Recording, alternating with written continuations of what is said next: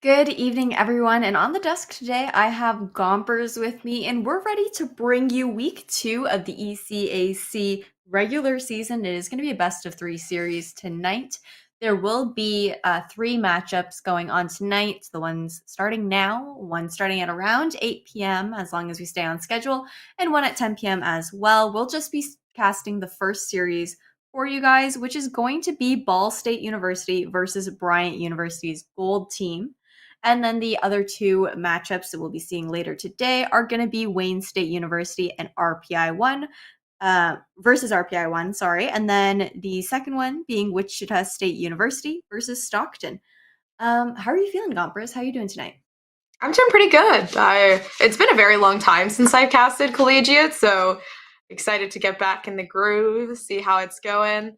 I haven't seen a lot of these teams last time I casted collegiate, so I'm excited to see, what's going on.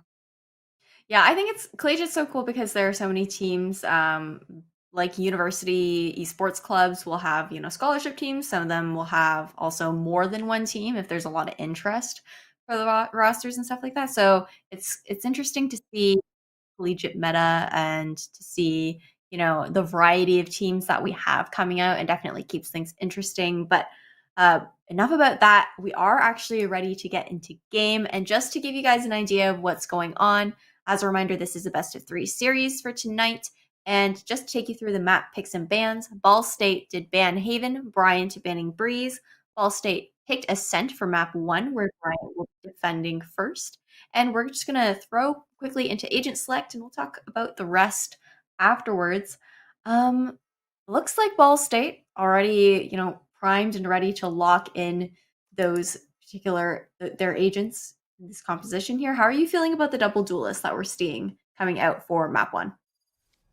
On the side of Ball State, I mean, the Rain of Blinds could definitely suffice. I didn't get a peek. I don't believe they have a sky, so heavily relying on the Rain of Blinds there is okay. In an opinion point of view, I think Sky is maybe a little bit more of a stronger ally flash wise. But Rain is definitely good if they're wanting to get that aggressive attack in. Sky, on the other hand, is really good if you want to get more of those really good coordinated plays. And I think it all depends on the synergy of the team and what they're going for. For sure, yeah, I mean, with Sky, you have more information that comes with the guiding lights and the flashes being popped, and then with Reyna, it's not even a true flash, it's a near sight, so it's not Mhm. like you're completely flash out. Plus, you can shoot them out as well, but I mean, not a bad. Reyna and Jet is a combination that you see pretty often, considering the fact that Jet can, aggressively make space with that tailwind, with the cloud burst able to push on. That can be used very well in synergy. But going into things, we're actually going to see an A heavy default coming out right off the bat from BSU. And looking to grab some mid control here. It looks like it's going to be mostly a play through tree as the bomb tries to lurk up through A main, but BU has already taken a lot of space there. Oh, they're trying to take a little bit more, but the problem is that, BSU is just a little bit too aggressive. They're kind of pushing it back. They're not able to get tree, though. They're going to have to refrain and kind of hold themselves together, especially since they can't really be taking those one-on-one fights just yet. I mean, Canubras is trying right now, but Sweetie might just be able to get the first pick here on this pistol round, Ash. Absolutely, but it's not going to come out quite yet, Sweetie. Now on site is going to be able to take down that Killjoy turret, have that Nano Swarm primed and ready. I believe it was thrown towards C2 just to slow maybe the push back on.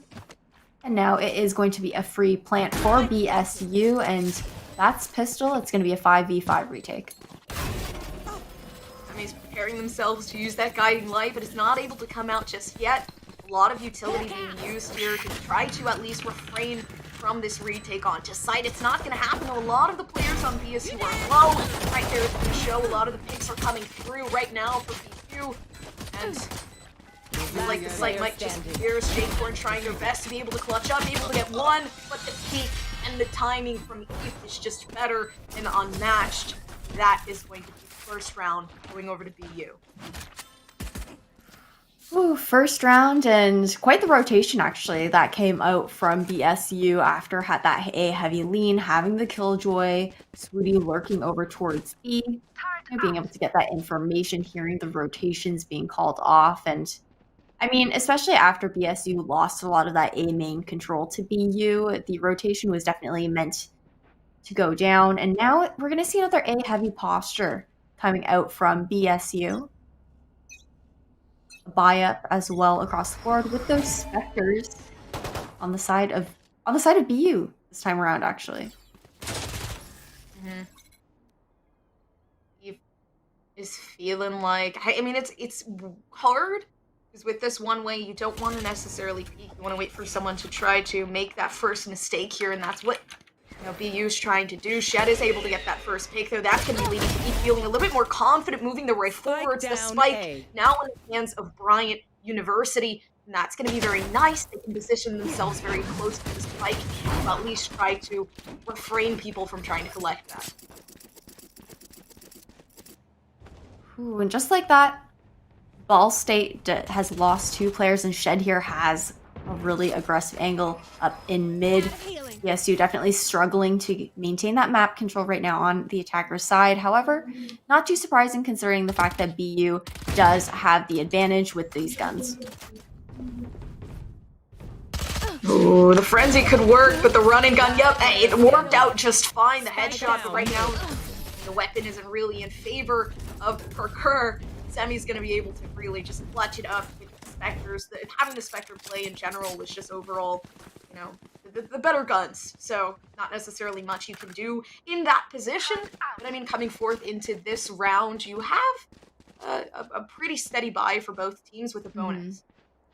Yeah, I do want to point out though, if BU, I mean, not, like I said before, not too surprising that they won that last round, considering the fact that they won pistol. But if Semi is able to invest into the Seekers here in round 3 on this bonus that could actually be huge for BU in being able to secure a 3rd round for themselves right off the bat. Really helpful for that retake, and just really do a lot of damage to BSU's economy, and a bit of a change of pace coming out for round 3. The same similar kind of setup. Not too much action going on mid other than the Killjoy lurking there and B-Link, trying to see if anybody is over-aggressing. But with the gun differential, these Spectres are going to have to play these closer range angles to get the most value. Oh, and Procur's not going to check the corner in time. Eve having a really cheeky one, but TN is going to be able to win in that feud. Right now, the site completely going towards the side of Ball State University. That spike has to go down, though. I like the positioning of the spike. They could definitely utilize, having a lot of site control and kind of playing off that right there. TN able to get that pick, but now 2-man retake, Ash. This is not necessarily a position that Bryant University wants to be in. No, not necessarily, but not going to count them out quite yet. If Semi is able to get an initial pick here, going to have that Seekers online to make this retake even more possible. But as I say, that aimbot is going to fall to TN there. A little nice 3K for themselves, and clock's ticking. Oh, Semi was able to get the blind out, but I mean, overall, when it comes to distance, Ash, the Spectre really can't win fights like that. Nah, definitely has the disadvantage. They're not able to pull out that run and gun madness or anything with the longer range duels. But going into round 4, we're going to see a buy up across the board. Seekers now finally online for Semi. However, TN is going to have an Empress online for themselves as well. So this round could be anybody's. I'm interested to see that now we have rifles across the board for both teams. If BU is going to continue to aggress mid like they did in the first 2 rounds, or if they're going to be playing a bit more safely, trying to preserve their economy, play their life a little bit more, because that aggression can go unmatched, but it can also go very easily punished. I completely agree. I have seen Bryant State University has Ball State University, my apologies, has kind of been very slow within their approaches onto site. And originally I said with the Reyna, it definitely works out in a way where if you're aggressive with that Reyna and you try to play off those blinds, it could work. But I mean, seeing this approach right here where they play the timing perfectly, they try to at least preoccupy the other players on the other sites to take the sites they want to, works out pretty well. Already coming onto the sites though, the spam through the smoke is going to be a little bit more effective than the approach coming from Ball State University. Brest has a really good angle and is able to at least get a really, really nice collateral. That's going to help out in the long run there. Now Spoody all by themselves on the side of Ball State University, but spike not in their hands. Although the one tap, I mean, definitely proving that the clutch is possible. 30 seconds left. And nervous about that market player. We're going to see that Nano Swarm coming out just to slow down that push, but huge crossfire set up here. It's going to be hard for Sweetie to retake this, and yes, Eve is going to close out that round. 3-1. Things were looking tough, I think, on the side of BU initially with the map control that BSU was able to take for themselves, but that collateral that Penumbras was able to take for themselves definitely turned the tide, being able to secure the spike for their team in the hands of the defenders, where the attackers are going to have to retrieve it. Going into this round, going back to the last round, I'm still kind of interested about the fact that we saw BSU sending both of the duelists mid instead of, splitting them both up. I think that's really interesting to see coming out from this team. I'm interested to see how this mid play continues to go on. And as I say that, Tien is going to get the drop there. Ooh, the 2K showing a lot of promise for Ball State University. They were getting, I'm going to be completely honest, Bryant University was having a really, really good start in the beginning, having this 3-1. Now Ball State kind of feeling the pressure. They're able to get some of that confidence back up. But right now, a little bit of a showdown coming down mid. Swooty in a position that is unknown to Aimbot. Aimbot, just about to peek.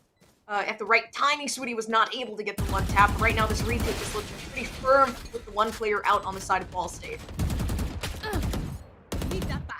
Ooh, yeah, 4v3 situation here. However, Shed does have all of that Sova utility online. You've got that recon and the Owl drone to get information. but the clock is ticking and time is on the side of the attackers. Ooh, yeah, I completely agree. You can hear the spike slowly going faster and faster. Right now, that recon bolt isn't necessarily going to do much. There really isn't enough time to be able to get a 3K and then move your way out, so the exit frags here are going to be what's important. Lowering that economy, that's exactly what's going to happen. Eve being able to pick it up, get that 3K down.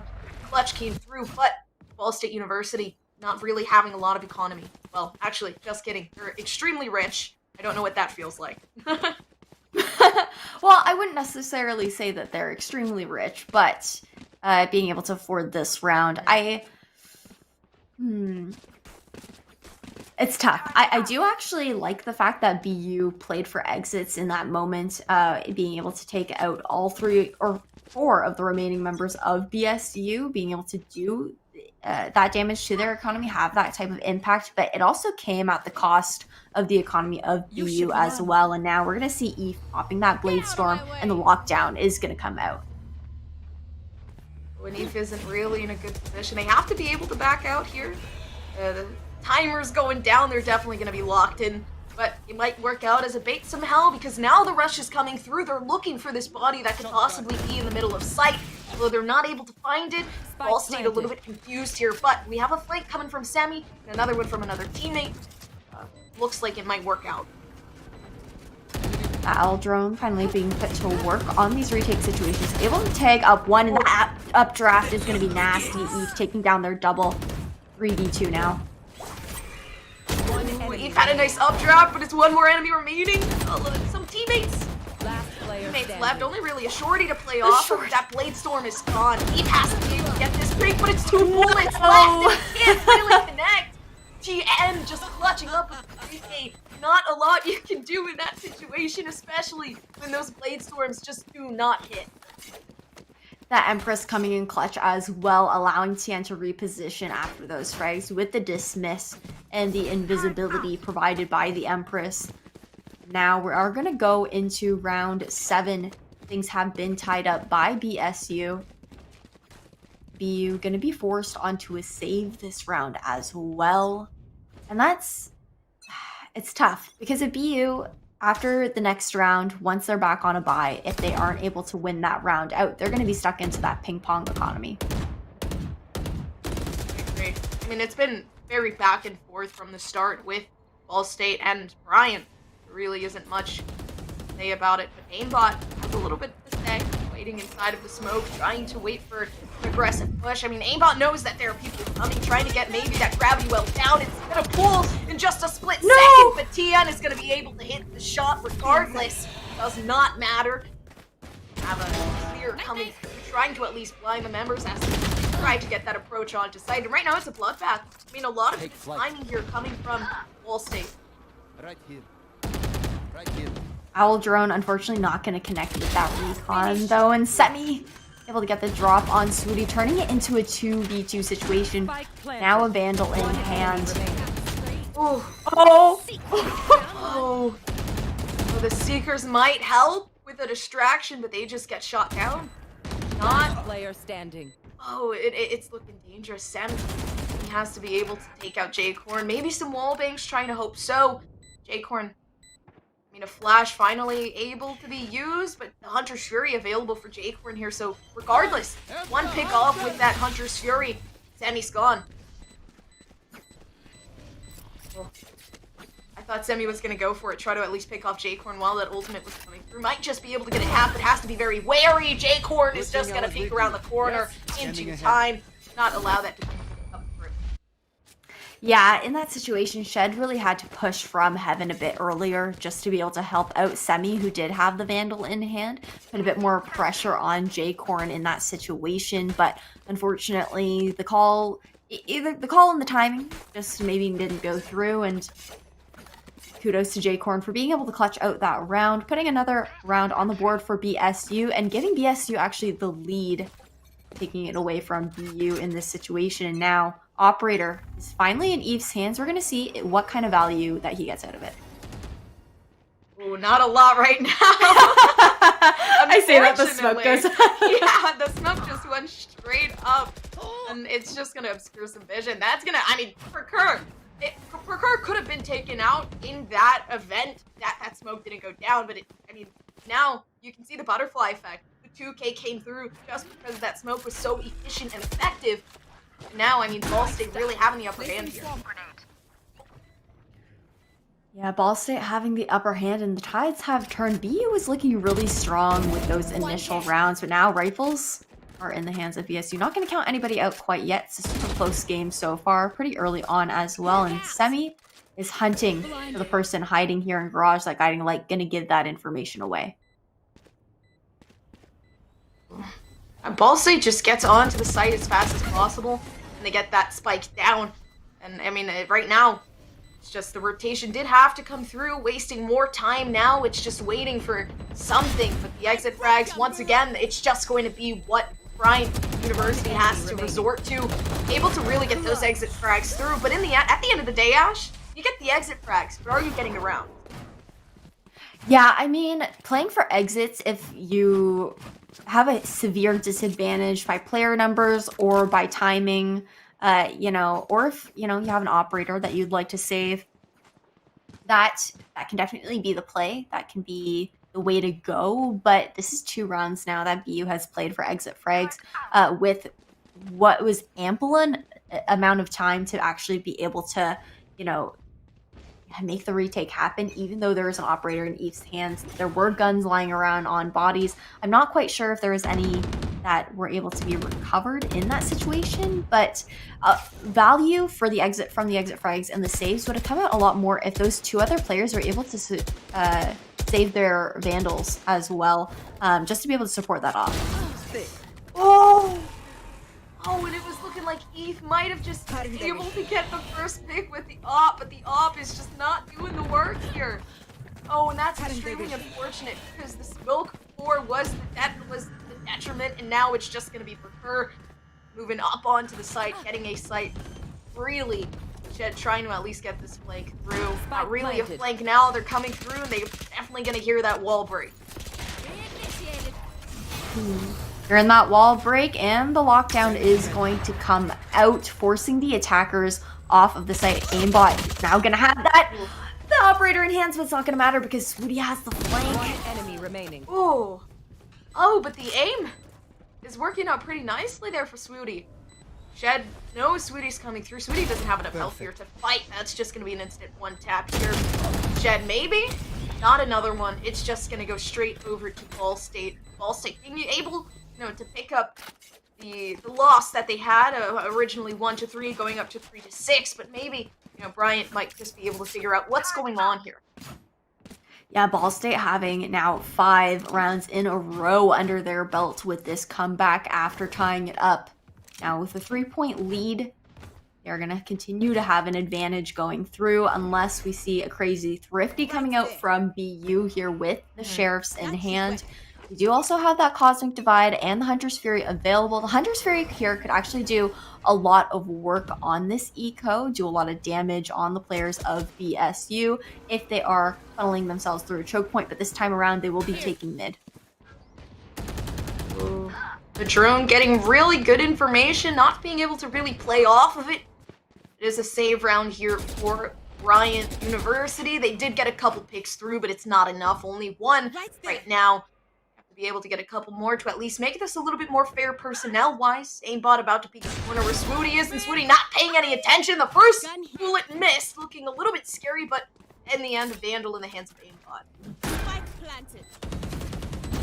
Vandal in the hands of Aimbot, and I'm pretty sure Eve was able to pick one up of their own as well. Yeah, and that Cosmic Divide is going to be coming out to provide some cover. It's Eve in a 3v1 situation left to clutch it out.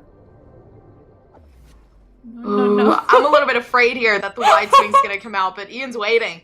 Ian is being a little bit patient here. Eve is not going to be able to get the first one, and maybe if Ian was able to wait there a little bit longer, Eve would not have been able to get that 3K down. The timing here was impeccable. That was cold. That was absolutely cold coming out from Eve. And I just want to point out, did you see the attempt at a knife through the wall just in case somebody was waiting close? I was like, there's no way. At first I thought, okay, Eve is going to potentially try and jiggle this with the knife out. But no, It was an attempt at a knife through the wall, and Placing sentry. I like the gusto because he was able to secure a 3K for themselves. And going into round, I believe it is 11 now, we're going to see BSU actually switching things up, going back towards the A site after hitting B in the previous round. This time, looking to get a lot more control of A main, leaving a lurk for Reyna there through mid. Oh, Eve was ready for the updraft. I mean, Eve being a Jet player, knowing exactly what the moves are of another Jet player. But right now, Eve is in a very... Oh, Hydra Shuri being able to save Eve. Lockdown coming down. Right now, it's honestly just a battle of how much utility you can use to dismember the enemy team. Try to get yourself onto the site. That's going to be a rotation being called from Ball State this time around, looking for some more mid control, but nobody's going to be checking archers as Penumbras is able to get one for themselves, and the team is pretty split up. More default-like positions now coming out from BSU. The drone coming. They was not able to spot anyone. That drone from Bryant did not spot a lot of people, maybe not anything right now. Aimbot still does have a lot of utility to be using. That was one of the last stars. Still able to really utilize it in a way where it got them out of that position. Right now, Ash mid, bloodbath. Around on the side of Ball State. If they can go what site they want to go to, because 30 seconds on the clock, they have to get that spike down. They do, but I mean, B or A are both viable options at the moment. You don't have the Killjoy online on the side of BU right now, so you don't have to worry about that utility on B. And Semi, unfortunately, isn't going to be able to pull out a crazy clutch. J-Corn going to get that pick for themselves. It's going to be a 2v4 on this retake. Oh, but I mean, we've seen Eve get a 3K before. Very, very fast. Maybe once again it might just work out, but that Hunter Suri not making it any easier. Eve trying to make their way through, knowing that at least one person cannot take any shots. Aimbot, though, maybe just playing for exit frags once again. That's kind of the best case scenario here. Not really a lot of economy. Could either save the weapon or try to at least take weapons out of the hands of Ball State. Her knowing that the exit the timing here! No! And right there, it was the timing. I feel like a lot of this perfect timing. Last round before the Yeah, I mean, timing and a read there coming out from Procure, to be honest. Aimbot has played that angle time and time again now on the exit frag plays during those retakes in the post-plant situation. So that's not too surprising, as Aimbot has held that angle before. Procure doing a really good job of making that read, but now BU is going to be forced onto another save. We're going to see one Vandal coming, two Vandals coming out actually. Semi able to pull one out and likely afford next round, and never mind. This is round 12. This is last round flip swap. I just realized I was clearly not paying enough attention. So that's going to be a force up on the side of BU, and that's never, you know, what you want to be left on the last round before swap. Take flight. I'm liking the information from the drone to try to at least, you know, gather, hey, majority's mid, we can wait for this rotation. We don't have to do much just yet. But bullets are coming through, maybe trying to tag someone for aimbot here in their attempt to try to get something. But Ash, right now, it's just a very slow default for this last round of the half. Yeah, slow default and BU maintaining this advantage so far. Semi is going to have those Seekers available as well for the retake. Pull out Trailblazer this time around just to get a bit more information. The main running down the clock as there's just 40 seconds left. Oh, but the Seekers might just come in clutch. Never mind, they all just got obliterated before they even came through on the smoke. And Penumbras is able to get the 3K down with the Sheriff. Regardless of what is happening, regardless of what the weapons you're working with, your Penumbras able to really clutch it up here for Bryant University. Whew. And a clutch that was. Going into the swapping of halves, though, BSU will be on the defense. This time around, BU now going to be on the attack. We are going to see a posture towards the A side coming out from BU, very similar to what we saw from BSU in the first pistol round. We'll see if the pacing is similar as well, or if BU is going to be a little bit more aggressive, because BU got aggressive on the defense, Gompers. I mean, they pushed out mid, they got a lot of information, a lot of map control, so I'm interested to see what they do on attack, and if their attack is maybe a similar iteration to that. I mean, right now, I think, I mean, Ball State played it pretty rough on the attack, very aggressive, so I'm assuming, yeah, I mean, you have Reina pushing up on Ball State. They're already trying to get an aggressive takedown. Right now, it's mostly, we'll focus on Bryant, trying to get this dog through. A lot of heavy Killjoy util. Semi knows that. Oof. Yeah, that's going to be a rotation called out from BSU. I do like how the Killjoy is playing on the A site, especially for the first round. And I do want to point out that some aggression here has been taken in garage. I don't know if anybody will be checking this angle. TN. It's going to be poised and ready. Oh, the frenzy run and gun. It's just stronger. You can't do nothing. It's like having a Spectre and just running around on site and spraying it down. You're just going to get the headshots regardless. And right there it goes. A really aggressive attack from Bryant University. It took a while, but right there the right click's gonna look pretty strong for Ian, although it's gonna get shut down by 30 seconds left. There's a 4-man retake. And a lot of the players on the side of Ball State don't have a lot of health to be working off. Yeah, 4v4 and BU definitely has the advantage, especially since the spike has been planted here. Like you mentioned, no heals on the team of BSU. That recon, though, is going to come out, get a little bit of information.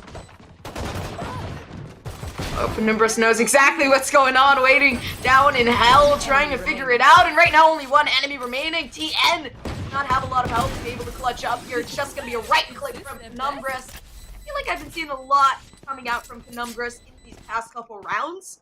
Even though it's just the pistol round within this round, I think, you know, Penumbras has really been picking it up.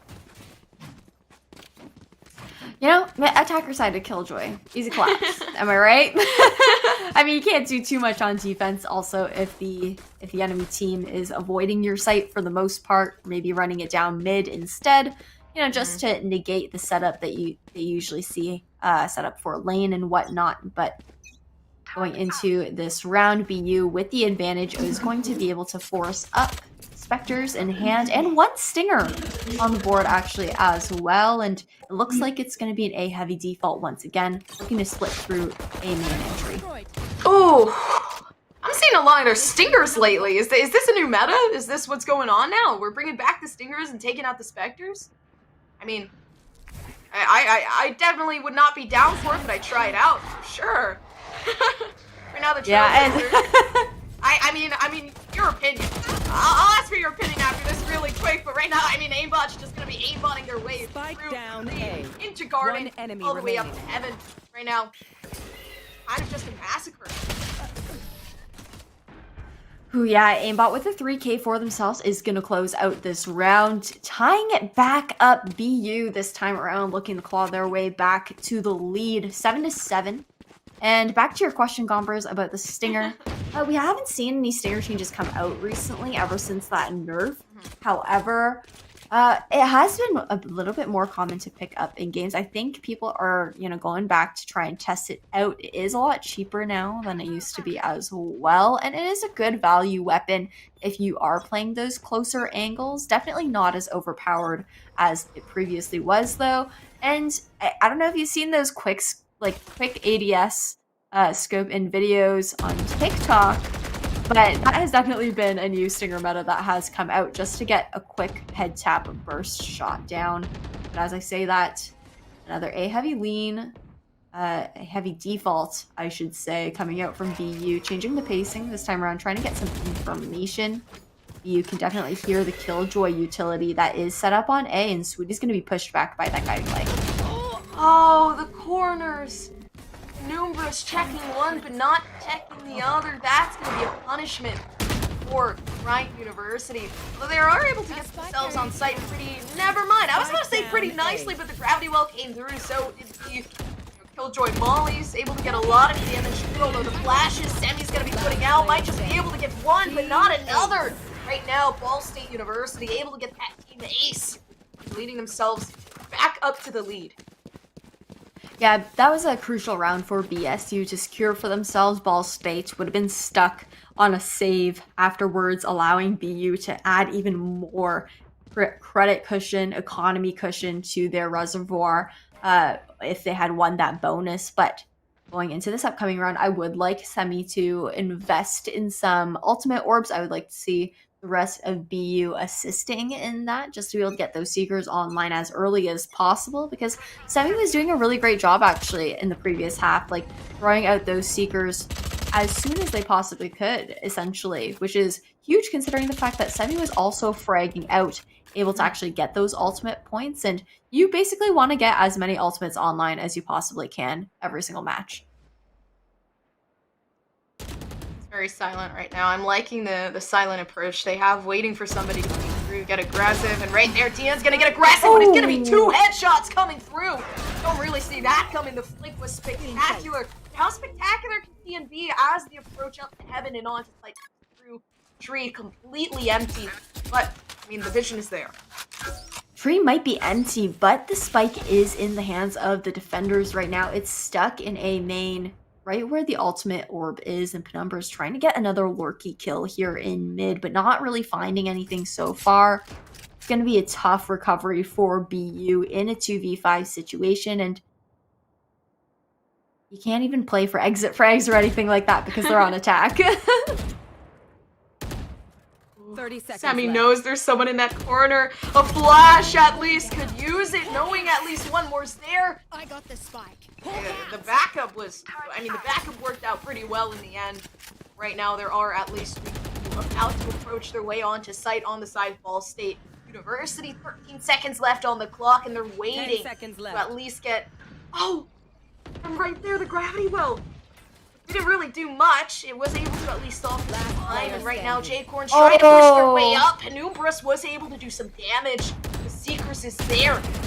I don't know if this is the perfect round to do so. Definitely not. Everybody's speaking through, at least right now. Yeah, I mean, it worked out pretty well in favor of Ball State University. The gravity wells, they did a lot of work. Yeah, the gravity well was impeccable, being able to slow down that plant. Unfortunately, the timing of the plant and the gravity well wasn't able to, absolutely deny it, considering there was plenty of time to still get the plant down with the full 4-second timer.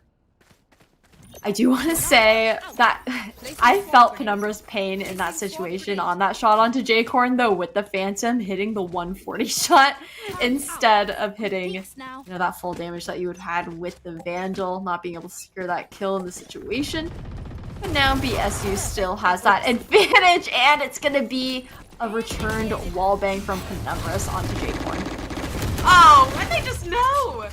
They're already trying to get a pick through in the corners before they even peek it. They're very, very aware, and right now that lockdown is working out in their favor, pushing back for Kerr with the operator. So now the retake's going to be definitely harder, although it is plausible. They still do have Reyna. Oh, never mind. I'm completely wrong. They don't have Reyna anymore. The retake is going to have to heavily rely on information, if possible, from Sweetie here with the Kerr. Ooh, that owl drone nearly got info as well, but we are going to see the retake actually coming into fruition, but Eve is just hiding here in Garage, and I don't know if anyone's going to check. Oh! Okay, I really liked that. The recon bolt came through. I believe it was Semi on site has the Odin. They ended up spraying through the moment they got information. I was able to get at least one pick down, making it a lot harder for the retake here. But, I mean, as you saw, the retake is very slow. I feel like it's very difficult, especially if certain members of your team die. J-Corn wasn't able to give out information. You had TN being taken out for those blinds, so there wasn't really much you could do, especially since Peter had that operator. The hardest part being that, Shed was not available either to provide any information as the Sova, or J-Corn, to provide information as the Sova on that retake. But now going into this upcoming round, we are going to see a save coming out from BSU. Blade Storm has been popped right off the bat by Procure, and Procure might meet at least 1, if not 2 to 3 here in mid, depending on if we see any aggression into market. Procure is waiting for it. Waiting for someone to step up to the plate. Hey, you guys strong or not? Are you willing? but nobody's willing right now on Bryant University. They're just going to wait back to see if maybe Ball State's going to get aggressive. Perker totally knew that Eve was holding mid with the op too, and not why they didn't go with an aggressive updraft or whatnot through arches there, but with all of Tree being taken by BU, it looks like it's going to be an A hit, especially with those Seekers coming out. Oh, and the Seekers gave out Ian's position, but Ian is staying strong within that corner. They know they have the upper hand with the judge, but, I mean, the peeking is just better, I guess. Right there, Perker's going to peek through, be able to get one, but it is eliminations coming through on both sides already. A two-man retake. Flank coming through, but the shots aren't going to hit A-Bot. 50 health, not knowing that Sova's right behind. The spike, that's really the main point. The spike is down. All they have to play for here is the post plant, but the post plant isn't going to happen. Aimbot's just going to aimbot their way over to victory here and bringing themselves back up to a tie. Ooh, it seems like we're just swapping it between both sides, bringing it back into the tie. Both sides trying to duel it out to get the advantage in any possible way. And as I say that, I do note that there are 4 ultimates on the side of BSU available here. Swooty and Ian in particular both have their ultimates online. The Lockdown and the Cosmic Divide are a deadly combination with each other. That Cosmic Divide able to provide, you know, that cover for the Lockdown that can't be shot through.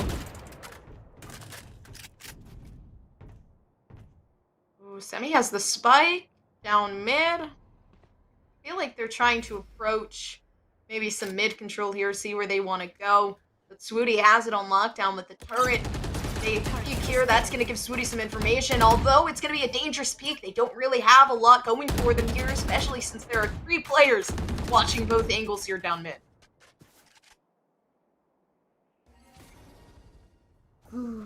And another change of pacing coming out. Still going to be a slow round from BU. We're going to hear that market door close on the side of the defenders this time around. Aimbot looking for some heads here. Not going to find anybody in market, but will they find Swooty in CT spawn over aggress, or is Aimbot just playing the information game? I mean, the smokes could definitely go down. I think Aimbot's going to probably put maybe a gravity well here or a smoke or something. Right there, it's the Cosmic Divide. Instead, it's going to come through Ian not being able to at least defend this site. And, right, Aimbot waiting for mid for some information, maybe a push. If so, J-Corn does have a sneaking suspicion that someone's there, but it's not going to check the corner that Aimbot is in. The TN, being the savior, might just be able to help approach onto the site here, especially with that Empress in hand. Still in sight. Empress in hand in a 2v3, and that's really what you want. That Guiding Light is going to come out, get some information, and you can tell the BSU is wary of a Garage player. Lines are working out in favor of Kiana, allowing them to get up a little bit closer, but nobody is going to be checking B main. Penumbras being there, having the upper hand. I mean, just being sneaky that way. I feel like a lot of the time, B Garage is one of the most deadliest spots, just simply because half the time, nobody's aware. I mean, both Swooty and Penumbras have been actually really great lurking sentinels for their teams, taking out those off positioning. I mean, Garage is a pretty common angle to be held in the post plant situation on the B site. Unfortunately, BSU in that situation didn't have any utility to either check Garage itself and or any Killjoy util to watch that flank. So with the time running down on the clock, it's not too surprising that time wasn't wasted in that moment to check Garage at that exact moment. But now BSU definitely has the advantage once again as far as numbers go, but are on a save. There's a lot of Killjoy util A watching around tree and door, so I don't think anybody's gonna have a fun time going down there on the attacking side. Coming back. You know, Bryant University, they're just waiting around. I think this is a good approach, especially just because they've been doing pretty good just playing this default here. I do actually like from Bryant the fact that you see this guy still lurking there towards A main, just trying to keep an eye on that rifle, but the rotation is going to have to come out considering the fact that there are only 35 seconds left on the clock, and as I say that, Procure is going to take down aimbot just with a free gun in hand. It's 43. Oh, and Eve is finally being able to use that operator. Okay. He's just gonna explode. Get that 3K. You know, hey, this is for the one time you smoked me off. This is for the one time you kind of just peeked, one tap my head. It's just working out in favor. I mean, Eve just might be able to get the 5K here. The ace is definitely a probability, especially since Astra, Ian is right around there. But somebody else might take it. Yeah, Ian has a Vandal in hand, looking to clutch out this 3v1 situation. 3 stars available as well, but they're not going to be used quite yet. Oh, I think they're giving it to Eve. Eve, you gotta reload there. No, Numerous is right beside for Eve. I mean, it was a valiant effort. First shot miss, and Numerous had to at least try to get something through, or else, you know, you can try to get the ace, but at the end of the day, objective is important as well. Yeah, I mean, unfortunate that there was no eco ace this time around, but you're absolutely right, Gompers. These teams definitely have to keep their eye on the prize, which is the round win. You can only do so much baiting until you're left in a precarious situation. What could have potentially been an ace ends up being a clutch round for the other team. So better to be safe than sorry. And things are tight. Swooty definitely looking to slow the momentum of BU right now with this timeout coming out, considering the fact that BU is 1 away from match point at the moment. And I believe, I'm just going to check really quickly in my notes here. This is Ball State's pick, actually, and not Bryant's. So if Bryant University here is able to take Ascent away from BSU, this is going to be an upset. I mean, if Eve keeps playing like that with the operator, I don't know.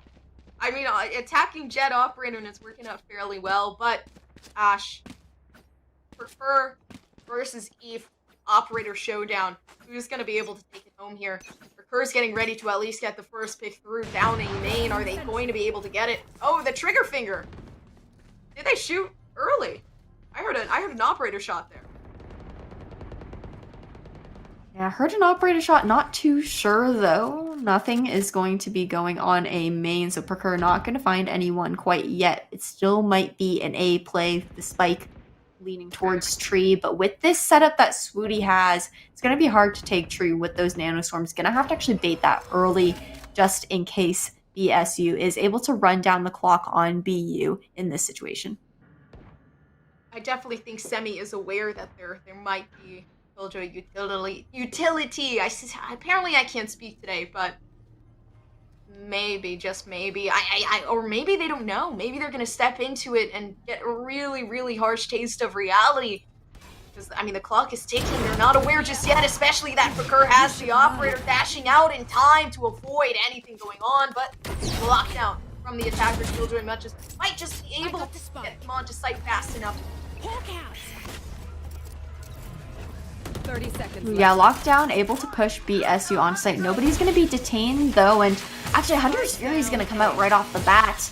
Semi being taken down in this situation. Eve now is planting the spike. It's a 5v3 on this retake. I like the position Eve is holding. As long as tree is completely being held, Eve has a really good positioning here, especially since they could possibly just move their way out, but this lockdown definitely is not going to make it any easier for Bryant University. Panura is trying to get as many as they can, but already Jed being left alone, not knowing that the spike is in fact being defused. And I mean, 4 people on the site. Once you wide swing here, 1 tap to the head. Yeah, really unfortunate, but in that situation, what are you going to do? Playing for that ultimate and then also being just so far away from the defuse. The Great Cosmic Divide, though, coming out, not allowing any, shots through the smoke to connect in case the spike was pinged by their team. And now BSU is looking to tie things up 11-11. Shed I was about to say does not have a rifle in hand, but that's not going to be the case. They're going to get a little buy from somebody, and I believe it's going to be one of the last rifling rounds for this team if they're not able to win it. They know Pricker has the operator on B site, but Semi's feeling a little bit confident that the Seekers are going to be able to at least lead them in the right direction. Knowing where this operator is could possibly allow them to flash out in the correct position. But right now, Pricker's holding a really good angle. The only thing that's going to help is exactly that. The Astra utility is going to be able to stun Pricker just in time for the entry onto site. And that's going to be Semi eliminating the operator. Eliminating the operator now in aimbot's hands. However, the spike has yet to be planted, and BSU, they're in prime positions for this retake so far. TN already having a bit of lane control here, knowing that nobody is holding it for the time being. Aimbot is going to be the one just to keep an eye on that, and Alir is about to be thrown out. Last player standing. Oh, yeah, aimbot left alone. All I could give you were oohs and ahs for the first couple seconds there, but Tian was able to get that 3K. I mean, right now, honestly, Ash, it's been back and forth for these rounds. I mean, going on this whole entire game. 3 rounds to Bryant University, 3 rounds to Ball State, 2 rounds, 2 rounds. It's just a back and forth. And honestly, at this point, I don't even know if we're going to go overtime or if Bryant University or Ball State University is just going to get 2 in a row and close this off. Either way, the next round for both teams is going to be match point. No huge ultimates or impactful ultimates, I should say, are on the board so far. The person who is the closest would be aimbot here in this situation. You might see that some farming for alt orbs here. Try and get that cosmic divide online for BU. And the blade storm is going to be popped by Eve right off the bat. Drone is going to look out to clear some information here on A. Oh, Semi! Oh, the timing! Oh! Just nade his way out of there. Nothing's going to happen. That was a great bunny hop. It was just jiggling around, getting their way out of there. Right now, Ian is in the same position they were before, and if you don't remember, Ian was here with the judge before. Yeah, it's just briefs. Yeah, it's just hard to be able to live when you're just sitting near Switch. But I mean, the least that Ball State can do is at least try to get some nano swarms down, try to at least stop this plant. But right now, I mean, Bryant University has a really good lead here. Deploying drone.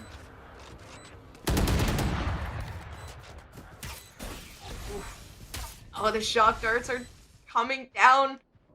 But I don't think J-Core knows Semi's right around the corner, holding this really nice cross here with aimbot. I thought it was going to be a whiff. Yeah, the whiff was there. I thought aimbot was going to peek around waiting for that contact with Swooty. At least able to get 2, but Shed with the 3K not allowing anything to come down. And right now, Ash, this is the deciding factor who wins this map, in particular, Bryant University or Ball State University. But it's also, I mean, I don't even know at this point. It might be back and forth, or Bryant University might just be able to get this round down. Yeah, we're not going to jinx anything here. However, I will point out the fact that Penumbra's has that lockdown available. Aimbot has that cosmic divide as well. And we've talked about before how deadly of a combination that can be. Shed also 2 away from that Hunter's Fury. I would like to see BU investing in Shed in this particular round, just because that Hunter's Fury could actually be a make or break. We are going to see, yeah, Shed is the spike holder this time around. We'll get an alt point from that. Likely going to farm this one in Garage as well, just to be able to get that online for the post plant, because BU is going to want to close it out here. You want to fight it? Revealing area. That lockdown has worked out pretty well. They like the Cosmic Divide mixed in with that Recon Bolt, because the Recon Bolt goes where, you know, the Cosmic Divide isn't really necessary. Okay, let me explain this in a way where I can understand it personally.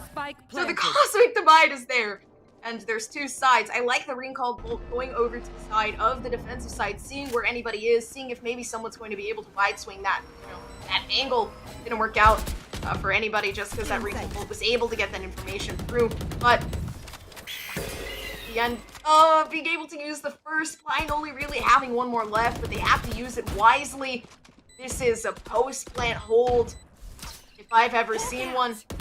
Jet and Semi holding the same angle, waiting for someone to peek, and it's working out in favor. Only one person Player standing. making their way up. TN Enemy down remaining.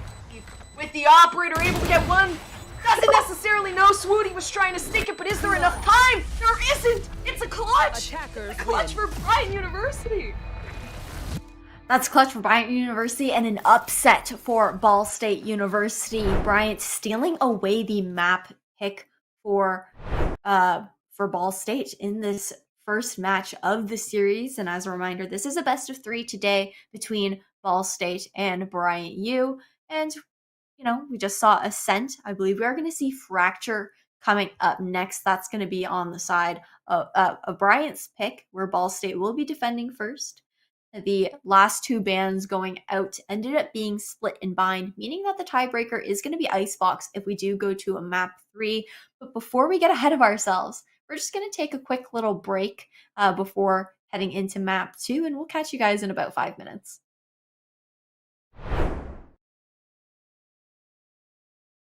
Already coming onto the sites though, the spam through the smoke is going to be a little bit more effective than the approach coming from Ball State University. Rest has a really good angle and is able to at least might work out. Battle drone finally being put to work on these retake situations. Able to tag up one, and the updraft is going to be nasty. He's taking down their double 3v2 now. Ball State just gets onto the site as fast as possible, and they get that spike down. I mean, right now, just the rotation did have to come through, wasting more time now. It's just waiting for something. The exit frags, once again, it's just going to be what Bryant University has to resort to. Able to really get those exit frags through, but at the end of the day, Ash, you get the exit. Ooh, I'm a little bit afraid here that the live stream's going to come out, but Ian's waiting. Ian is being a little bit patient here. He is not going to be able to get the first one, and maybe if Ian was able to wait through a little bit longer, he would not have been able to get that 3K down. Timing here was Information. Nimbus knows exactly what's going on, waiting down in hell, trying to figure it out, and right now only one enemy remaining. TN does not have a lot of health to be able to clutch up here. It's just going to be a right click from Nimbus. I feel like I can see him. I definitely would not be down for it, but I try it out. Sure. Right now the Yeah, and I mean, your opinion. I'll ask for your opinion after this really quick, but right now, I mean, aimbot. I'm just a bastard. yes, for that kill of the situation. And now BSU still has that advantage on that rifle, but rotation is going to have to come out considering the fact that there are only 35 seconds left on the clock. And as I say that, Procure is going to take down aimbot just with a free gun in hand. It's 43. Ooh. And Aphis finally being able to use that operator. Okay. This is for the one time you kind of just beat one tap my head. It's just down. With the operator able to get one. Doesn't necessarily know Swooty was trying to stick it, but is there enough time? There isn't. It's a clutch. Already coming onto the sites though, the spam through the smoke is going to be a little more effective than the approach coming from Ball State University. Rest has a really good angle and is able to at least might work out. Battle drone finally being put to work on these retake situations. Able to tag up one, and the updraft is going to be nasty. He's taking down their double 3v2 now. Ball State just gets onto the site as fast as possible, and they get that spike down. I mean, right now, just the rotation did have to come through, wasting more time now. It's just waiting for something. But the exit frags, once again, it's just going to be what Bryant University has to resort to. Able to really get those exit frags through, but at the end of the day, Ash, you get the exit. Ooh, I'm a little bit afraid here that the live stream's going to come out, but Ian's waiting. Ian is being a little bit patient here. Is not going to be able to get the first one, and maybe if Ian was able to wait through a little bit longer, he would not have been able to get that 3K down. The timing here was Information. Nimbus knows exactly what's going on, waiting down in hell, trying to figure it out, and right now only one enemy remaining. TN does not have a lot of health to be able to clutch up here. It's just going to be a right click from Nimbus. Like I can see, I definitely would not be down for it, but I try it out. Sure. Now the Yeah, and I mean, your opinion. I'll ask for your opinion after this really quick, but right now, I mean, aimbot. I'm just asking. Yeah, it's for that kill in the situation.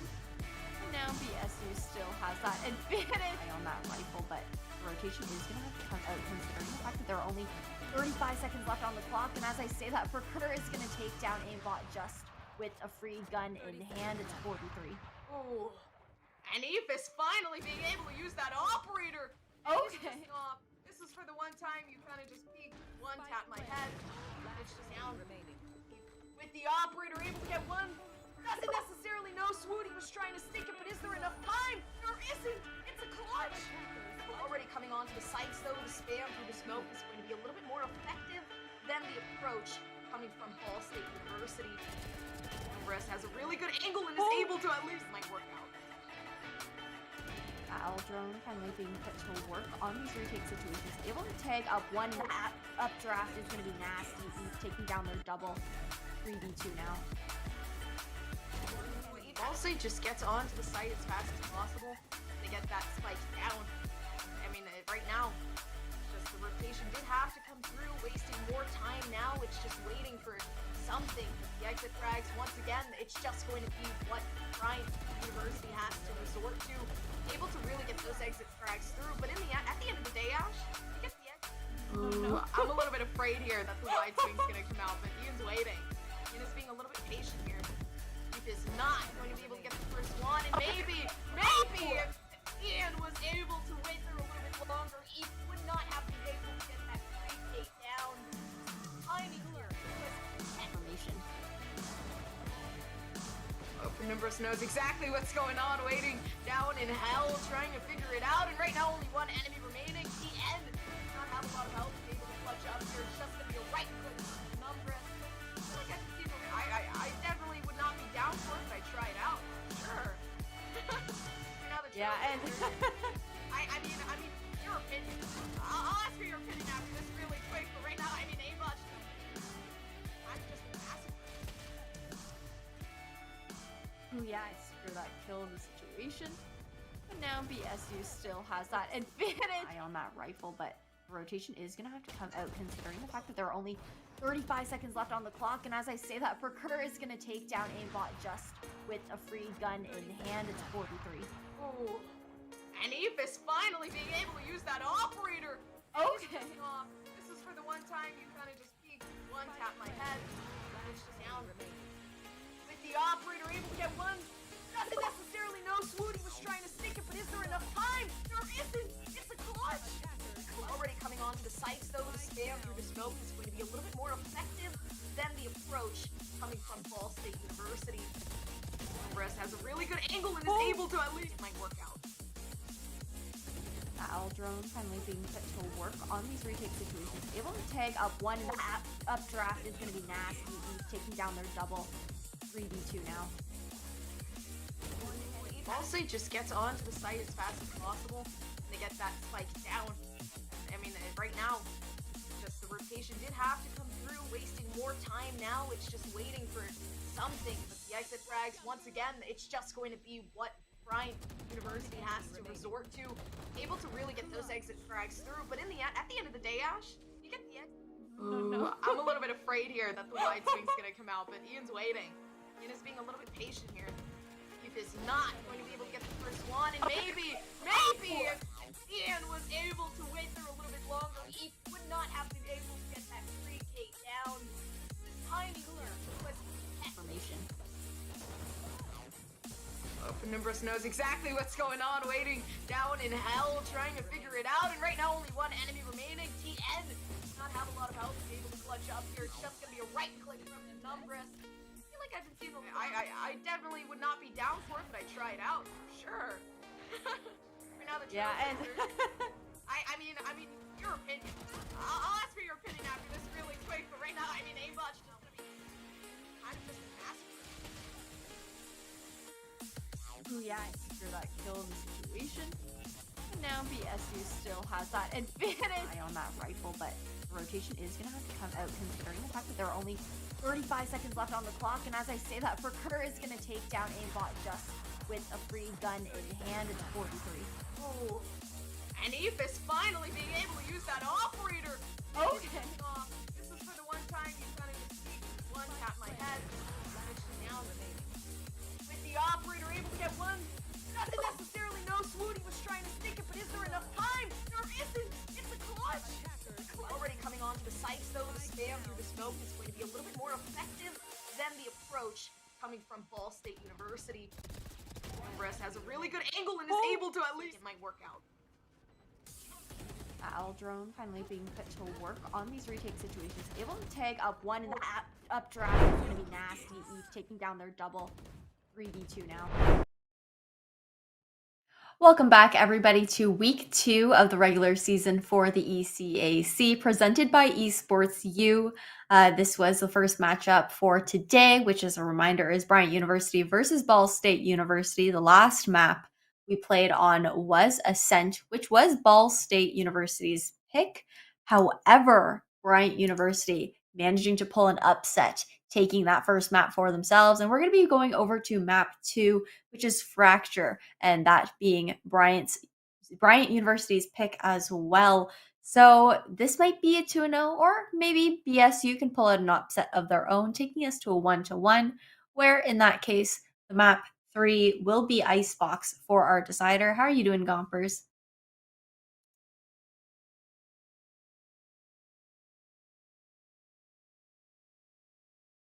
I was muted. I was actually, that was a joke. I was talking in a different language. I'm so sorry. Anyways, so I said I was excited to see Fracture just because it's not really a map that we see often. But it's also kind of, I mean, for me personally, still one of those maps that I'm not really accustomed to. That's totally fair, but I mean, obviously Bryant University, not BSU, is accustomed to it because we're going to be throwing it into Agent Select. I'm interested to see how Fracture is going to go down, what compositions are going to be coming out with here, and Penumbras and Ian both hovering over the Viper this time around. We're actually going to see 2 chamber hovers as well. TN, who was on Arena during the last map on Ascent, is actually going to be switching over to the chamber role, a Sentinel this time around. And I mean, Gompers, Chamber, you can get aggressive with him with that rendezvous, TPing away from those first points contact. However, Chamber is built for being an operator player, and that's the role that we actually saw Parker on and not Tien. So I'm excited to see, if we're going to see an op being pulled out in Tien's hands and what Tien can do with that. Mm-hmm. I think maybe an op will be shown in their hands, but the thing is that Parker and, the Jets are such heavy oppers on both sides of the teams that I definitely think there's also a possibility that Chamber might just be opping with the ultimate, if anything, and just maybe being heavily reliable on those eco rounds. Absolutely. Yeah, you gotta love those. I did think it's interesting that Riot came out with another eco weapon agent when the changes to the eco guns were made in a patch later on, not too far off, but we are getting ready to go into game quite shortly. Nothing too surprising with the Viper picks coming out. Viper is a pretty huge staple that we see coming out on Fracture, considering the fact that that toxic screen is able to cover a lot of ground. There are so many choke points on Fracture that you have to watch out for, whether it's, from CT, whether it's from the attacker's spawn or whatnot, wherever anything is meeting up, it's just a total maze, right? And your usual controller characters just don't have the number of smokes, other than Brimstone being somewhat viable with some team compositions, to actually cover all of those openings.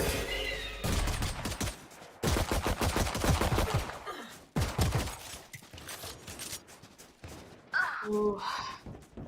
Already running up. Ball State University is trying to get their reps in here. Trying to get a couple picks through. The Decay could possibly do some work, but right now it's just extremely hard for Bryant University to get this site. They're able to get it though regardless. So this Viper's wall definitely isn't making it any easier for this retake for sure. There's one drop they could possibly be able to spot Semi there. Semi doesn't really have a lot of help playing off. Right there goes the first pick. Another 2 needed. One That enemy guiding remaining. light's gonna be one of those factors that help out extremely. And I mean, the end, really just pulling through here. It's coming from the Reyna over to the chamber and still fragging out if necessary. Yeah, Tien was such a strong fragger on Ascent on that Reyna pick, getting multi-kill after multi-kill, usually a couple rounds in a row, but on Fracture, we're going to see how that holds up ultimately. I mean, we are going to see that buy coming out from BSU, nothing too surprising considering that they did win the pistol round. Marshall in the hands of Parker this time around, instead of seeing, Spectres across the board. And we're actually seeing BU, Bryant University, is buying up this round as well. We're going to see one Sheriff, but Spectres across the board for them too. And this is going to be a bloodbath here in A main. Oh yeah, I mean, everybody on the side of Bryant University is already running their way up. And trying to at least stop them from going somewhere, but it's not going to stop them from going up ropes. They're already on their way to make it onto the site, but they're transferring over towards B. I'm not aware if Chamber on Ball State University knows that there's this transition coming through. Maybe a little bit suspecting, but the util isn't really in those areas of spawn. Here. I like how this now looks like a post-plant retake situation, but with 4 of the members of BSU still on A here. The Spike kind of hiding in tower at the moment. This really could be anybody's round, but BU is incredibly low, and there goes the Spike into the hands of BSU. Parker can meet up with the rest of the team. Oof. 3K from J-Corn with the Spectre. But it was a very, very hard push from Ball State. So, I mean, you definitely could see in their future that they could probably just mow down all the players with the Spectres and just get that run and gun through. But right now, it is going to be more of a save round for Bryant University here. They don't have a lot of economy. They have to save it for the next. But it could still be plausible. I mean, the aim is kind of unmatched for Bryant University. They do have really good share of aim.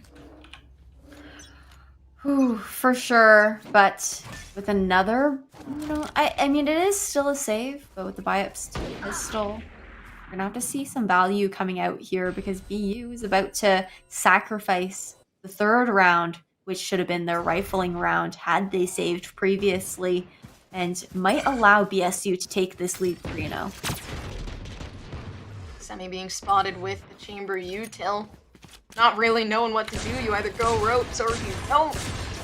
There's not a lot of information just yet to be playing off of. Not really Sova or anything. Kind of let you know where the players are hiding. You just have to know off instinct. And right now, Eve kind of has a feeling that they're all surrounding themselves down CT. But everybody's just going to be picked off one by one. I mean, I said previously, the aim is impeccable with the Sheriffs, but I guess Ball State is really showing me that they have the aim instead right now. It's just only one player remaining on Bryant University. They're going to have to work their way towards getting this pick, but the end's just going to work their way up ropes and get the one tap through.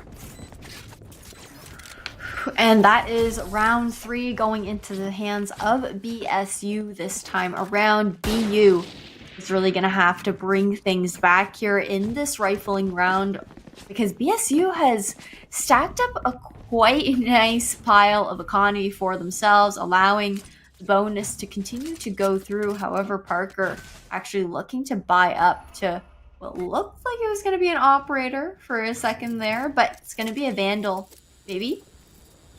Parker, please don't do this to me. It's going to be a Marshall this time around as BSU continues to try and conserve their economy, allow that cushion to build up just in case they do lose rounds. And as I say that, there goes the Marshall. Oh, Numerous has that Vandal in hand. They could possibly put some work down there to work dishes, but right now they have to work their way up towards site. And there's already 3 players on the side of Ball State that are watching.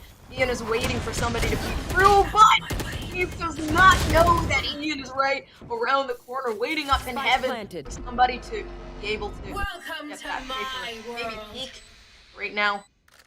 Numerous does have a really nice ultimate. Viper's ult's gonna cover up. Actually, this is amazing. That's a lot of sight control, even though you're not specifically hiding it at the moment. Somebody wide swings. You're gonna have to be careful though. Swooty is gonna be able to get this flash through. One player standing left, and that's gonna be Swooty, not really knowing where anybody is. But Numerous gonna wide swing the angle. That pick off Swooty. I really do like that Viper's Pit. Like you mentioned, Penumbras being able to throw that out from drop there, getting the entirety of the entrance onto site essentially covered by one giant smoke, the Viper's Pit, where the defenders had to push through. We're going to experience that decay, lose that HP, where they would have to then push through the other side of the smoke into the crosshairs of the rest of the attackers. And now going into round 5, I believe we're going to see more of a heavy default this time around. That stun is going to come out and connect, but with the snake bite, nobody's able to capitalize off of it here in B main. Get out of my way! Blade Storm for Eve is coming through, but it's still going to be a little bit of time before Eve can be able to use it. They're going to have to work their way up onto site. Bryant University really just trying to figure out what site they want to push, although the spike is hovering over towards B. I'm assuming Bryant University thinks that a rotation is going to come through, but they don't know. Ball State is very solid in the way they stand. Not much going on here. Everybody's really just kind of waiting on their sights. Mm-hmm. Oh, what a timing with the C coming out now. Seconds left on the clock. BSU has a lot of info here on BU. Gonna hear those members drop as well. Really nice breach utility coming through. It's trying to do some damage, but it's not going to do really much. Right now, Eve is finally being able to use that Blade Storm with one pick down on the board. The headshot is nice. 30 seconds left on the clock. Let's restart that timer. Spike down. Here, Procure does have an operator, but Ash, I don't think it's going to work very heavily here for the retake. No, and it's a 3v5 situation. Jet now being smoked off by that Poison Cloud. Swooty is definitely curious that there is somebody here on drop. That Aftershock is going to come out and get a kill for themselves, turning it into a 4v3. And Burker's trying their best. Oh, the smoke is able to cover maybe just another one. That's going to be one. That's going to be a huge one. 2 health left. Finally being able to save that up. They can play for the exit frags here, Ash. They just have to be very wary and careful of where everybody is. Yeah, I mean, luckily, Burger able to save that operator in this upcoming round. You're just hiding in sewers with that 2 HP. It's going to be able to preserve it for the next round that we're going into, but BSU doesn't have much to worry about quite yet. Actually, I say that, but now I just realized that BU actually won the last 2 rounds in a row, so have actually whittled down the economy cushion that BSU built for themselves. Now, it looks like it's going to be likely the last buy-up for BSU, save for a member or two who might be able to afford a higher value eco weapon or even a Phantom or Vandal with light shields.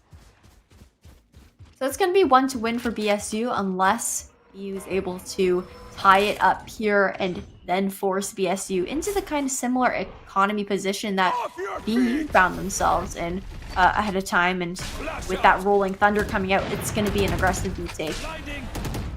Oh, but Swooty's blinding, not peeking off of it. It's just the blind coming out, trying to hold back this push. But it's doing a really good work. And the blind's getting through. Swooty wasn't able to play off. It's like Procure is the spike. Is not able to be planted. Procure with the 3K and the operator. And I mean, we did say, you know, in general, Procure's just doing amazing.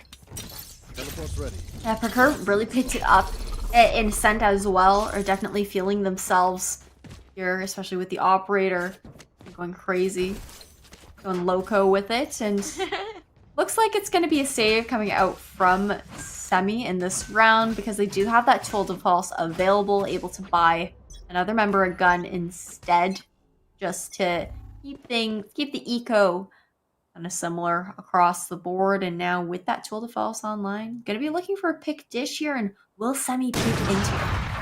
Oh, Spike down. Numerous will, for sure. But I mean, side. Semi's trying to at least get a pick themselves here. This tour de force. I don't know if they're going to be able to. It's just, I mean, a lot of pushes coming through. Semi's waiting for somebody to peek, but maybe it's going to be taking a little bit too long. The spike is down. A site is not taken. And a lot of players are going down for Bryant University. That's absolutely right. Now Bryant University is going to have to think about potentially rotating away. There are 3 members of BSU right now here posted up. Looks like another is primed and ready for the rotation there in CT spawn as well. And we're seeing the zip being taken by BU right now just to, you know, get back into positioning with the rest of BU here. And aimbot just walking out into Parker's crosshair. 30 seconds Or is it left. Parker's crosshair walking into aimbot's head? I mean, Parker's really been killing it with the operator. Only 1 bullet left, and just as I say that, not gonna kill it right there, but still 10 bullets left in the op. Could possibly get a couple more picks through. It's 14 seconds left on the clock. The spike is not going to be 10 planted. seconds left. And that's time that really isn't in the essence of Bryant University. No, Bryant University, unfortunately, not having the time to get that spike down. Playing for their guns, for their eco this time around. Unfortunately, since the spike was not planted, can't really play for those exit frags in that position. And BSU holding steady, not looking to get greedy, losing their weapons to BU in that situation. Just definitely playing it safe. And now it's going to be that last buy coming out from BU as BSU has the lead, has been able to answer to BU's 2 rounds of their own, looking to continue to maintain this lead, not letting things tie up. And like I mentioned, if BSU is able to take this map, Gompers, this is going to be the second upset of the night, considering that it is Bryant's pick. I mean, I definitely think so. But maybe Bryant is better on the defense, and that's what they were wanting to play for. But, you know, you never know. I mean, it's definitely difficult with Prefer being able to get those op shots down. For sure, Eve is going to be able to pick up a Vandal for themselves as their teammate did drop it in that situation after the death. Parker still holding strong with the operator, watching that arcade angle, and it looks like BU is looking to take a rotation over towards the A site, but with the lack of noise, BSU is going to take a little bit of a read here. That piece of chamber utility also calling out a member of BU lurking up through drop. That trademark getting that nice information. Shed's going to use that aftershock just to clear out backside. Spike down A. The time keeps on almost running out for Bryant University, and in the end, it's just 1 enemy all remaining. state being able to hold the sights. So that snake fight isn't really gonna hit. It's still not really gonna matter. Semi's gonna make their way through. Decay getting some of their health there. In the end, Semi has only a couple seconds left, and I mean, all Semi has to do I is have the get that spike. pick, but it's not gonna work out. Not enough time to plant the spike. TN is just waiting around the corner, not wanting to get picked off, and it worked out in their favor.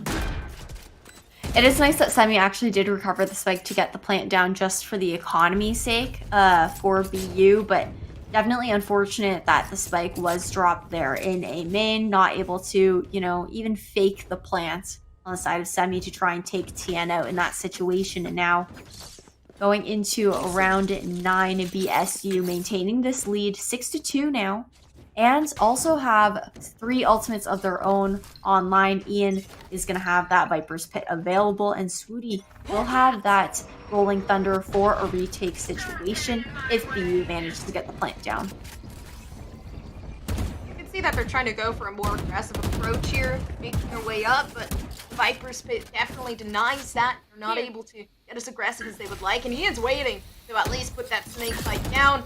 Numbras put in another one. At this point, it's just a back and forth. Hey, let's see if one of our snake fights is able to land, make a game out of it, if anything, but Swooty is able to get that first pick. It doesn't matter, though. That Viper's Pit's going to be a big detriment as to whether or not they can get onto the side, and Penumbras, even though the decay was still there, peeking at the wrong time right now. Aimbot's gonna have to be one of the leading causes. They're pushing up, trying to gain some space to make way. Spike planted. Ooh, absolutely. Spike is going to be planted by BU, and Parker with the trigger discipline. It's actually going to whiff this situation.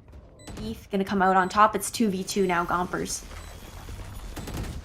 Last player There's standing. Utility's trying to stop some people, but there's not a lot you can do. Swooty's playing really nicely with the team. The flashes are coming out to stop the players from moving around, or at least let one of your teammates go by.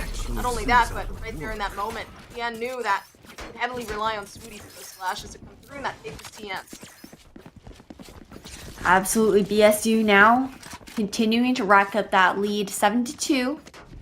Still have 2 ultimates online. TN is going to have that tool de force available in case BSU would like to pull out a second operator on their side to watch those long angles.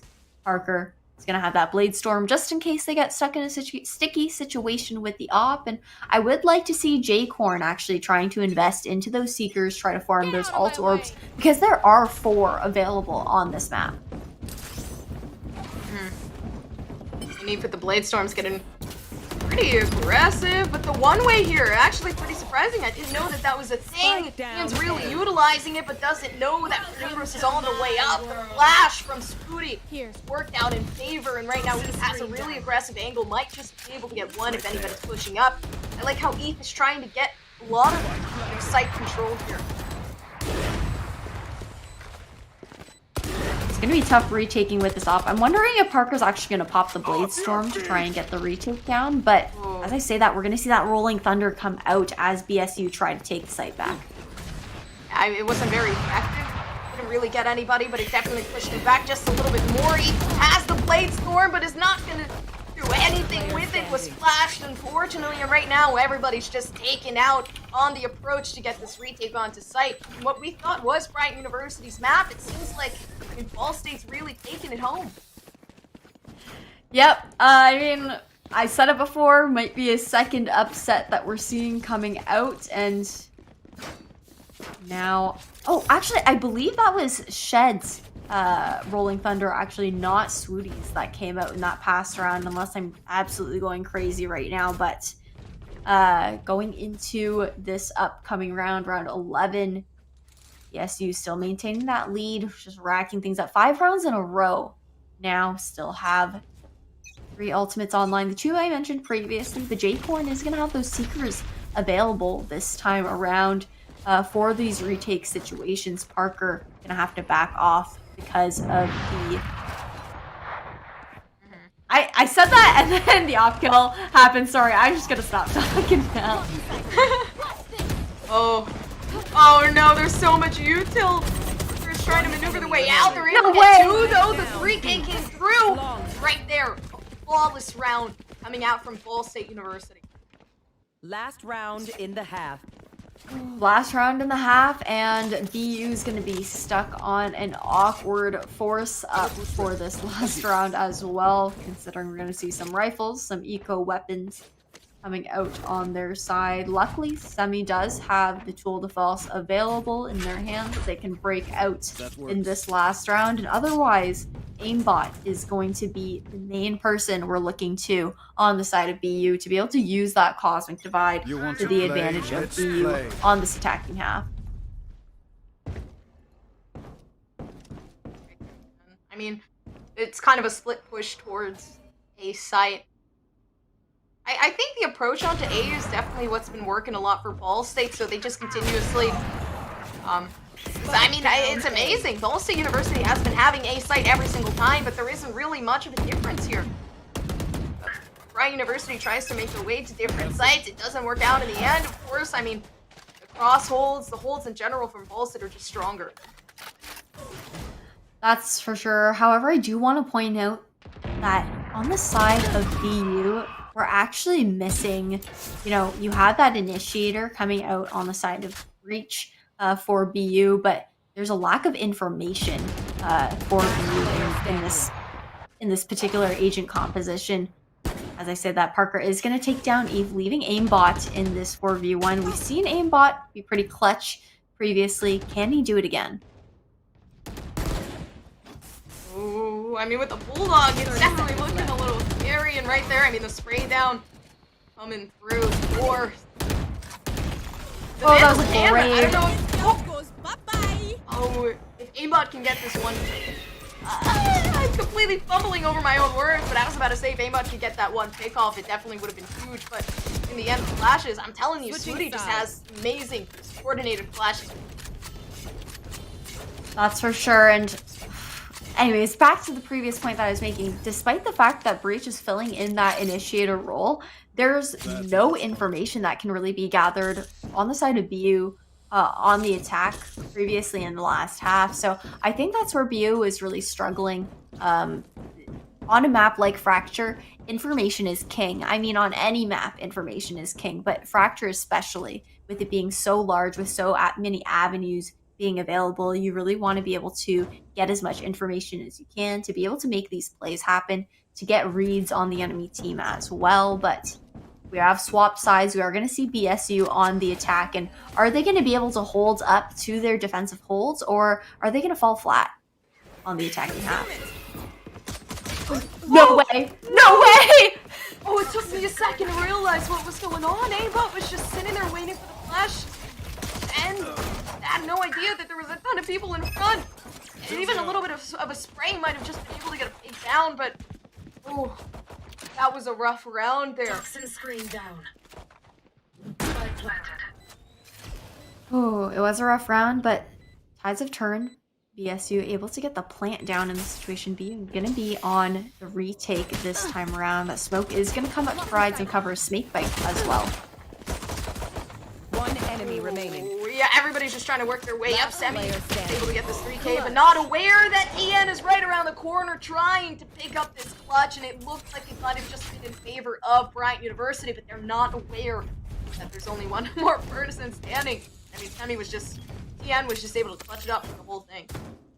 Yeah, absolutely. I mean, TN we've seen has just been an absolute monster. Specifically on this map right now, 20-3 is an insane KDA. That's I can't even do math right now.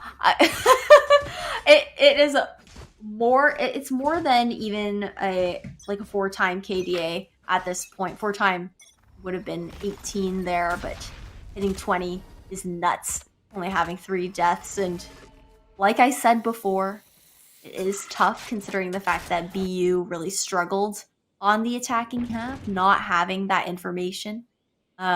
With the double initiator composition that you usually see coming up, because Breach is incredibly strong on this map, considering that the sites themselves are very small. Oh, this is extremely scary. I mean, everybody's just pushing their way up through. Bryant University is just able to get all these picks down. But especially since, I mean, Ball State did buy here. They have respecters, but I believe Bryant University bought as well, trying to at least counter everything that's going on. J-Corn trying to get some flashes through, not really able to heal themselves. Yeah, I mean, the timing there was impeccable. Semi just going on pros, being a little bit quiet so J-Corn didn't suspect the thing. Yeah, unfortunate that J-Corn did get pinched in that situation. Now BSU is going to be forced onto a save. That round was honestly something that BU really needed to be able to keep their skin in the game just a little bit longer. Otherwise, BSU would have been at match point and BU would have been the ones at on the save round. Or I guess it wouldn't have necessarily been a save round because it would have to be a force up, but they wouldn't have had the econ or those rifles that you would like to be seeing coming out instead. So it was a huge gamble for BU. Too easy. Too easy. Yeah, aimbot definitely has aimbot here. I mean, the Spectre definitely is not an easy gun to maneuver around, especially with these distances, but Ian has no idea that aimbot's working the way towards trying to get another big. Aimbot's definitely feeling a little bit greedy with the timing. It's going to work out in favor. Right now, Tian is being the one force that's able to get these picks through, but still just a very, very slow push from Ball State. Yeah, slow push. A little bit of change in pacing here, but nothing too surprising. Again, gonna actually grab the drop on Shed here. And I mean, when you're in these thrifty kind of eco Fancy rounds spike. where you're on those saves. Playing slow is usually the way to go. You want to get as much information as you can. Try and get those picks down early. We're currently has a frenzy, so I don't know how well the distance is going to be here, but the Guardian is definitely player coming standing. clutch. 29 health, though it's not going to work out. TN is only good for 3, but the Numbers might be good for a second. The defusal coming through. Right now, One enemy remaining. it's only 1 against 1, with Eve being able to have the better weapon and the better aim in this moment in time. I mean, Bryant University able to get these 2 rounds in a row coming through here. Absolutely. And now, BU still trying to keep their skin in the game. We're going to see those buy-ups to rifles in this upcoming round, finally, after, seeing that bonus happen and whatnot. BSU definitely looking and itching to get match points here, considering the fact that BSU is going to be forced onto a save in the next round, allowing BU to kind of crawl closer and closer. Eve going to peek here with the Guardian. Is he going to be good for 1? Whoa! And they were lined up perfectly for a second there. I thought Eve might have just been able to peek at a perfect timing, but right now it seems like Ball State is having the time of their lives. I mean, Ball State really just pulling through. Look at the rounds they have on themselves here. trail. There's only 2 players left on Bryant University. They're gonna have to get this retake down B.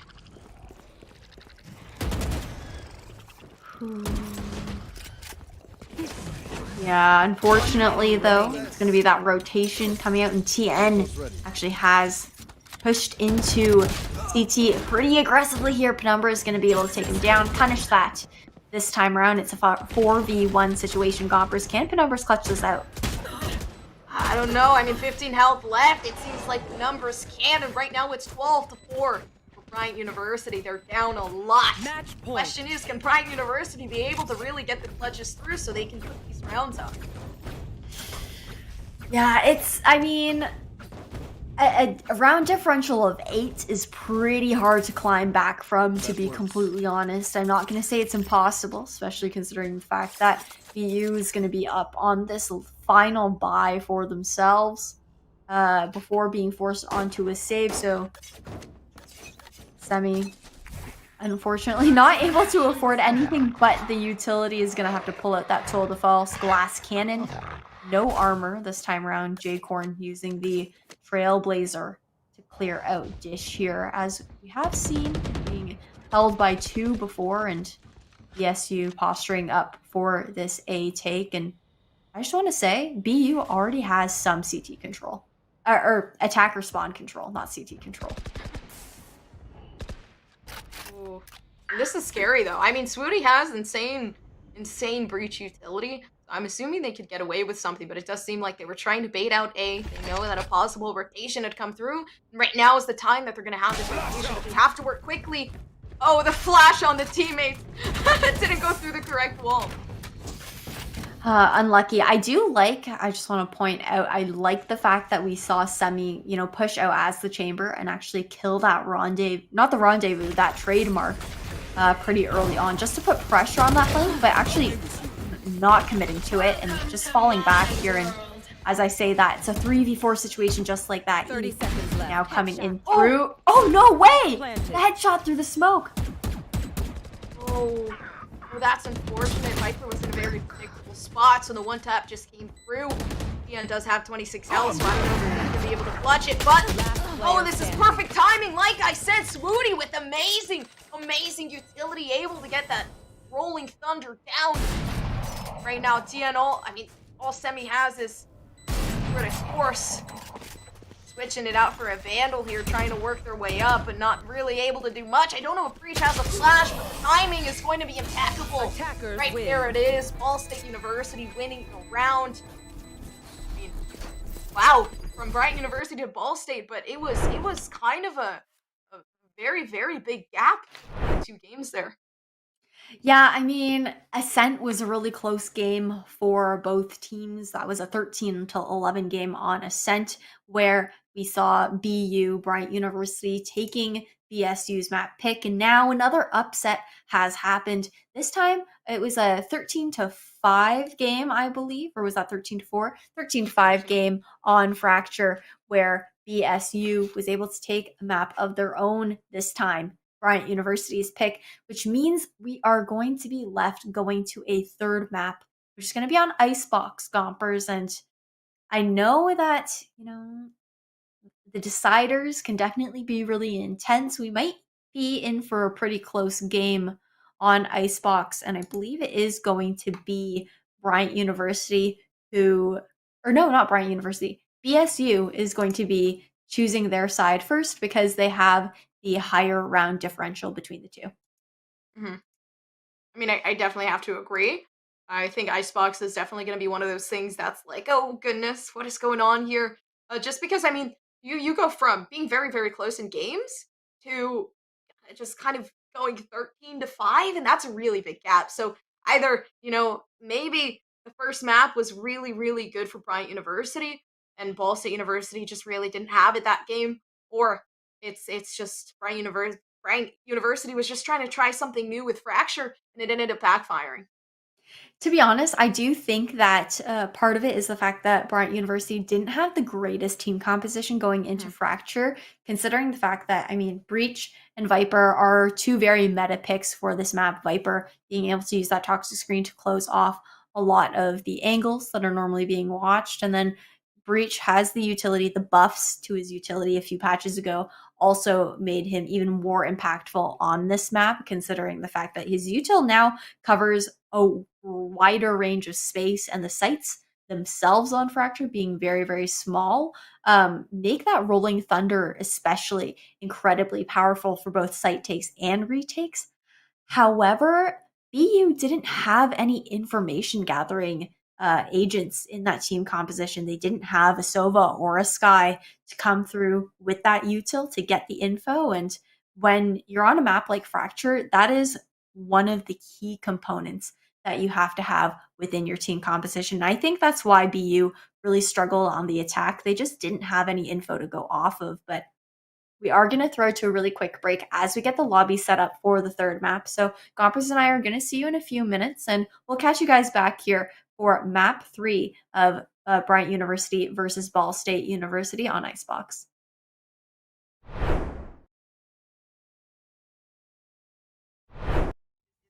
with the Sheriffs, but I guess Ball State is really showing me that they have the aim and sped right now. It's just only one player remaining on Bryant University. They're going to have to work their way towards hitting his pick, but yeah, it's just going to into 4v3.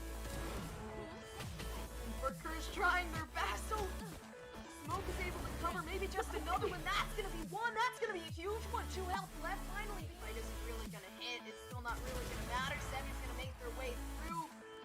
Hey, some of their health there. In the end, Semi has only a couple seconds left, and all Semi has to do is get that kick. It's not going to work out. Not enough time to play the spike. The end is just waiting around the corner, not wanting to get kicked off and work out in their favor. Not a lot you can do. Swootie's playing really nicely with the team. Flashes are coming out, but players are moving around, or at least let one of your teammates fight. And don't rely on flashes that big TN. Have that tool to false available in case BSU would like to pull out a second operator on their side to watch those long angles. Parker wasn't very effective. Couldn't really get anybody, but it definitely pushed him back just a little bit more. He has the Blade Storm, but is not going to do anything with it. Was flashed, unfortunately, and right now everybody's just taken out. I said that, and then the off kill happened. Sorry, I'm just gonna stop talking now. Oh no, there's so much util. They're trying to maneuver their way out. They're able to get 2 though. The 3K came through right there. Quality sight. I think the approach onto A is definitely what's been working a lot for Ball State, so they just continuously Are they gonna fall flat on the attacking half? No way! No way! Oh, it's a situation just like that. 30 seconds left. Now coming in through. Oh, no way! The headshot through the smoke.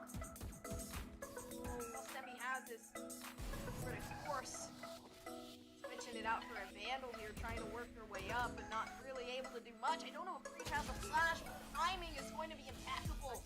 Right there it is. Also, University is impeccable with the Sheriff, but I guess Ball State is really showing me that they have the win instead right now. It's just only one player remaining on Bryant University. They're going to have to work really forward into his pick. It's a 4v3.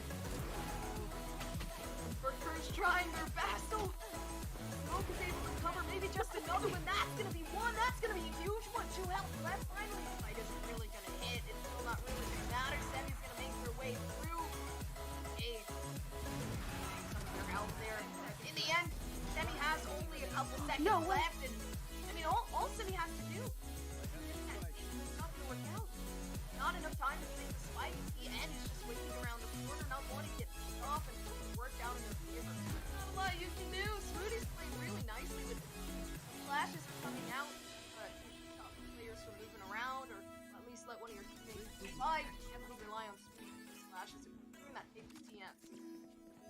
Gonna have that tool to false available in case PSU would like to pull out a second operator on their side to watch those long angles. Parker wasn't very effective. Didn't really get anybody, but it definitely pushed it back just a little bit more. He has the blade storm, but is not gonna do anything with it. Was flashed, unfortunately, and right now everybody's just taken out. I said that and then the off kill happened. Sorry, I'm just gonna stop talking now. Oh no, there's so much util.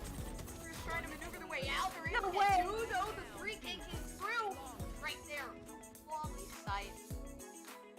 I think the approach onto A is definitely what's been working a lot for Ball State, so they just continuously. I mean, Are they gonna fall flat on the attacking half? No way! No way! oh, it's just A situation just like that. Now coming in through. Oh no way! The headshot through the smoke. well, Semi has this critical course. Switching it out for a vandal here, trying to work their way up, but not really able to do much. I don't know if Breach has a flash. Timing is going to be impeccable. Right there it is. Also, University is impeccable with the Sheriff, but I guess Ball State is really showing me that they have the win instead right now. It's just only one player remaining on Bryant University. They're going to have to work really forward into this pick. Into 4v3. Berker's trying their best. Oh, Smoke is able to cover maybe just another one. That's going to be one. That's going to be a huge one. 2 health left. Finally, the fight isn't really going to hit. It's still not really going to matter. Semi's going to make their way through. Hey, some of their health there.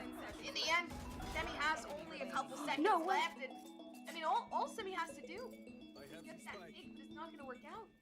Not enough time to plant the spike. TN is just waiting around the corner, not wanting to get picked off and work down in their favor. Not a lot you can do. Smoothie's playing really nicely with the team. The flashes are coming out, but stop the players from moving around, or at least let one of your teammates survive. You can't really rely on Smoothie. These flashes are doing that big TNs.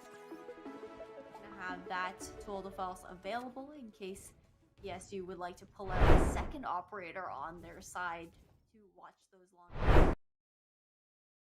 Welcome back, everybody, to week 2 of the ECAC regular season presented by Esports U. This is going to be map 3 in a best of 3 series between Bryant University and Ball State University, both having taken maps of their own. Bryant University took Ascent, which was BSU's map pick, and BSU took Fracture, BU's map pick, right back. So that means we're heading over to Icebox. And it's going to be BSU who's choosing sides first. I'm not entirely sure. There we go. Thank you, production. Ball State has picked defense to start on, so we will be seeing BU on the attacking side first. And Gombers, you ready to take it into the game? I'm excited to see. Well, Gombers I need just to said- remember. I need to remember. Sometimes it just floats away from my brain that I'm silent. Anyways, I said, I'm excited to see the map. And I'm excited to, get started here. Absolutely, and we are going to see the agent picks coming out from Ball State University pretty right off the bat. Bryant taking a little bit longer to hover over those agents, but pretty meta picks coming out from both sides. The Viper is going to be coming out. Nothing too surprising for Icebox. You're going to see the Jet as well. This time in Tien's hands instead of Parker, though. So that's interesting. We've seen Tien playing 3 different agents actually across now the last 3 maps. So I don't know if Tien is normally a flex player or usually does sit, just on the duelist role, having picked up Chamber because of the fact that it can be used in a more aggressive playstyle. And then your double initiator coming out from Jcorn and Swooty. And onto the side of Bryant University, we're seeing a Chamber pick. Once again, coming out from Semi, not going for the Sky this time around. Shed's going to take on that Sova initiator role.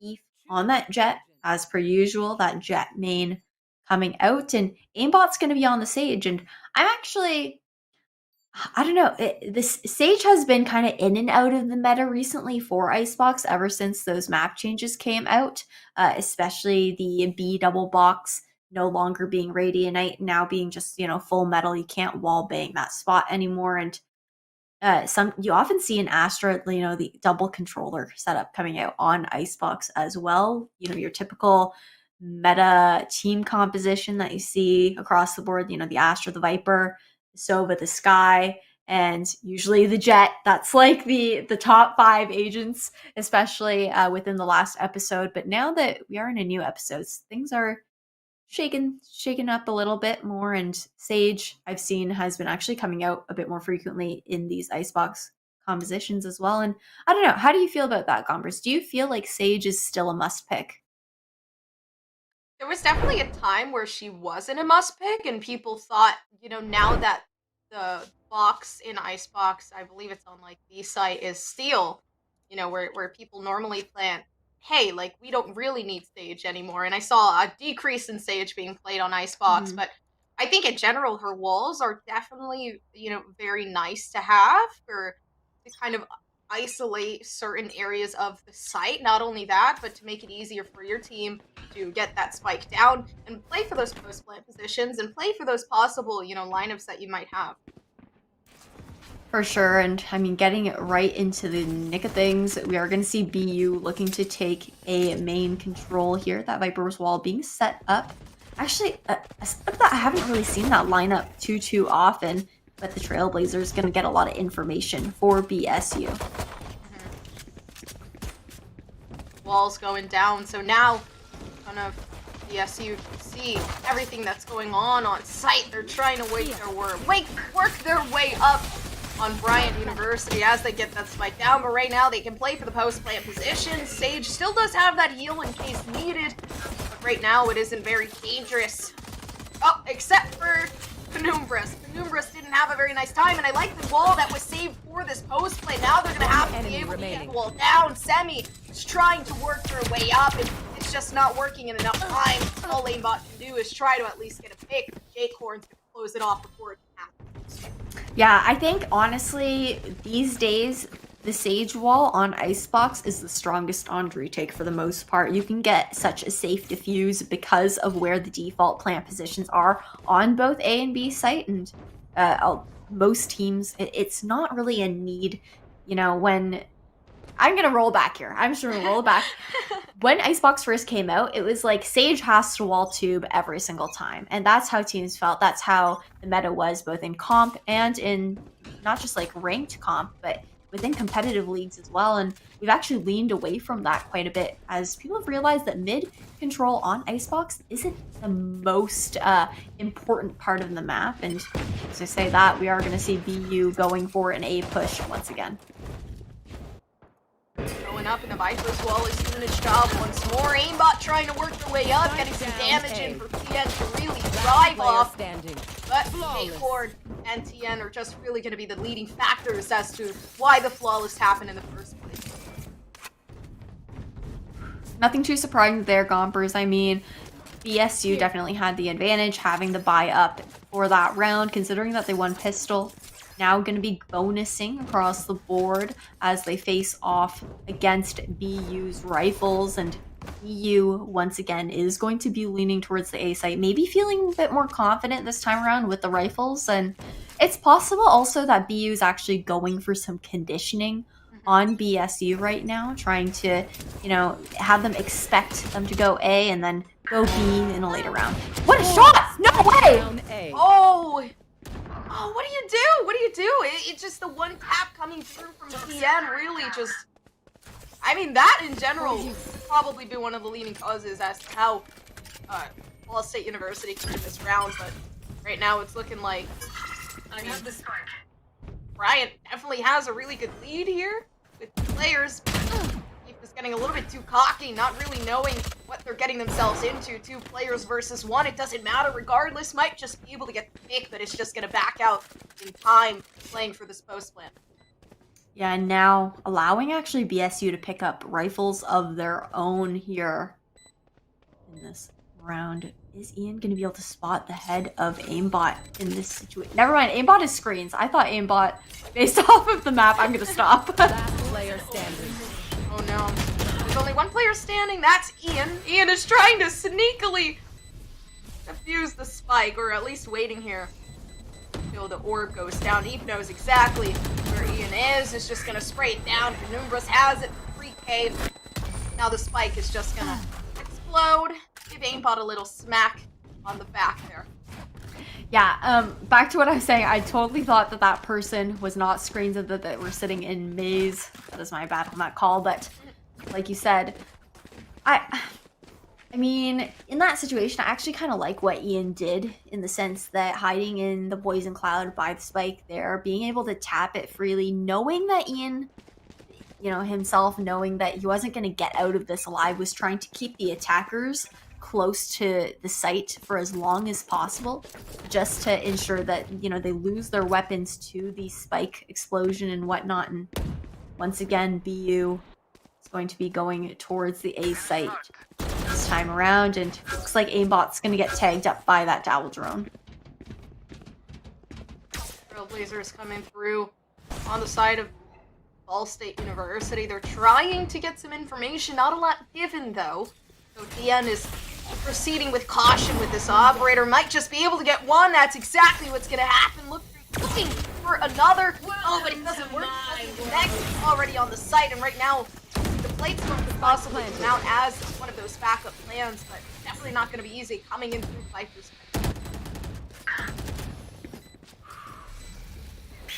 No, especially not with Tien on that operator as well. It's just so hard to make that retake happen, and Semi is going to take down Tien regardless. Now it's a 4v4. Has the Phantom to make their way up and try to get a pick, but nothing's working out right now for Ball State University. They're trying to get this retake, but the Spike Spit isn't making it any easier. The spray through just has to come down. Exactly what's going to happen. Attackers. Bryant University winning this round pretty flawlessly. 2-2, BU able to tie things up. Now BSU is going to be forced onto a save. We're going to see mostly sheriffs across the board. Tien does have that Blade Storm available though, and we have seen Tien. I mean, we've seen Tien play now on Ascent and then on Fracture. For Fracture, I believe at one point Tien had a KDA of 20-3, and I believe ended that map at a KDA of 29-6. So their aim is reigning true. This could be a Hail Mary for BSU with that Blade Storm. Oh, and Tien is in a Tien's in a funny position here, just waiting along, allowing Tien to get picked off. Trying to get the trade off, but not a lot that you can do. Having to back off there. Only thing that's going to be able to save Tien today is that dash. But Spooty has a nice flank coming along. Nobody's very suspicious of it just yet, especially this early on within the rounds. Actually, just kidding. Numerous was? Numerous was able to get it. Another one, in fact. And right now, that's going to be leaving only one player standing on the side of Ball State University. And, I mean, Bryant University just closing it off. Nothing too surprising. I mean, BSU was on a save in that round, and now TN is going to have that operator back in their hands. Rifles across the board for the other members. J-Corn is also going to have the Seekers online for that retake situation, or just to get a little bit of info later in the round if BU is playing quietly. Otherwise, some other ultimates we do see are or ETHs and semis, I should say. But both of those You want to being play? equal Let's ults, play. likely not going to see that coming out. And as I say that, the Tool of False is actually going to be popped right off the bat. The first pick going over to Procure. That's looking good for Ball State University, just because now the main controller on Bryant University is off. Now nobody has to worry about any vision being obstructed. Right now, the only people that have to Spike worry planted. is Bryant University. Right now, we being able to get one just solely based off the fact that there aren't really much to work off of. And right there, TN just getting another. The Vipers. No more Vipers here. No more walls.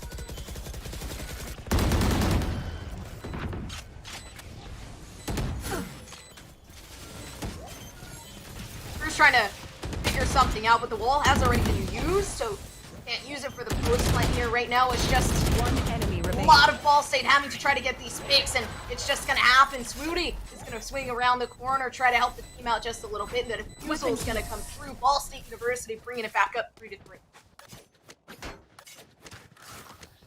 Looks like this might be another rendition of what we saw in Ascent. I mean, such a close and tight game on that map. That was map 1 for you at home watching if you weren't here for the earlier matchup, but going to round 7 now. It's going to be another buy up from BU, still able to afford it.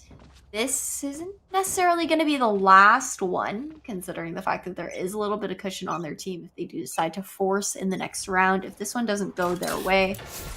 However, BU is at risk of falling into that ping pong economy if they do lose this particular round. So it's going to be important for BU to come on top here, not allow BSU to take that lead and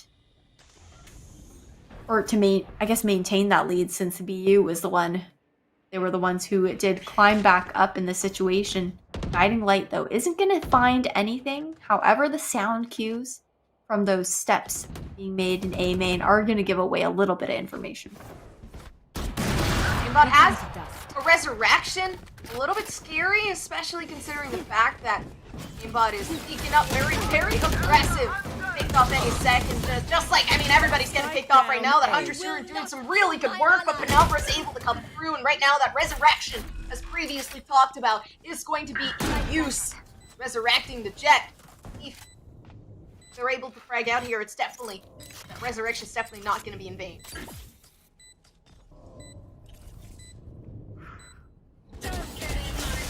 Slow push through. The Viper's Spit coming through. This could definitely help out with this Enemy remaining. refusal. The wall is there interfering. Right now, all Aimbot can do is hope that they can at least spray through the smoke and get one, but it's going to be Procure having the Aimbot today. Right there. I mean, it's a back and forth, Ash, just once again. It was like an iteration of the first map that we saw. That was a really interesting post-plant spot. I mean, considering the fact that we saw the players playing kind of towards a main/maze there, it was definitely open to, you know, try and get the pinch off and whatnot. But considering the fact that the barrier orb on the side of BU actually went up in that default area, it kind of allowed for BSU to, if they had wanted, try and get sneaky at least half on the spike. But regardless, didn't need to happen. BSU still coming out on top either way. Bladestorm is going to be popped this time on the side of ETH. He's going to try and make some space for the team for BU here on the A site. Tien is watching. What a flick with the operator. What? Oh, and another. What is going? I'm One a little enemy bit remaining. confused here because Aimbot's supposed to down have A. the aimbot, but Tien's being able to get this 4K, and right there, I mean, just flick that it had just happened. It was like Tien honestly just was eyes I have the closed, spike. trying to figure out what was going on, and just heard. That was impeccable. Right now, Shed is gonna have to try to pull the same thing. Maybe they can pick up the op and get a 4K really quick. Try to clutch up the round here. But all they really have is a Rincon Bolt to try to gather some information, and right there, J-Corn having an off angle, able to take out Shed in a moment of vulnerability. Those are some pretty nutty quick scopes coming out from TN. Unfortunate that the members on BU were just kind of kept peeking the operator one by one in that situation, kind of feeding those kills to Tien in that situation, but now gonna be on an eco for BU. We're gonna see the Viper's Pit is available in Penumbra's hands. That could be a tide changer for BU in this upcoming round, possibly being able to pull off a Thrifty with that ultimate in hand, but Tien has swapped locations this time, holding B main. And doesn't have a dash, so they can possibly get one dash themselves away.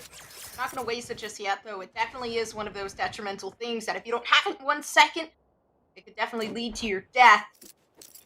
But a Hunter's Fury from Shed, they're possibly going to use that for the post blend if Ball State will let them get on a site. Ooh.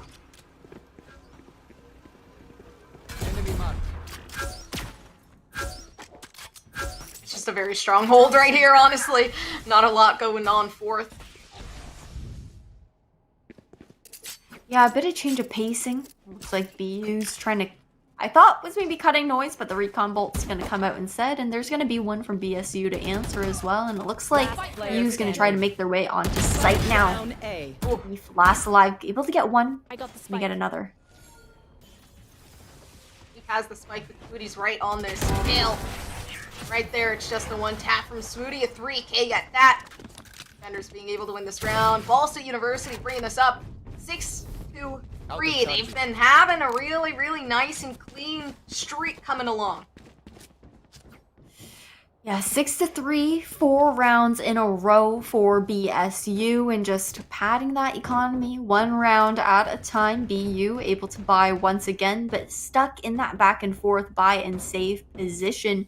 This is going to be an important one for BU to win. Otherwise, BSU will be taking likely 2 more rounds in a row for themselves, and it's going to be an A hit once again this time around, but all the members of BU going towards Belt. Oh, Tien was waiting for something. Given a little bit of suspense there. Shed still does have that Hunter's Fury. Are they going to use it with the recon bolt? I assume not. Train harder. Oh! A lot of the players on Bryant University save it right there. Aimbot is not going to be saving the head of Tien today. That wall that Aimbot's going to be putting up is going to be huge, especially since it's going to push back Ball State University a little bit, scare them off, not let them get onto the site as smoothly as they would like to. And a lot of the picks are already coming through. That resurrection is going to be huge for J-Corn. Now, there's more players on for this retake. Unless Keith is trying to get at least 2 more. The double peeking is going to be nice and smooth. Aimbot trying to at least get the last with a 3K to Aimbot's name. 2 health left standing. J-Corn only needed at least 1 more bullet to finish that off. And the operator has now swapped sides into... I mean, we're still going to see Tien buying an op, considering the fact that BSU has so much economy that they can play with right now, but BU able to put an op into their own hands this time around. Eve. We've seen Eve with the operator. We've seen the kind of work that Eve can do with it. I'm definitely looking forward to seeing some nasty attacking jet operator skills in this upcoming round, but we'll see if it's able to come to fruition. And look how aggressive Tien is here, but having to fall back because the recon bolt did manage to scan him. Aimbot's only 1 off of the resurrection here. Oh, I was about to say, so they could possibly, get that res down and try to res maybe the jet, but right there, Burr. It's just Burr down on mid. It was a terrible joke, but a valiant effort. Only 1 health for Semi there. Don't really have a healer left. Everybody's dead, especially the stage. So maybe this operator might just be able to help. And I mean, Semi's good for more now. Having the Steward first out is definitely going to help in favor. It doesn't matter 1 health or 2. Nobody is going to be able to beat Semi without being taken down first. Absolutely not. And the 2v2 situation, J-Corn has all of that Sky utility online. Might be able to get enough information here. Could actually get a kill with the Trailblazer on Semi, but with so many angles to watch, I don't know if J-Corn feels confident pulling it out. No! Semi! Standing. Oh! Oh, I was about to say, I know Semi feels confident trying to get this shot, but not really. The Hunter's Fury is coming out. I don't think Shed knows. Pulling it back just in time. J4 trying to peek, but Shed winning the fight. When it comes to peeking through, Packers, Last round before Bryant the University trying to at least bring this 6-6 to the top. Yeah, Bryant University itching to tie it up, like you were saying, to 6-6 in this half before we swap sides here. TN going to be the only one on the side of BSU to have an ultimate online, and we do have two incredibly packed full ones on the side of BU at the moment. That Viper's Pit, if Penumbras is able to get onto a site, we'll be able to throw that down just to make that retake even harder for BSU, and the Resurrection could absolutely be a huge tide turner for BU here, and yeah, we're going to see that coming out, bringing ETH back to life. Spike down A. Ooh, the guiding light right there did get Eve. Did get TN, my apologies, but Blade Storm's gonna come out even stronger. TN definitely has to use that Blade Storm. At least this round, they pulled it out. So we're definitely gonna see it, but not yet. Procure, once again, trying. I'm not gonna say it again. Procure is definitely mid, trying to at least get some shots through with the Odin. I like how Procure's utilizing that Odin, trying to get a lot of shots mid. It's kind of not making anybody from Bryant University want to peek through, but ETH is going to get a little bit aggressive. They're going to have the confidence to do so, and that's going to take out one. 3-3. It looks like BU's trying to make their way onto the B site, but with Ian staggering that toxic screen, it's going to deny that. J-Corn narrowly missing Jet mid here. Spike planted. ETH is going to have a huge flank. 3. Oh! I thought I almost thought all the knives were gonna miss. Oh, it's knife on knife action. Enemy remaining. ETH can one more even, but the one tap that just came through, it didn't go again. Ian was able to stop. That was amazing. I'm kind of out of shock of words for what just happened. You just walk right through, you get a sick one tap on someone, and then you're like, all right, my job's done. I'm gone. I thought, that's tough. That is tough. I really thought TN was gonna have no, it was Eve. Okay, the colors swapping sides. We are 7-5 now. Swap sides. I did think, I got a little bit mixed up there, but like you were saying, I think ETH, maybe if they had a little bit more discipline in that moment, but we're probably nervous that the spike had already been maybe a bit closer to a full defusal rather than just having Ian get it to half in that situation. But regardless, going into this pistol round, BU is going to want to win the first 2 rounds here, especially the pistol, to get that economy advantage going into the second round. And we're going to see BSU just taking a bunch of mid control, that barrier orb going up to allow safe passage under tube. Ooh. Everybody's walking their way up onto site. That's Procure's a nice out TP. in the open. I like the TP, but now Procure's in a very bad position, and it was a little scary. Honestly, if anybody had peeped Procure, I don't know if it would have been a battle to the death there. Ian's trying to at least get something to help out the team, lower maybe some of the players, dwindle the roster. Right there, the defusals coming through. The wall is looking pretty nice and sturdy. Aimbot, once again, using that post-plant wall, saving it through the post-plant just so they can get that defusal down, and that's going to be dangerous for Ball State. They have to be very wary of having that cycle. I would say the Sage's barrier orb, the biggest strength right now on Icebox is definitely for the defuse situations, having that the safety cushion of having that barrier orb up while you're trying to get the defuse down, considering, like I mentioned previously, the default positioning. Especially, on B, there aren't too many avenues in which you can take in those post-plant scenarios, unless you have that mid control as well, where you can sneak up on green to try and get the drop on the defensive players. But going into this round, we're seeing a change of pacing coming out. Aimbot here, poised with a Spectre, but nobody's going to be pushing through that poison cloud to undertube this time around. Spike down A. No, but Semi's going to be pushing up main here.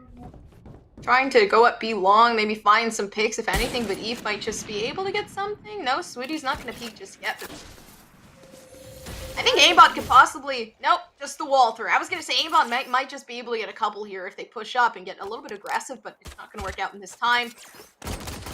Just a slow way to try to get these picks through, and it's going to be one for aimbot, possibly another for J-Cord is better with the right clicks, trying to work their way through to get the Spectre. J-Cord is hiding. No, open the door, J-Cord. Try to go through the wall, get the Spectre if anything. Oh, that wall is so misleading. That right there, that's clickbait.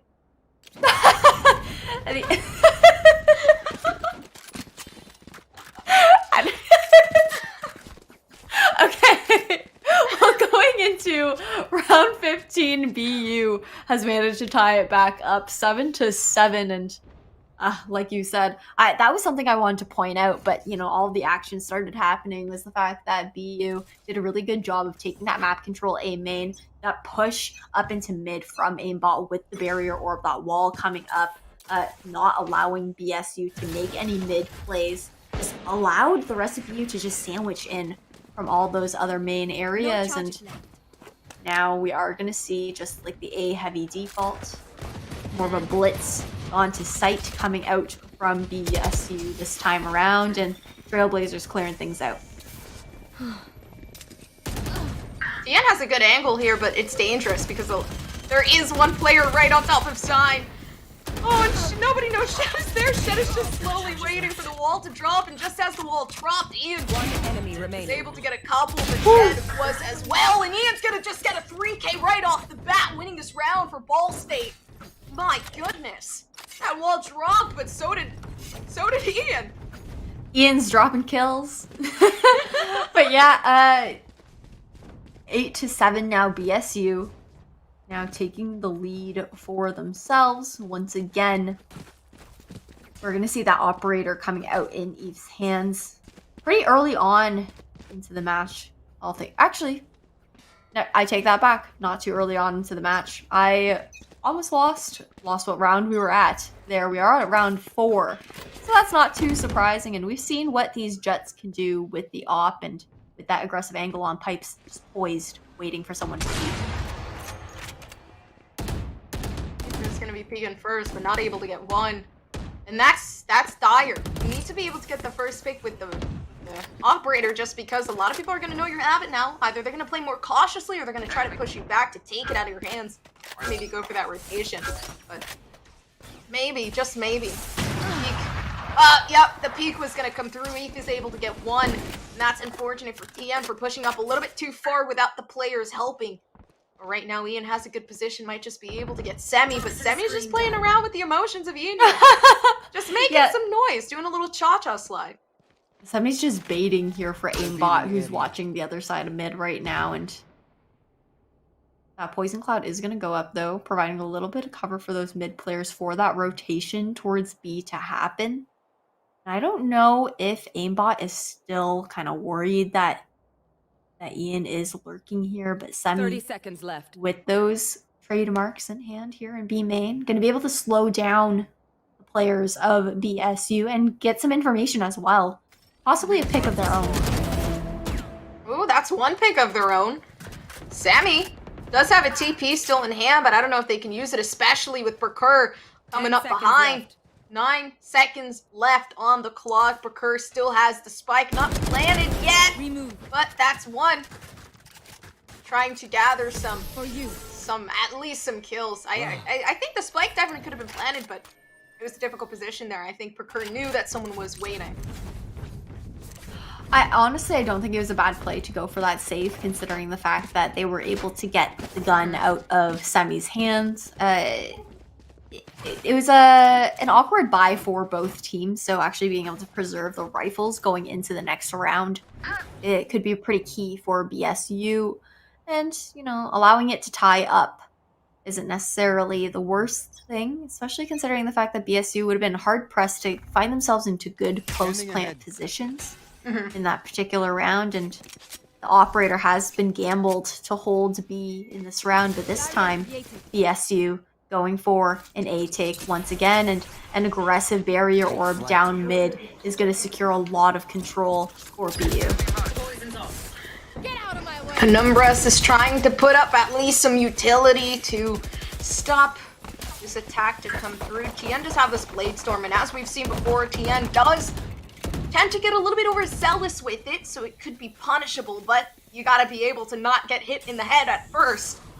Right here, Tien is going to be playing a little bit back, though. Not gonna want to push up too far. That's playing very, very well here for Ball State University. The thing is, I don't know if BSU knows that the barrier orb did go up mid. It is down now as the Sage Wall has timed out. And... Oh yeah, I think right now they were just waiting. We're trying to at least catch everybody did by you see Tien just miss? Last player standing. I didn't. Spike down A. But 30 Semi's seconds not left. missing. At this point, it's you know, you miss, I go. Ian's just gonna hit it with a classic. That's a free vandal for Ian if they can pick it up. Yep, that's gonna be one. The reload, one bullet's all I need for two. Maybe you guys should line up for me instead. This is extremely dangerous. I thought Ian was gonna try to clutch this up with one bullet. Not anymore. Only 11 seconds left on the clock. Ian has to be able to clutch up. Having an orb though, but not peeking at the correct right behind you. Oh, and Ian didn't peek the correct corner. That operator shot. Oh my god, I would have been flying. I would have been flying with my mouse 360. My whole desk would have flipped over. I would have been terrified. Ooh, that is rough. I mean, I think Ian definitely could have gotten the plant down in that situation. Unfortunately, felt the need to check screens, turning their back to rafters, led to their demise. But the miss that I was talking about was the fact that Tien went into that poison cloud, and I saw a blue figure, you know, obviously from the defensive side. I can't remember who it was. Like, they just crossed paths and had missed each other. Oh, wait, yeah. I did see that. I was like, what are you talking about? Tien doesn't miss, but they missed a person. That's what you were talking about. Yeah, no, Tien doesn't miss the shots, though. Tien does not miss the shots. But don't let Tien play Where's Waldo. That's for sure. Wouldn't work out in the end. Anyways, we have the resurrection for Ball State University. Right now, Jacorn's trying to use some of that util to at least gather some information. Not a lot being given, though. The wall is definitely interesting. Gives at least a little bit of inches. Numerous is trying to work their way to get some picks. Not really utilizing the smokes that they have. Instead, that's gonna be Ian utilizing the Viper's Pit. The Seeker is giving out some information as to where the flank is. Sammy not available anymore. They did not know that there was an operator watching behind, and that was an unfortunate turn of events here. Ooh, the nice recon bolt into the Viper's Pit, but it's not going to see anything this time around. It's 2v4 on this clutch. Trailblazer 2 is going to come out to get more information. And Last player standing. Aimbot's trying to get some information, but not enough. Ian, though, trying to get themselves out of their Viper's Pit to maybe get a little bit of a higher ground, but Shed is not anywhere to be seen. Saving that rifle, a good idea at most, but now Ash, once again, back and forth. Although Shed is going to be going back and forth, trying to at least gather, you know, see maybe if they can find someone else. Right now, though, it is, once again, I mean, like I said, back and forth, we're tie to tie. yep. It's just, it's just, you know, tie to tie, like you said, might be an overtime game, actually. And just taking a peek at the ultimate economy for this round, Swooty and Parker on the side of BSU do have their ultimates available. That Hunter's Fury would be huge here for a post-plant situation. And, I mean, not even just a post-plant situation, but if able to tag somebody off with the Owl drone pretty early on, could help to push off these players here on side of you who are waiting to be main. Sammy is gonna teleport back, trying to save themselves from death, saving their life, but not saving Eeps. Eeps is gonna just be down. Maybe if Sammy can get two here, it's gonna go in vain. Not gonna go in vain. My apologies. My vocabulary is very low, but Kurt does have a resurrection. Once again, like I said previously, they could definitely utilize it, but Kurt has to play very smart here. They can't be pushing up too heavy, or else that, you know, that resurrection might not be able to come into play. Don't get in my way. The Hunter's Fury coming through. Everybody on the attacking is trying to make their way, and right now the 3K came through. The Hunter's Fury trying to at least back some of the players down. and once again, not really even needing to use the resurrection. I think Procur's doing a very good job at saving it for these perfect moments. Ooh. And that being said, there is a resurrection available on the side of BU for this round as well. Not as well, because I mean, like you... Oh, no, yeah, as well. Both Parker and Aimbot do have their resurrections available. Clearly, I am not literate at the moment. Shed with that Hunter's Fury this time, kind of trading off with player on the side of BSU and that Guiding Light. He's gonna get a bit of information, but not gonna be able to capitalize off of it this time. And I've really liked this TP from Semi. You know, being able to take this aggressive vertical angle and then safely rendezvous away back to kitchen in case things do go awry. But a really nice angle for a first point of contact. I like the way that this was played from Semi. Kind of scared back the players, didn't allow them to gather more information than what was needed. But right now it's leaving Ball State University in a very difficult position. They don't know where they want to go just yet. And that's going to be leading TN to try and at least get aggressive, maybe for a pick. TN is definitely creeping through here, but there is the trademark on the left side. I don't know if they'll see it quite in time. Yeah, actually gonna cloudburst that, get away from the situation. Another cloudburst is actually gonna come out for the rotation in mid here as BSU tries to recover the spike.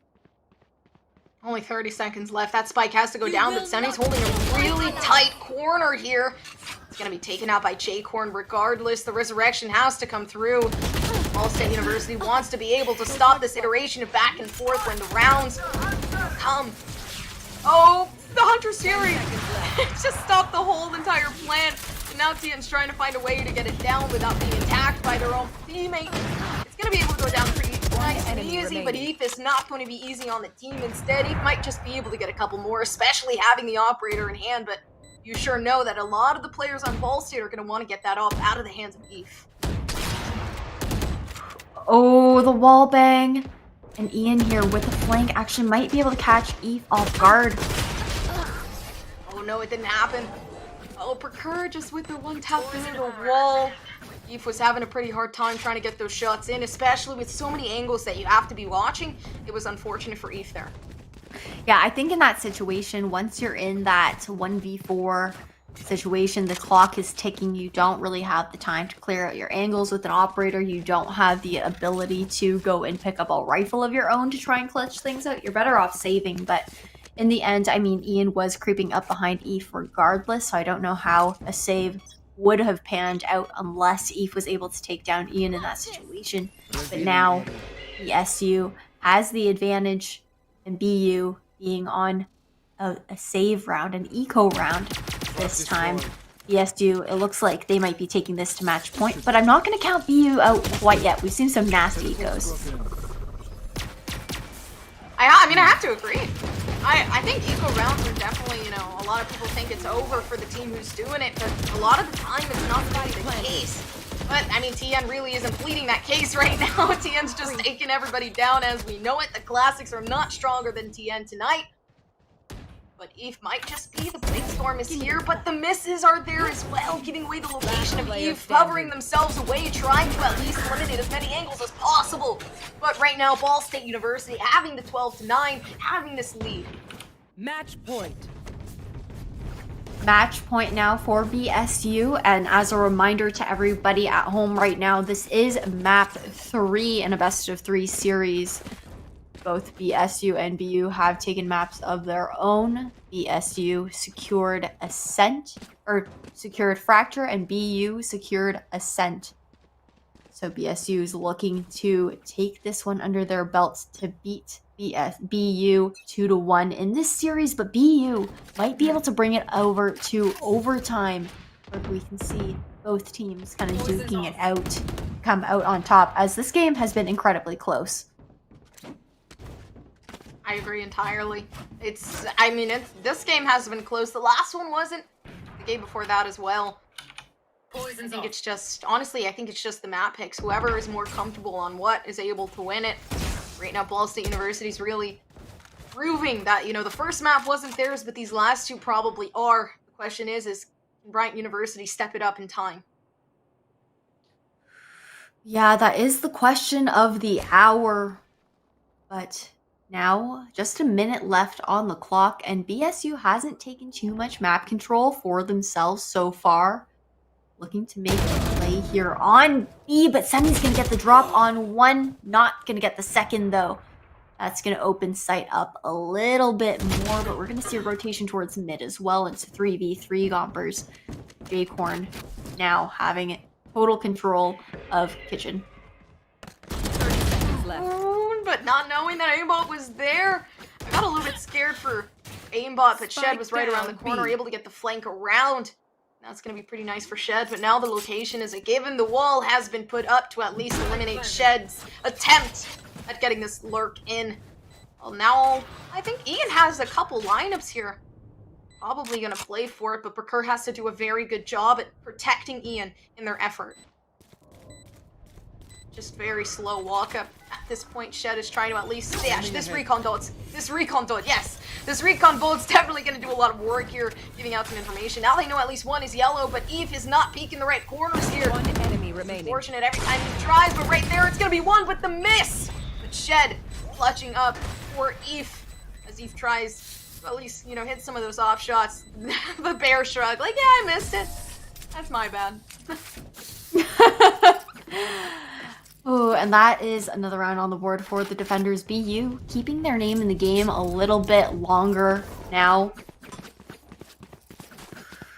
ETH still able to have that operator in their hands. Unfortunately, it's not going to be a solid buy up across the board. It's going to be a force as much as you can for BU, as BSU does still hold the advantage at match point right now. TN still reigning supreme with now a 30 bomb. Going into this upcoming round. Ian has that Viper's Pit online in the case that BSU is able to make it onto site for a nice little post-plant situation. Take flight. This drone could definitely help on the execute onto site. I'm hearing a lot of utility being used, especially with this Trailblazer. Yeah, I mean, that's a lot of good information. It really did pressure back the players of Bryant University, and now Eve has to play back a more secure corner, just in case, you know, this push is way too aggressive for taking. But right now, I mean, as it is, Enemy remaining. everybody's just being picked off on the side of Ball State University, and that Viper's Pit definitely looked like it had a really good chance of being one of the leading factors to Ball State winning. But, I mean, Bryant University, they have one more round to take this into overtime. Ball State University has to figure out what they're going to do to not let that happen. Yeah, BSU is going to want to close it out here or risk going to overtime and allowing BU to level things out 12-12 Gompers. I mean, no operators on either side this time. Oh, never mind. ETH actually did manage to keep that operator, was just buying an extra rifle for themselves going into this round, and the Guardian is going to be the hands of TN. But TN, almost like a heat-seeking bullets there with the headshots that we see coming out from them. Now, just a lot going on. B main, a lot of firepower. Shed looking to get a little bit of information with the drone, and the faithful Viper lurk. As always, from Ian with that poison cloud, just putting a little bit of pressure towards mid, having to force BU to, you know, take some eyes off of other positions. You see that both the players on B actually fell all the way back from B main just to check under tube in case of that lurk. That is super impactful. I definitely agree. Look at TN making their way out. Gathering so much space here. Honestly, if they updrafted and just made their way, tried to get some picks down and stairs, it definitely worked with this Hunter's Fury trying to get some damage, not really doing a lot there. Just kind of making a little bit of a cha-cha slide go on site, but J-Corn's gonna get the first pick. Keeper's trying to at least figure something out with the operator, but TN's in a very good position. Just has to play it correctly or else they're gonna get picked off. Not good for one, but they're good for two instead. And that's going to be an amazing play from TN, really helping out Ball State University. Ball State University trying to make their way. It's only aimbot left, trying to get this defusal down. The heal is definitely there. Right now, that Viper's Molly Last is definitely player not making it standing. any easier. The snake bite is coming in clutch. Aimbot is not peeking. The Viper peeking just in time. Ian being able to clutch up the rounds. Ball State University taking it home within this tournament. Congratulations to Ball State University taking this series 2-1 versus Bryant University. You know, we saw that upset, taking Bryant's map pick and now taking Icebox, which was the decider. So kudos to them. I believe we are going to be throwing to a really quick break before heading into an interview shortly afterwards. So we will be right back as we get the interview set up. But those were some close games.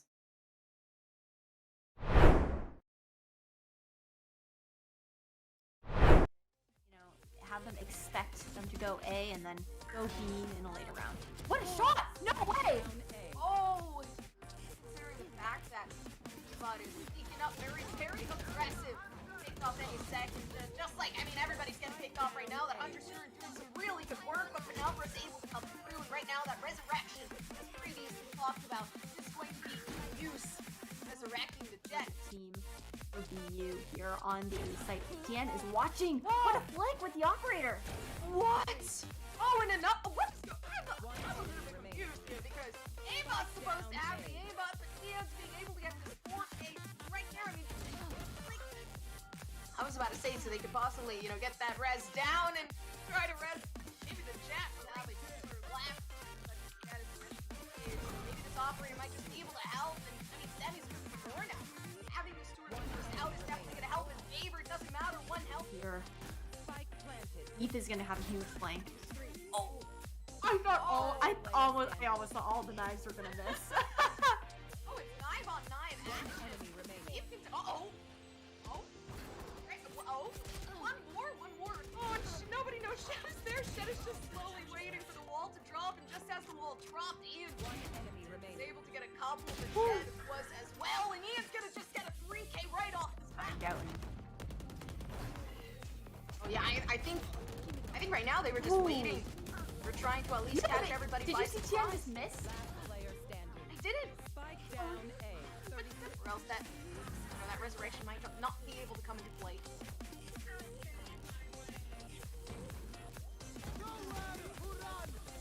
The Hunter's Fury coming through. Everybody on the attacking is trying to make their way, and right now the 3K came through. The Hunter's Fury trying to at least back some of the players down. It's gonna be taken out by J-Corn regardless. The resurrection has to come through.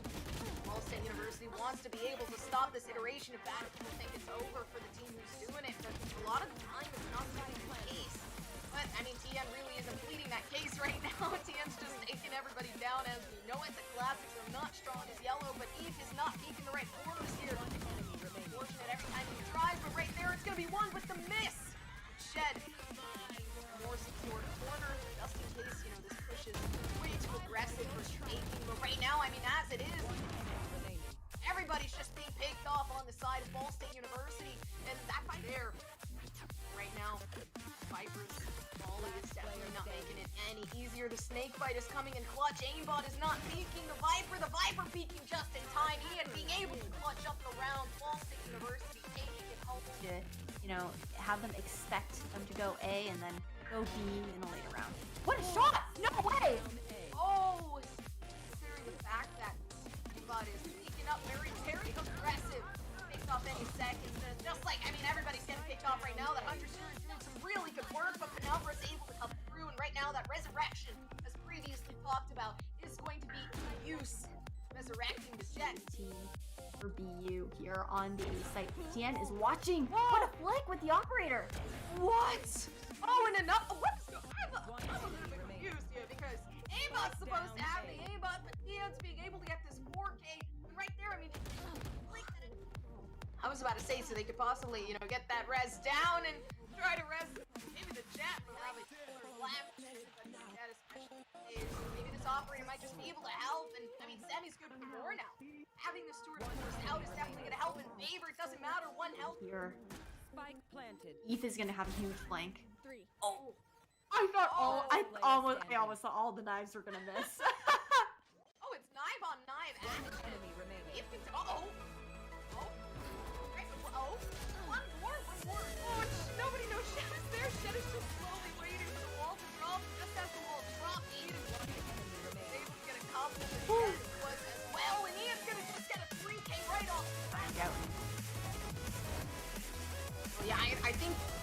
I think right now they were just waiting. They're trying to at least catch everybody Did by you see Tian surprise. just miss? He didn't. Or else that resurrection might not be able to come into play.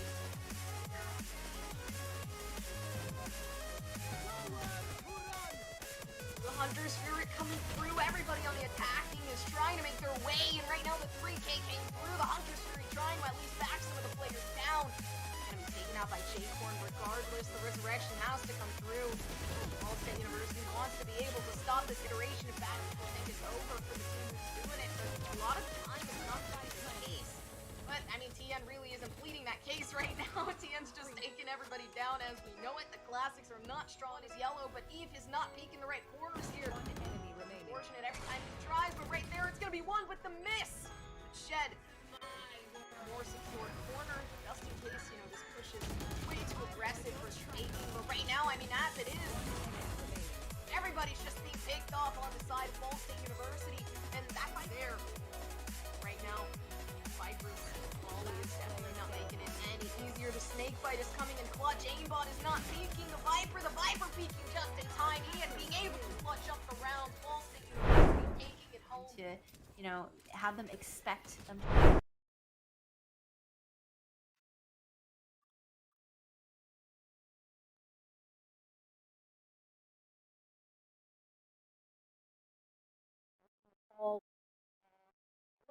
Hello, hello. Yeah, yeah. Right now we are. Well, I mean, at least I am. Everyone else is at their home PCs. My PC is a little bit bad, but you know, I gotta come in here and get the best friends I can. Okay. I mean, if you're a monster on the good PC, stay on it. Yeah. I don't know. If it works, it works. Oh, Gompers. I'm trolling. Can someone remind me every time that I open VMix? I'm so sorry to production for constantly having to tell me I'm muted on VMix. Anyways. Let's continue on with the questions. Ash, if you want to continue. No, you're all good. I thought you were going to kick off with the first question, but I can take it if you want. I was curious. So what role do you usually play, Tian? Because we saw you flex through, Duelist and as well as like Chamber. I know Chamber can be played aggressively as a Sentinel, so that's why that was kind of my guesswork throughout the cast as to why you picked up that role on Fracture particularly. But I was curious to know if you normally do just do solely the Duelist role, and on top of that, if you always frag out as hard as you did tonight because you were online in these 3 matches. Yeah, I usually do run Duelist. But that Fracture game, to be honest, we played Fracture maybe 2 or 3 times before, and we've been mixing up our comps a whole bunch. So I used to play Jet on Fracture, but I decided I was right before the match, I was like, hey, can I play Chamber for this one? Because comp games I've been popping off as Chamber, so I was like, all right, I'll try it out. And looks like You're feeling yourself. Yeah, looks like it worked out. Yeah, but I mean, I think it more than worked out. You finished with almost another 30 bomb on Fracture. You absolutely went off there, and I think in general your whole team performed as a team. I know that specifically I do want to highlight Ian, particularly on the Icebox match.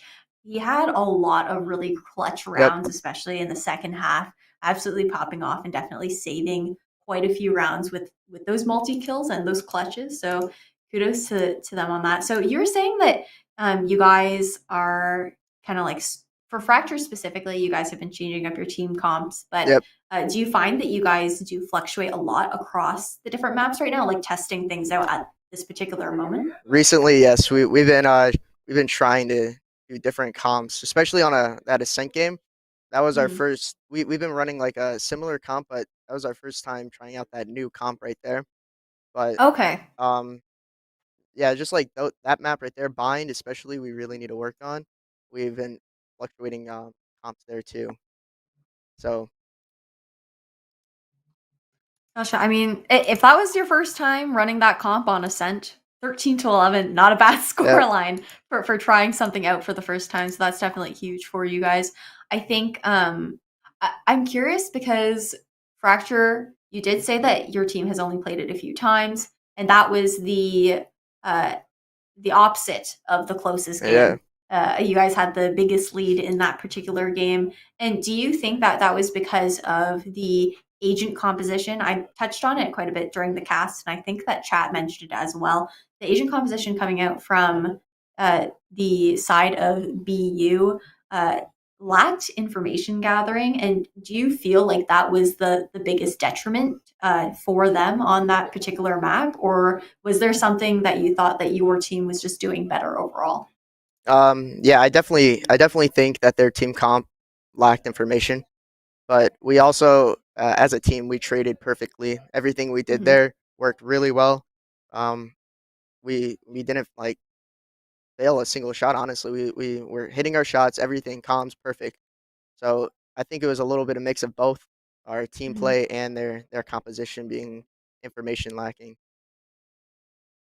Okay, awesome. I mean, yeah, you guys definitely, the synergy was alive and well, and we definitely saw that today. Gompers, did you have any other questions before I asked my last one? I just wanted to ask, what is TN?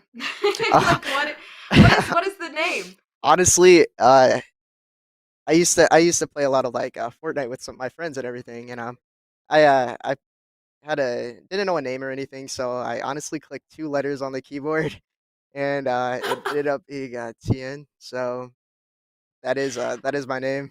That's how I came up with Okay. it. I thought it was like, I don't Yeah. know.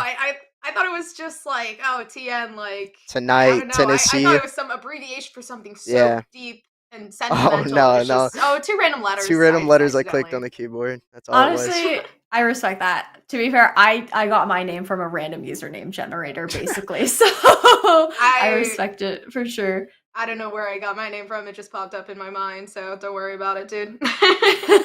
But before we head out, first of all, thank you so much for your time, taking this time to do the interview for us. And congratulations again to your team for winning the series for Thank you. week 2 of the ECAC. And before we head out, was there anyone that you want to thank or shout out before we head out? Yeah, shout out to my teammates, of course. Can't get those kills without them. I mean, everything they did helped me, and I gotta thank the esports director Dan also letting me in this arena at this time. There's also an Overwatch match going on behind me, so okay. so for him letting me in here really does mean a lot. So.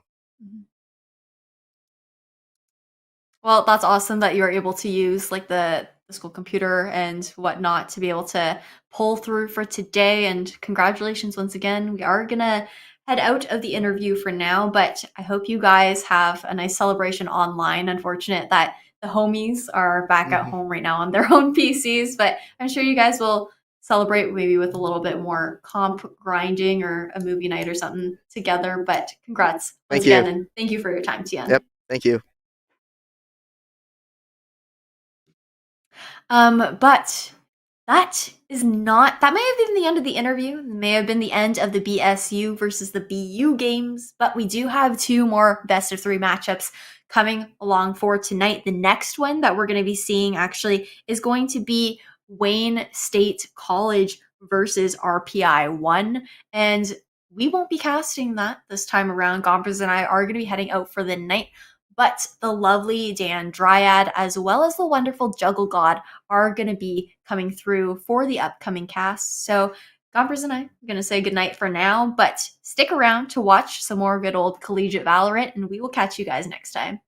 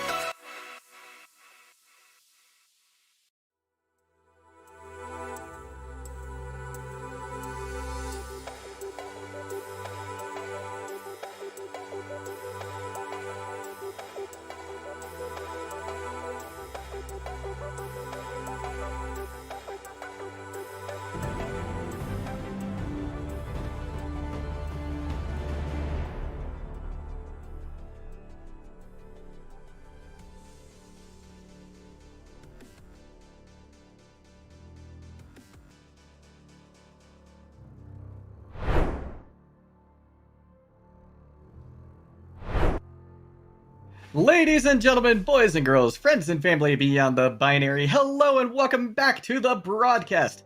My name is Warren Jugglegod Hammond, and tonight I am joined on the mic by Dryad. How are you doing tonight? Good. We had a really good match on that last one. So I'm excited to see we have two more left. And I mean, we Yes. started really, really well. So it's only up from here. Absolutely. We're going to have Wayne State College going up against Rensselaer Polytechnic Institute. This is the regular season for ECAC, but a second week for the preseason here at Esports U. And I'm excited to see both these teams. They are looking to make a top finish here, and some new additions to each of these teams as well. Yeah, absolutely. Like you said, they've been kind of in the mid table. So I want to see how much they've been able to change and how they Hmm. can start making those changes right at the beginning of the season to make it to playoff, to make it to the grand finals, right? And it starts from here until what they can do next. So those couple of changes that they've had in terms of players or even compositions, as we see Valorant change very, very often, is going to Right. enable them for that success. That it is. Now, there's one player in particular that I wanted to talk about on the Wayne State side, and that's going to be Hindenburg. He is one of the newest additions to that team, and they described him as kind of the final piece of the puzzle. So they've been very happy with this new teammate, and I'm excited to see what they're going to be able to do tonight. But on the other side as well, for RPI, we've got a couple of players that just joined the team. Three of them, in fact. So there's Swift, Eggy, and Shin. Now, they were brought on this past fall, so they've been with them for a little while, but they've definitely brought some new life to the team. Absolutely, and having new teams and having a lot of new players as well is going to make a good building of a good story building. I want to say for what they can do this season. That is one of the biggest things about collegiate is that you're pretty much going to be working with that same team throughout one season, and that is going to enable you as well to work on the synergy and everything beyond that. Hmm. And it starts with matches like this one that are just to have an idea of where you are in that table, and then going to enable you to study, to bot review, to get all the way to the top. Yes, indeed. Now, let's go ahead and jump into these games because, yeah, that last one was certainly a banger and it's put us a little bit behind. So we don't want to hold up the action any longer than necessary. And we are going to be going to Ascent first. That was going to be Wayne. That's going to be Wayne State College's pick. And RPI has opted to go on defense first. Yeah, so that one is going to be interesting as well. This map that it's pretty often that we see it in Valorant more than not. Is it is one of those classics at this point where you are expecting to see an ascent at some point, and that is why I feel like you already have those set agents that you want to play. So you have those initiators like that Soba, and I think Soba has been one of the biggest conversations recently about how good is he as an initiator, and of course, is one of the best ones, if not the best one that we have. So we see it being locked in both of the sides. And on top of that, talking about, those conversations that everyone in the scene has is also Astra and how powerful, how good her kit is compared to everyone else.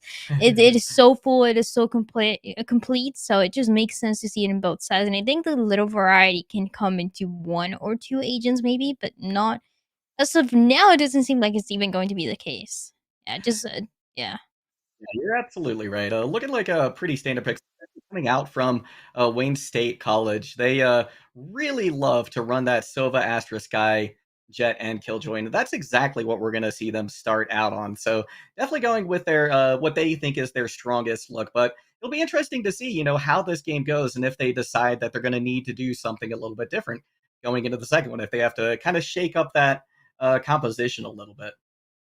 More than anything, yeah, it depends on how comfortable they feel, and even the play style. Even if you are playing something like a Killjoy, that when you are in the defense, you're supposed to be playing back, just so with your util onto one of the sites, and that will be enough to give you that information. Sometimes we see teams with this in composition wanting to play a little bit more aggressive. So I wouldn't mind seeing one of those. I love those aggressive plays that teams want to bring to the table because it also plays into the confidence game that affects teams more and more, and especially the longer that they play in these matches. So it should be a good one as well to see that and to see the level that they can have. I'm also curious about the duel that we're gonna have between the two Jets. Of course, in a big difference, here, one of the teams only having that Reina, and it's also starting on the defense. So how can you enable that, and how can you enable that aggression that we see right away? Yes, absolutely. Lots of aggression coming out, and I'm in particular going to be looking to Eggy be leading that aggression for the side of RPI. Got one pick coming in early on the defense, but that's not going to be too terrible. They're going to be able to hold on as long as not another pick comes in too terribly quick. Going to be an A-side push coming from the attackers. And they're looking to take this a little bit slow, just try to get a little bit of intel before they decide to move in. And the defense has started to rotate back towards the A side as well. They think that the rotation is coming in, and that's absolutely correct. There's a little bit of hesitation though for this Astra. Doesn't want to rotate yet. Also has the utility towards A, so doesn't even feel the need to do that. Diggy will be able to connect that kill. A really good one as well, just with the classic to guarantee. The pistol round is going to turn out a little bit better, at least for now, for the side of the defense. But there's 3 members alive, and the spike hasn't been planted yet. No, it hasn't. But look at this. RPI, 2 players down to a little less than half health. We're going to see Eggy get picked out, though. So now just 2 more players for RPI. Neither of them have a whole lot of health remaining. This could be an easy and quick round for Wayne State College if they're able to just find these players out, though. Sky has gone down fairly low for Wayne State as well. Looking like a rotation may be coming up to heaven. Killjoy's thinking about it at the moment. Actually looking to come straight into point as well, but Sky knows she's there. Diggy gonna be able to come away with the kill, though. Now it's just up to Sova to see if they can get the last remaining kill. Ends up being a 1v1. This looks a little more positive for Wayne State. They're gonna come away with the defuse. Or RPI gonna come away with the defuse. Oh, and almost running out of time, but making it happen right when the defense needed to, just jumping over the box and being able to connect that kill. That is exactly the confidence that I want to see. 4 kills already going for Diggy. You couldn't ask for more, especially for this Killjoy, where you're not only using that utility but playing aggressive, and that is what he talked about towards the beginning. It is in a defensive composition where you usually have your Killjoy throw the utility for information. You can also play aggressive, and this is one of the scenarios where you enable that. You also have a transitory round where we're going to have next all those Spectres being bought, one of those Marshals I believe that I saw as well. Just having more confidence on the defense to work this one around. Yeah, this is most likely going to go their way, just given the advantage they've got. Swift coming out with a nice kill on the Marshal already, and that takes out Hindenburg, that new player from Wayne State College. So they're going to be minus them when pushing in here. Still going to try and make something happen on the B site, despite the entirety of RPI knowing that they're there. Killjoy still lurking around A, though, just in case a rotation does come through, which it looks like it might. The information game is everything that you can expect for this attacking team, especially when you don't have the best economy, when you're fighting against those Spectres. Ideally, even taking some of those duels in the long range to guarantee you that the kill have a bigger chance of connecting, but that information on the other side will be connecting instead right away. And there's 45 seconds remaining. The kills have to come in, and once again, it's going to be Diggy to start it off. That it is. RPI looking very good right now, especially after a kill onto Sova. This is going to be just Astra remaining now. And they're not going to be too long for this world. They're right here at the entry to B site. Spike right behind them. Reyna looking to push in here. Is she going to be able to find the kill? A couple of headshots come in courtesy of Astra, but it's going to be a flawless round for RPI. Expected here, and this is why on those second rounds, as after your team loses the first one, I like to see more aggression, because you know you don't have the economy, and the best thing that you can do is just go in, maybe try to get some trades, maybe mess up with the economy of the enemy team as much as you can. But that wasn't really the case on the attacking side. So now they all got taken down. They couldn't take anyone for the side of RIP down, and this is their chance to shine more. It's going to be forcing literally everything that they got to make sure that those Vandals are going to be bought, those heavy shields are going to be bought, and see how they can change, especially what they can do next. Because now it's not only a B to start it off, especially taking into account that util for the Killjoy a little bit more, and that initial pick that now goes on this attacking team. Eggy going to be out of the play for RPI, one of their top fraggers. Not currently in this game, but just in general. So that's going to make this defense a little tougher. Wayne State College absolutely has an opportunity here. Killjoy still over on B side with the spike. So I'm not sure if they're looking to just make a little noise around here and rotate back, or if Killjoy's eventually going to join them. Taunt with a kill as well. That's going to set Wayne State up for a great approach here on A if they want to do it. Killjoy starting to rotate now from Wayne State. Looking actually, I'm not sure what they're doing. I don't know if they're going to go for a plant on B or not. It looks like they will as the members of Wayne State begin to rotate. It's all about playing for the information in the early round, and then when you figure out when you get one pick, you can push in, and the spike is going to be planted just for that. There's two members alive on the defense, though, for this retake. It's going to be difficult. They have to play together, and it already seems like that's not going to be the case because Taunt already with a third kill can't even get a little bit more, and with all members alive, the last opportunity here for RIP to get something done, it seems like it's not going to be possible. Again, pretty much standard, taking into account that they only had Spectres at hand. This was just trying to get any value from them, but only one or two picks can do a lot here. And it's just going to be up to Killjoy now for RPI. RPI looking a little more like RIP at the moment, as that's going to be a flawless round coming in for the attackers. Not an unusual scoreline to see, though, after 3 rounds. Yeah, absolutely. So now the force bite that is going to come in for the set of RPI is what can change things around. They have a lockdown available to use at any point, and I love the way that they're playing for that information. Very slow, especially towards mid, even forcing an operator that they want to have in the hands of Swift. Again, everything pretty standard for this Jet to see what kind of early picks they can go do, and then just deny as much as you can for what WSC can do here, especially when they have that confidence from the last round. Yeah, that is very true. They're going to be coming off of this with a little bit of a boost in their step for sure. A little bit of information gained by the Sova Recon Dart, if not the exact location, just knowing that somebody is over there and close. Looking like Jet wants to start pushing out of the center. Going to be a Jet duel here very shortly, but could go very quickly the way of RPI's Jet. It's not going to be the case, though, this time around. We're going to see Wayne States begin to rotate a little bit, looking for a different angle, different opportunity. They don't want to mess with that operator on mid, but it's still going to look like it's going to get some value. A couple shots coming in. The blind there as well. Swift able to finish off Taunt, but Hindenburg is there for the kill as well. The kill happens right away. The operator that goes into the hands of one of the attacking players. It was a very aggressive push that we saw there for Swift trying to get some value, but right in the middle, I think the dash either wasn't supposed to go there or was expecting to connect both of the kills as soon as possible, but didn't really turn out the way that they wanted to. We saw that trade happening. This is a 4v4. And it's about 20 seconds remaining for this attacking team to make their way towards A, get the spike planted, and the defense, they already have an idea of where this push might be coming from. They're waiting for it around 3.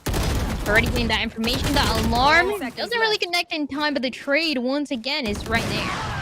That it is, and that's going to lead us to a 3v2 situation. Now, Spike is planted right at the last moment. Going to be a recon dart going out to heaven as well from Silva, trying to get some information. It's going to be Astra, though, peeking, who finds the Jet. Hindenburg finds Shinneman as well. Now it's a 2v1, and Guiding Light going to find a little bit of value right there. The blind's going to go away very quickly, but at least they know roughly where this Silva player is. Going to be able to take out the Hindenburg, but they're not so lucky there, and it's going to be FSDD coming away with the win for Wayne State. Stealing the operator as well, right for this attacking team, and what they can do with the operator is the question. We know a lot about what Munoz can do. This is a new scenario where it can shine a little bit, especially peeking towards mid, and if they can get an early pick towards catwalk, and then with that, just have a numbers advantage to push with the rest of the team. And a 2-2, that so far seems very close, but should be another run for this attacking team as the side of RIP just is going into an eco round. Yeah, they're going to opt to save and see if they can get a little bit more value next round. Wayne State definitely with the advantage here. A little bit of a recon coming out, find some information. Nobody really making a big fast push yet, but look at this rotation coming out from A side, from the defenders. They've got to have a fantastic idea that it's going to be a B side push. Astra Nebula comes out, smoking off that hallway very briefly. Gonna be curious to see if Wayne State opts to just push through that smoker if they're going to wait for that utility to die down. Is a little bit slower. They're expecting the Astra and the Killjoy utility to take place. And talking about utility, there is a lockdown active and putting a challenge into what can be done. Taunt right away being able to connect those kills and control the dominance that this attacking team can take right inside. The spike is going to be planted. There's only one member alive. This Astra with one last chance to at least not make it a flawless for the enemy team, but it seems very unlikely when you only have a sheriff at hand. Yeah, it's not going to connect. Hunt with a 4K that he's able to get. Beautifully done for this team. And now another round where RIP is able to buy. And everything goes back to normal. I definitely expect to see more of the aggression coming in for them, especially with the use of their own utility. Yeah, that is very true. Especially considering they've got a couple ults coming online as well. So with the Hunter's Fury could be a great in a plant situation. So I'll be curious to, or rather, they're on the attack. So it could be great in terms of clearing out in a post-plant situation if someone's trying to defuse. Astra has Cosmic Divide, though, for the defense, so this could be important as well. Absolutely. It is going to be crucial, especially into guaranteeing maybe that 5th round. If you don't want to force the enemy into an eco round again, this is now or never for RIP to get something done into this one. So he's going to be playing very careful towards his defense. No one making any crazy rotations towards the beginning and capitalizing of that utility early on, denying as much information as possible as they continue to do. Operator shot coming out mid from Jet, not finding any value just yet, but making a lot of noise. See a shock dart come in from Sova. It's going to land a little bit too close to them. Now the rotation coming out from the defenders. Swift is able to get a pick onto Zobi. So this defense looking a little better, just like you were saying, given that they're going to be able to, that they were able to buy up this round. Now we've got Jet lurking in the Astra smoke. Finds themselves, or pardon me, that was Astra actually lurking in her own smoke. Not finding anybody. She's going to throw out her Nebula once again. There's a couple players lurking nearby, but I don't think she's quite aware. Could be Seekers coming out as well. They know that somebody might be in that smoke right there. They're looking to get some value from it. Look at this, though. It's gonna be Killjoy coming away with a kill onto Taunt, though. They may be a little bit too long in those smokes. We've got the lockdown coming out from the defenders. Killjoy as well. Here comes that Hunter's Fury from the attackers, but they're looking a little worse for wear at the moment, especially after Swift gets that pick onto Munoz, and that's going to be a nice defense coming out from RPI. So for the 4K, really nicely done as well, knowing the skills that he needed to take for the team, and also just knowing that the defense was enabling him to do just that. So it's a 3-3 that we have right now. It couldn't be closer as of what we expected. Both of the teams, again, in the mid-table, and they are just showing that the improvement is coming for both ways. It's really about small things from the eco rounds and the forcing that you decide to commit all the way into those duels that you have to take one by one to guarantee those rounds. So it was nicely done by both of them, but the 4K really guaranteeing so much more for this defensive team of RIP. Now, keeping the operator, managing to keep it for a little bit longer, and also expecting it towards B. Yeah, we're going to see a hard commit towards B coming from the attackers. Astra Smoke going to be pulled back. Cloudburst as well, obscuring vision for a moment. Walking straight into another smoke, though. That's going to be RPI down 3, though, at the moment. These attackers can push hard and fast if they so desire, but if they do, they could be going right into a gravity well from Astra. Astra's got that sightline locked down on B, so they're going to know as soon as they push in. They're going to opt instead use the smoke. We got an Aldrone coming out as well from Sova. That's going to give them a little information that maybe they can start pushing, especially with Astra down as well. Just going to be Killjoy now on the defense. So it'll be interesting to see how much they're going to be able to do. Not going to be anything this time as Taunt comes out with another kill. One more to finalize the round that started to be very, very slow, but decided to go towards B. And now just holding more and more rounds that this type of WST is able to get early on. It's an operator that keeps going back and forth between the teams. Everyone just fighting to take it. Now their way for a little bit longer. And I think it's going to be another one of those defaults where you start to get information once again, maybe towards B, to push into a little bit more in those early picks that continue to be pretty much the winning condition for every round that we've seen so far. Yeah, that's a really good point. It really has gone the way. Like, whoever ends up getting the first pick tends to be winning these rounds. Been very predictable in that sense so far, but gonna see if they can maybe mix it up a little bit here. Jet has already popped the Blade Storm. Hasn't found any value with it yet, but they have a good idea that there's people holding up on B. A couple of blades thrown in. Hasn't found anything yet. And the attackers, Wayne State, still waiting to push in, waiting for some of that util to go down. Now they've just got to make sure that they don't push out onto that Astra smoke too well. And there it's going to go. They're going to use it. Couldn't quite tell if they used it as a tool or a smoke. That was going to be a smoke. Couple of picks coming in for Wayne State now. They lost one, but that's a far cry from the 3 that RPI are down right now. This is going to be a tough retake for them. Just the Astra and the Killjoy, so it's gonna be a tough time. And in fact, Sova with the Odin as well, finding a kill. Attacker's gonna come up with a win. It was a good strategy for the defense as well to deny any rotation to come in for the attacking team of WSD. We had the flank coming in for the Astra all the way from spawn to make it happen, but it was way too long. And when you have an Odin to connect those kills right away for the side of RIP or for the side of WSC, it was impossible for them to make it happen. And that flank turned out to be not anything that they expected, especially with the aggression that we saw with the Blade Storm early on that didn't really get any value. And even though this is one of those ultimates where you need to have confidence, we saw the hesitation. At least we're not seeing any more because only a Marshall is going to be enough to get that first pick on the side of the defense and maybe give them another round. Yeah, they are certainly coming into this with an advantage now. Another equalizing pick, though, coming in from Hindenburg, and now Swift with that Marshall's going to be out of the equation, looking for another shot, not able to find it, but Zobi is going to connect onto FSDD. So, the attackers have successfully turned this around now, despite the early pick coming out from RPI. And speaking of turnaround, we're going to have exactly that as the attackers start to rotate over towards A. Members alive for the defense, and they are playing together, so at least they have that going on for them. They're going to meet and then play together to make that rotation.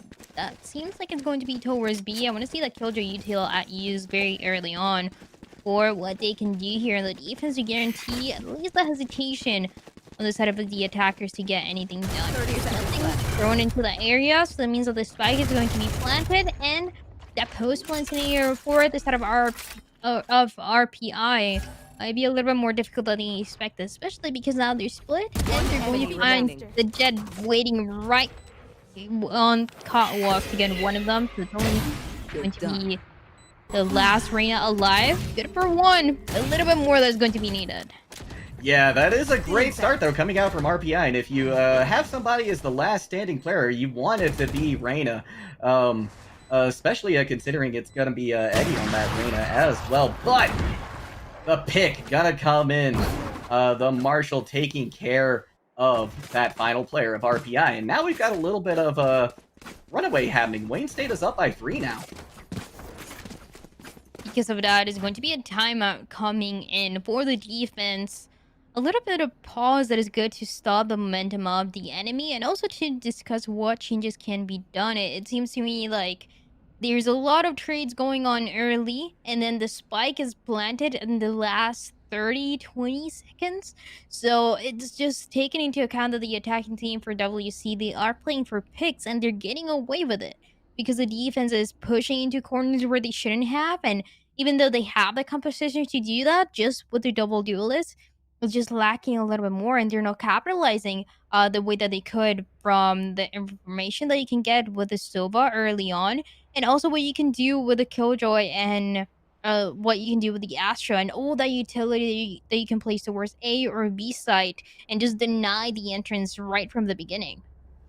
Yeah, that's an excellent point. And one thing I would like to add to it as well is that I feel like Wayne State's the play has been a lot more coordinated, whereas RPI's has seemed a little more disjointed, a little too disjointed for my taste. I feel like some of these retakes are they're coming in a little bit staggered, and if they coordinated a little bit better, I think they find more success because, like you said, they're Wayne State getting these early picks, they're getting the plant in, and then it's the retake where RPI is really struggling. Gonna be a push coming over towards A. Jet starting to hold down that angle and finds Taunt. This is a great start for the defense now. Gonna be interesting to see if that sniper rifle is gonna dissuade the attackers from pushing onto A, and if they're gonna opt to rotate towards B instead. Aldrone going out towards mid, it's not gonna see anybody, so they know that the rotation is gonna be clear if they desire to do that, either towards A or B. For the first peak that we saw towards the beginning, for Taunt, especially taking into account the performance that he's had, I would have liked a little bit more support for the rest of the team because there's more likely than not someone going to be looking at that corner. So you have a Sky, for example, one of the better initiators that we have in the game. You can use one of those guiding lights to enable your player to peek or to make sure that he's going to stay alive. So it's a risky one to take this time. Didn't capitalize for the side of the attacking team the way that they wanted to. And a Hunter's Fury to get some information as well. It's not going to connect with any kills or a lot of damage. And the other Soba has taken already. They're starting to go towards A. And the picks are coming in hand over fist now for RPI. Shinamon leading the way on Astra right now. It's going to be BBO1 looking if they're going to have an opportunity to plan here, but I don't know if they will. They may have to just go for kills, but these RPI players are playing it slow and smart. There is going to be one kill, but not going to be enough, and the defenders are going to win. Defense that gets away with another round, and also gets to keep a lot of that ecos, which continues to go back and forth and makes things a lot more difficult for them. And I like how close it is, but this one is going to be the most important, I would say, for RPI to win. It's guaranteeing and denying the last possibility for the economy to be bought from the side of WSC. And it's gotta be from the beginning that the use of the util, the use of those ultimates to deny space to get some information early on, like we've seen with the Hunter's Fury to get information. And this time around, Swift that's going to play all the way back and not push any further, even the operator. And here comes the Seekers as well. They've located Swift. Trailblazer comes in as well. Somehow they're still standing. And in fact, they're going to get a kill as well onto Hindenburg. This is a tremendous showing here from the defense. It's just Astra left now. Taunt on the attacking side. And the best they can hope to do potentially is just do a little damage to the economy. But you never know. Could see a big play coming in. And oh, look at this. The trigger discipline there was tremendous. Taking out Swift, who had the angle on them first. And then going back for the Astra. Taunt is certainly showing why they have been top fragging so far for this attacking team. Their location has been revealed. They're going to throw out a little utility on the point. Going to smoke it. Maybe they can get a little bit of a push in here, but not quite able to. Recon vote, gonna let them know exactly where they are, but it doesn't matter. FSD is going down. This is very doable now. Killjoy gonna take a couple shots to her turret. But it's gonna be Aggie in the end who clutches it out for the defenders. But what incredible play coming out from Tom. Last round in the half. A good try there by the attacking team. They wanted to rush into side. They wanted to play more aggressive. It just didn't turn out the way that they wanted to. And I think the first step into making it happen maybe had to be clearing where this Jet was hiding, where Swift was hiding. They knew that there was an operator close. They saw the Jet using the cloudburst to hide herself into that corner. And even then, she was able to get away with a kill after the Sova was able to connect that information. So it was this really good teamwork that enabled that to happen, and it is a teamwork that I would expect to see from the attacking team as well into that round, like I said, where it mattered the most more than anything. So Cosmic Divide is going to come in, also rushing to a side, but this time is going to be the other one. This time we go to B. Yeah, that we do. It's going to be a fast rotate. This is one of the quickest ones I think we've seen come out from Wayne State, and definitely all on the back of that Cosmic Divide, cutting off so many of those sidelines. If he has an idea there's going to be someone peeking, they get a couple shots in, but it's going to be Zobi who comes away with a kill. Plant going to come in now for Wayne State, and it's a 4v5 now on this retake.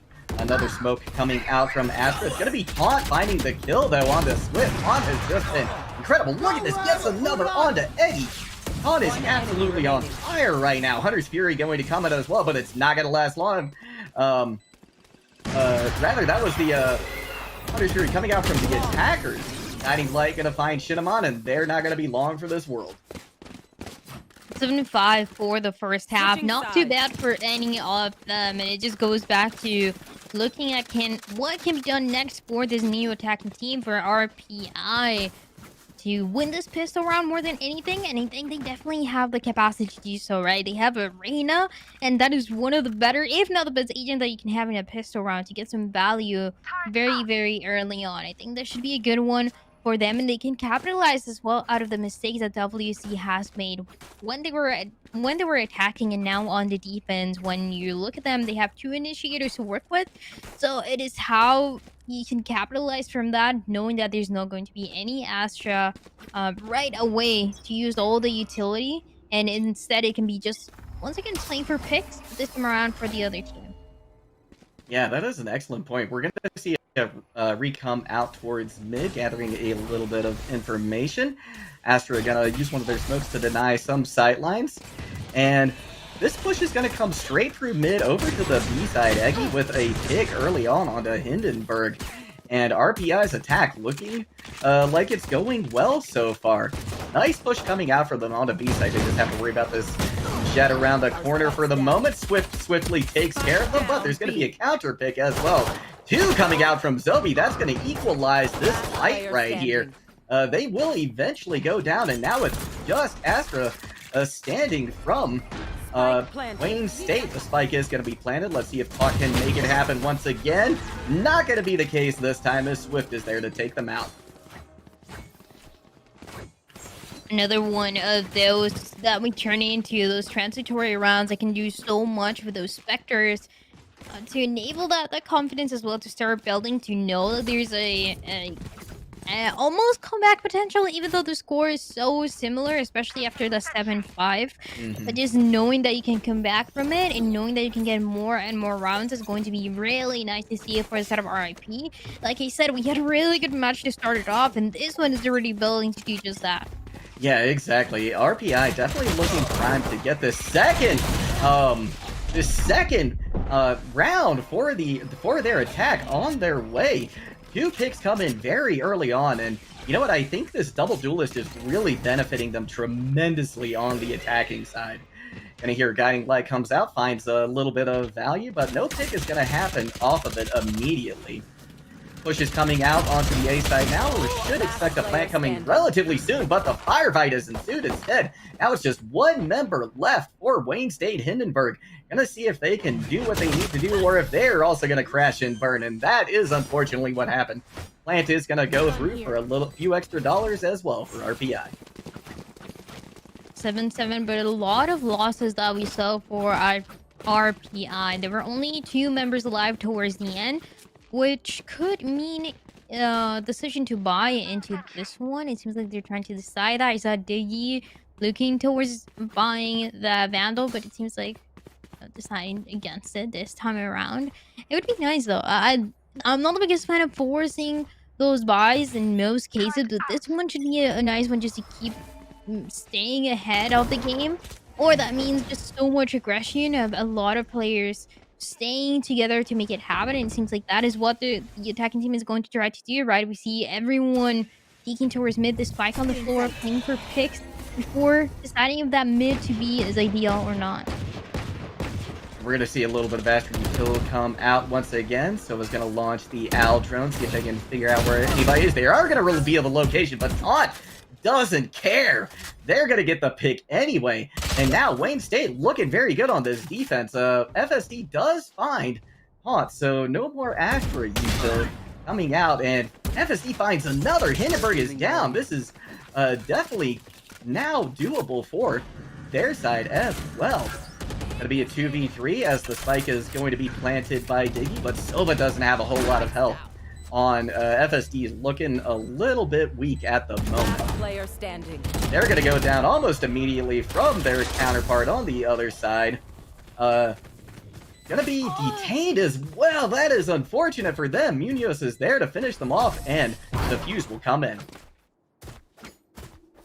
The DP's connecting right on time, and RPI, they were just playing against time the entire time that we saw them. It was the lockdown coming in so early. I mean, third round with this defensive lockdown to come in, and in a situation where the spike had just been planted, they had nowhere to run to where they would feel safe, because where that lockdown was located is usually one you want to, or you pretty much have to play towards long, but they didn't have the time to run away. The enemy team was already on them, already had their location, so just denied that opportunity, and gives once again the advantage towards the side of the defense for WSD. And another pick to start it off. Munoz, again, one of the better players that we have, especially in the duelist, in what can be done for this tournament, and it's already building up to do more and more for them into this round.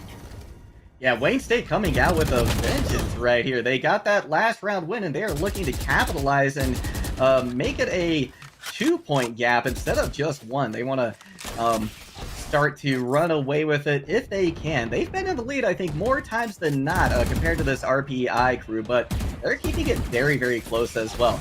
3v4 right now. Reyna with the spike. Gonna start for a push onto A.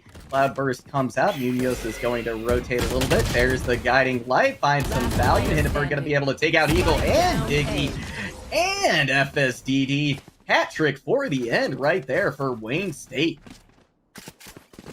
What can he do? But just been so many highlights, and I think especially for the side of WSD, we've seen so many highlights for pretty much every single player in different scenarios where they're able to shine a little bit brighter than everyone else. And this one is the one that they had to win, the one that could have mattered the most, because it turns into the same scenario that we saw in the first half. It was winning those rounds, once again forcing into an eco, forcing into knowing that RPI is going to have no money to work with, and they are only going to depend on maybe a couple ultimates. Like we hear it is going to be that Blade Storm coming in, but so far it hasn't gotten them the results that they wanted to. So it is, what can they do with it in a way that they can play aggressive, they can guarantee one pick, one rifle, and just work from that.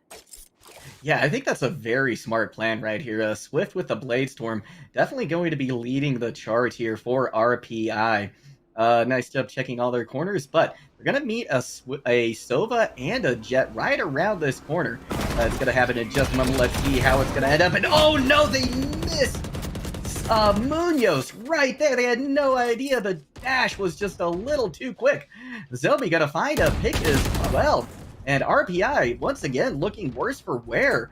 But this isn't totally unexpected as well, just because of that econ difference that we saw. Nice shot coming out from Taunt as well. Gonna be just one more member left of RPI, and they're not gonna be long for this world. Flawless round coming out for Wayne State. Really is a really odd timing, I want to say, for the set of RPI. Sure, it was an eco round. They didn't have any rifles to work with. But even with the Blade Storm, it was waiting, but not in a way that you're pushing into sight in the last second, but in a way that it was kind of right in the middle, and dashing also not in a positioning where you are safe. He can be at risk, and that is what we saw. Didn't get any value. That is why I said I don't want to depend so much on what the Blade Storm can do, but more of getting one pick or two, which is really the last chance here, because WSC now is having double digits. It's 10. They have all the advantage to continue buying all the utility that they need to. And now, because of that, it's going to be a Cosmic Divide, hoping to create a little bit more space to work with. Yeah, that's going to shut off several sidelines right there. We've got the attacker Killjoy also using Lockdown. See if they find anything from it. Nobody's going to be detained, but that's going to leave B-side open to plant. Taunt going to find another kill onto Swift. Now we've got a 4v3 as Wayne State going to look for the retake here.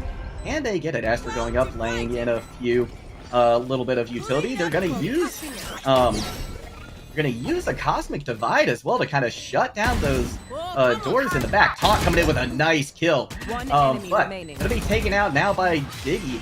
And that's going to be the win once again for the defenders. They are starting to run away with us now. It's just a confidence game that at this point it starts to build up for them for WSC, and the way that they're playing, it seems so nice the way that they're making those rotations in time, because the more rounds that we see, the less that RP is faking, pushing into the sides, is doing less defaults than we saw towards the beginning. So it's just once you see them, you already know that they're going to be pushing into the side no matter what, and WC is capitalizing out of it so much. Only, not only with the utility that we saw for Killjoy and for Astra that has turned out to be very well, one of the Cosmic Divides, kind of diagonal into this side, but also the other one towards Boathouse. So it's so much space that is denied, and that means that is more space where you can be expecting the enemy. This one is going to be a more aggressive one though, because Swift is already getting away with the first one. Yeah, Swift getting away with murder, quite literally. BDO1 gonna equalize things, though. So now it is a 4v4 once again. Wayne State not gonna go down easily, but Diggy finds Taunt. So Taunt been one of the top fraggers so far, and without them, that's gonna make things a little bit tougher. Eggy does find Hindenburg, gonna be able to heal some as well. But meanwhile, Munoz has found Diggy with the with that Marshall. Once again, Munoz now with the Blade Storm, looking to see if they can finish this off, seeing if they can come back now from a little bit behind. Spike has been planted now on A, so rotation's going to come through from the defenders. But this is going to give so much time for RPI to set up. Recon Bolt going to show that nobody's up in heaven just yet, but Silva is headed that way, it appears. No, they're going to take the low ground, as a matter of fact, to give the high ground over to Jet. And this could be a good retake here. The door is closed, so I'm curious to see if they're going to try and just shoot it down or open it. A spike and ready to go off. This could be the attackers coming in with a much-needed win right here. Munoz going to need to act fast, though, as this spike is just about to go off. BB1 is going to be able to get a pick, so things have been close to equalize, but that's not going to be them coming away with a round win. RPI comes back just a little bit in the scoreline. It was only for that running out of time more than anything in WAC. They had the right idea, especially the way that they were playing for that retake. They were only 2 members alive, and that makes a retake so much more difficult when you don't have the numbers advantage. That is why we've seen so many mistakes really happening for both of the teams, where they're peaking way too early into the round, and they're not really trading each other. So it puts them in a difficult situation where they can't really recover, because it is either the more than anything, and for that last round, it was the attacking team being able to get away with it and just being able to push into sight, knowing that the numbers were just going to be more than enough.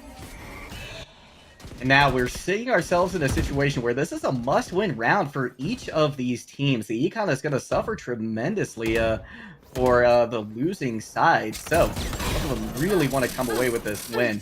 Swift's going to be briefly hurt. They're going to go down to about half health. Eggy is able to find a pick. So once again, RPI looking a little bit better here on the attack. They're starting to bring things back. Eggy once again finding a kill. Diggy combining as well, but it's going to be Eggy with a 3K right now, and Wayne State looking to be falling apart as a flawless round comes in for RPI. The chance and opportunity that they spot, and they don't want to let go for the side of RPI. This timeout now that will be coming for the side of WSC, which of course they still have the advantage, but they're in a tricky situation where the economy, because they just lost the last 2 rounds, is not looking ideal. It's not looking too good, and any mistake can also give those 11 rounds to the enemy team to the side of RPI. So have to be very careful about the decision making here. Again, I would love to see a force coming in. I think is the best thing that this team can do. They've been winning more than not on those duels that they're taking into in the long range more than anything, and you just have to complement it with those early information rounds that they can get with the Soba. I mean, has Hunter's Fury, can use it at any point, and even though you can use it to destroy the upcoming lockdown that we can take from Diggy, it's also nice to see those Hunter's Furies to come in towards one of the sites to try to spot the enemy, and with that, just decide if the enemy team has to rotate or not, if that is going to be a force, or that can even motivate the side of the attacking team to go into the complete opposite side. Yeah, so many options, I really think, for the defenders, and I think it was wise of them to opt to use this timeout to try and figure out what they're going to do, because I do agree with you. I think a force in this situation is probably the best idea for them. We're going to see that come out. So they'll be going to pick up the judge as well. I believe it's the first time we've seen that weapon come out. Going to be an early guiding light that finds some value. The attackers at least know that there's somebody pushing on A site. Much less the entire squad right now. In fact, we're going to see a big rotation coming in already. Jet on the defense, looking to flank, looking to see if they can find somebody maybe lurking, but nobody is right now. They're all starting to push towards A. Astra puts up the smoke, going to see if they can find a little bit more, maybe with a gravity well or one of those Nova Pulses. Not using it yet, though, as the Trailblazer is committed. They know, again, that there's people pushing in that direction. But There's attackers have opted to rotate. No charges left. There's a flank from Munoz that gets denied immediately, gets spotted, as it seems like there was going to be a rotation anyways taking place for the side of RPI. So Munoz has to back up with 58 HP, still managing to stay alive, so that's really all that you can ask for. And there's a split between what the attacking team can do. They have different opportunities here. If the Rain is able to get that pick into the Astra, it should be enough. It seems like she's going to back up 30 slowly, seconds and the left. push is going to end up being towards mid and towards B. Yeah, this is a very interesting rotation coming out from the attackers right now. They do have the man advantage at the moment, and they, I love these rotations that we've seen come out from both sides. You're going to see rotation come over towards B. They're eventually going to decide to go towards A. Here comes the Hunter's Fury. Just a few more seconds to try and plant. Are they going to be able to find any information with this Hunter's Fury? Not really, but Sylvie is going to get a pick on the Swift. Just a couple moments left to plant, and that's going to do it. The defenders pick up the win. Yeah, we got a match point right now. Only one more to go for this side of WSC, and that is what they've been waiting for so long. It was 2 rounds where they lost into the second half, and right in the middle, that made them a little bit uncomfortable. They took that timeout, and they figured things out again. So one more to go for them.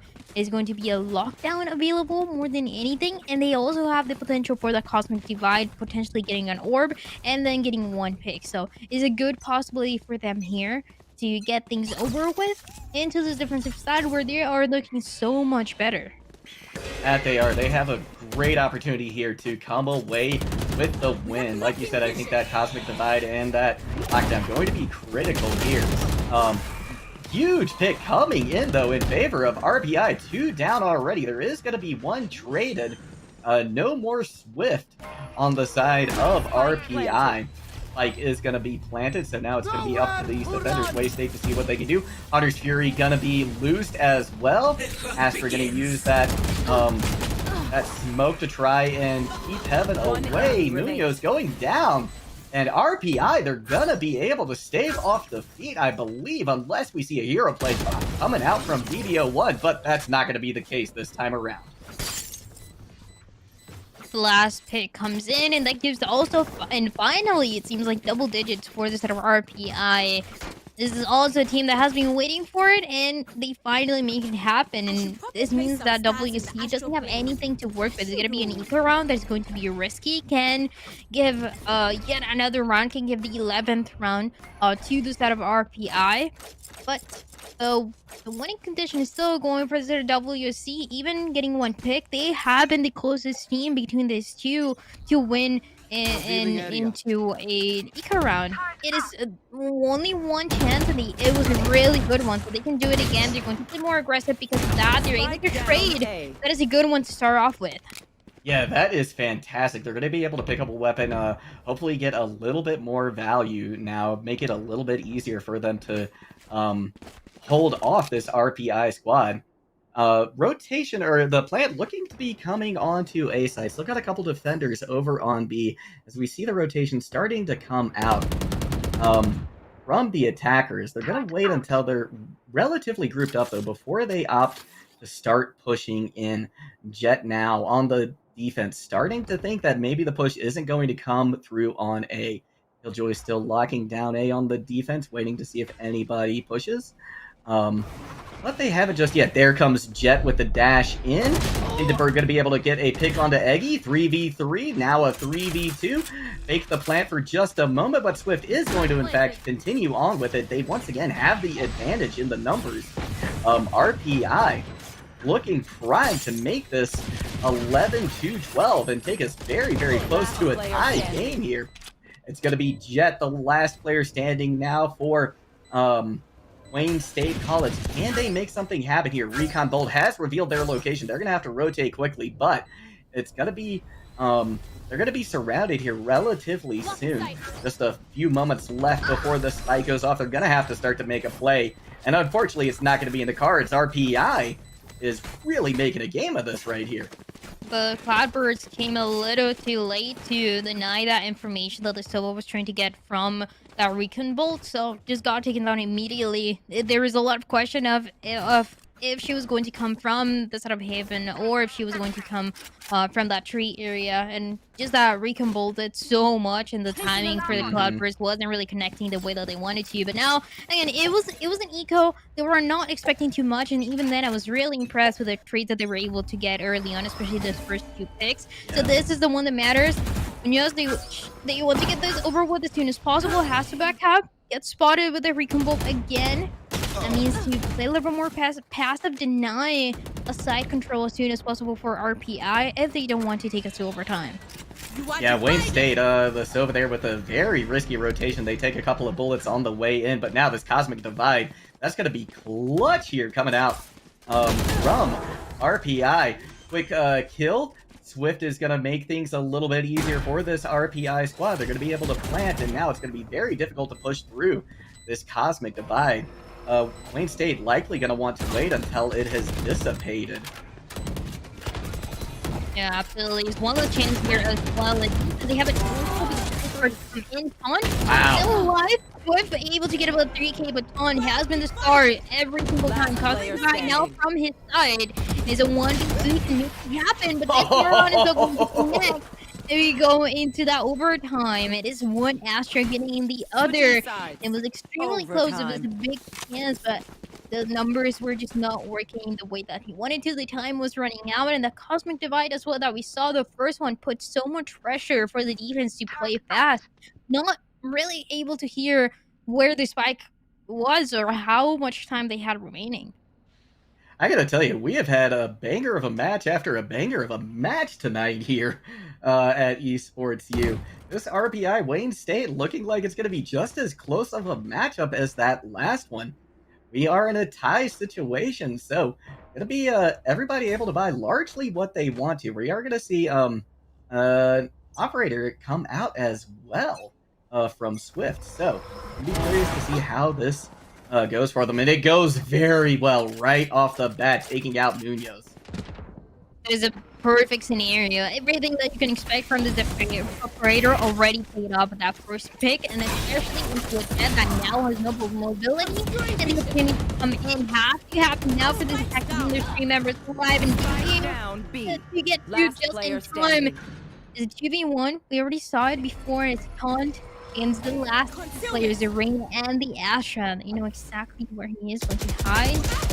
And doesn't know that Cinnamon was right behind him, did not get it done. Was not expecting Cinnamon to play so close, but to actually just be pushing into side. So this Maran didn't make it work out. It was very, very similar scenario, besides the fact that the spike was not planted just yet.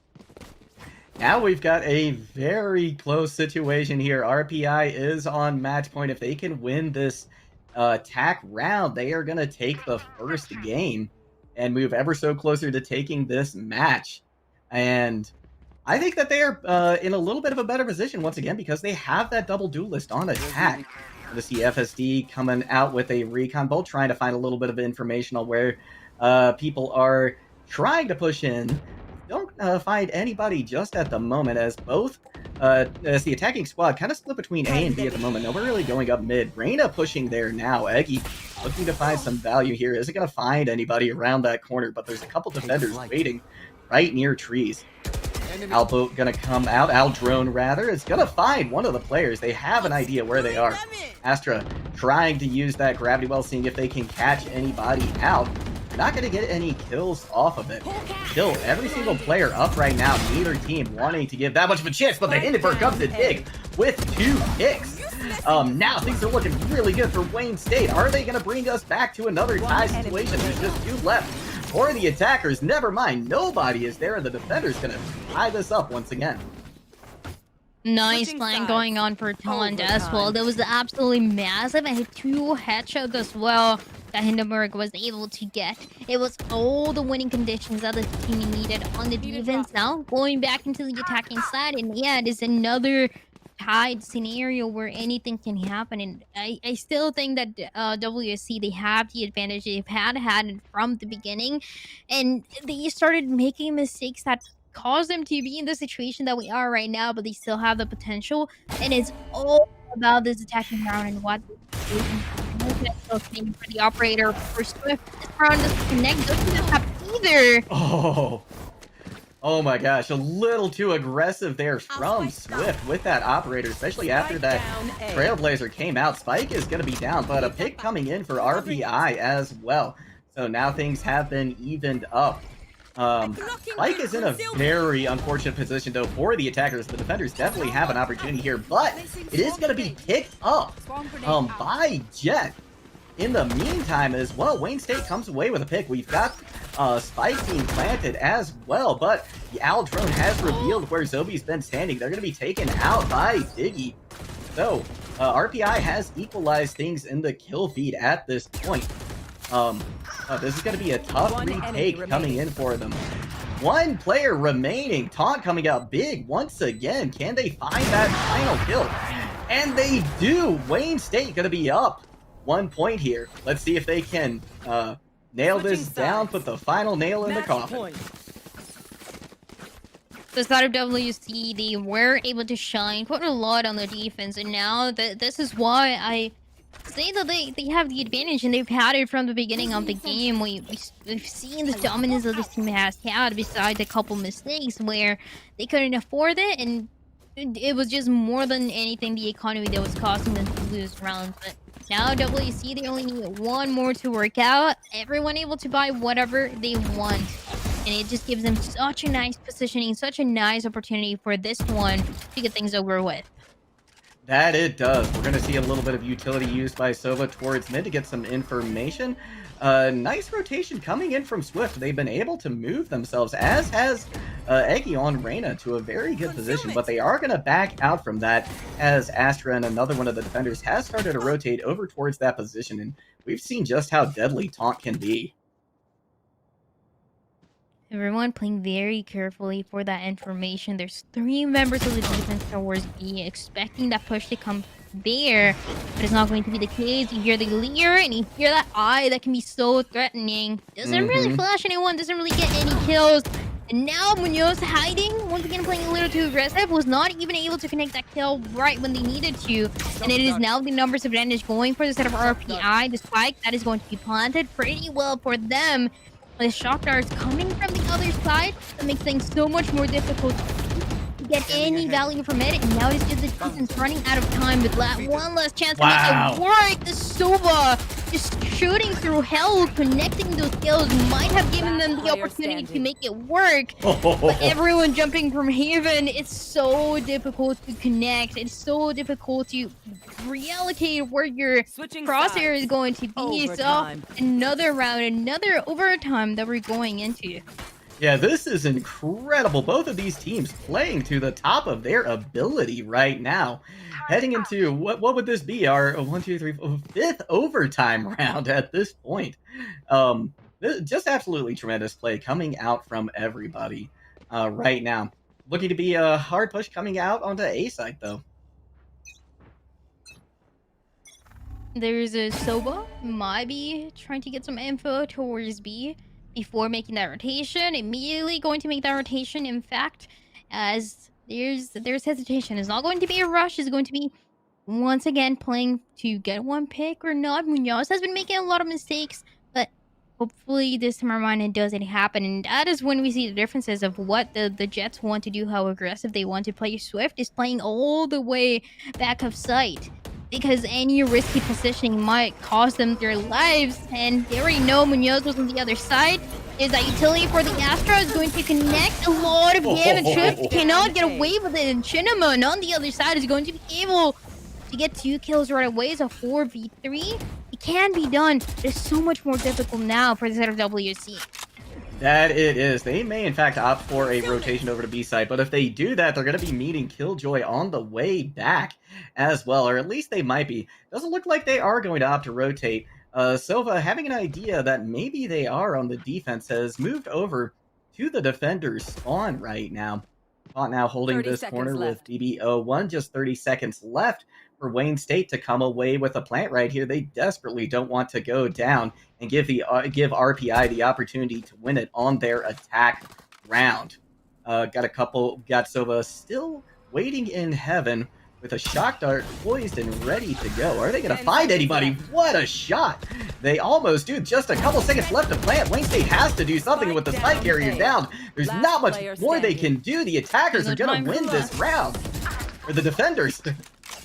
What a way to win as well, just running out of time, especially in an overtime. It is so unfortunate to see, but it is going to give that 15th round no.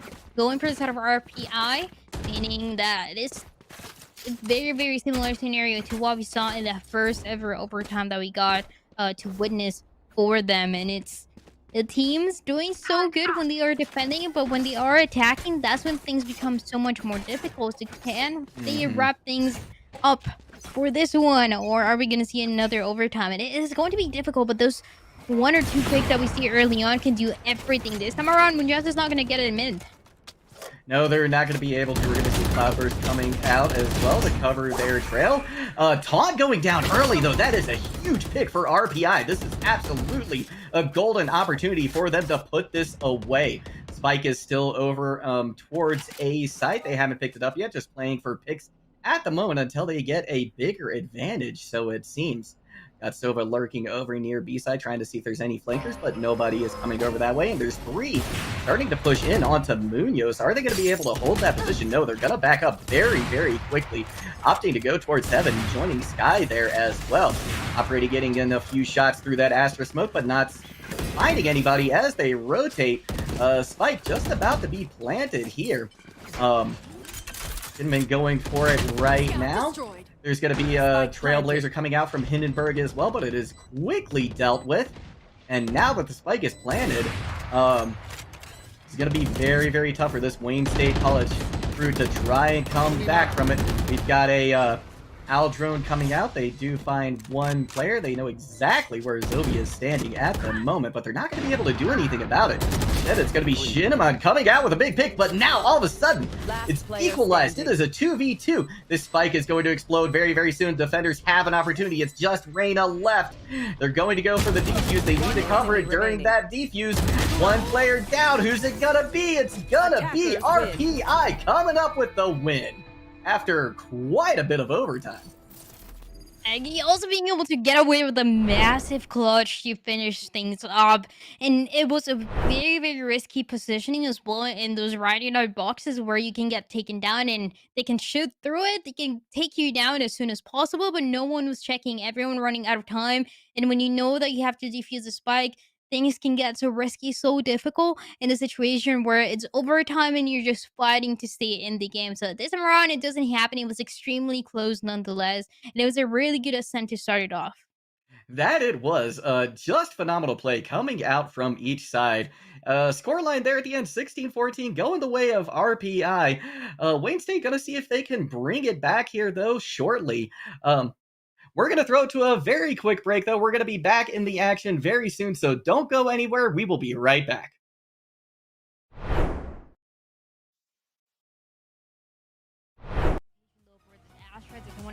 It also has the utility towards A, so doesn't even feel the need to do that. JD will be able to connect that kill, a really good one as well, just with the classic game. Now it's just up to Sova to see if they can get the last remaining kill. Ends up being a 1v1. This looks a little more positive for Wayne State. They're going to come away with the defuse, or RPI going to come away with the defuse.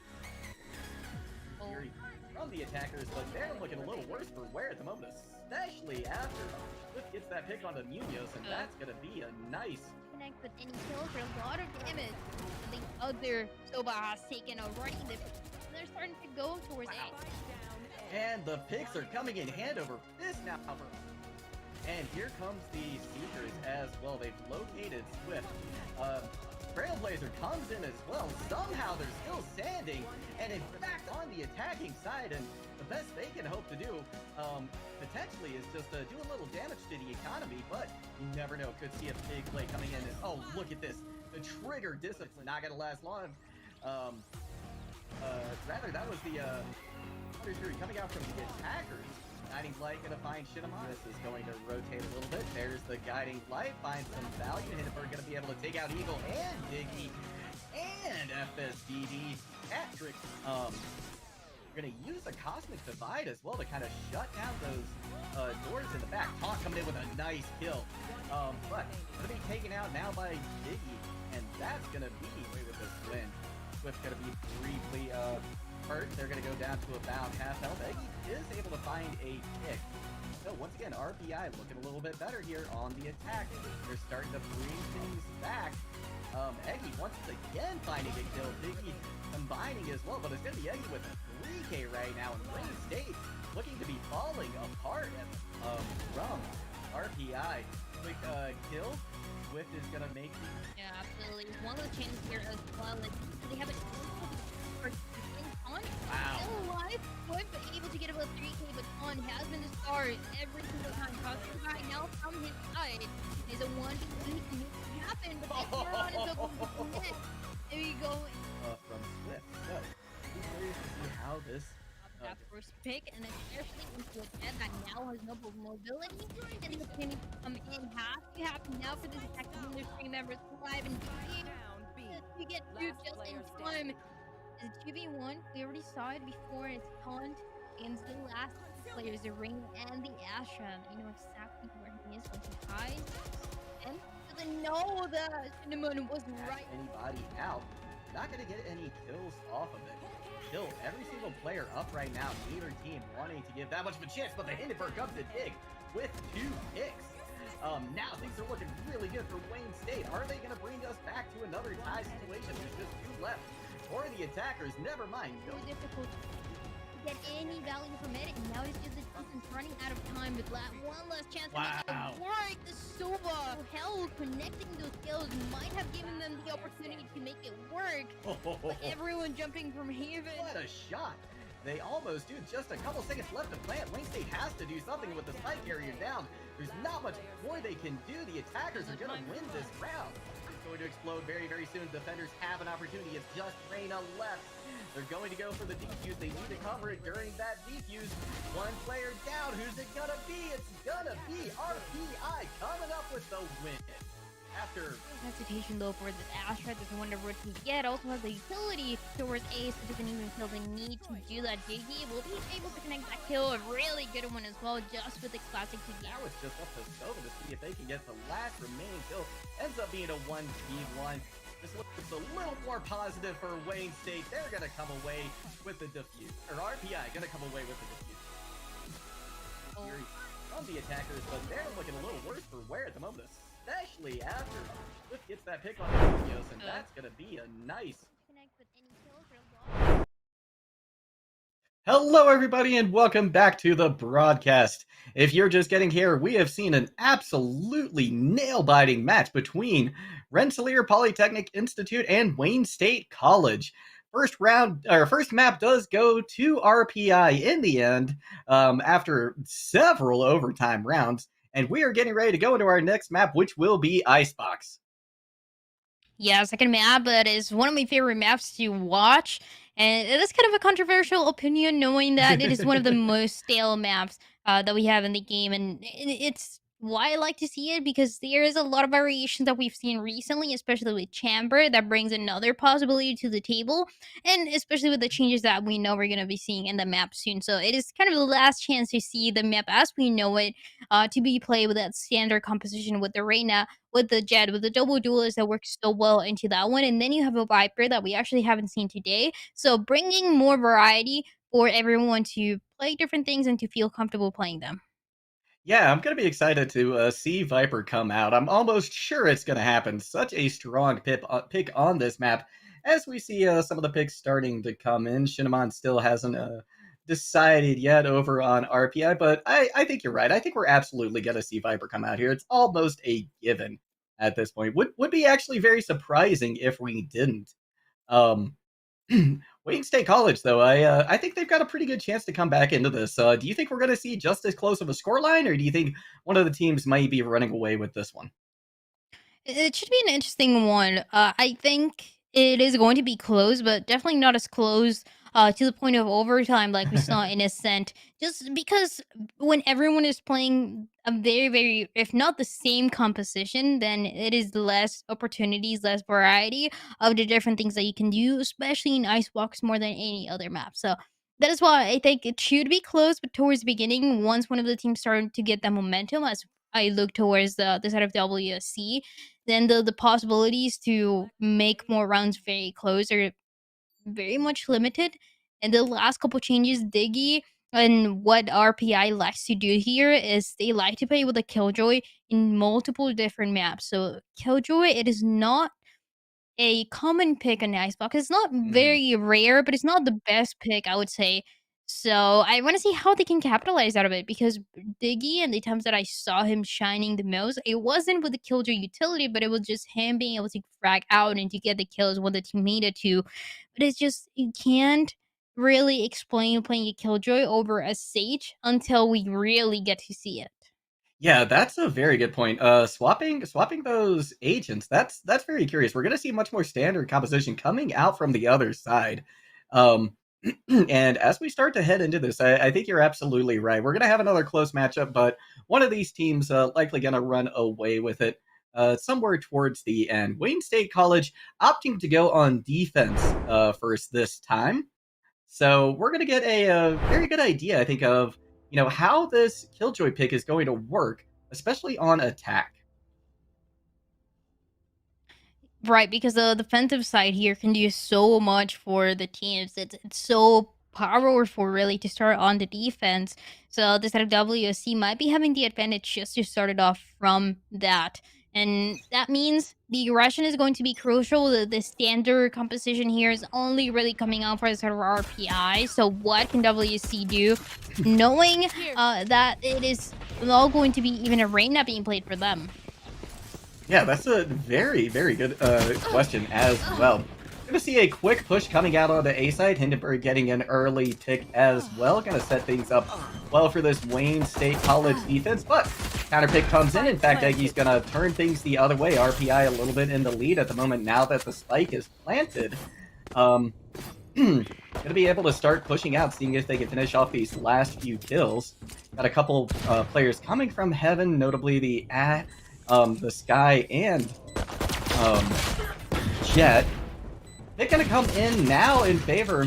Actually, trade coming in. So now we've got a 3v2. Location has been revealed by Silva, so that's some good information coming in there. Just one player now remaining for Wayne State, but it is Munoz, and Munoz gets the pick onto Shinamon. Are they going to be able to get any more picks? It's looking less and less likely. They've got an opportunity. They're not going to come away with the round win, but they do equalize things in the kill feed. Yeah, just making things as even as you can. WC, they just have to get taken down right there from the spike. It's just a better way to get money, really. So a tough one there. It could have been winnable, but the time just playing against them made it impossible. So another transitory round, maybe a very aggressive one here even. Look at Swift buying a Vandal second round, and even Light Shield just deciding to commit into it right away. I'm trying to look if he's going to back up, if he might think that is too risky, but it seems like no, he's definitely committed into that one. Has no kills yet, but can get something early on, and that is exactly what he's going to do. No one is ever expecting a Vandal to come in for this one. And taking a little bit of damage here, nonetheless managing to stay alive, and as long as the Vandal is in the hands of his team, there's a chance for them to win it. This one, the fastest way possible. Yeah, there absolutely is. Jet gonna dash to the safety, at least tries to, of that toxic screen, but not gonna find any quarterback there. Now it's just up to Taunt, who has been an excellent fragger, but they're going up against 5. This is going to be very, very difficult. This round playing out just about how we expected. Taunt does find Shinneman, though, a huge pick coming in there. But they're down to just 34 health, so just a couple of stray bullets could finish this off. A round win likely not in the scenario once again for the defense, and that's going to be Swift taking them out at the last moment. Spotted and taken down from behind in a way that, at the end of the day, the Vandal is able to work, and it puts it the side of RPI in such a nice positioning to be in. It's so risky to make that decision, but when you get that early pick, you already know the confidence is going to go for the side of Swift, where he's now able to keep that Vandal, and even though everyone is still saving and still maintaining that Spectre, you have one better gun to work in a map like Icebox, where you know a lot of duels can happen in that long range, and that is one that Vandal is able to shine a little bit brighter than everything else. Get that kill, and to ideally get this third round for them as well. Yeah, such a great play coming out from them. Like you said, very risky, but it does pay off in the end. Wayne State College, though, they're going to be coming in with a fistful of rifles, so this is going to be a lot harder for RPI, but they do indeed have that Vandal from the last round, and Reyna already has Empress, so they could use that ultimate if they find themselves in a tough situation, or just needing to come away with a couple of picks. Rotation going to come out to B side now. First time we've seen it come over in this direction. It's going to be Shinneman coming out with the early pick for RPI, and now that the plant has come in, it's going to be a tough retake for the defenders of Wayne State, but they've got a good start to it as one player's already down. It is a 4v4, and they've got a generally good idea of where these remaining attackers are. Getting a lot of util right behind yellow at the moment. Sobi finds a pick. Can they equalize? Can they bring in more? They are. In fact, the fuse is halfway down now, but it's just going to be the kills that come in that finish things off, and Wayne State takes the round. Around also keeps 3 of the members alive, and with barely any HP, especially for the Stoba, but in more than enough to keep that rifle into the next round, where things become interesting. Everyone getting those Vandals, everyone getting those heavy shields, and bringing a new possibility. I think Munoz is going to play for that orb early on, try to get it as soon as possible, have that Bladestorm to work with as well, because the economy, just because the decision making that he made towards the beginning, is not really enabling to do much else here. So yeah, he's playing very forward with the Viper as well, trying to get the orb, but that is exactly where this sort of RPI are trying to push as well, so cannot get it. Has to back up, but only has the shorty to work with. Yeah, that's going to be a tough thing to work with now. And look at this, Taunt coming in with a kill inside of the Poison Cloud. They are going to be traded out, though, and now Wayne State looking a little bit better. We're going to see some of the util coming from Eggy, but they're taken out by Hindenburg. There's going to be a plant coming in, but this is going to be very hard for RPI now with just 2 members remaining.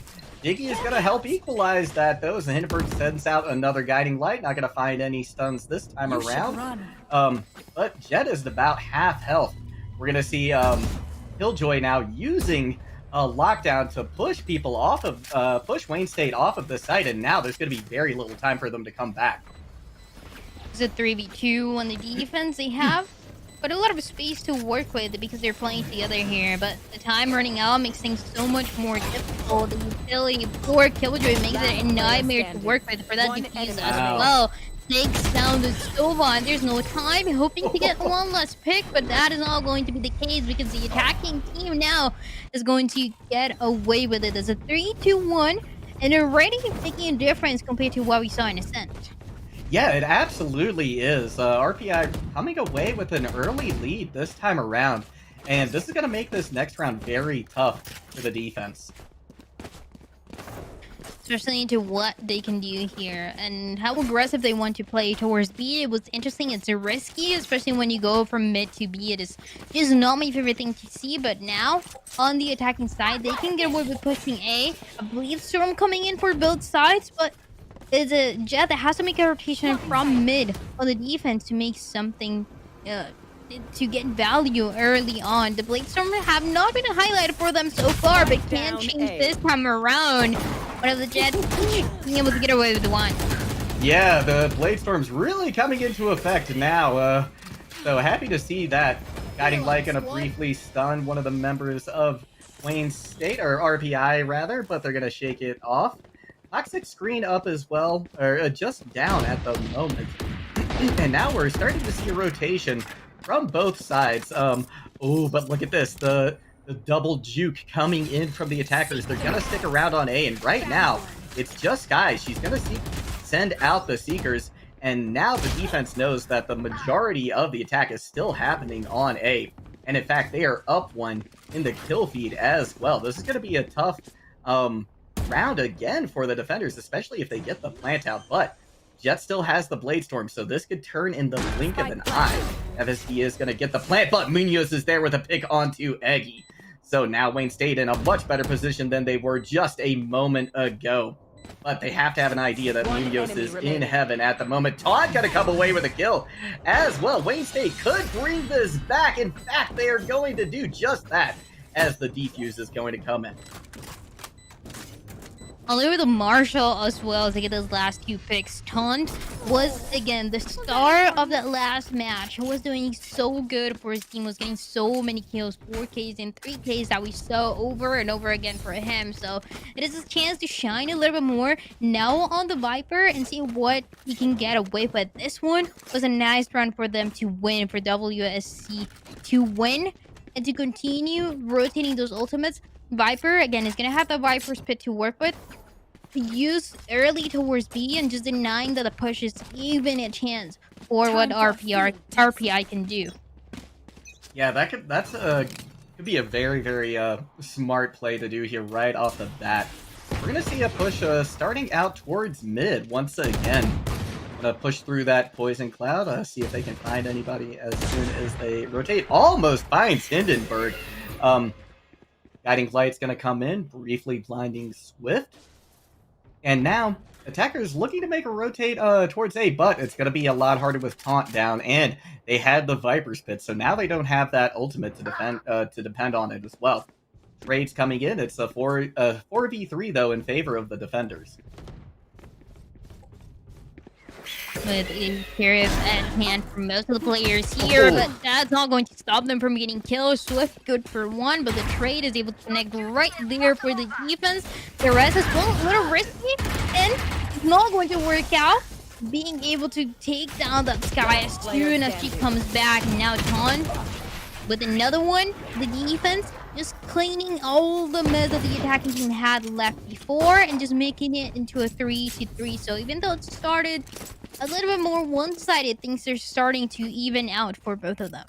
Yes, they are. We could be headed right back to where we were on the last game. Both of these teams, though, gonna have a pretty good economy this round. Right, this is the economy working out for them, and also the Viper Spit that we didn't see being used might be used into this one, especially if the Jet is making any noises trying to peek towards B, which seems like it's going to be the case. The Viper immediately backing up, for the defense does not want to take a risk, does not want to get taken down early on, as we see a default coming in for RPI, and where everyone's trying to get that information. The spike is all the way back. No one is pushing too aggressively. The playing for picks is going to be everything, and Taunt is able to do just that. Yeah, huge pick coming up there. That's going to clear a lot away from B side. We're going to see the Poison Cloud come out as well to try and dissuade a push. And now, Taunt starting to look, see if maybe they can get that jet kill. But Aldrone is out now from FSD. They found out that the site is largely clear at the moment, but Munoz finds a pick onto Eggy. And this defense is looking really strong coming out from Wayne State. It looks like they found their footing as another pick comes in. Swift is out of the fight. They're not even going to need to use this Viper's Pit on this round. They're going to be able to save it for the next one. Recon Bolt comes out from Sova, but they're not able to get any information. Doesn't matter, though, as they're still able to get the pick onto Taunt. 30 seconds left. Looks like a plan is going to come out onto B side, but the defenders have already rotated, and Jet is coming from spawn as well. They could be caught unaware by that flank. Sova down to about half health, though. This is not looking good for RPI. Iggy now trying to barely get the point, but they've got a defender right around the corner. They're going to be able to take him out, but they're traded just up to FSD, but it's not going to work in the end.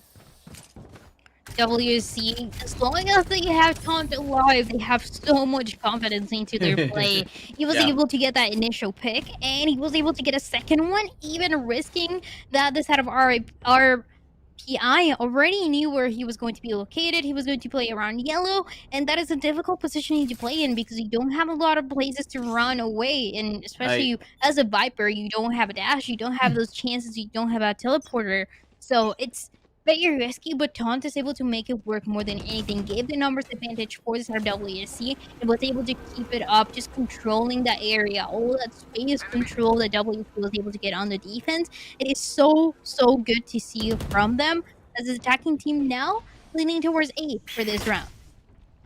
We're going to see the guiding light come out. Going to briefly stun Jet, but they're not. It's not really going to matter. Pardon me. They're briefly going to stun Reyna, but it's not really going to matter too much. Now we see I'm starting to creep onto A site, and already RPI has an advantage. Eggy finding one pick. Not going to find a second at the moment, though, but definitely still looking for one. They know that there's a defender back there. Now we see the Viper's pit coming in right over the plant, and this is looking very good for RPI. It's going to be so difficult for them to push into it. We got a couple of defenders coming from heaven. Got Sky and Sage. Looking into this Viper's pit now, I'm going to be curious to see where they decide to drop. We're going to get the Hunter's Fury coming out now from the defenders, looking to find some information, maybe find a kill as well, but not finding either at the moment. Is going to be Diggy, though, equalizing things. Munoz going in for the E-Fuse, and that's going to be the Viper's pit now dissolving. Excellent pick coming out there from Zobi. They desperately needed that on WSD's side. And once again, Hunter's Fury coming out, but it's not going to get anything. The E-Fuse is almost in, but it's isn't going to happen in time. It's so close. It does. The defenders barely eke out that win. The Killjoy as well didn't have any utility or got taken down early, right where it was around the spike, so just couldn't get anything else done. Got taken down, and the spike it gets deactivated right on time for this offensive team. So it is 2 rounds now that make a difference for them, and so many more that they're able to get away with. It's nice to see the change in pace that they've been making into playing slow, playing for that information, and knowing when they have to play faster, when they have to use that utility to make a difference. And even then, we've yet to see the Viper Spit from them to come up. Yeah, that's very true. They've done a great job holding on to it and not over-committing to these rounds. Interesting, we get a couple Marshals coming out on the attacking side. And already finding value. Munoz says deleted Shinamon. So, they're going to have a much easier time now on this defense. Especially without their 5th player. Now, looking to be a rotation coming out towards B side. Munoz going to take out the Owl drone, but they do know that somebody is there just right around the corner. And Zobi going to make this even easier now for the Wayne State College side. Munoz goes up for a dash, but quickly backs away after taking down about half their health. FSD now looking once again for some more information, not finding a whole lot. And the attackers now opting to rotate back over towards A, but they're going to find some more resistance there as well. Swift now trying to chase down this kill on the taunt, but they've used the Poison Cloud, they've got the Cloud Burst out, but it's going to be Hindenburg who finds Swift this time around. And now, once again, the defense really looking good right now. Diggy to about half health. It's going to be a tough job for them, but they've made it a little bit easier with a couple of one pick. Mike is down now, and that's going to be the defenders taking another round. 63 that we have right now. WSC taking the lead, and it's a lead that they also had towards the beginning, towards that first half of the last map, but they couldn't keep up with it towards the end. So even though it's a nice start, the question is how long are they going to be able to keep it? Is a timeout that is being requested by the side of RPI to see what they can do to even out the score, especially now the WC has 6 rounds won and going their way. It is a lot of RPI trying to play for that information, playing in different sides, especially peeking towards B. Even though that we saw a pick coming in from them early on and taking one of their members down, it just once again peaking and becoming very, very predictable to the point where the defense knows exactly where they're going to be located. They're communicating, they're making those rotations in time, and that is why they're winning more rounds. They're shining a little bit brighter just with that communication that we see happening that is enabling those rotations and those post plan scenarios to come in time. Yeah, they have just really seemed to have found themselves here. I mean, not only are they up by 3 points right now, but they've won the last, I believe, 5 rounds as well. It was a 3-1 scenario for RPI, so they have done a tremendous job recently, and it looks to me as though the momentum has firmly swung in their favor. Once again, they're still holding on to this Viper's Pit. They've still got it in case they need it, but they just haven't needed really to use it yet. RPI gonna come on to the A side, and it looks like this could be a very fast push from all 5 of them. They're going to want to take this as quick as they can. Swift already getting a pick onto Munoz. They're going to move into sight as quick as they can. Cloudburst coming in to give them a little cover as they rotate. They're going to be able to get a plant relatively quickly, especially now that Killjoy has used that lockdown as well. Plant is going to come in very, very quickly. And RPI up 1 right now and in a fantastic situation. We're going to see now, though, the Viper's Pit starting to come out, trying to obscure things. Still, though, we've got a 4v5 situation in favor of RPI. Make that 5v3. Wayne State is not having a good time here as Haunt goes down. It's just Sky left, and they're not going to last long. RPI is starting to narrow the gap. But 2 more are going to be needed to make that happen. It's just the speed there that made the difference, and it's a tough one, right? Because you can get away with a rush that turns out to be very, very well in a momentum changing rush for what you're expecting on the side of the attacking team. But it is one of those strategies that you can only pull off once and maybe twice. It's so hard to make it happen without it becoming predictable.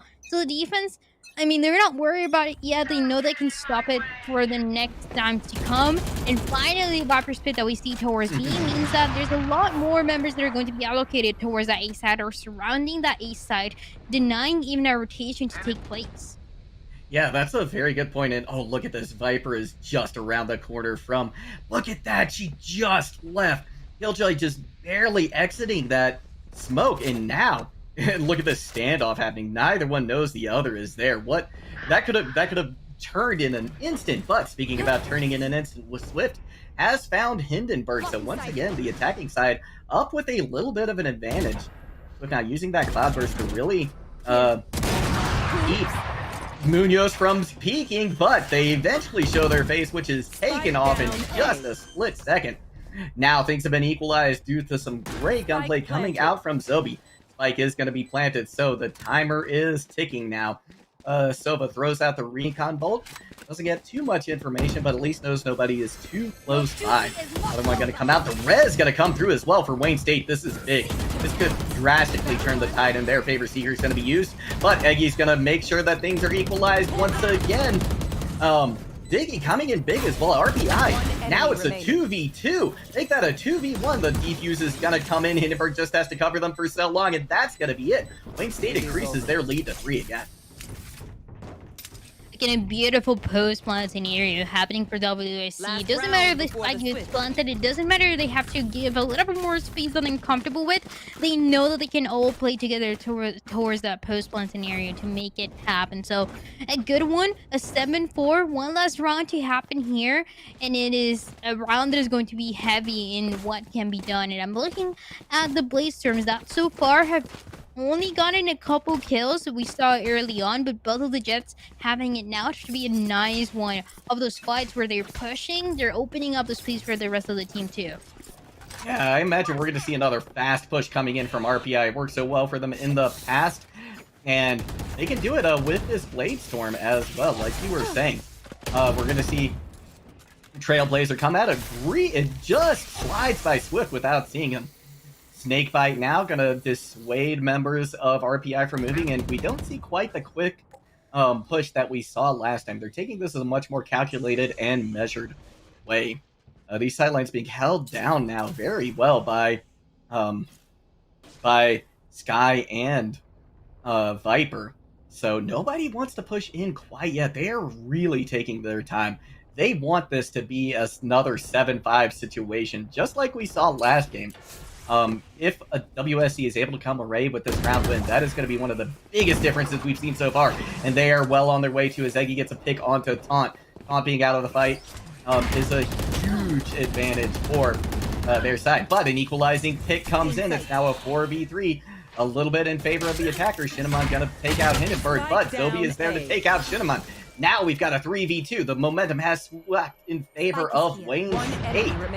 And there's just one attacker left. It's all up to this Killjoy. Can they find any value? They're going to have to try and plant as well. This is a very difficult situation for them to find themselves in. They do pick out Zobi, so it's not undoable now. They're going to have to plant, and they're going to have to do it very, very quickly.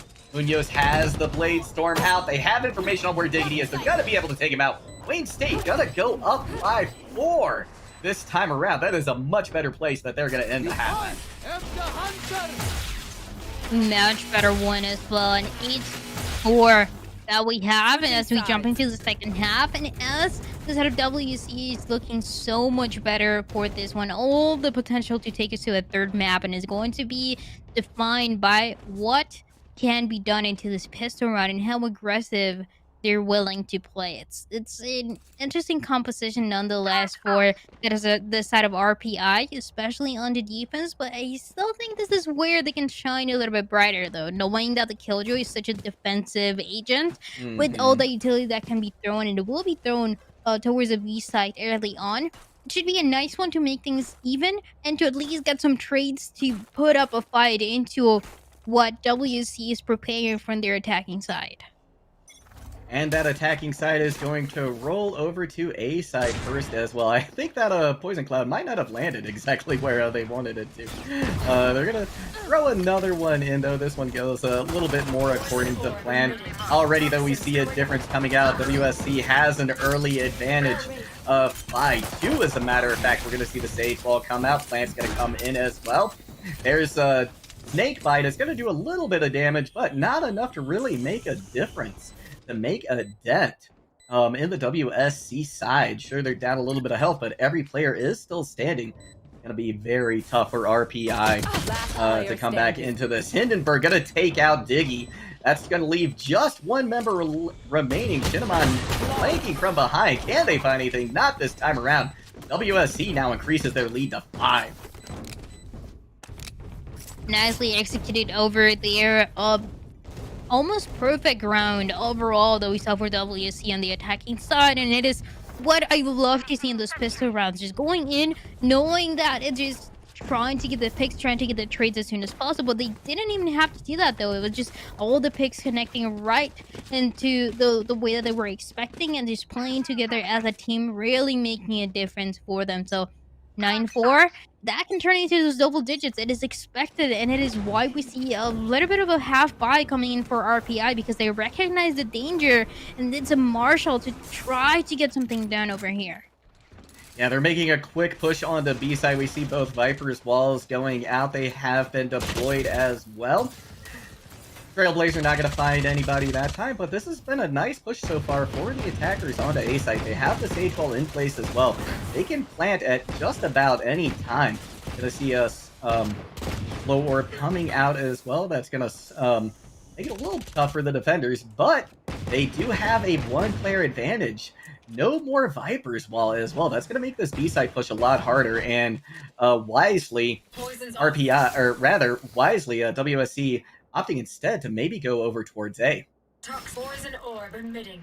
4 members alive for RPI into what they can do, but Diggy immediately taken by surprise and taken down. That makes it so though the spike can get planted, there's nowhere very close, and the last members alive for the defense will be taken down one by one. Zovi making it happen, making it look easy as well. And only Eggy left, but can only get 1 towards the end. So yes, double digits that we're going to be seeing. WSC looking so good this time around. They were able to get ahead and to get such a nice lead into the first half. This is just transitioning into an ideal scenario for this map. Yeah, and I just need to point out as well that RPI has only won 1 round out of the last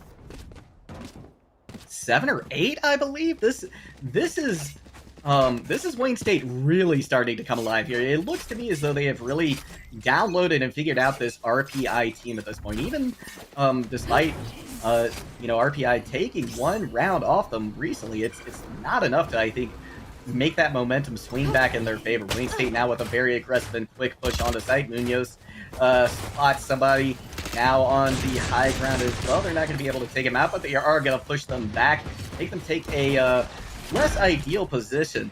Shinamon gonna come in with a kill though, taking out Zobi early on. Swift knows that the spike's there, but they just can't quite fit through. They're gonna have to knife away that ice block. But in the meantime, Taunt comes away with a kill, equalizing things for Wayne State. The T2 starting to come in now. It's gonna get to halfway there before they're taken out of the fight. Now Wayne State looking a little bit worse for wear. Just 2 members remaining. Can they come back from this? Can they increase their lead? No, they're not going to be able to. An excellent defuse coming in from RPI. That's so about towards the end. Still hungry for the kills, able to get away with them, and even denying that the economy is going to thrive there. If denying that RPI will be getting away with any rifles that they had or they were able to pick up. So nice round towards there that we saw, but it was just a really weird timing into a thrifty round that I think the first one that we see today for these two teams. It's so rare to make it happen, but it was just a weird timing that allowed them to do so. So still a 10, but now another round, another chance that RPI gets. That it is. And they are making the most of it as Swift finds the head of BBO1 with that Marshall, knocking them out of this fight.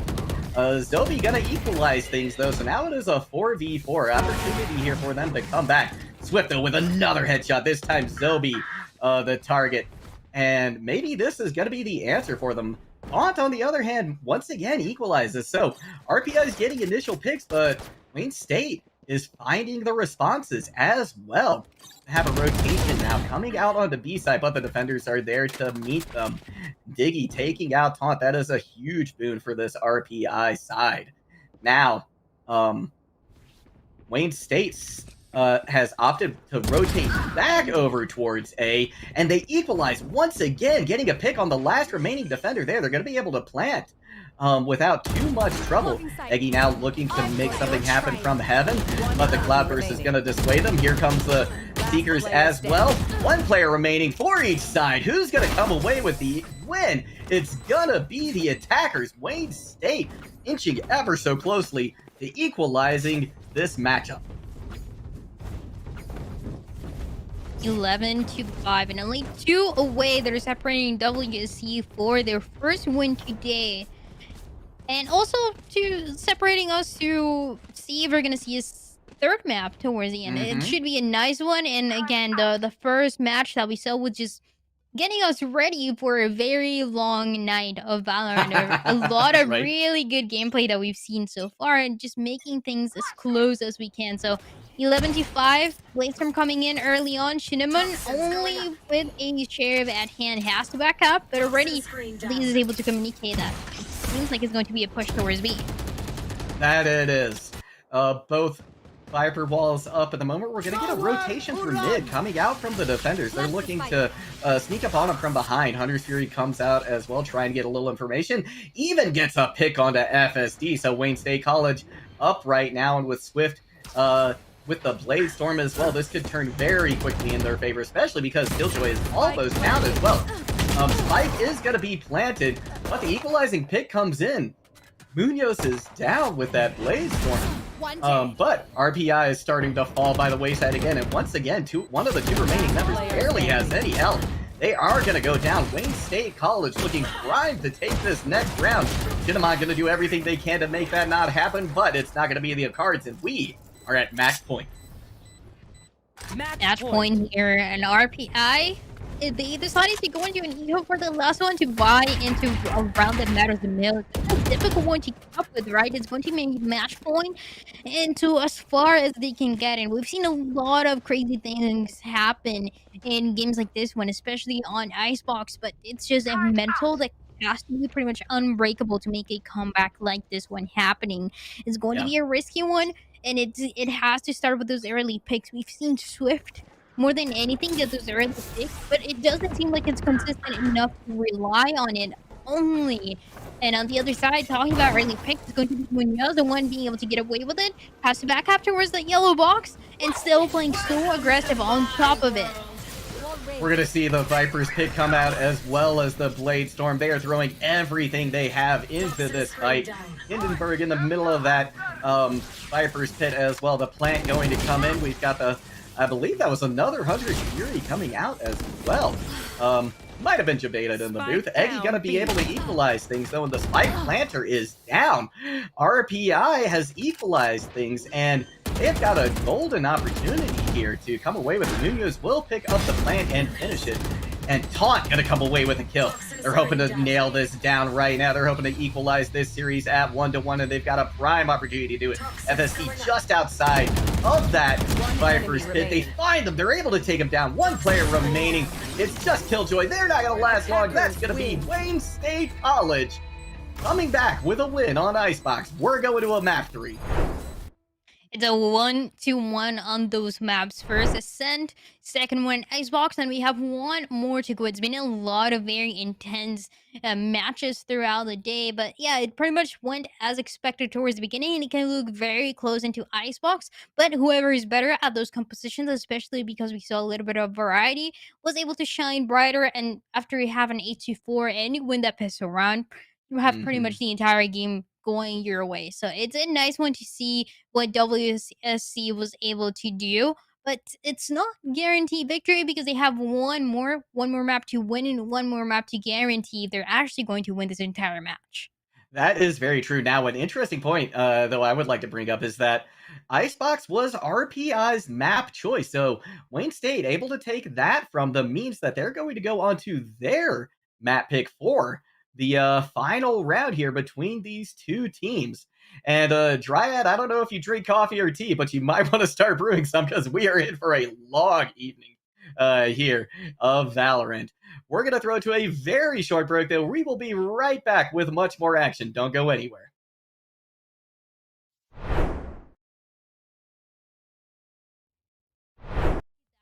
Has no kills yet, but can get something early on, and that's his way possible. Yeah, there absolutely is. Jet gonna playing the other here, but the time running out makes things so much more difficult. The utility for Killjoy makes it a nightmare to work with for that defuse as well. Takes down the Sova, and there's no time, hoping to get 5v3. Wayne State is not having a good time here as Taunt goes down. It's just Sky left, and they're not gonna last long. RPI starting a huge advantage for their side, but an equalizing pick comes in. It's now a 4v3.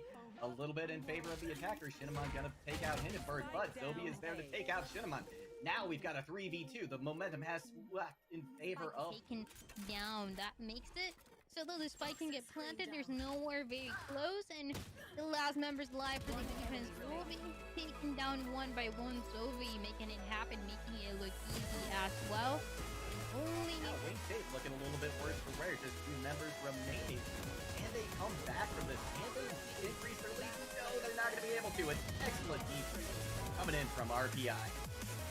To rotate back over towards A, and they equalize once again, getting a pick on the last remaining defender there. They're going to be able to plant without too much trouble.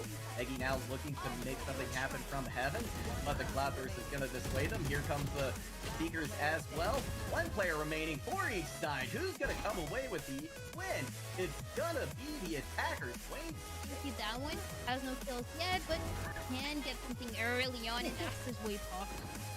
Yeah, there absolutely is. Jet gonna playing the other here, but the time running out makes things so much more difficult. The utility for Killjoy makes it a nightmare to work with for that defuse as well. Takes down the Sova, and there's no time, hoping to get 5v3. Wayne State is not having a good time here as Taunt goes down. It's just Sky left, and they're not gonna last long.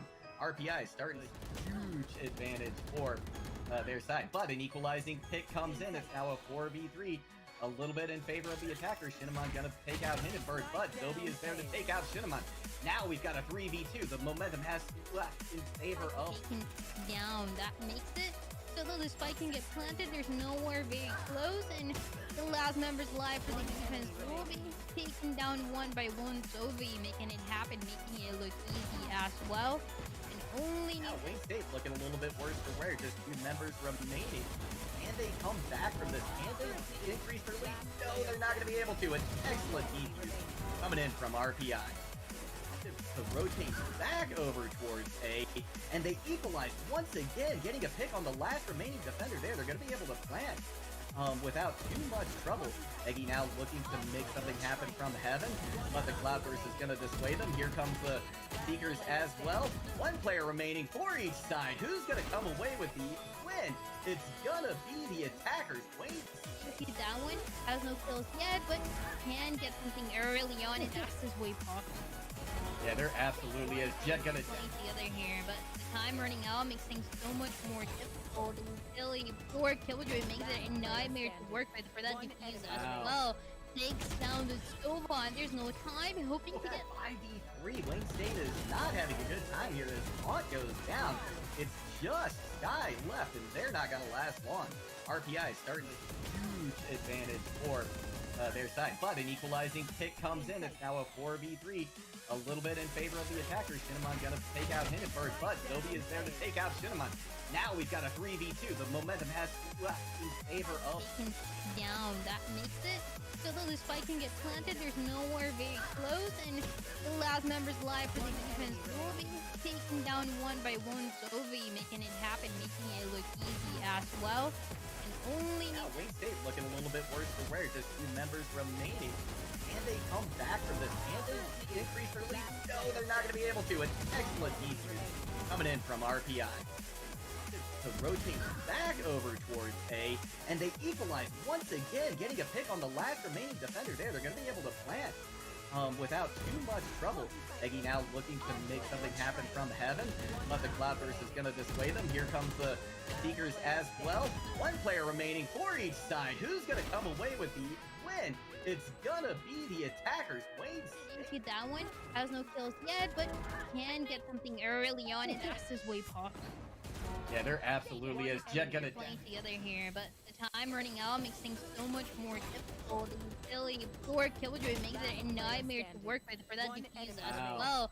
Takes down the Stovan. There's no time. Hoping to get 5v3.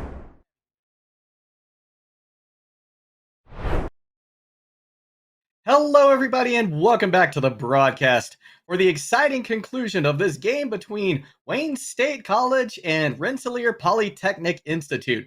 And for our final map, we are going to be going to Breeze, Triad. It seems like the order for the maps it's a little messy compared to what we've seen in other matches and other tournaments more than anything, where Icebox is more than anything the decider. But this time around, we headed as a second map, and we need one more. That one being Breeze is an interesting one because we've seen a lot of that Killjoy coming in for one of the teams, and it's a Killjoy that doesn't really shine too bright on a map like Breeze. It's one of those where you're a little bit more hesitant of how often you want to use it. And I'm just so excited to see if it's going to be someone like Chamber coming in that we haven't seen before, especially for those players that like and feel comfortable using the operator. This is a map that is perfect for Chamber and for how much value he can get compared to everyone else. Oh, absolutely. Chamber is such a good pick on this map. I mean, there's long sight lines everywhere you look. It's a perfect opportunity to bring out that tour de force and show off your skills with a scope. So I'm excited to see if that's going to be in the cards this time around for either of these teams, because it certainly would be a fantastic pick to make here. And we're going to get a shot in just a moment here. Oh, yeah, perfect. There it is, of what both of these teams are thinking. And does anything stand out to you at the moment, Triad, from either of these sides?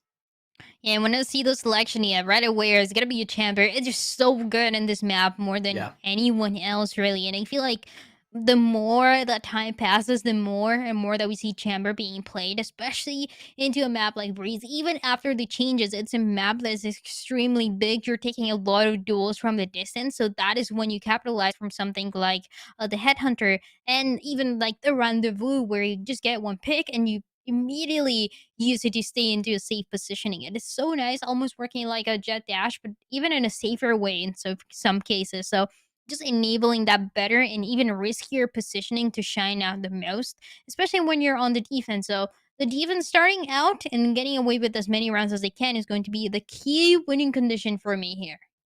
Yeah, and I believe, if I remember correctly, it is going to be RPI starting out on the defense first. So, in a lot of ways, they could be the ones who are here to set the pace, to kind of set the goal line almost, for Wayne State University on their defense. And yeah, I agree. This is going to be quite the way to end this series. A lot of very surprising and unexpected trades that I'd like to see and that are so exciting to see in a map like this one where it just anything can happen. There's so many different angles where everyone can be coming from, especially on the attacking side early on. So that is why winning those early rounds are going to be so crucial for what we see of the side of WSC. And it seems like this time around is going to be playing towards the A side. Yeah, definitely looking like an A site push here at first. We're going to see the poison cloud tossed over the building. Viper's wall going up as well to give a little bit of clearance while they start to push in. Owl drone out as well to get some extra information as well. Swift going to take Munoz out though early on. So, going to be a tough push for WSC, especially as the toxic wall goes down. And now, Sky is kind of caught out there as well. It's going to be a hard escape for her, but it looks like the plant's still going to come onto a site as well. Spike has been planted, but in the meantime, 2 players have been picked. RPI going up quite a bit at this point. Out of charge. Looking to potentially get these last couple of picks. There's going to be a little bit of information found out by that recon bolt. Iggy making quick work of BB1, and now it's just Viper standing, but not for too terribly long, and the defuse will come in.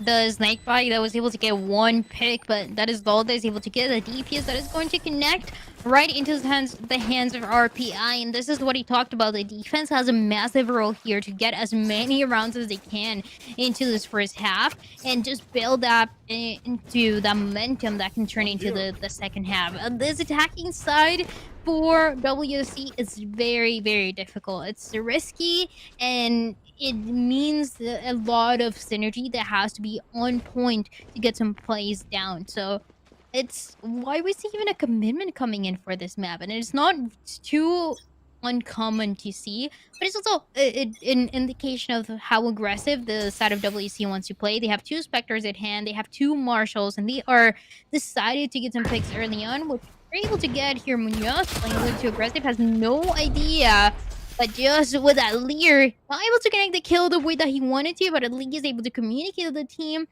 that there's a Spectre in the hands of the side of the attacking team. That means that you have to play even more careful for the defense. Yeah, that they do. And we see them playing ever so carefully at the moment, locking down several sight lines here. Chamber now moving over towards mid and seeing if they can catch anybody rotating. They might get a quick peek of the other chamber, but it doesn't look like it. Doesn't look like they were quite aware. Now the rotation coming back over to A site. With 50 seconds left to go, I think this is going to be this last rotation we see. Toxic screen going up. That's going to enable the plant very quickly, but the spike carrier is down now. The 4v4 Jet picks up the spike relatively quickly. Their Munoz is going to plant it. Now RPI with the toxic screen down is going to start firing. Eggy able to get a little heal as well off of that kill, but WSC up in the numbers at least for a moment.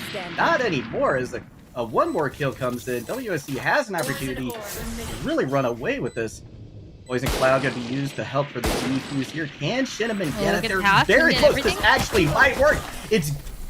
Yeah, he gets it. That's incredible. That's a nice one, yeah. That is a very nice play there. Just sticking and just praying that you don't get taken down, but when you have all that utility thrown, when you have that poison cloud that doesn't really allow the side of the attacking team to get that visibility the way that they want to, and you throw the late snake bite, it's already too late. They thought it was going to be a fake, but of course, you know, the pros are not going to fake, and RPI they get away with a round in a very unexpected way, but a nice one to start off, now enabling them to even buy some rifles to work with. Yeah, this is going to be a much better situation than RPI has found themselves in the past. Poison Cloud going to be thrown out to knock down that sight line across mid. No clear direction that either that this attacking team is taking at the moment. We've got Jet moving over towards B side for WSC to see what is going on over there. Get a little bit of information for them. Now, most of the attackers moved up near mid on A site, and Toxic Screen goes down over towards B. Jet moving ever so closely. We could see some fireworks over here on B relatively soon, but it's actually going to be Hills coming out on A. WSC looking a little worse for wear at the moment. They did pick up one, so they're not out of this yet. And Hindenburg not able to connect that pick, but also getting some information. The Jet pushing forward and having the better gun to work with. The Bandle is going to connect right into the head of that Sky. The Spike, though, has not been planted in this 30 seconds remaining. And 5 HP to work with for the Chamber. Cannot get away with it this time around. Cannot connect anything else. And Munoz being the last one alive makes things so much more difficult. Even with the Blade Storm, your location gets spotted. Swift is going to contest you 2 HP to work with.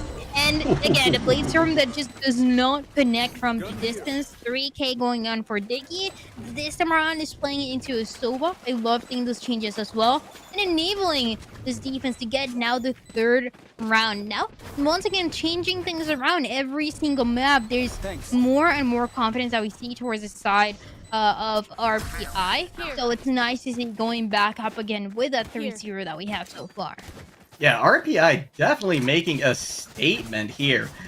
Like you said earlier, you know, they really needed to come away with a strong showing here on defense, and WSC, it looks to me like they just don't really know what to do at this point. RPI has an answer for everything they've thrown their way, and now the gonna be a relatively even buy coming out from each side. So this is an opportunity now for the attackers to come back in this. But what can be done here? It's towards the B site this time around to get some information early on. And it's the Toxic Screen that makes that visibility so much more difficult. The Trailblazer as well trying to get some info, knowing it, or trying to check someone's in the corner, but I don't think the Trailblazer had enough time to check. No, I don't think it did either. With the spy carrier down, things are looking really rough for Wayne State College. They are going to equalize into kill feed, but only for a short period of time. Now Spike is really kind of hemmed in on B. They are going to get the plant in, but this rotation coming out from the defenders could be devastating as well. They're going to use the Seekers to figure out which side the attack is going to come from. Just one player remaining now, and that's gonna do it. RPI again coming away with the win and the defuse. This is really a bad situation for the thing. 30 coming in with the Reina, one of my favorite agents to see on this map as well. And sure, it's not a Jet, it's not a Chamber, but it's just the confidence that you have and that you have to have as a Reina player really can build up to do so much more for the team. Like we saw into that round RPI, just a 3k for Eggy, making it look easy, just connecting those headshots right into the heads of the enemy team and taking us to a 4-0 where WSC, they're not finding their footing, they're not finding a way in, even with the economy. This one is going to be a force buy coming in for them, even some light shields that we see being bought, but it's a commitment into just stopping whatever is going on through the heads of RPI. Yeah, they need to stop this fast. Otherwise, RPI is going to run away with this. We are almost already in kind of a snowball situation, right? Where just the economy of RPI is going to take over and just could dictate the rest of the game. Toxic Screen up now, and we're going to see a big push onto A side, I imagine, as soon as that goes down. Jet going to dash onto point now, clearing the way for the rest of the team to move in. And now we're going to see the Viper's Pit come out for the plant. And for the first time, Wayne State finds themselves with a little bit of an advantage here on this map breeze. The plant is going to come in, but this certainly isn't over yet. Diggy gonna equalize things on the Sova, so now RPI looking really good. If they can find, especially Viper, in this Viper's pit, they could really come away with a match, but they don't need to. Hindenburg is down. Now they're starting to move on a point, but it's going to be BBO1 equalizing things once again. Now it's just out of Viper. They're down. They're going to get the defuse again. RPI is absolutely running away with this. They are running away with it, and it was a Viper's pit that was risky, but I like the way that the Snakebite was playing into it, just denying any side control for the enemy team. And RPI, towards the end, just taking that down. Does not matter, just playing aggressive, playing for those retakes, and shining so much more than what we saw early on, especially into the last map where it was the opposite for them, where they couldn't really find the momentum to work with. So now they're maxed out, they have all the economy in the world to work with, and because of that, it's going to be WC and figuring out what they can do. I mean, to be fair, it's a very difficult map to come up on top with, especially when you are attacking. So it just continues to enable them to go into a save round, into a buy one, to a save round, to a buy one. And it's momentum where you have to change it. You have to bring something new, like we've seen them do before, where they're simply rushing a site, getting away with it, and then finding, once again, playing for that default and changing that pace over and over again, but just getting 1-2 rounds to stop the economy that continues to build so nicely into the hands of RPI. Yeah, they have got to put their foot down right now. They have to change something, I think, dramatically with what they are doing if they're hoping to come back from this. And I hope that the timeout has given them time to, kind of calm nerves, maybe reset their mental, refocus a little bit, and realize that, after every single round, it's a new opportunity, right? It's a new chance for them to come back and take this RPI team down. We're going to see another group up towards A site. That's going to get a little bit of value right here, but they're going to be taken out very quickly. And Wayne State has an opportunity here now to push onto A site very quickly. We're going to see the toxic screen go up as well versus the briefly obscuring vision. There's going to be the Trailblazer out to try and find some information. Recon Bolt as well. But RPI has no idea at the moment where this Wayne State crew is. Munoz finds a head. Diggy goes down, but a couple of quick picks equalize things in favor of RPI. Spike now in the hands of Jet. And let's see if they can make anything of this, or if they're going to opt to rotate around. Look at this chamber, though, coming up from behind Jet. There to support. They're gonna, it looks like they may opt to go over towards B, as a matter of fact.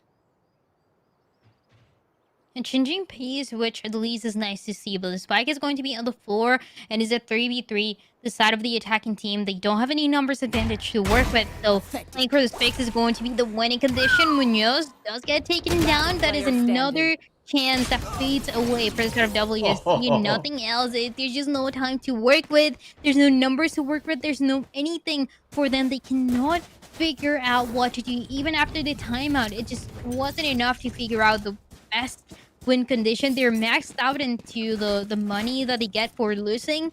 It's just so many rounds in a row where RPI are just getting away with it. Yeah, they're getting away with it over and over again. Even when Wayne State has had an advantage in the kill feed, they haven't been able to transition that into a round win yet. They're going to move over towards B site, try this site one more time, but already Swift able to take out Munoz practically before the round had even started. They give them a tremendous advantage. Hindenburg sends out the Trailblazer to check and make sure the site is clear, but they didn't capture that last corner there. And Eggy gonna come up with another pick. Wayne State looking really rough right now, trying to push on to B. 3 members alive, already 2 losses for WSC. The Spike that cannot make its way into any of the sides. Of course, looking towards B, but you're gonna have a Viper in one corner, the Reyna in the other, a complete nightmare field to work with. Nice pick there, but with 50 seconds remaining, is gonna be a push into side, and the visibility is going to be denied by the toxic screen. There's not allowing to get anything done. Good opportunity, though. Probably the best one that we've seen so far in this attacking team. WSC, 2 members alive, trying to get some information. The guiding light doesn't spot anyone playing on the other side of the corner. And that might have been the biggest mistake here. Cinnamon was just able to get away with it, and Swift on the other side with the operator expecting that push for Hindenburg to take place and to also take that last member down. It was a guiding light that played into only one side of that corner and not where the enemy team actually was. A massive just mistake there, and I don't even know if it can be a mistake, because how do you plan for that corner to be completely watched, especially with the changes that we had in this map? It is a very, very unfortunate thing for the side of WSC, but it's just a continuing of momentum, and this is looking like a completely different team for the side of RPI. Yeah, it absolutely is. You know, I thought that Wayne State was going to come into this with a tremendous advantage, given that this was their map pick. You know, they took Icebox off of RPI. We're going to see a quick equalization in the kill feed there. Tour de Force is out, and that could be very, very dangerous, but not any longer. Swift is able to find BBO1 with the shorty. Once again, RPI leading in the kill feed. They're going to take another one down as a trade happens as well. A spike is going to be planted. They'll be trying to cover them as best as they can. But now, we're going to see the defense start to surround this site for the retake. The spike actually still not planted. They went for the plant, but opted not to finish it. And now it's just Silva left standing on the field, and Eggy takes out the last two.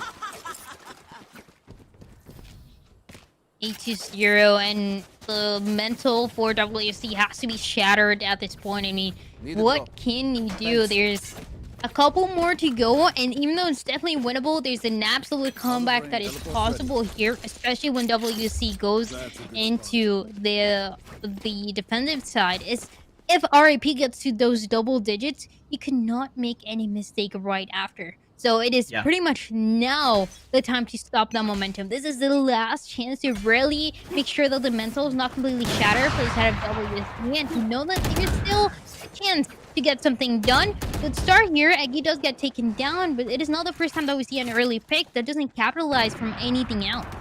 Yeah, that's a very good point. We haven't seen it really transition yet into a win for WSC. They are up 2 now in the kill feed. Make that 3. This is a golden opportunity for them to try and stop this momentum from continuing for RPI. Zobi is going to get the plant in, and now it's just Silva left. The flash does successfully land, but Diggy's going to come out of it better regardless. Al Drone is out, going to go through that poison cloud. They're going to... Oh, look at that. They might have missed. They missed that. There's one player out there. They're going to go out here thinking that they're in the clear. And Taunt is able to take advantage of that mistake and take them out. First round, I mean, there's at least some hope. This is what he said. It's kind of the last chance to get something done, and 8-4 would not be too bad for the side of WSC. Right. But...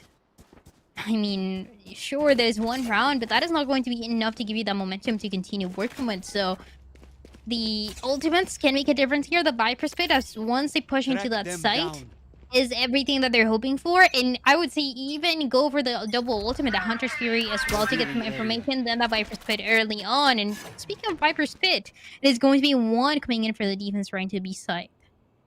Yeah, they're going to effectively lock that out from...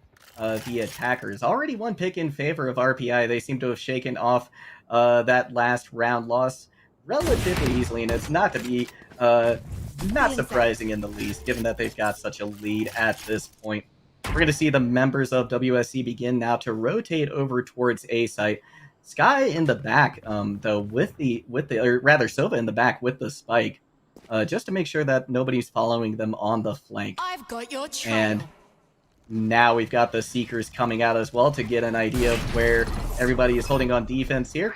We'll see the rendezvous used to let Chamber get out of dodge very quickly. Zobi gonna come away with the plant, but there's just a couple of members left for WSC. Make that just one. RPI looking to come away with another round win and just further cement their lead and the possibility of them coming away with this match win. Hindenburg takes some damage from that Viper and then finally gets taken down. There were so many members alive. It's an interesting strategy for the side of RPI that they've been doing over and over again is they are allowing and they're giving that side control just for a little bit to the side of WSC. They're at least being able to plant the spike. But after that, it's just RAP playing together. RPI just playing together and denying any possibility for a post plan where the attacking team is able to get in a beneficial position, I would say. So it's just another round that goes their way, and it is one round away for those double digits that are really the nightmare where WSC doesn't want to get to. Yeah, you're absolutely right. They desperately need to come away with a round win here. Swift gonna throw out a quick shot from the sniper rifle, doesn't find anybody as the cloudburst briefly obscures their vision, allowing the attackers to gain a little bit more advantageous position. Both just right around the corner for each other. I'm going to be curious to see which one peaks here, or if a rotation comes in. Oh, look at that! Just barely doesn't see them.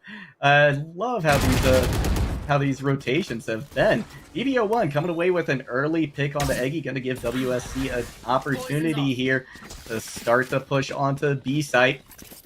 The Viper's Pit was obscuring it last time, so they're going to try and take advantage of it not being on the table this time around.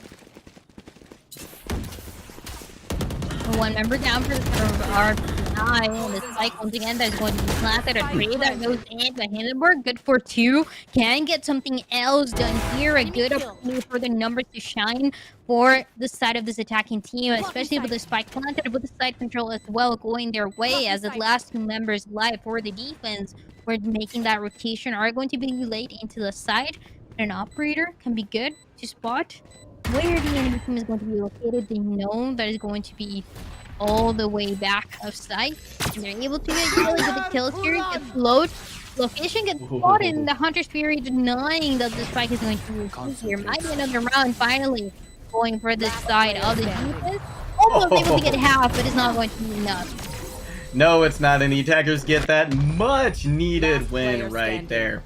WSC has staved off that double-digit position for the moment, but RPI still has an opportunity to make it 10-2 here before the side swap.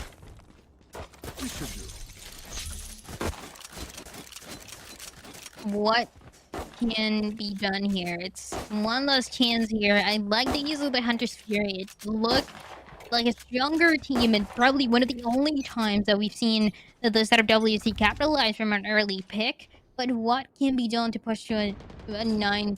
It's not the worst, but also not the best. It's just a good one enough to work with. If you have some sort of confidence that 9-3 first can be done into this one and can take us to a very long game. It's still very much a possibility, all about the defensive side and also into this round.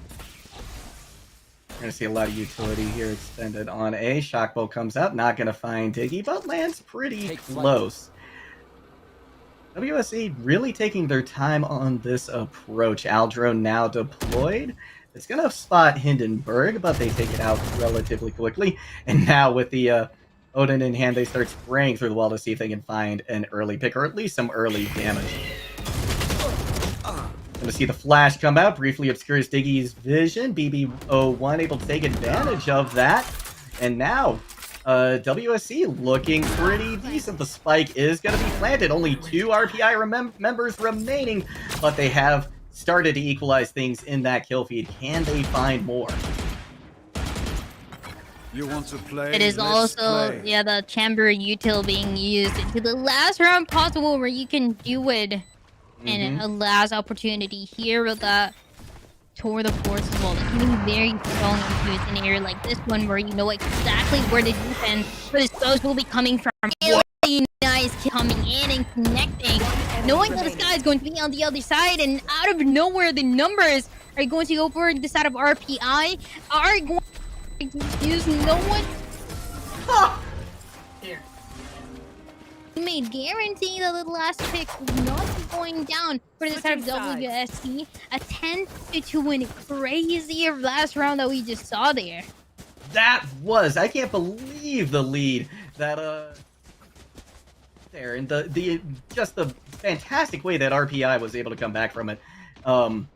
The Jet and Reyna really coordinated well on that retake back on A site, and they were rewarded with a excellent defuse and a 10-2 scoreline going into the side swap.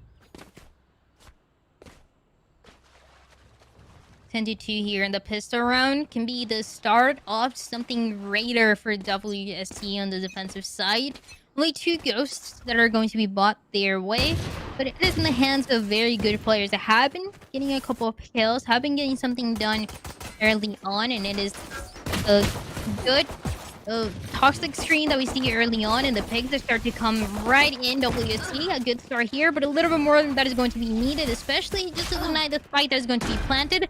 Cannot deny the possibility, and there's 3v4. A lot of HP working for the side of WSC to get it into this post plant. Yeah, that it is. They are in a distinct advantage here. Shinamon now kind of pinned down on site. Guiding Light going to come out, but it's not going to do any damage. RPI steadily losing players, but there is an equalization. Zobi going in for the defuse. Diggy going to try and take him out with a shock bolt. Pick going to come in, just one person standing, but WSC comes away with a round win. One last member alive, one last ghost remaining into this team for WSC that win their 3rd round just now. And it's going to be a long comeback, but it's a good way to start it off, especially as they see those marshals being bought into the hands of Munoz, into the hands of Hindenburg. One of the players that we've seen that are most likely to get those multi-kills, to get those 3Ks, those 4Ks even that we've seen in some scenarios, especially into the last map. So it's a chance for them to get that once again, and just to get something done as soon as possible, as the numbers start to get closer and closer for them ideally. Yeah, that they do. The long road back to a victory has started for this Wayne State College side. But oh, look at that. Couple of picks coming in early on. It's going to be RPI coming away with a little bit of an advantage here. Now, we're going to get a rotation through the defenders spawn from the attackers over towards B site. Rain coming along from the attacker side as well. Viper, the only one from the defenders really over there at the moment. They're going to get a quick peek onto this Silva potentially, but they don't quite see them. Toxic screen preventing any information from being gathered right here, but Taunt is there for a pick. WSC up in the kill feeds once again, quite a bit. The long road back has started indeed. Taunt going for a quick... Oh, a quick defuse, and it's gonna be there. Wayne State gets another round. Out of nowhere, things might be looking a little bit closer for them. Just waiting for that last defuse to happen. And it's an RPI where only 10 is what they've been able to get so far, as WSC is starting to get exactly the answer to all the questions that they have into the first half. It's just the power of the defense here, really. Yeah, it certainly is. RPI taking a couple of quick losses, but that's going to lead them to a pretty significant bye this round. They're going to be able to make a much better attack this time around. I want to see, it's going to be a force as well for a couple members. For 3 members, it seems like actually on the side of the defense to continue getting that momentum, especially with those Vandals. The minute they get to 11 or 12 for RPI, that is when things become more difficult. So there's still some room to work with for WSC. They're definitely going to work with that room the best that they can on this defensive side. There's 3 members into the A side, just following those patterns, making those predictions, and so far being able to get away with those early picks that are giving them so much. But it's 2 down now for the side of RPI. 3 members alive for them, and even the rifles are not really helping them out on the attacking side. No, they're really not, which is surprising. The plant is going to come in once again for RPI, but they're looking really worse for the wear. They are going to commit the Viper's pit, so that's going to make things much more difficult for WSC. They're going to have to see if they can find Viper initially. Diggy there, getting ready to loose a shock dart, but in the meantime, Taunt has found FSD. So things are looking quite rough for RPI at the moment, despite having the plan down. Pick gonna come in. It is just Viper left. Can they do anything? The defuse is coming in. The snakebite is out. Look at that. They're able to get 3 quick picks. Now this is definitely winnable for RPI. It's just Sky remaining, and the spike has time to detonate. I think this is gonna be a round for RPI against all expectations. is a 4K as well. An absolute massive clutch coming in for Cinnamon on the Viper. Just the use of utility there shining so nicely. Also heard the defuse and right away being able to use that snake bite to deny it, to get that last kill, to get those 4Ks going in for this player, and to give those 11 rounds finally for RPI. It seems like we've been waiting for it for a couple rounds, but they just want to get it over as soon as possible, and that is a good way to start it off and to continue just restarting whatever mistakes that they made early on, and knowing that the attacking side is not going to stop them from winning. No, it is certainly not. They are primed and ready to call this a night right here. Early pick onto Taunt is going to make things much easier. Viper's wall going to go up. That's going to give a quick plant here for RPI. And now they just have to hold on through this post-plant situation. Defenders starting to rotate through defender spawn. And they're going to start getting a pick. RPI down one member now. Things have been equalized in the kill feed. But time is on RPI side. If they can just outlast this aggression coming in from the defense, they can come away with the round win. Viper's wall up once again. A couple of defenders just on the other side of a gun peeking through. Eggy just barely saw it, but it's going to be BDO1 getting the kill onto them instead. It's a 2v2 now. Make that a 2v1. RPI has an opportunity to come away once again with a round win, and they're going to take it as Zobi goes for the defuse, but just gets caught out by Dick. Match point. Match point finally, and RPI in a perfect scenario where they messed up with the economy for WSC, who thought, oh, it might only be one round that RPI will be getting away with, but it turned out to be now 2 in a row, messing with the last chances of the economy that they had, and just hoping to get some things done early on with what the Tour de Force can do, especially for this chamber that has been top fragged, that has been making things even. Still a long run though, and this is not the way that WSC wants things to end. No, it certainly isn't. The Viper's pick coming out early on A.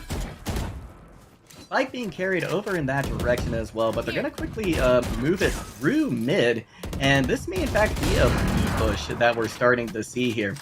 But the defenders are starting to rotate around. Viper's still in the midst of that pit, just holding on to it for the moment. The information is out now. RPI has pushed on to B. It's a 3v3 now, but Chamber has gone down very low. That's unfortunate because they have that Tour de Force out right now, and that is definitely something that they are hanging their hopes on. Biggie gets the plant. And now it's up to WSC to try and defuse before time goes down. 2v2 right now. Last player standing on RPI side is going to be Chamber with just about half health. WSC has an opportunity here to come back in this. Toxic screen going to go up, obscuring any vision. The possible retake. Oh, look at that. The snake bite is well taking them down. That's going to make easy work of FSD for Taunt. And the defuse comes in.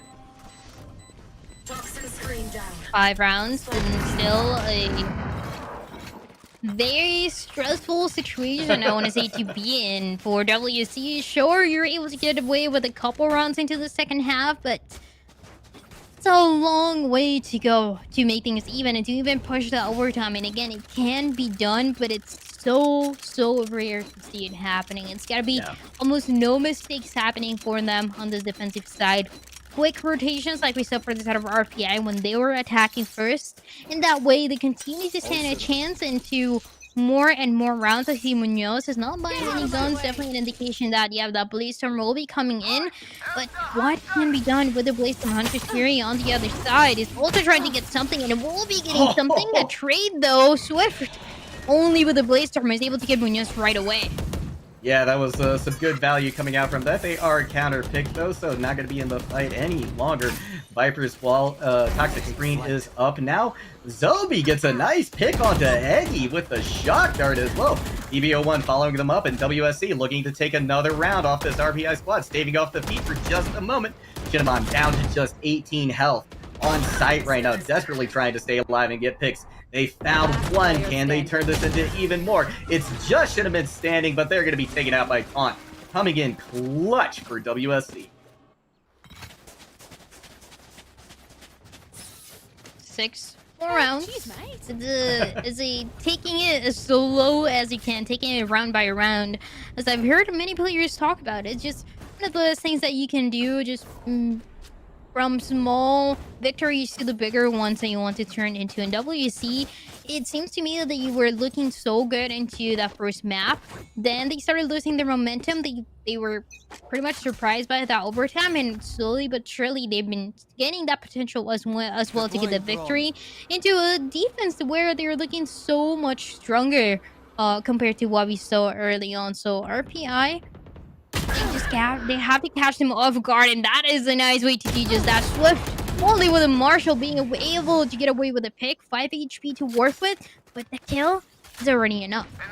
Yeah, it certainly is. That's gonna make this so much harder for WSC to defend. They're doing a fantastic job of it as Taunt and BBO1 combined for a pair of kills. Now WSC with a little bit of an advantage. The spike traveling over towards A. Viper Wall gonna be committed now. They're going out as well. Gonna briefly blind a couple of people, but not for too long. Shinamon planting a 2v3 situation at this point. This is certainly winnable by RPI. Now even more so as things have been equalized. And we've got the toxic screen on point as well from Shinamon. Things looking really good at the moment for RPI. And they come away with this fight win.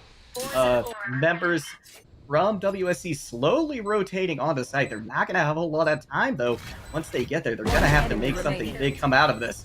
And RPI, they're down now. The Viper's pit has been dissipated. WSC on the defuse. Hunter's Fury coming out. Are they going to be able to deny the defuse long enough? Are they going to be able to come away with a kill? Defuse coming in once again, and it looks like they're going to get it. Now we're just at 5 difference. It wasn't even the bad timing for the Hunter's Fury, though, because you hear it and it can connect. Maybe waiting, I would say 2 seconds could have made a difference there. But it was just a defuse that was already coming in. You had 2 players alive as well, so you can count. And if one gets taken down, the other one is able to make something work. And I think the timing more than anything for the Soba could have made a difference, which is it's crazy because Sobi, they're doing so much from what we saw early on into the late round, and just giving another chance, taking it round by round into 7 to 12, which is suddenly not so bad as what we saw early on. Good way to start it off, but Lear is not going to stop what Taunt is able to do, immediately pushing in, expecting the enemy to be playing more aggressive, and immediately being able to get away with it. Yeah, look at this aggressive push also coming out from Taunt. 3K. Gotta be rewarded with another kill onto Dig. RPI looking really rough at the moment. And I don't know about you, but if I had quite the lead that they had and I've been seeing it dissipate like this, my confidence would be shaken. But Shinamon's isn't, as they are able to take out Hindenburg and start to come back in this round. A 2v3 definitely not undoable, not impossible for them. Gonna see the Owl drone committed as well. Not gonna find out too much. Still got a Viper's pit on WSC side, so that is in their back pocket if they need it. Rotation coming out now from the attackers, looking to maybe push over on towards A. 30 seconds left. One enemy An information that connects 4 kills for Taunt. That is amazing for this Viper, but a little bit more that is going to be needed, and with 2 members left, the defense has everything to win this round as well. To make it to an 8-12 right where Munoz expecting here and where Shinamon was coming from, takes this Viper down, and once again gets away with the round. WSC, but they're finding their footing into the second half, into this defensive half, where they know exactly what to do. They know what corners to peek, what corners not to peek, and to check where they can get taken down. And Taunt, again, it's something that we saw on the first map. It slowed down a little bit into the second, but now it's starting to pick up again. Has a Viper's pit to work with. He's able to get kills even when he's blinded. I mean, what else can you expect from this defensive player? Yeah, exactly. Taunt has just been tremendous for their team. We're going to see Viper's toxic screen going up. Empress being used as well. Aggie gonna take Taunt out of the equation, so this is a really good start for RPI. This could be the difference maker here. Land is going to come in from RPI, Now, all the defenders rotating who are largely stacked on A. But they're going to be met briefly with a toxic screen as well. No idea really where the defenders are at this point. Players just spraying through at the moment, but toxic screen goes down. We are going to be used, but it's not going to do too much. 4v3 at this moment. RBI and WSC actually coming back at this 3v2. WSC with the advantage, as a matter of fact. Now, can they get the defuse in time though? Diggy going in for a shock bolt. Now it's a 1v1. It's just down to this Viper and Jet. The kill's gonna come in. The attackers win, and RPI is gonna come away with the win after a very close match.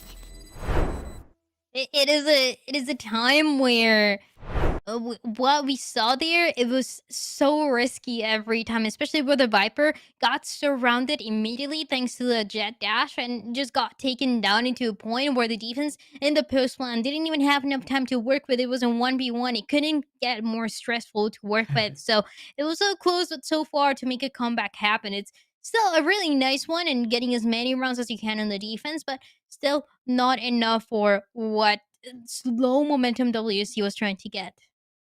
Yeah, RPI really came away with it, and I gotta say the mental fortitude that it's got to take to come away with a victory after such a long, drawn-out game. You really have to compliment both these teams for staying in it as long as they did.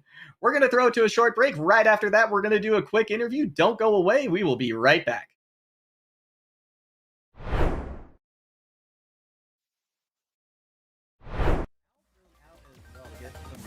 Extra information as well. Swift's gonna take Munoz out though early on.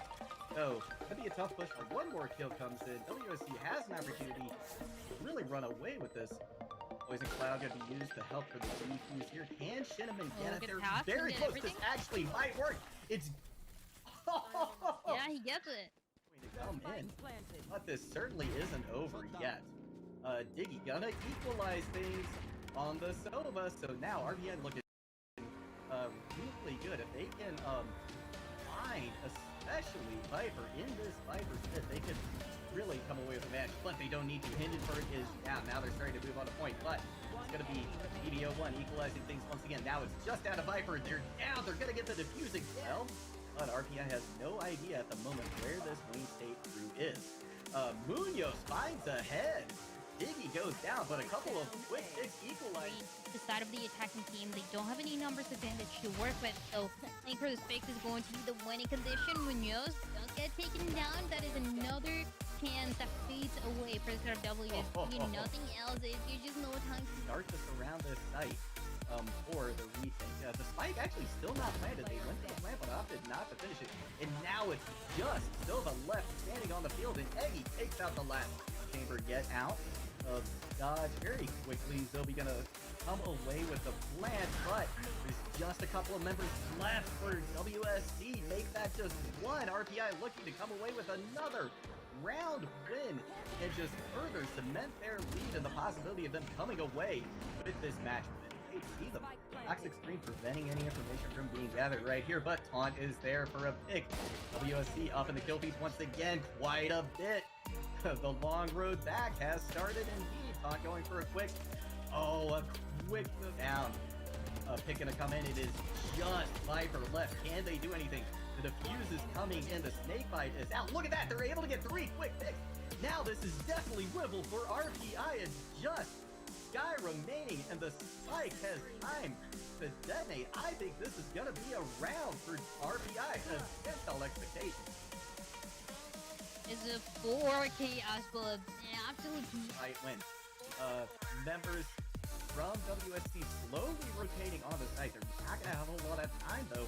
Once they get there, they're going to have to make something big. He actually coming back into this 3v2. WSC with the advantage, as a matter of fact. Now, can they get the defuse in time, though? Diggy going in for a shock bolt. Now it's a 1v1. It's just down to this Viper and Jet. The kill's gonna come in. The attackers win, and RPI is gonna come away. Alfroon out as well to get some extra information as well. Swift's gonna take Munoz out though early on. So it'll be a tough push, but one more kill comes in. WSC has an opportunity to really run away with this. Poison Cloud going to be used to help for the boost here. Can Shinneman get it? good They're pass, very he did close. This everything. actually might work. It's Yeah, he gets it. going to come in, but this certainly isn't over yet. Diggy gonna equalize things on the Sova, so now RPN looking really good. If they can find, especially Viper, in this Viper pit, they can really come away with the match, but they don't need to. Hindenburg is down. Now they're starting to move on a point, but it's going to be EVO1 equalizing things once again. Now it's just out of Viper. They're down. They're going to get the defuse again. But RPI has no idea at the moment where this Wayne State crew is. Munoz finds a head. Diggy goes down, but a couple of quick picks equalize. The side of the attacking team, they don't have any numbers advantage to work with, so I think for this fix is going to be the winning condition. Munoz does get taken down. That is another chance that fades away for the side of WSD. Nothing else. There's just no time to start to surround this site for the retake. The spike actually still not planted. They went to the plant, but opted not to finish it. And now it's just Nova left standing on the field, and Eggy takes out the last chamber. Get out of God very quickly. They'll be gonna come away with the plant, but there's just a couple of members left for WSD. Make that just one. RPI looking to come away with another round win and just further cement their lead and the possibility of them coming away with this match. See the toxic screen preventing any information from being gathered right here, but Taunt is there for a pick. WSD up in the kill feed once again, quite a bit. The long road back has started indeed. Taunt going for a quick down. Pick gonna come in. It is just Viper left. Can they do anything? The defuse is coming in. The snake bite is out. Look at that. They're able to get 3 quick picks. Now this is definitely winnable for RPI. It's just Sky remaining, and the spike has time to detonate. I think this is gonna be a round for RPI against all expectations. is a 4K as well. An absolute Might win. Members from WSC slowly rotating on the site. They're not going to have a whole lot of time, though. Once they get there, they're going to have to make something big. WSC actually coming back at this 3v2. WSC with the advantage, as a matter of fact, now. Can they get the defuse in time, though? Diggy going in for a shock bolt. Now it's a 1v1. It's just down to this Viper and Jet. The kill's gonna come in. The attackers win, and RPI is gonna come away. Outgrown out as... Hello, everybody, and welcome back. We are actually just plowing straight on through to the next match. Sorry to bait you about that interview, but just didn't have time for it this time around. We've got Wichita State going up against Stockton University for our final match of the evening, Dryad. Yeah, it's been a long day. It's been 2 matches so far, and both of them have been all 3 maps have taken us to overtime. I mean, everything has happened to these matches, but there's one more to go, and that's going to be Wichita against Stockton. And what can happen here? Is it going to be another 3 map series, or is it going to be only 2? It starts into the agent select and how much it matters and how much it's play really into what the teams can do. Yeah, that's very true. We are going to be going to Ascent first. Stockton University going to opt for defense as well. And not really too many surprises so far in these agent selections. And not many surprises. I think the point after everyone selects this, where we start making those comparisons, it seems like for this attacking team, the last couple decisions are going to be made, making sure that everything is going according to plan. Everything can go according to plan, especially in a map to start it off where we know there's only so much variety that you can bring to the table. And we already see even a little bit of surprises coming in though for Zeta Stockton. And Benji locking in that KO, it's so interesting. It is so one of my favorite initiators. I think it's more popular in other regions, but it's a nice one to see nonetheless, just because of the value that you can get and the information that you can get. Yeah, and especially when combined with the Sova, looking at a double initiator situation here, this is going to be fantastic on the attack. And defense as well, really. It's very beneficial to both sides of the equation. So I'm going to be curious to see what Wichita State does against this lineup and against this KO. it's a situation where when you have a Kaon on the enemy team, it's so difficult to stop some of the abilities that he's able to pull off and the positioning as well that he's able to take, that it can be so aggressive as well to enable the rest of the team to get those picks. It's one of those agents, I would say, more than anything, that is enabling everyone else to shine. So that is why it's Right. so nice to see him uh into those very early rounds, denying any abilities to be used for the enemy team and using all that null and those abilities that, even though they're not the most common to see, especially for an initiator and especially just in general to say KO, it's nice and it's something that can build into the momentum that we've been talking about. And it's a momentum that throughout the day has been going back and forth between teams. That is why we've been going to this 3-map series, but also pushing us to a scenario where you want to get things over with as soon as possible for any team. It just shows the dominance. It shows how strong you are. The faster that you're able to get away with those rounds and those maps. Yeah, absolutely. We're going to see attackers lining up primarily on the B side. A couple of shots coming through, so defenders absolutely know they're there. Already Astra has her utility out for the defender side as well. Not going to make it easy to push anywhere for these attackers. Jet now trying to... Jet and KO for the defenders looking down towards mid, not seeing anybody. Guiding light comes out, that briefly flashes somebody, but not entirely sure who it was at the moment for the attackers as they start to make a little bit more progress onto B site. A devil here, spike on the floor. No movements that are too crazy so far for this attacking team into what Wichita can do, which should be an interesting one. Leaning towards that catwalk, towards going into tree. As it seems like A side is much clearer, and they're definitely expecting it. Just hearing and just knowing that Killjoy utility is going to be heading towards B. It's, look at that, 4 members leaning towards B, and it's just a perfect opening into the A side for the side of Wichita. Yeah, this is almost going to be a free plan for them. Just one defender on site. Now the defenders know that everybody's pushing on A, and they make a very fast rotation. They get there almost in time, really in the nick of time to start to put a lot of pressure on these attackers. Kappa's still going to get the plant in, but look at that. Members just falling very rapidly for Stockton University. Wichita State looking tremendously strong right now. Able to get a quick plant on the site and really lock down control at this point. KO gonna try and get a push in. They have used their utility. They do have at least Truman suppressed at the moment. We're gonna see Guiding Light go up to the heaven. But even before that, a Pizzasaurus able to take Benji out of the fight. Now it's just Pocket, and they're not gonna be able to do anything. Wichita State with a flawless round to start out.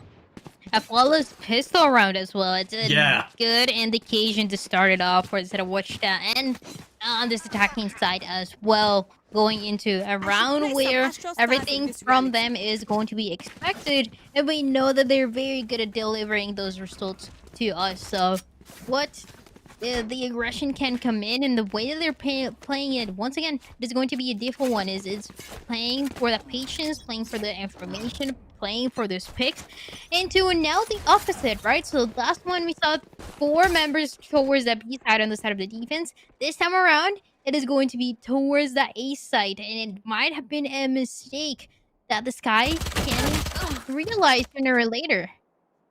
Yeah, Sky is absolutely going to realize that there's next to nobody on site right now. They already used that Trailblazer to kind of clear at least some of that area. We're going to see it go out. Guiding Light doesn't find anybody in mid.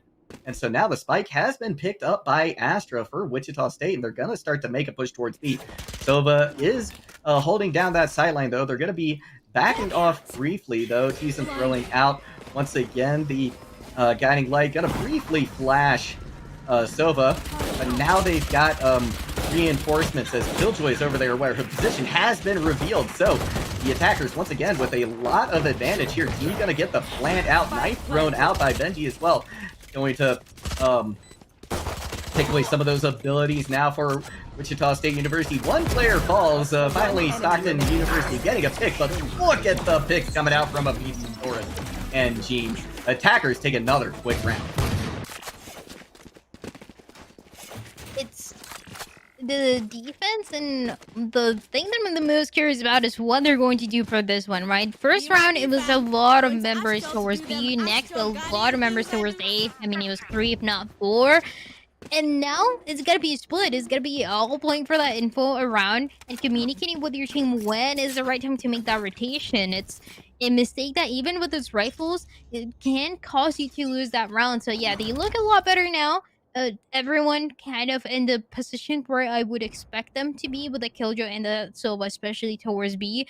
And we're able to shine a lot brighter through the other side of the wall, maybe getting 1 pick or 2 and denying that entrance to site to be as comfortable as the enemy team would want to. The thing to know though is that everyone is this time around leaning towards A and this attacking team, and that first pick already connects into more and more of that momentum for Wichita to get that 3rd round. Yeah, the momentum definitely swinging very quickly in their favor. Spike is planted. They still have a player advantage as well. They're all grouped up on A site. They've got all of these sight lines locked down. Dior and Sova trying to push in now. But it's going to be very tough for them to retake this site. Lot of opportunity for Wichita State to come away with another round win. We're going to see Al Drone committed. It's going to be taken out relatively quickly, but not before there gets to be a little bit of information on the board. Stockton University has to start moving quickly, otherwise the spike is just going to go off and they're going to take the win. Wichita State, though, not to be denied the opportunity to get a few more kills. They are going to come away with another round win. 3-0, the rifles that are going to get picked up from the floor, and a beautiful round going on for the side of Wichita once again. It's a dominance that we saw from the team right from the flawless pistol round, and that it's starting to build into much more. It's an eco round on the other side, so not a lot that you can expect for the defense this time around, besides maybe 1 trade, maybe 2 if anything, but it's definitely a difficult one to make happen. I mean, no one has been getting more than 1 pick. It's been so difficult because it's so many of those multi-kills that we see early on for Wichita that is allowing them to do much more. They start off doing just that again. Yeah, that they do. Truman already getting one for the side of Wichita. How about Kaba gonna make it too? And very quickly, Stockton University is falling down. Wichita State up 4-0 now.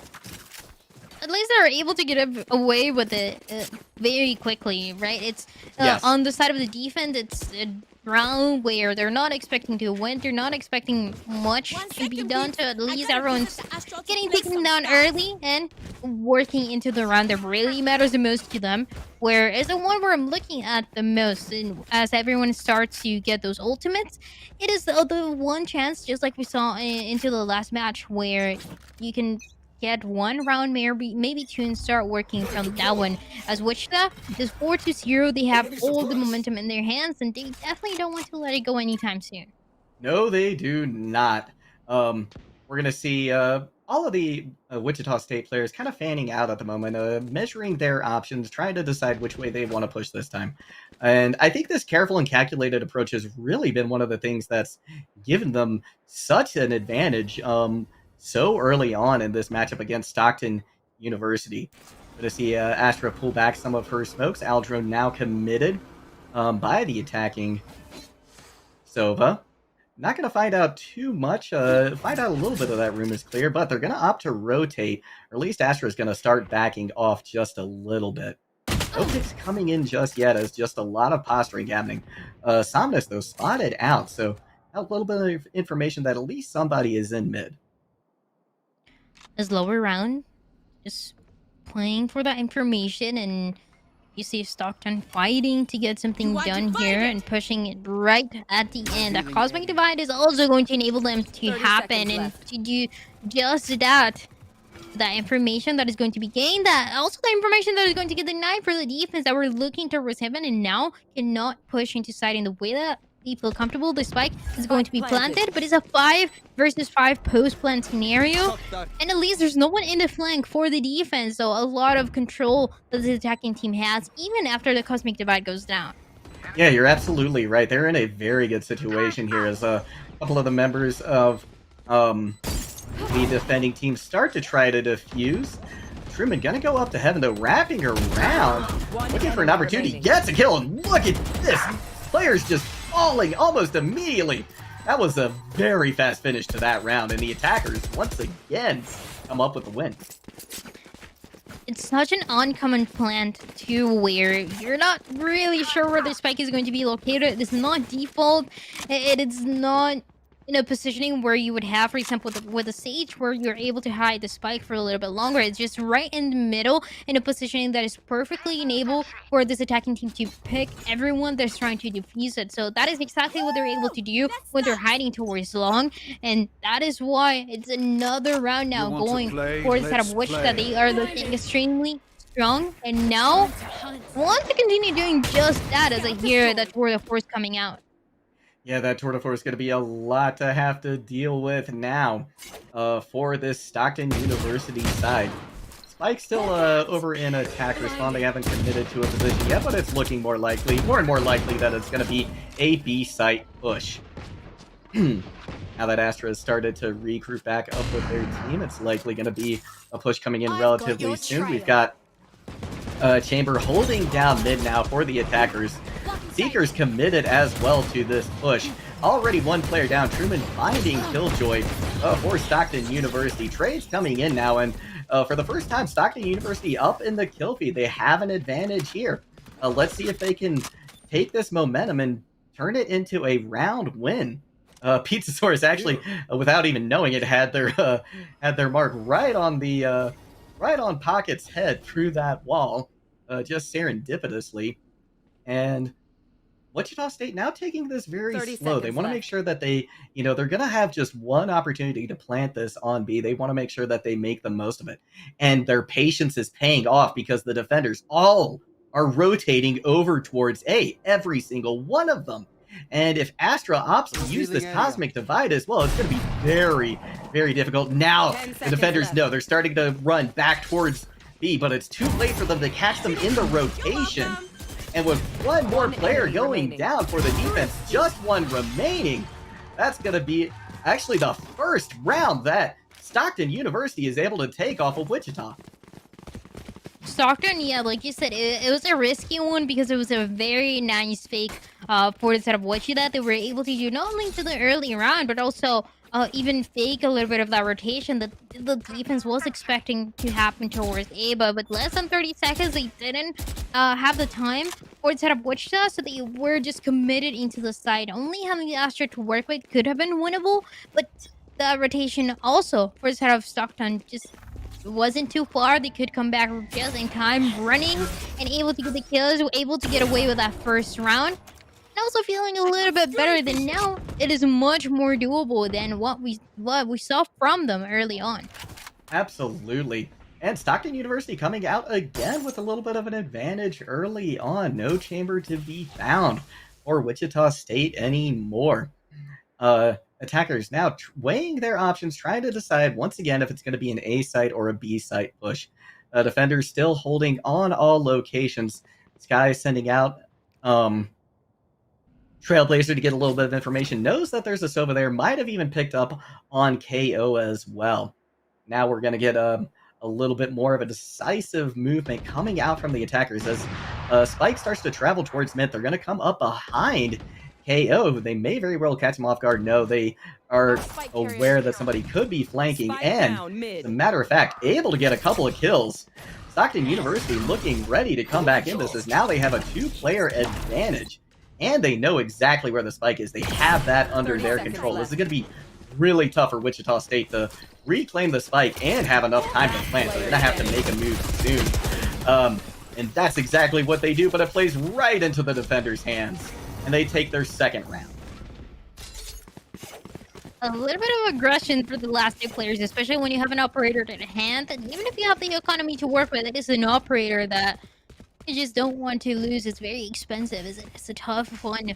It's a tough decision to make as well. So the last 2 members for a set of Wichita do get taken down, giving the side of Stockton their second round, and also an operator to work with. It's a very, very good situation for them to continue building this momentum, especially into the defense of this map. Get out of my way! Absolutely. Gonna see a recon bolt come out early on, gonna give away several of the attacking members' positions. And now we see a very quick rotation coming out from the defense. They're playing with a lot more confidence, I feel like, at the moment. Drummond does have the Blade Storm out, so it is entirely possible we can see a couple of very quick things coming in here. Blades released, but it's not gonna do any good as Somnus and Benji combine for a couple of kills. Stockton University really want to come back in this series. It's just something that they had to be expecting, though. But on the other side, Guardian doing quite a lot there. 3v3 and very big chance as well. It's a bigger risk of difficult scenario that we saw towards mid. You just don't want to peek when you know there's an operator on the other side, especially on the defensive side, that can look better and better the more runs that we see from them. But now it is 40 seconds remaining. Quite a lot of time to work with it, and a lot of noise that this attacking team is making towards B. It immediately does get taken down by Pocket. We'll be getting a second kill as well, and a lot more confidence that we see now for this team.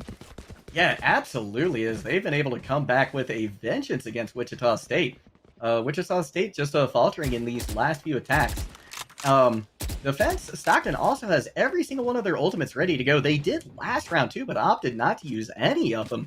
So excellent, economic play coming out from them.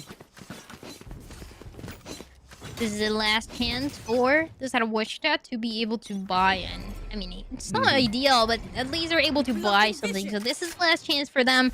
It's a must win if they want to continue staying on top. If they want to continue winning those rounds and staying on the advantage until that 5-3 that we have right now. And playing slow towards the beginning, it seems like it was what was working out for them the best. Just playing for that information with the spike on the floor. They were trying to do it again. They're going to try it again now. Just going back to what they saw was shining out, was doing so much better towards the beginning, and just from that, figuring out those picks that can do so much, especially when you have to take down into the late fight someone like that Jet.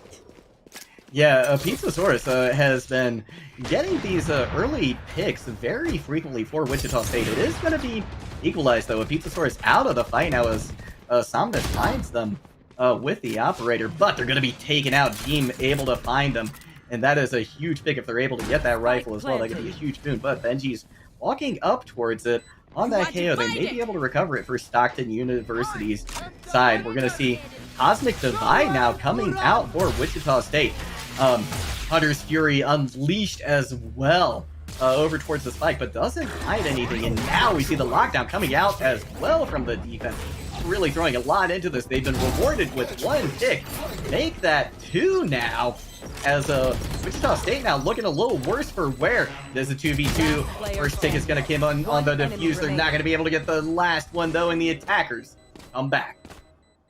A nice fragment, too, but just doesn't last long enough, unfortunately. Yeah. For what the defense was trying to do, it needed maybe 2-3 extra seconds to make it work and to get more value from it, as no one could peek from that long positioning towards that east side. But it is Wichita finding their footing again on this attacking side. It is them who continue to look the strongest compared to what we've seen for Stockton, where the rounds that they're winning, they seem to be very, very risky, and they're losing so many members to make it happen. And on the side of Wichita, it is much more clean, and it is much more efficient overall.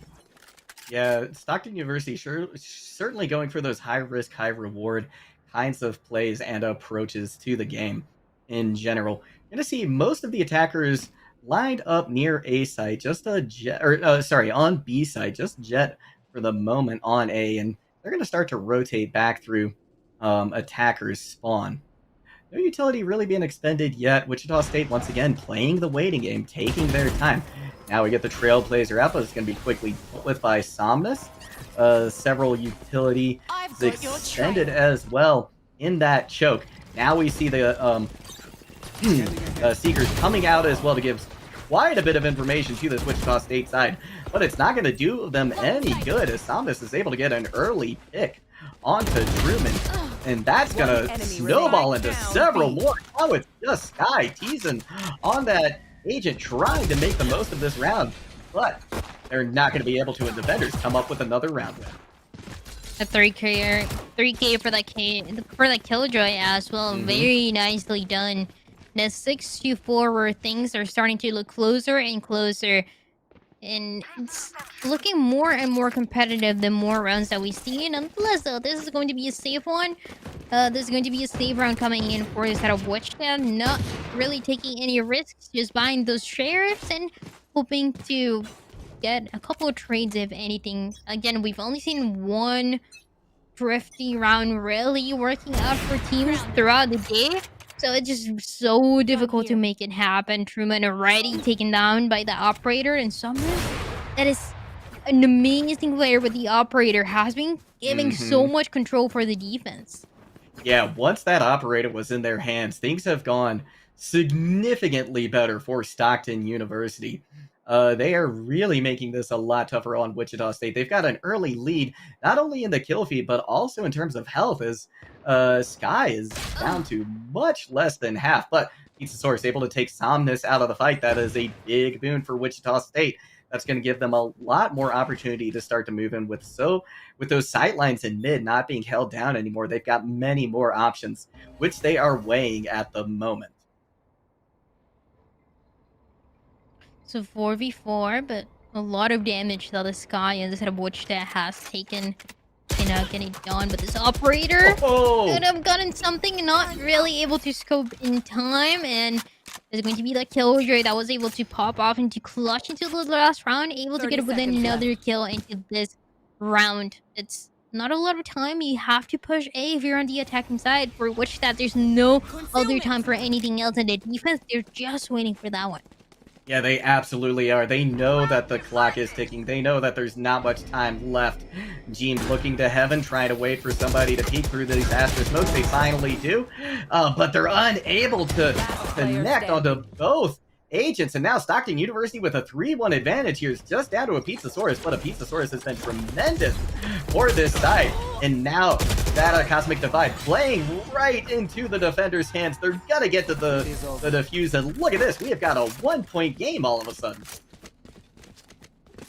One more round, Steve. We're gonna have a 6-6 first half, and the last opportunity into this first half as well for Wichita to get ahead. I mean, they were doing so well into the early rounds. It was all the rounds that they were able to get. That was 5 rounds that they were able to get just in a row. Over and over again, they were looking so strong, but certainly it was Stockton finding their footing into what they had to do in the defense and really making it work. And I really want to attribute that so far for what the Jet has been able to do with the operator. Even if she's not getting killed, even if she's not getting the first kill, she is getting so much space for the team to work with, and that is all that you can ask for a Jet like this one. This time around, peeking towards B, trying to get some information, but she is the one that didn't get spotted actually, because Trailblazer got taken down early on, so it is a good positioning for her to keep holding. And on the other side, I mean, the attacking team has no idea where the operator is going to be located. No, they don't, but they've got tour de force out of their own, so that's going to be a pretty mitigating factor for this defense from Stockton University. It's going to be interesting to see if we're going to get some value coming out from the tour de force. The Pizzasaurus has been tremendous so far for this squad, and look at that. Somnus gets an early pick onto Thiessen, dashes away, but the damage is already done. Now it's going to be a much harder attack for Wichita State University. We see Truman starting to back off from mid, reconsidering their approach to B, and once again opting to go towards A. And we saw this rotation last time, but it didn't work out too well from Wichita or Wichita State. Smoke going to come out now for Astra, and they know that Killjoy is there. They're not able to get the kill on her, but they're able to do a little bit of damage. Wichita State's still down 1, but they do have the plant on the site now, so they're in a little bit better position now that that's the case. Blade Storm out for Jet as well. That could be absolutely deadly, but lockdown now used by Killjoy. This is going to make things so much more difficult, but Team is there to equalize things. It's a 3v3 now. Is anybody going to get detained? Nobody this time around. The fuse is starting to come in. Somebody from the attackers has to stop it, but they don't. We got a 6v6 game. 6-6 Switching for sides. both of the teams into a map that started so one-sided and turned out to be a pretty close for that first half. And I love the adaptability more than anything that we saw for the side of Stockton, who we're fighting and we're finding a way every single time to win those rounds and to take down the enemy team into those early fights, into those early duels that matter the most, especially when you have only one duelist to work with, and situations can get really tricky in that scenario. But still, very well played for them. I expect on the side of Stockton to even shine more and to do a lot more into this attacking side, knowing that they can play for the default again and can do so much more with that intel. Yeah, that's absolutely true. I think Stockton, they're really going to be riding this wave of momentum too that they had off of those last rounds. I mean, five unanswered rounds towards the end. That is absolutely tremendous for them. They're weighing their options at the moment, but it looks like more pressure being put on B side to start out with. Killjoy now making their way up mid towards that B site. They're going to meet a Sova and a Jet. If they peek around this corner, briefly take out that utility, but that's alerted the defenders to their presence, at least in that area. Gonna put out their turret as well to prevent anyone from making too much of a problem for them. That's gonna be Dior taking Truman out of the fight. Truman a little less effective without that operator in their hands. Now we're gonna see the attack really start to come out in force on B site, and Wichita State just falling like flies at the moment. 5 players still up for Stockton, and this could start out the same way that it started out for Wichita last time around. And I mean, 3K, well, it's just insane players so far, even on this pistol rounds where it can be hard to get value out of them. It is just Dior being able to do exactly what he needs to clean up all the mess that the team could have left behind. And Wichita, with only one player alive, one less chance to do something, it will not be possible. That 4K right away connecting into the hands of Dior. And he can just use 7-6 pistol round that was absolutely crucial for this team. And for Stockton, as they, for the first time, take the lead. Yeah, that's absolutely right. This is their first time in that position, but they have been running towards it at a breakneck speed after those first 5-round wins from Wichita State. Stockton now going to be lining up for a big A-side push, and I have to wonder with this, with this gun advantage, if they aren't going to try to just push it as fast as they can. Chamber backs off very, very quickly as they see a lot of aggression coming in. Astra now deploying some of their stars to see if they can stop some of this momentum. Pizza Source now in heaven, but being blocked off now by that cloud burst. They're going to get a guiding light, briefly blinding Benji, but they're going to recover from it very quickly. 2 picks on each side. That quickly goes to 3 on each side. Plant almost in, but there's just one more player for Wichita State, and they're going to be taken care of very quickly.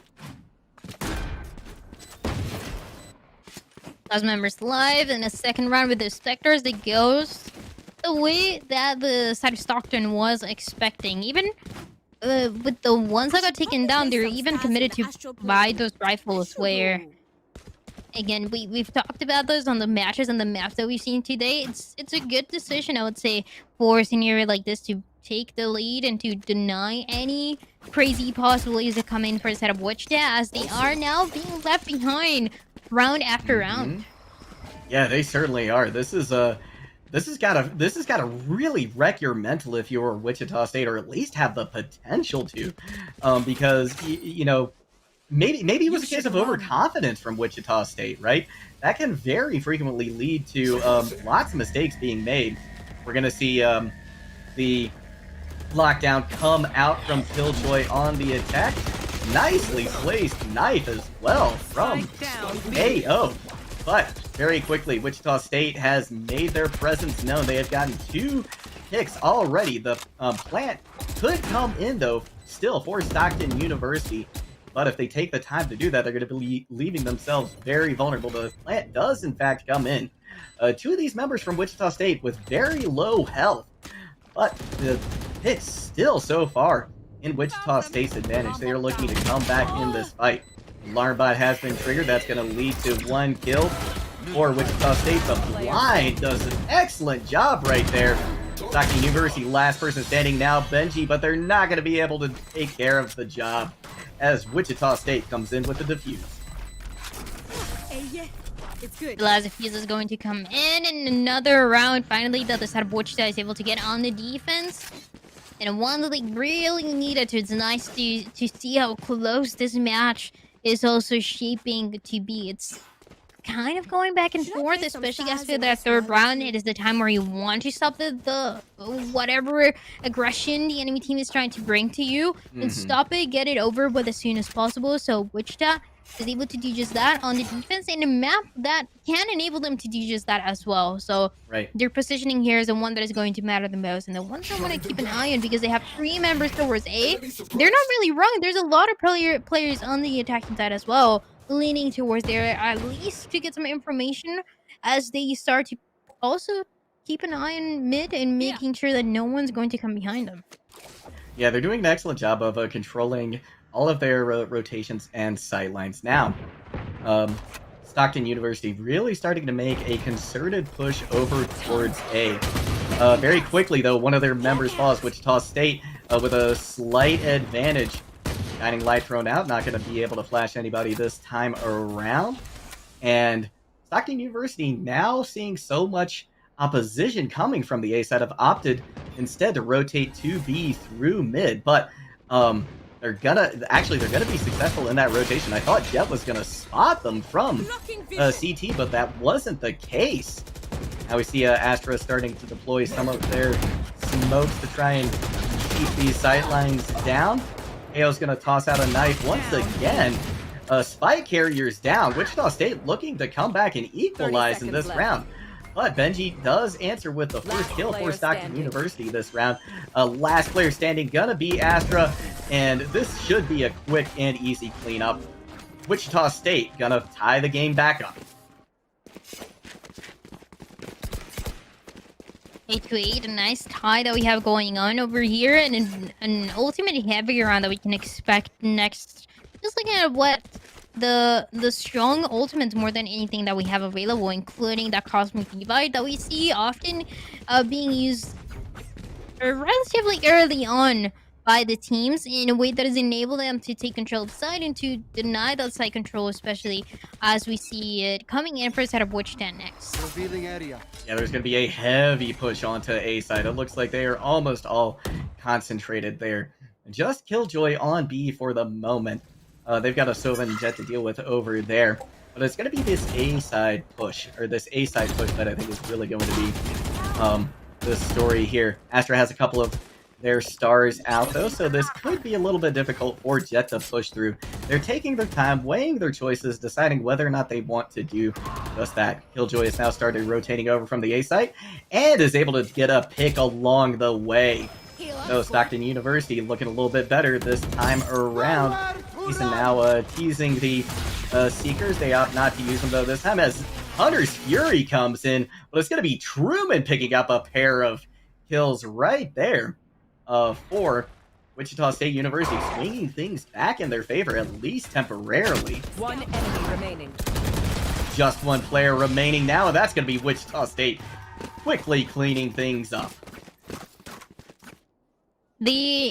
On the defense for Wichita, they are taking risks into where they want to put most of the players, and that one was an example where they are making the right decision, right? It's a bet just based on patterns that they're able to gather for the side of Stockton, and it is the utility as well that you can rely on to have on the other side. Even if they're not pushing to the A side, you're gonna have the Astra utility more than anything spread out, or at least to give some time for that rotation to take place. So it is a nice one, but it's still extremely close. That orb that the Killjoy is trying to get, finding to get that lockdown as soon as possible, because they would be a nice ultimate to get for the post-planting area, especially if they let her plant. Absolutely. If they can use that in a post-plant situation, that would be huge for Stockton University. Once again, Stockton lining up for a big A-side push. Killjoy starting to push onto site. They haven't been found yet. Pizzasaurus going to get an early lead to Wichita State, which they're going to transition into quite a bigger one. Now it's just up to Astra and KO to try and push in for Stockton University, but they're coming up against a ton of resistance. Gene gonna take Explosive out of the fight. KO not gonna be long for this world either, and the defenders extend their lead to 2. Double digits now for Wichita. A moment that they've been waiting for some time, and this is a team that in those mid rounds they're able to do better. So it's just something that they've found the answer to, especially when they are on the defense, and they can continue to do in the rounds to come as their economy is enabling to do just that. I mean, look at the Soba. Pretty much all the money that he can dream of will be available for him. And on top of that, you're gonna have very nice rotation of early ultimates to get information. And as we hear that, it's going to be the tour de force coming in right on. Just knowing that you can even save some extra money and just rely a little bit more on the camera and being able to go. But an early shot coming in from Somnus takes Truman out of the fight. It's quickly going to be equalized by Deez and the Pizzasaurus. With that, tour de force going to neutralize the threat of Somnus. And now Wichita State looking a little bit better on this defense. Stockton University weighing the options of an A-side push, though most of their players are still towards B and mid. Killjoy going to have to wait significantly, I think, before they decide to push onto A. KO now rotating back through attacker spawn, following Explosive over to that A site. But they're really going to have to watch out for this tour de force, I think. That could be the determining factor here in this fight. Astra now in heaven for the defenders. Chamber still holding down mid, but there's not going to be anybody coming over there for a while. Pull the stars out for Explosive, looking to maybe find somebody to flash or to pull in with that gravity well, but it's going to be the Cosmic Divide coming out first. So that's going to make it very hard to push in, but Stockton University equalizes the picks now. Dior is going to go for the plant. Nobody but detained by that Killjoy ult this time around. Gonna have several members now pushing from heaven for Wichita State on the defense. There's going to be an Astra smoke in the way, cutting off their sightlines. They're just going to have to wait for this to come down. But if they wait too long, that's going to play right into Stockton University's hands. Now that that's out, they're going to unleash the Seekers as well. Going to see if they can get some value with it. They do, able to take Benji out, but they're quickly traded. This is a 2v2 as the spike is getting ready to blow up. Wichita State gets the final kill. Can they get the defuse? Is it going to come in time? It's just barely going to be in their favor. They extend their lead now to 3.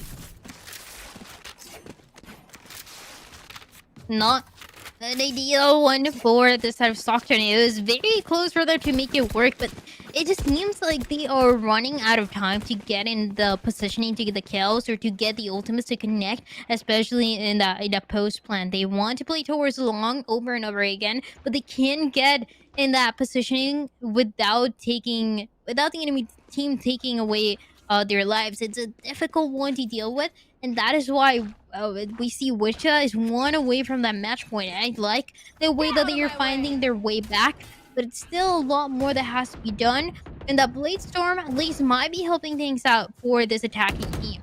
It certainly could. This could be the beginning of the switch in momentum if they're able to find a few early picks. Gonna be Truman, though, getting 2 in favor of Wichita State. Third gonna be picked up by a Pizzasaurus. Truman coming in for another kill. Make that 4. Yeah, Huge Truman. round win for Wichita. Absolutely massive, and now pushing us to the match point where it is not the first time that we see it, where it seems like it's very, very close, but at the same time you are on the edge every single time for the side of Stockton. Even if you win this round, even if you have the economy to work with, it's a risky one.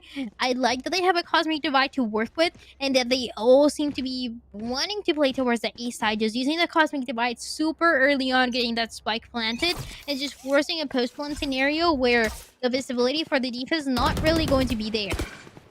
Yeah, I think that would be a very wise decision for them to make. We're about to see if that's going to be the case. Looks like they're holding on to it at least for the moment. Maybe they're looking to use it in more of a post-plant situation. No, there it comes out. Now we can expect to see a big push coming out from Stockton University, but Source was able to find Dior. And another kill coming in favor of Wichita State University, this Cosmic Divide, allowing for the plant to come in, but the kill still in favor of Wichita. Now they're going to start pushing through it, but they're met with some resistance. Just one member, just KO left. Can they find the kills that they need, or is Wichita State going to come away with the win? They've got the defuse almost there. Benji picks up a kill, but they're going to have to get more than that. That's going to be Wichita coming away with the defuse and the win, going up 1-0 over Stockton.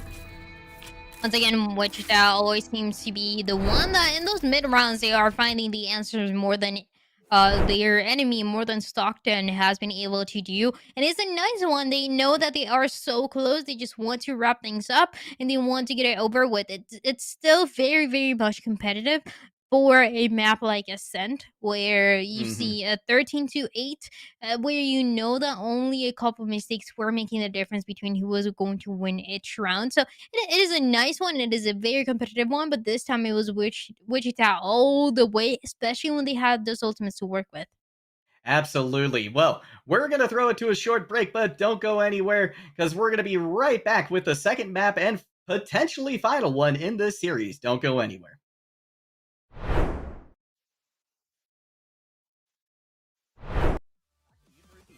Start moving quickly, otherwise the spike is just going to go off and they're going to take the win.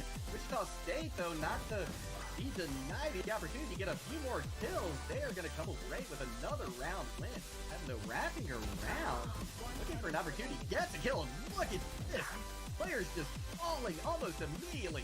That was a very fast finish to that round. As a matter of fact, able to get a couple of kills.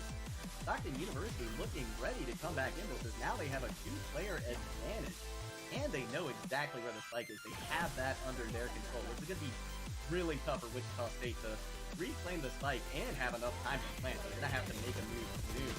And that's exactly what they do. But coming out as well from the defense, really throwing a lot into this. They've been rewarded with 1 tick. Make that 2 now. As Wichita State now looking a little worse for wear. There's a 2v2. First pick is going to come on the defuse. They're not going to be able to get the last one, though, and the attackers come back by Killjoy. This is going to make things so much more difficult, but Team is there to equalize things. It's a 3v3 now. Is anybody going to get detained? Nobody this time around. Defuse is starting to come in. Somebody from the attackers has to stop it, but they don't. We got a 6v6 game. One last chance to be something. It will not be possible. That 4 came right away connecting into the hands of Dior. Advantage. They're looking to come back in this fight. Alarm bot has been triggered. That's going to lead to 1 kill for Wichita State. The blind does an excellent job right there. Stockton University, last person standing now, Benji, but they're not better this time around. He's now using the Seekers. They opt not to use them, though, this time as Hunter's Fury comes in. So it's going to be Truman picking up a pair of kills right there for Wichita State University, bringing things back in their favor, at least temporarily. Just 1 player remaining now, and that's going to be Wichita State or Stockton University. Once again, Stockton lining up for a big A-side push. Killjoy starting to push onto site. They haven't been found yet. Pizzasaurus going to get an early lead to Wichita State.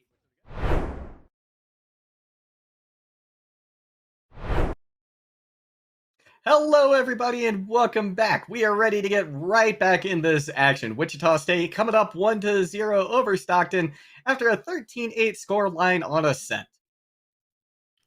It's been a nice one so far, a close one, a 13-8 that we had for the first map, but now it's second map, and it is time to see what is going to be played, what agents are going to be selected into the second map, and how much it can affect the rounds, as we've seen, for example, a chamber that allows players to shine a little bit more when they are in that eco round, and when they just need an extra gun, you're able to just use that ultimate, get away with a couple kills, just like the Jet is able to do, and the same way with that ultimate. So it's a decision that is interesting in a map like this one too. Yeah, absolutely. We will be going to Haven next, so gonna be interesting to see exactly how these teams opt to build out their composition here. looking like Benji flirting with a KO pick once again. I mean, I wouldn't be surprised. I think it is also a very good pick into this map. It's not, again, it's not just KO in general. It's not something that we see very often. But Right. if we saw it from Benji once, I wouldn't be surprised if we saw it again. Everything else seems to be pretty standard. I see the cipher that we actually haven't seen today being locked, and I don't mind it. This is a map where we see very often a lot of flanks coming in. So that cipher just gives you that extra confidence that there's no one going to be behind, no one is going to be in the flank, or at least they're going to be hesitant to break that trap wire and to get anything done, especially when we see them starting on the defensive side. It's a cipher that it is good at taking control, it's good at relying that information to the rest of the team. So I like every single pick so far. I think only one duelist is what is kind of the meta for this tournament so far. Yeah, that absolutely appears to be the case.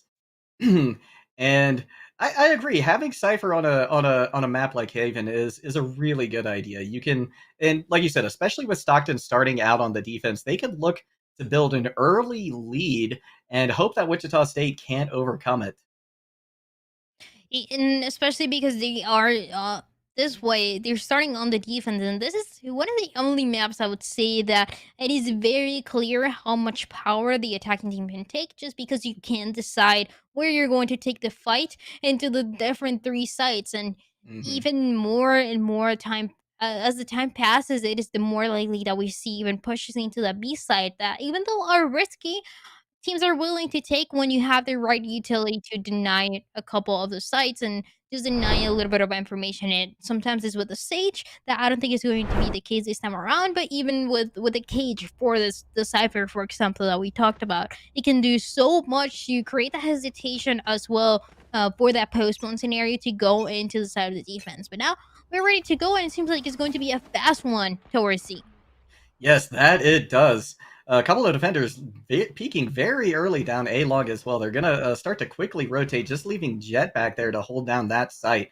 Now we're going to see this push coming in from the attackers, both Cypher and Astra now put in kind of this back corner of C site as well. We're going to see the smoke coming out for Astra, Cyber Cage as well. Out two picks very quickly on the board. Make that three. There's a 3v3 now. Wichita State looking to make a very quick plant here.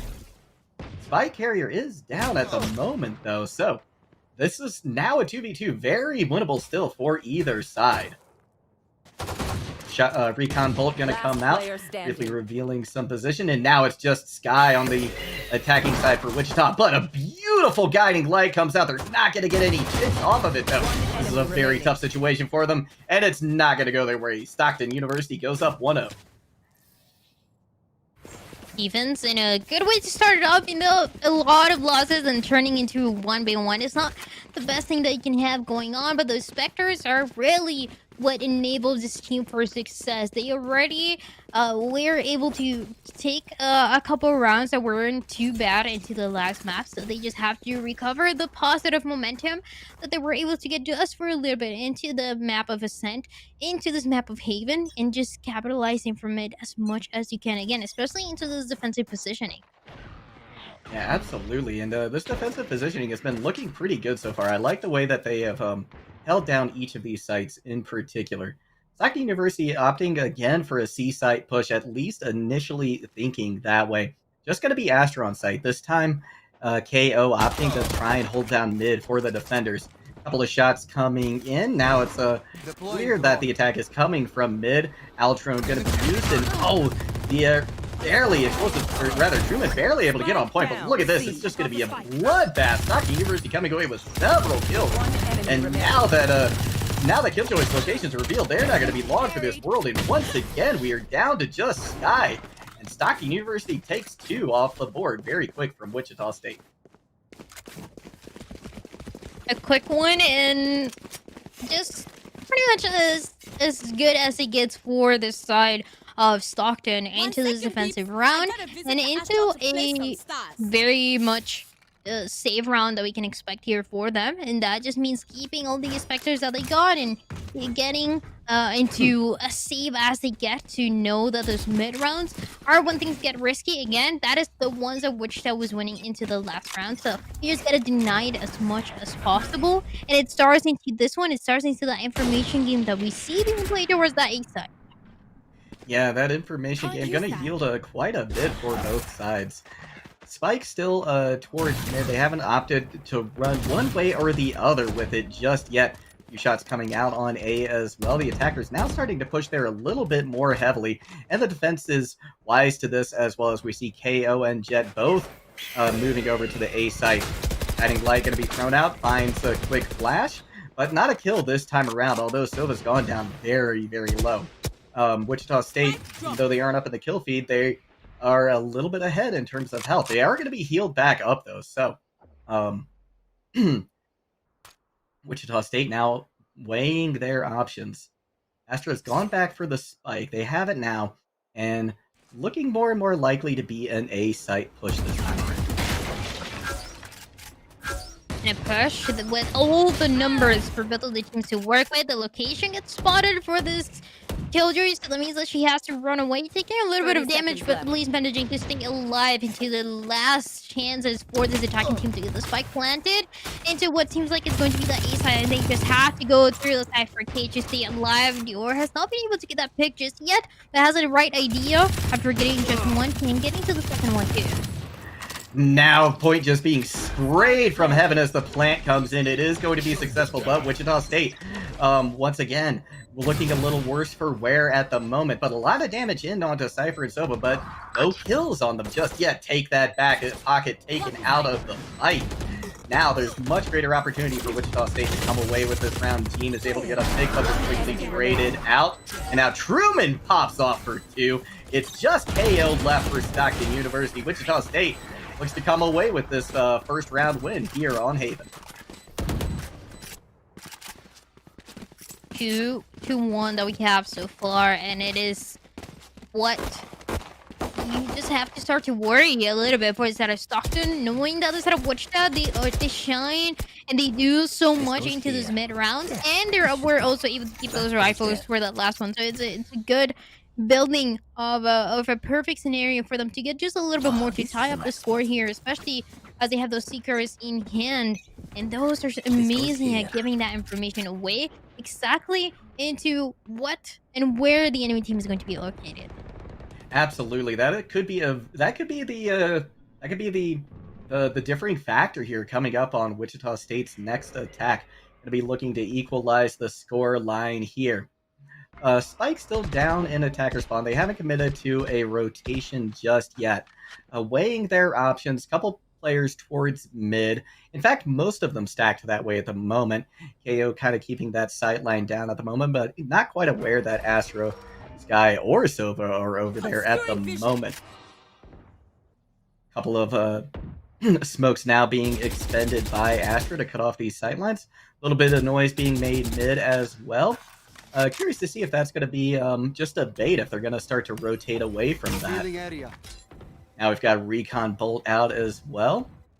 Not going to reveal too much, so defenders at least know that mid is clear. Spike has finally been picked up, and we're going to see a push towards A. I've got your trail.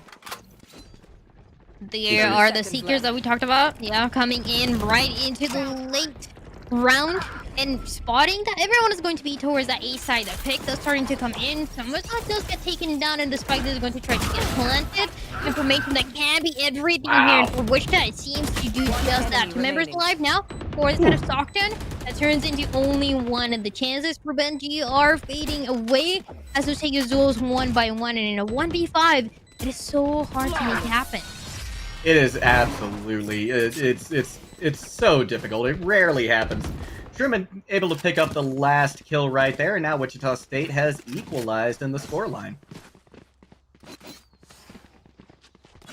It's a late push that seems to be working out, and of course it is only 4 rounds in, but it is a good indication of what can be done, because that isn't And also something that we said a little bit until the last map. So I wouldn't be surprised to see those delayed Mhm. pushes and seeing how much they're able to get value from them, especially in this attacking team or this out of Wichita.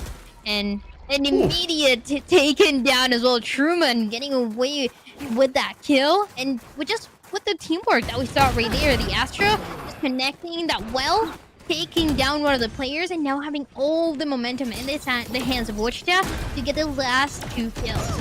Yeah, that is a tremendous push coming out from Wichita. We're going to see that guiding light lead to a flash that takes out the last remaining members of Stockton. Flawless round coming in for Wichita State. I like that the fast pace and the different paces, right? It is, it's kind of building up to a lot of confusion that can go for the defensive side, where you don't know how fast a push can be, and you can't really catch into any patterns that the enemy team is trying to bring to you. So it's a nice one for the side of Wichita. This is the way that they were able also to get ahead into the second half of the last map. So it's nice to see them starting to find the answers once again. Once they have those rifles, once they have that economy to work with, you know that they're going to look unstoppable. As I say that though, it's a fight that we see between the Jets just to see who was going to get that first pick. And this time around, it's still a 4v4, still very much going into any of the sites, but a little bit of a faster one for the attacking team. Yeah, absolutely. We're going to see most of them clustered up towards mid at the moment, still trying to suss out exactly where everybody is on the defending side of which site's going to be optimal to push. Both Jets are out of the equation, and that's unfortunate for both teams because they each had their Blade Storm. Although we haven't seen too terribly much happen with it outside of that one fight, which I believe was won by Wichita State University. So it's just going to be up to these remaining 4 members, and I'm curious to see if this Cosmic Divide is going to come into play as well, especially for the attacking side on the plant. Although at the moment, Astra is all the way on A side, whereas the Spike is clustered over on B. Now we're going to see Astra starting to push through these smokes, trying to clear out A side, but look at this. There's a 30 player seconds left. ready to find them as soon as they come through. Dior has their gun trained right on this A main push. And now they're going to back off. They're going to instead go towards B side, but Astra's waiting for them. Oh, the flash comes in. Quick pick. Very, very going to be very, very 10 beneficial seconds for Wichita State. They are now up 3-2, and they just barely get the spike planted in time. Couple of smokes, a couple of stars coming out from Astra for Wichita State to try and hold this down on the attack. It's going to make it a lot more difficult for the retake from Stockton. Trying to bait the defuse now. Pocket going for that. Able to get a pick on a piece of source, but they're quickly traded out, and the attackers take the round. Wichita with another round here, and the last kill is coming in thanks to this guy that we've seen. It's a small change here, but he's doing quite a lot for this guy and how much she's able to clean up those fights and to even get some early picks that we've seen a couple times at least with the help of the Seekers that we saw in the late round and that are in fact about to be available again. So it's a nice rotation of ultimates for this team that is giving them 2 more rounds than the enemy and is forcing an eco round into the side of Stockton, so not too much that they can expect here besides the Blade Storm. But again, we haven't really seen those multi-kills coming in when a Blade Storm is available, especially as you're playing aggressive, as you are maybe going to the back lane. And now, all the utility for the Cypher is negated as he gets taken down. Yeah, that is a huge boon for the attackers in a situation where they were already looking to have the advantage. Truman able to take Somnus out with relative ease as well. Wichita State really could just kind of pick the site that they want to at this point and potentially just overwhelm with a numbers advantage. They're going to push over towards A. Once again, we see Astra putting out a couple stars as well to let their plant go off without a hitch. Now Jeem on point looking to plant. They're going to be able to start to do just that. Stockton University unable to really do anything about it because of the smoke from Astra. We're going to see a little bit more utility expended up there as well. We have to know that people are starting to push through heaven. Guiding Light going to come out, going to flash Pocket. Pocket's going to go down, and very quickly Wichita State takes another round. 5-2 when Wichita have now won all those rounds in a row, by the way. It's an Yeah. amazing performance for them. All ultimates available. I mean, if they've had a win condition on this first half, it's gotta be that one. It's just gotta be all about just taking those rounds one by one and making them work in a way that it's such a good teamwork. We saw it, and I think the first indication that I saw from it was when we saw the well combined with the kill coming in for the Jets, just denying any chances to go down for the defensive team. They're gonna try to work together again, especially in this side of four. But the Hunter's Fury trying to stop that this time around. It's not going to spot anyone, it seems like. Wow, that is unfortunate for the defense right there. Trade's going to be coming in. Now a 4v4 situation that quickly materializes into a 3v3. Both teams continuing to trade, but Stockton University now up a little bit, but only for a moment. Now we're going to get a gravity well committed by team. Is not going to find anybody this time around. Kaba going to be able to plant it, Wichita State with an opportunity to increase their lead to 4. And that would be a huge boon because they'd be forcing potentially another eco round out of Stockton next time around. Jeem has committed the Cosmic Divide as well. A couple of players now on point, but look at that. Explosive able to take Jeem out of the fight. The fuse is coming in and it might be successful. Never mind, it's going to be close. No, the defuse is going to be there. Stockton University coming away with a round win that they desperately needed. They definitely needed to get to the third round as soon as possible. And it was a nice Cosmic Divide as well to make it happen because you isolate, without even knowing, you isolate what are those targets hell. And that makes it to the point where once they cross to the other side of the Cosmic Divide, they have no idea where the enemy team was coming from or where they were located. It looked the wrong side, and that just causes them to get taken down. So an unfortunate situation, but a really good use of utility there, a really good use of that ultimate in that one way as well. Get something done here early on, and Cypher that we've seen so far has been taken down early, taking some early fights and not being able to get away with them as much as he would like to, but this time around managing to stay alive and also giving some information for the team, especially where as everyone on the attacking side is pushing towards C. Yeah, that they are. Huge push coming out. Hunter's Fury already expended a little bit of information gathered as well as a result of that. Now, Pocket backing off very quickly. Most of the defenders have started to rotate over towards C, but Jet just keeping track of mid in case there is a counter rotation coming in. Cypher is now able to retake most of C side as well. The attackers opting not to push, despite that Hunter's Fury essentially clearing point and letting him know nobody was nearby.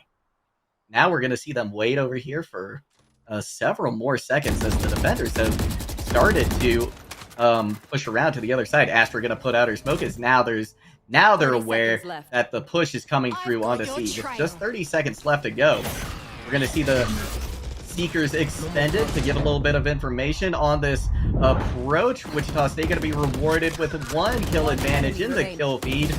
1 player remaining, just Sova. They should be able to deal with them relatively quickly, as they do. The patience for this attacking team was so nice to see towards C. You would expect them to make that rotation after they got spotted and after that Astra utility was used, but they still decided to come in into the side. They still decided to push in, and knowing that the gunfights were going to go their way and that rotation was still a question mark for the defensive side. So it's a nice one to see coming in and enable them enabling them to guarantee those 6 rounds going on for the side of Wichita, as they are trying to get a little bit more, and once again, very, very fast. Yeah, very quick move over towards A side. They're pushing this as quick as they can. Defenders responding in kind as well. No picks on the board just yet, but Heaven has been smoking out. A Pizzasaurus finds an early pick onto Somnus. Wichita State looking pretty good at the moment. Spike is going to be able to plant as well as Kaba takes out Pocket.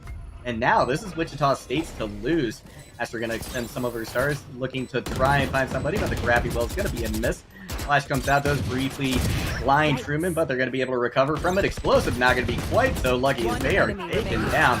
And now it's just KO once again, and they've only got half their health. Attackers pick up another win.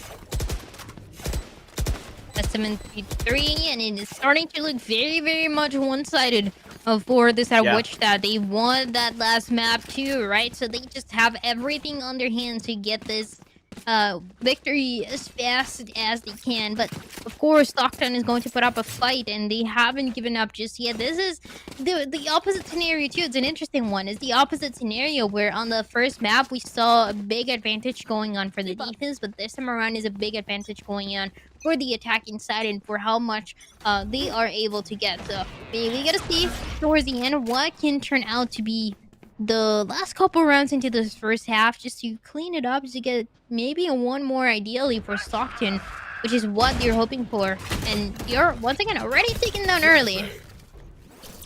Yeah, that's a huge boon once again for Wichita State University. Like you said, Cypher having a hard time staying alive early in these rounds.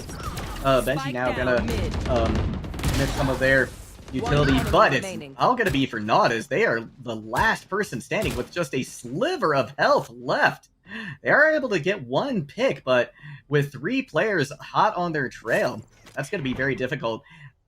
Wichita State gonna go for the plant, and this is gonna be all but impossible for KO to come away with this round win.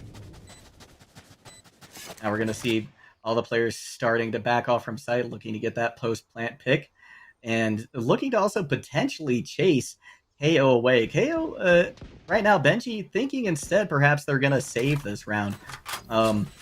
Looking to potentially just take this round loss and at least come away with it with a gun that they can hold on to.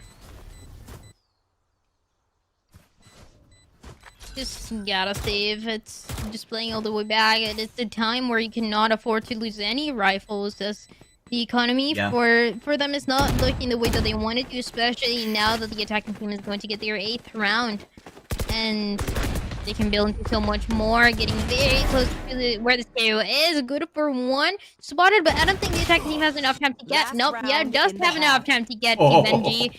Finally getting taken down. So not even the rifle. I think it's a very risky positioning to save as well. I would go all the way to the east side to make sure that I'm safe. But this is the last round here that we have. One more chance here, and it is Wichita who might be, have a chance to also get away with a very definitive score into this one. An 8-4, a 9-3. Everything here, it just sounds ideal for them now. It certainly does, especially going into a defense round. Haven being a little more attacker-friendly, but still, the defense coming away with such a strong positional advantage early on really makes it tough for attackers. So all the more credit to Wichita State for being able to come away with an 8-3 lead at the moment, looking to increase to 9-3.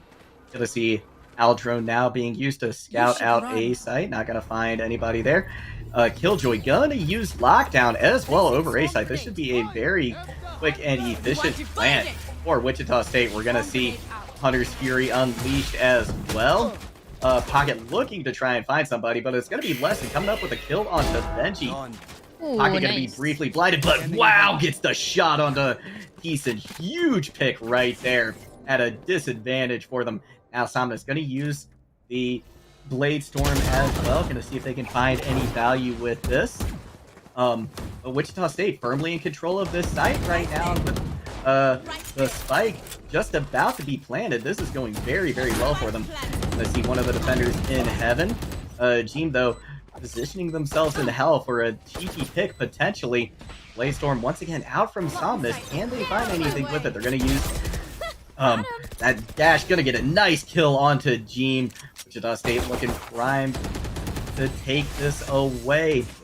No real aggression coming out yet from Stockton University. All the blades expended, not going to find any value, but Somna's going to get almost the last pick. Just one player remaining. Can they do anything about this? Blade Storm out now this time for Dream and throwing a couple shots. They don't get them, but they're able to eventually, and the attackers go into the side swap 9-3. Well done there for tremendous. Grabbing that gun and getting that over with. Also the patience as well, knowing and guaranteeing that it was not going to be a fake, but it had to be the enemy jet sticking to defuse and to get anything done there. So the patience playing out very well, guaranteeing that Wichita will be into a 9-3. Only a couple more rounds to go for them, and we already know how confident Wichita can be and how they can start to build up from that first half into the second half, into those double digits that can turn into so much more. It's just a massive difference that the two best players here are really making a Truman and teasing all the way into really define the limits of what they can do into the stadiums as they go into the defensive side. Yeah, they certainly have. They have been two standout players for sure for this Wichita squad. We're going to see Spike still in spawn at the moment, waiting to decide where they want to push. A lot of pressure being, a lot of attention being put on B, but Stockton going down early already is not good for their chances on this attack. Once again, Cypher being the first to fall, but Thomas is going to be able to equalize, and then some. Stockton University in a much better position than they were just a moment ago, especially considering Sova is so low as well. Somnus creeping along, looking to see if they can extend their kill streak just a little bit more as they're Stockton starting to approach towards A. We're going to see Guiding Light find a blind there on the pocket temporarily, but now things have turned back in favor of Wichita State. Somnus with just 12 health at the moment, looking to keep this corner pretty dangerous. The shock wolf's going to come out and take them out of the fight. Beautiful play coming out there from Sova. Kava doing a tremendous amount of work with not very much health left at all. And now it's just Pocket trying to decide which side to plant on. Maybe they can get a little bit of money out of the plant onto A. Potentially they can come back in this, but the advantage certainly in Wichita State's favor. Gonna fake a plant for just a moment. Spike is, in fact, going to be planted. And now it's going to be a tough ask for them to defend this. It's not going to work out for them. The fuse is going to come in. Wichita State gets to that double-digit lead. Double digits now coming in for a set of Wichita, 10-3, and a massive dominance. I think the closest to a definitive victory that we've seen throughout the day. It's been a lot of games and a lot of very, very close maps. But this one, at least as of right now, it's shaping to be all about Wichita, all about what they are able to do. I would like to see at this point a force coming in, especially in a map like this one. Pavement is one of those maps where you have to see a force into second round after you lose. After those double digits, it's all building into that one. That is exactly what the set of Stockton will be doing. And all playing once again towards C, but no information that they can get early on. Like, I didn't like this stops right into that well, so it doesn't really give them what they were looking for. That smoke working out perfectly, and the trades that start to take place is a 4v4. Another Guiding Light gonna find a flash as well. And Wichita State now almost completely surrounded this Stockton University side. Cypher going to go down eventually. Nice shot coming out from Preseason. And that's going to be Wichita State coming away with their 11th round win. This is looking like it's all but done at this point. Very nice control that we saw there for Preseason and what he was able to do. This is why we talked about this player and about Truman as well. Really define the limits of what they could do on the defensive side. And they were able to do just that towards the C side. Preseason able to get away with a 4K. Absolutely massive for this team. 11 rounds going for this side of Wichita. And just a perfect opportunity for them to take us to match point into this one. Not really committing any risks, as we see for Stockton, who are in a very, very tricky situation where, because they bought before, now they have to save, and at least they're able to get with that opening pick. Yeah, that is a huge boon for them. If nothing else, they've got that this round. KO going down very low, though, going to pay for it with quite a bit of health. Now looking to try and scan. Spike has been planted. So now Wichita State gonna have to come back in this post-plant situation. A little bit of information gained by the Owl drone as well. 4v4 at this point could definitely go either way, but a Pizza Store is gonna take the advantage for Wichita State, but it's quickly swung back in Stockton's favor. It's a 2v2, just one player remaining now for Stockton. The fuse is gonna start, and it's just Sova and a Dream, and that's not gonna be enough. Wichita State at match point. Very nicely done, Wichita. Only one more round to go, and this time around, I do not see an answer Match for point. Stockton.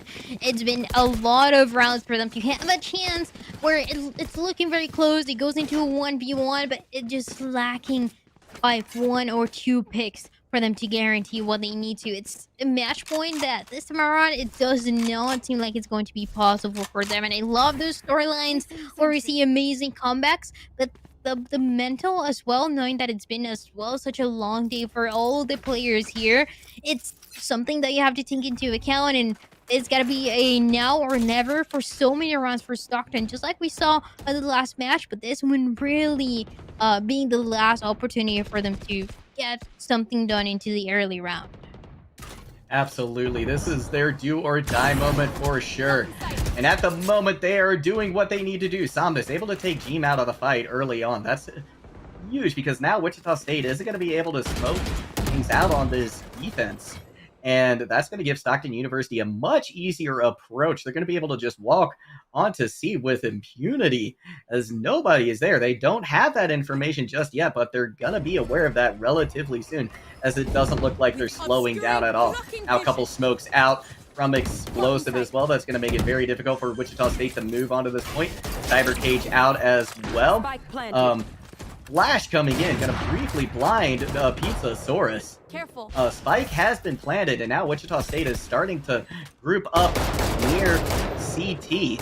They're looking to try and push onto site. They've started to clear some of the corners. They know there's nobody too close by. Aldrone going to get a little bit of information. They know that there's going to be a heavy push coming from CT, and look at that huge couple of picks coming in favor of Wichita State University. They've turned the favor around in their They've turned things around in their favor. Diffuse is gonna start. They've got another pick, but it's now a 2v2. Make that a 1v1. This is all coming down to this.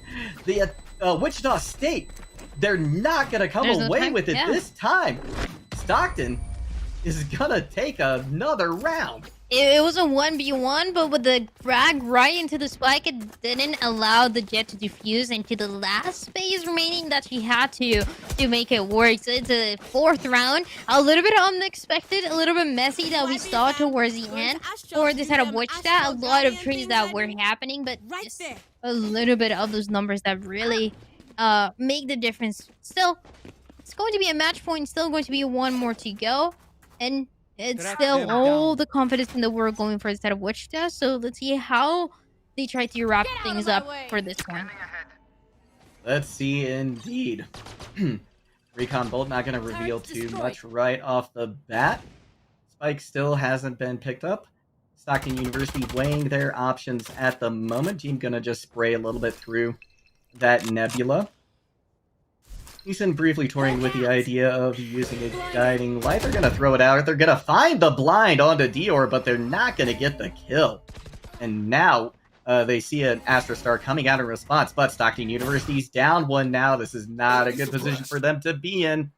A minute left to go for Stockton to plant. They still got plenty of time and plenty of options, but they need to start making their way towards one side or the other, and that's exactly what we're seeing. A little bit more motion over towards A, but Stockton University down one more. Now Wichita State can start to push with a lot more confidence.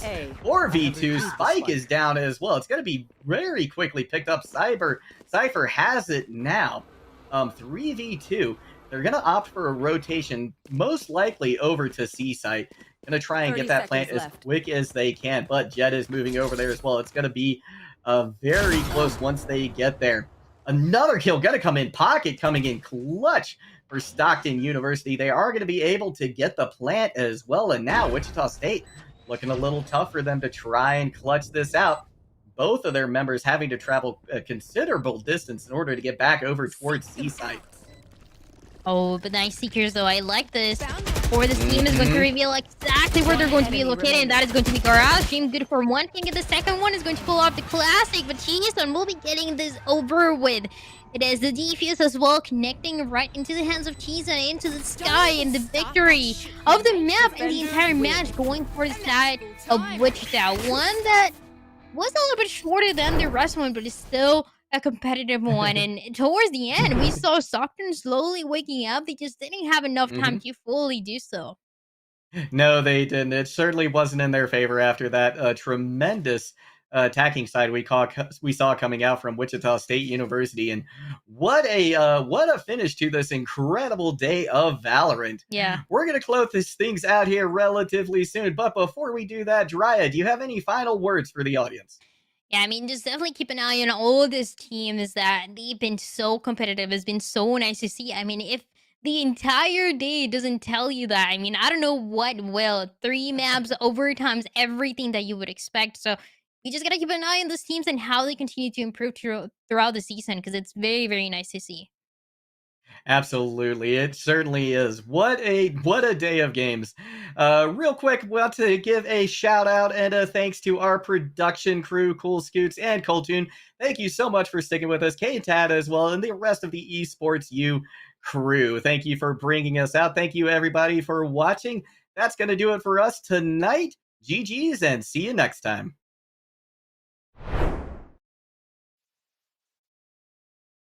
Away with this mountain team is able to get a pick, but it's quickly traded out.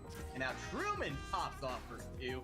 It's just KO left for Stockton University. Wichita State looks to come away with this first round win here on Haven.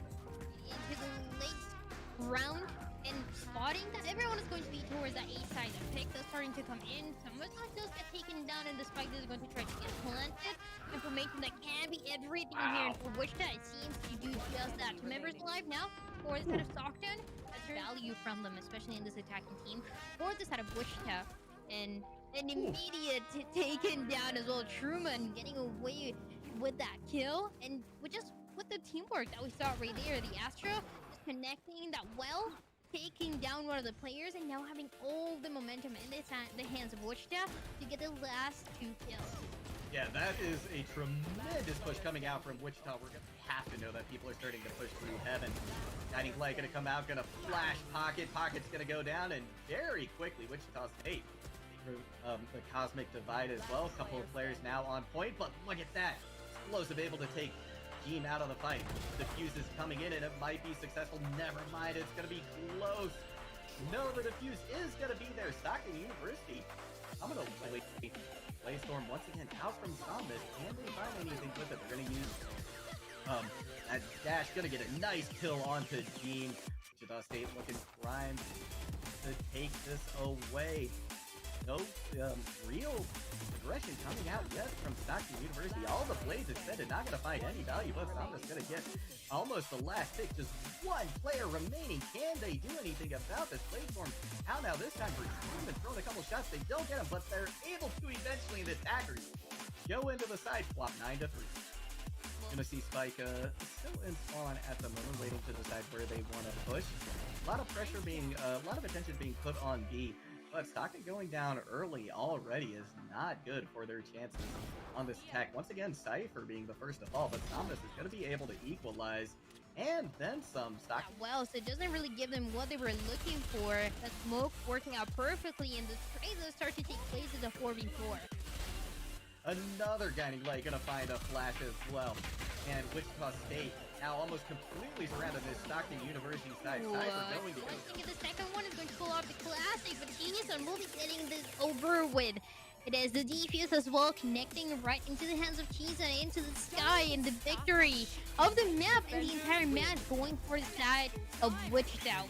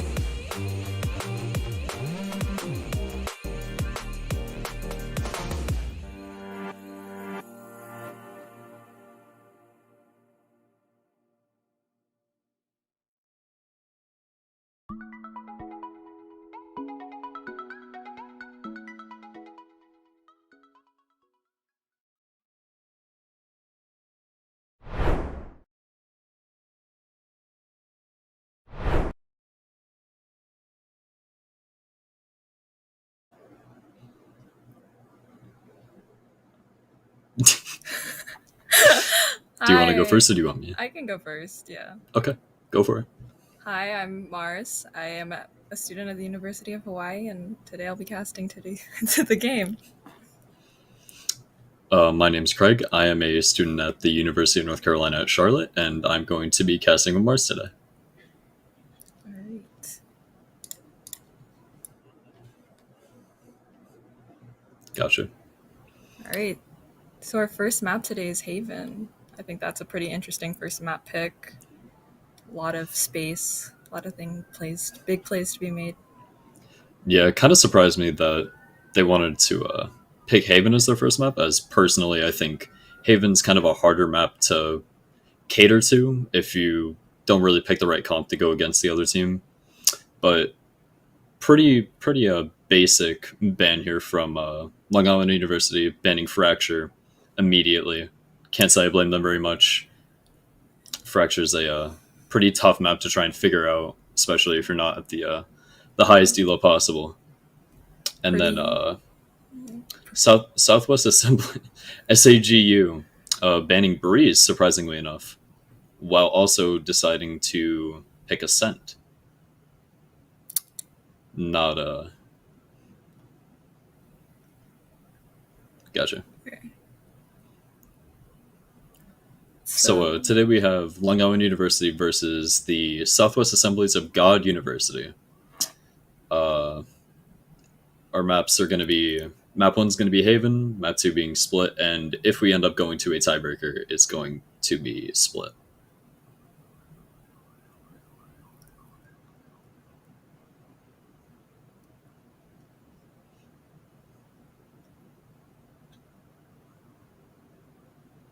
Gotcha.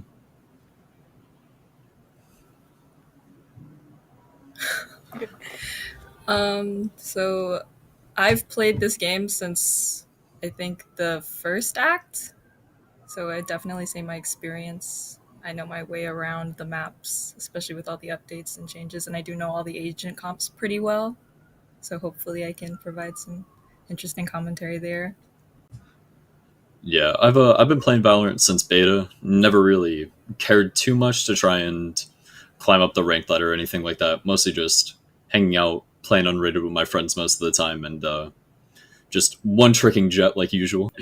But I think I've watched a decent amount of high elo games, VCT, all that fun stuff, to be able to give a little bit of insight into the games that we're going to be watching today. Considering that the matchup we have here is actually right around the same elo as me and Mars, so I don't think it'd be too tough for us to understand what's going on here and to kind of pick apart maybe some mistakes they're making, maybe some really good plays that they're making that we wouldn't really expect to see.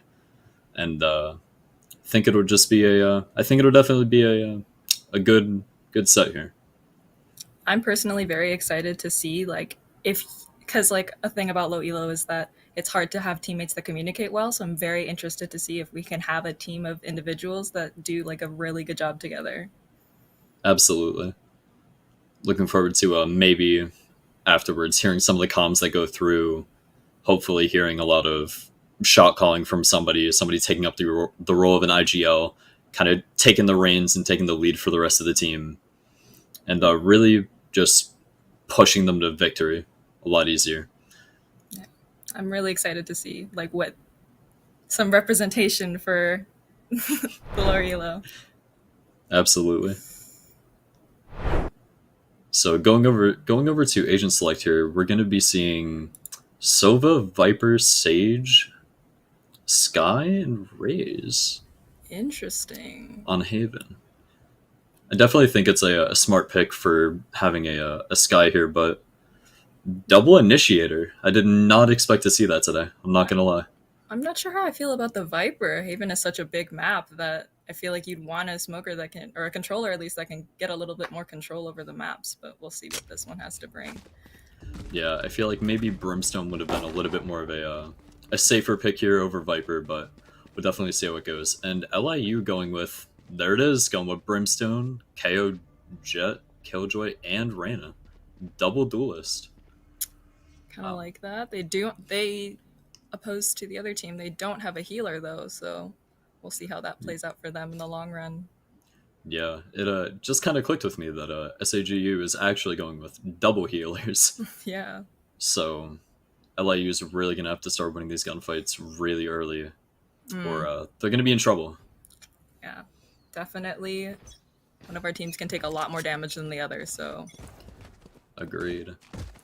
Mini drones actually not buying a pistol on Reyna. Oh yes, instead Pretty buying surprising. 2 full utils. Yeah. Very interesting. Opting for a first contact's gonna be here out on long. Hopefully this guy's gonna try and flash her team out. Oh, she's Gets taking away a lot of damage. just in time.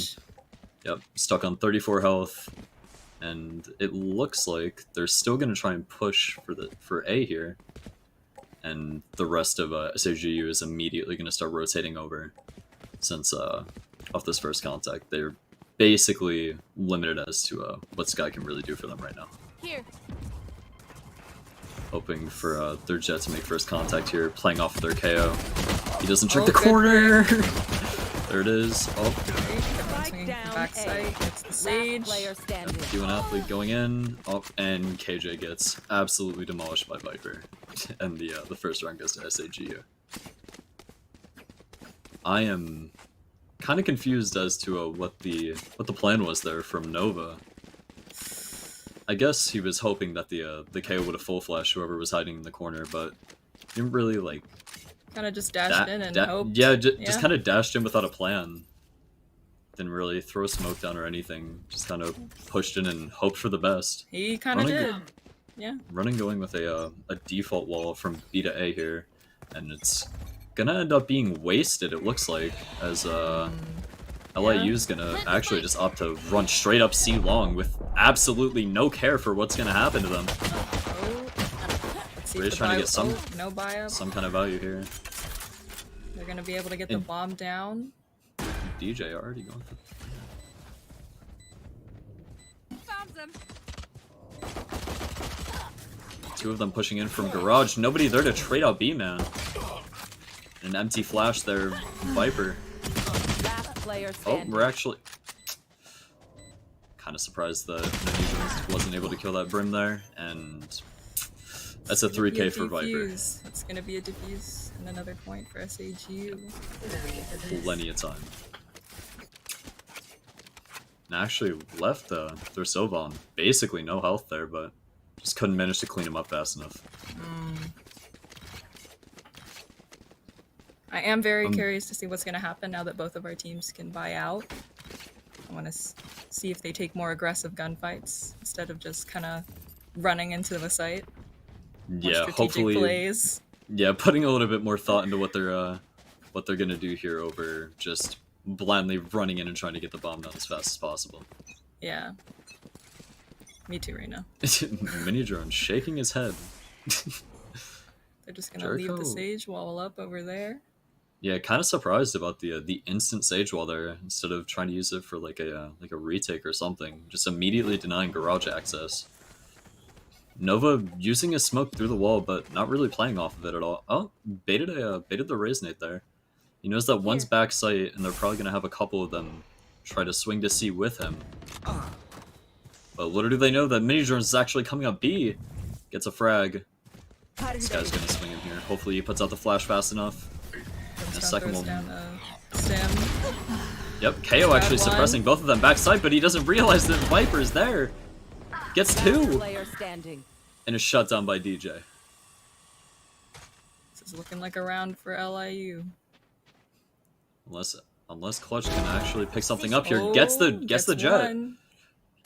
Looking towards garage. He doesn't know that somebody's coming up their window. Coming up behind him. The timing. He manages to pick up the second. He's got full health too. Clutch taking absolutely no hits here. It's like they can't even touch him. Opting to not checking the corner. Oof. And that's the first round for LIU. Finally getting on the board. Very, very losable round too, so glad they got absolutely. Clutch actually just ruining their econ a little bit there, but still gonna have enough to get rifles here. I'm very surprised that he actually almost pulled that off. I'm looking at Gotta the say. buys right now, and the Jet seems to be going with the light shields and a Spectre. Can we suspect an op maybe in the next rounds? Hopefully. Maybe something to get him on the board here. 0 and 3, not looking too great for him, but He's I think trying he'll- his I best think to he'll make some manage to pull this space. off. Oh, look at him go. Making that space. yep, hoping to take space for his team here. Corners. Only Soba on site. Updrafting, check the corner. Soba's He gets completely one. unaware of what he's doing. KJ managing to get 2, nobody there to trade out. Good flash. KO for the peeking. KO, but nobody there to see it. Using his frag to try and deny any type of A main access. I really like this KO's utility usage. Absolutely. Viper managing to just absolutely destroy him through the wall, though. Another team is just gonna immediately just run onto site with no care in the world. Viper 2 does of them have hiding ult down if A she short, wants to though. use it. Mini Jards managing to pull off Sage. With Brim hiding in the corner, he doesn't check! Oh my god, Viper with a 3K. Poison's off. Hold on know if she has enough to time. him with the 4th! And it's just another round for LIU. Very, very, Very, very close round. very close round though. This Viper Ronan is 10 and 2. Absolutely just taking names from the entire enemy team. It's like they can't touch him until he's just the last one left in a 1v1.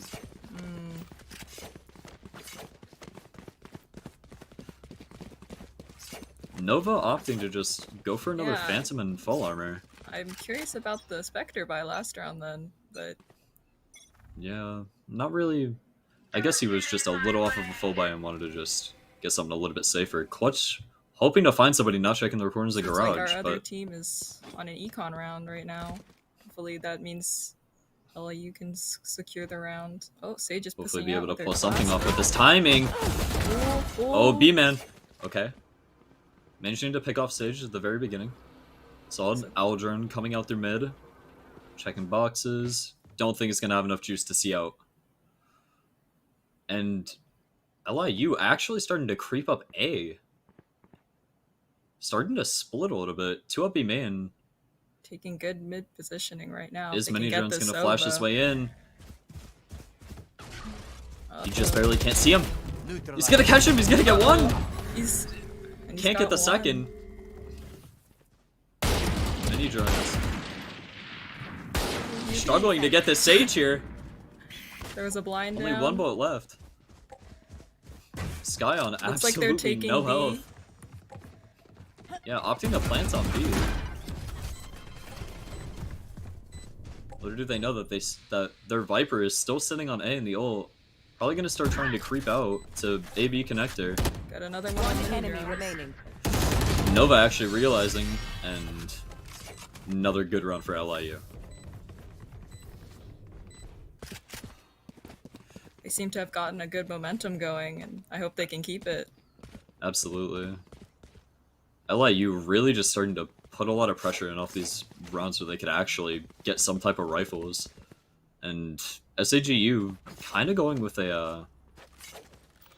it's a weird buy, Yes, to be honest. a weird buy, a half light. I'm not sure what to call that. It is definitely Yeah. not your typical buy. Ronan opting to go with a Vandal with light shields.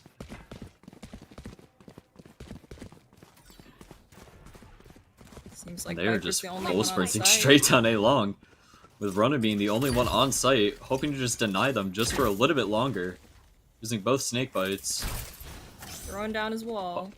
Not enough. Hoping to use his wall to try and push them off just a little bit, and LIU is just going to immediately back up. They've already baited so much utility. SAGU hasn't realized it yet, but Sova Good pick on him. almost with the second one. Nova with a frag. They're going to have a lot of decisions to make here. Sky is going to start creeping up A main. Interesting dash. Yeah, Nova coming up through garage. Might get caught by Raze here. And no frags are going to be found here. Interesting updraft. A lot of interesting Nova- utility usage in this round. Yeah. Oh, and Nova getting caught by Jericho. Coming back up the garage. And Jericho just barely not being able to catch KO here.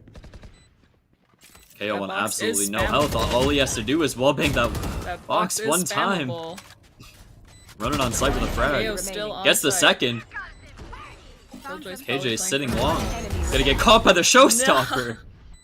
No. And Ronan manages to get the defuse. On 15 health.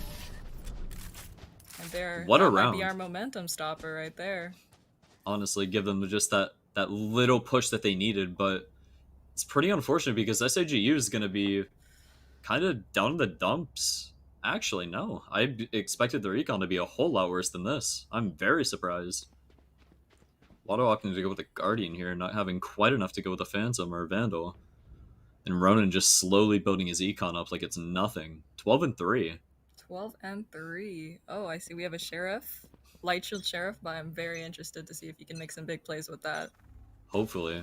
Watto pretty much just hoping to find one frag, take the gun, and then immediately back out, probably with some of his flashes.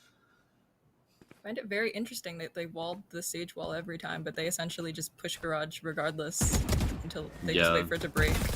They just end up waiting it out. Watto opting to use his ult here. Don't think he's going to be able to find it. He's going to catch one. I think he tagged two. Runner trades him out.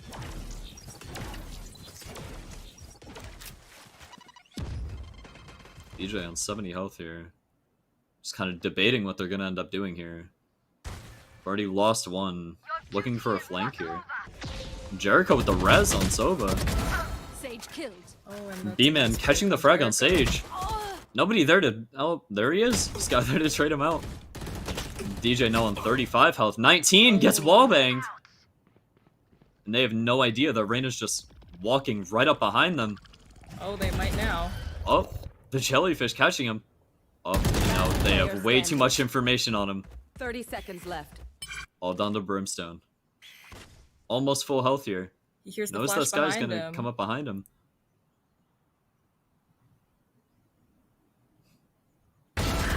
Not gonna flash again. Smoke's down. See what he does here with his spells. Unfortunate peak. Yeah, just peeks it a little too early. A little too early and little... just too little time for him to really try and figure anything out to make a play there. Another point for SAGU. Ronan really showing us that Viper truly can work on Haven. Yeah, maybe Viper is the pick for Haven. I doubted too soon. Apparently, putting up this default wall from C to B, or A to B, sorry, every time. To just, I don't know. I feel like whenever he would put down this wall, they would actually opt to go to C a little bit more often, since since Ronan's just kind of keeping them stuck here every time. Nova... I find it interesting they choose to push the Viper, actually, considering the fact that that's the top frag and that all of this util is so, like, dangerous. I agree. Especially Nova pushing up here without a flash to get him through the smoke. Checking our deciding to updraft. That KO knife is super useful, but he just so misses. Won't do enough for you if you don't check the corner! With the double! With the third! I can't believe it! Oh man. And just the easy cleanup from SAGU. Oh my gosh. Ronan just absolutely tearing through whatever kind of push they're hoping to make on A. Yeah. Like it's just nothing. This dude's playing unrated. It's crazy. 18-4. I'm not sure what they could change up to. I honestly think maybe that pushing the Viper is not in their best interest. They have a flash. They have so many flashes, and I just think this Viper is proven to be a very good defender. And if she wastes all her util, it's so much harder for her to rotate. Absolutely. This is what I thought they were going to do, just immediately opt to push the garage. And now this actually push Jericho down to 12 health. That's kind of what I expected a little bit more, just immediately blast through the Sage wall to make some kind of space for your team. DJ gonna activate the null command here, hoping to shut down any type of utility they're planning to throw at him. And it's just an immediate push on a B site, not able to quite get Sova. B-Man there to get a double for him though. Ooh, and Nova pushing in. little bit of a sloppy gunfight there, but Jericho manages to pick him off. It's a 2v2 With Raze. and we've got one that's one shot. Yeah, 2v2 here with Jericho on next to no health here. He does have heal in 3. No charges. But it does make He's noise to gonna heal. immediately pop it on himself. Hopefully, Brim is looking back here. There we go. And Knows where KO's one now watching is. behind him. One enemy remaining. Will he be able to get the second here? And he manages to pull it off. Does he have time? Oh, I think so. I think he might have just enough time to pull it off. Let's go 2 seconds left.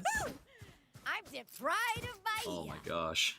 Just absolutely tearing through whatever type of push they were hoping to have there. 6-3 in favor of SAGU. I honestly believe that LIU's down because they're just not quite clearing their angles correctly and holding each other correctly. Here. Everything would be so different if they would just do a little bit of routine skill maintenance, I think. Honestly, I completely agree with you. I think if they would just slow down their push just a little bit longer, just so then they could flash through, get 2 people peeking at the same time, something. Ronin opting to hiding Cubby. Oh, Nova not checking the corner completely. Gonna get the third. down A. Ronin with the 3-piece. Ronin. Hoping to go for a 4th here. Ronin staying in the fight. Like an absolute psycho. Sage on the flank Getting- right now. Let's see if he gets him. Mini drones. What are you doing? Mini drones. Mini drones not even pressing mouse 1. And Ronin with the 4K. Ronin, my man. Wow. Oh my gosh. Really stellar. I honestly think they just have to stop pushing A here. Me too. I think 22 and it's 5. so hard for them to push past the Viper or Util. They gotta it's so hard for her to pick up and rotate everything because she can't pick up and rotate everything. They should just fake it and then leave. She will Honestly. throw down all of her Util. And the last time we saw Ronin ult, he ended up just putting it on A and just sitting there the entire round. So if they were to just wait for him to put down his ult, and they just immediately cut through to C, I think it would work better for him, knowing that Ronin would have to come from a far rotate to get to them. I agree. KO with the knife onto C, they're just gonna immediately push him without a flash? I don't... Interesting. Reyna is creeping up B slowly. Yep, and they're gonna opt to just immediately back out. Hoping that mini drones might be able to pull something off here. Hiding behind the Viper smoke. Look to your right! He ends up getting one, but Ronin refrags Walto. Now it's just down to KJ and Brim. Sova droning down C long, trying to find out where this KJ and Brimstone went. Actually end up dodging the owl drone. I think they could go back up C long here. But B-Man opting to pull garage instead. No more Manages to Sova. get one. I think this is their commit. Oh. They do have B-Man. Killjoy ult. B-Man deciding to go to window. No way they rotate to A here, right? I think they do. Deciding to go back to A, straight back into the Viper's den. 30 seconds left. You can tell that it's definitely starting to get to them. Just Yeah, absolutely I can feel terrified how of Ronin aggressively here. they are checking their corners now. Real hard swings. Good serve from B-Man, hoping to hold A main a little bit harder. Oh. Hopefully one Do of they them's have looking any back for flank? Jericho. Enemy remaining. Neither of them! Jericho catches B-Man and leaves Brim on 23. Trying to catch a Vandal here, but just couldn't catch it in time. One enemy remaining. Manages to get the second! And then he ults Ronin. the ball. Ronin decided to just push like a Ronin. psycho. And is gonna end up getting the defuse with more than enough time. Another point for SAGU. And Ronin still having not used this ult. Last round in the It's like he half. just doesn't have to. He just doesn't even need it. 24 and 5, that's pretty impressive. Absolutely. I see an op. Giving an op toward the Raze. Love to see some plays with that. Hopefully, maybe some blast pack peaks with it. Something creative. Oh, and we have another op on the other team. The Reyna has the op though. That is definitely something I was not expecting to see. Oh no. Oh, All no. of them stacking up for C long, walking straight into clutch. Oh! Catches mini drones with the op. The raise nade just going a little bit too far for him. Hoping to look for a second here as someone stuck on the right side. Couldn't quite catch them through the smoke. Holding the showstopper. Hoping that maybe they might just decide to re-peek. But it looks like they're just going to immediately start rotating back to A. Maybe one go to window. But they're just going to stomp straight down A long. And Nova going to short like usual. SAGU has started to rotate onto A again. Oh, but the Killjoy ult goes down, making it significantly harder for them to push onto site. So much info from the I don't even know what that ability's called, from the dog there. Ended up knowing just a little bit too much and the entire team backs off. Clutch in Heaven catches another one. Catches KO. Auto catching not Nova. And just not really too much they could do here. Brim playing for his ult in a little bit of a safer position. Player standing. And Ronan catches him. B-Man gonna have to play inside of the Viper's Den here. And gets caught by Ronan. Another point for SAGU here. But pretty close to fuse though. Less than 2 seconds left. 9-3. Switching over. Switching sides.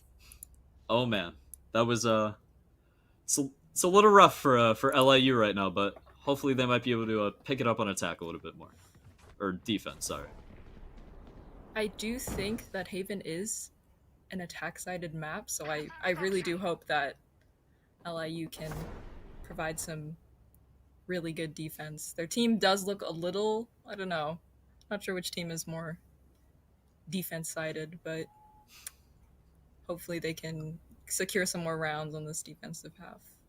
Absolutely. I feel like it would be a pretty close tie between them, just because Ronan had so much just coverage of 2 sites, and then really all they had to worry about was garage and C, because Ronan could just hold off literally everything else. But KJ hopefully going to work on C long for them a little bit better. KO, top of the boxes, catching clutch, taking away pretty much all of his armor here.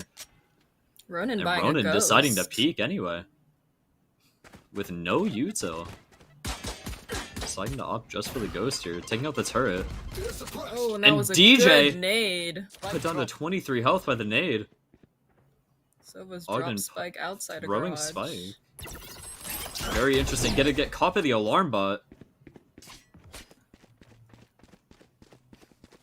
Feels like SAGU is just kind of swarming, trying to figure something out right now. But pretty much the two more players from LIU deciding to just rotate over to C here. Ronan not going to be able to catch Jet. Still knows that there's still one back sight. And Watto might be able to catch the Killjoy here. Knocked him. Gets Oh, T1 nice. Athlete with his smokes out, looking at his iPad.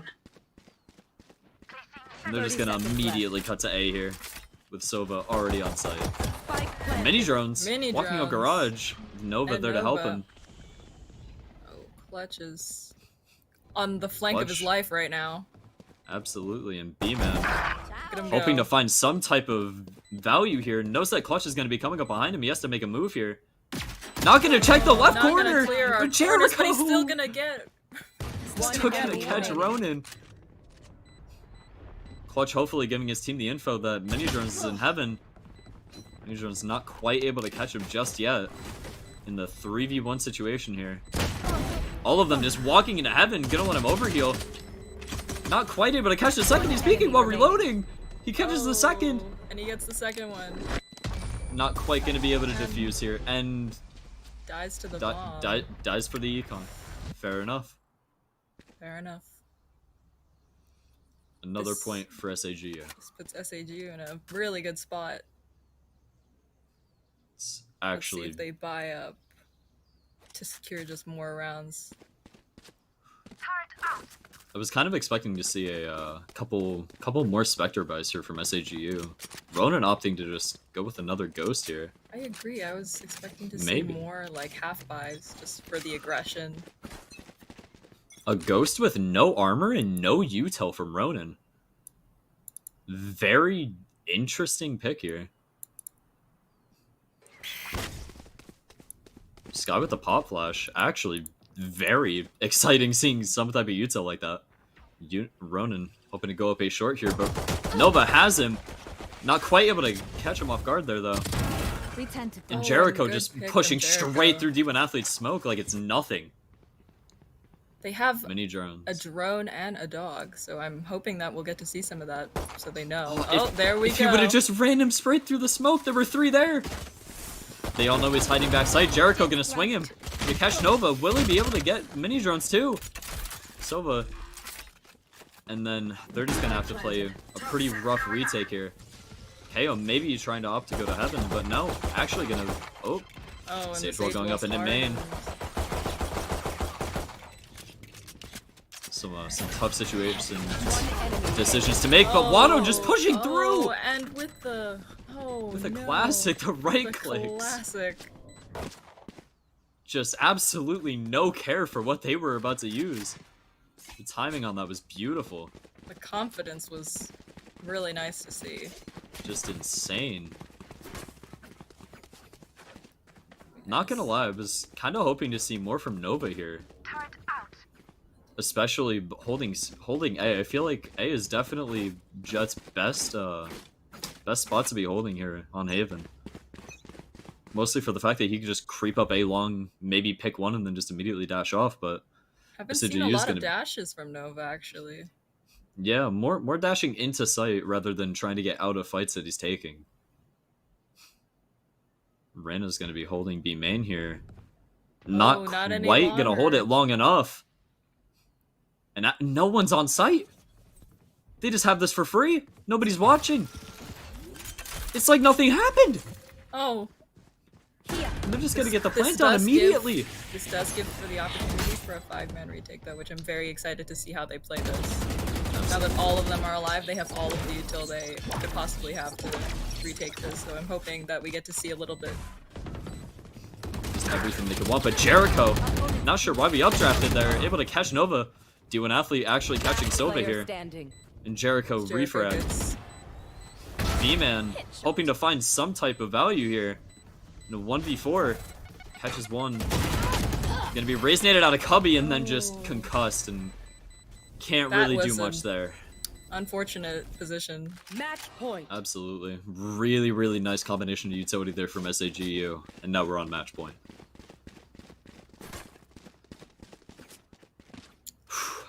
Honestly, if you're LIU in this situation, I don't really know what you do here. I'll be honest. I don't know either. Just kind of force here and hope for the best. Hope that you can pick up a rifle and just snowball from there, but yeah. And once SAGU got their momentum, they have not stopped yet. It's like pushing the Killjoy site, feeling a little confident. Yep, just immediately taking off Yuto, using the Nanostorm kind of early to deny them entry for now. But Ronin just walking in. Nobody here holding him with the wall cutting off Garage. Nobody's on site. That wall was beautiful, just cuts off any type of sightlines they had, and Sage walling Garage. It's going to be another 5v5. Another 5-man retake, mini drones flashing out, but not going to be able to do anything for him. And Wado just headshots him, just straight through it. Clutch catching Nova. B-Man actually fragging Sova here. And DJ being able to pick off Wado, but then just gets revived. Ronin taking off DJ, and now it's all down to B-Man again. And just gets taken away. A win for SAGU, 13-3. Nice to see some GGs in the chats. Man, that was a little tough. I'm not gonna lie. That was a little tough. They got that momentum and they really couldn't be stopped, especially Ronin. He was just a monster tearing through their whole team. Honestly. Essentially.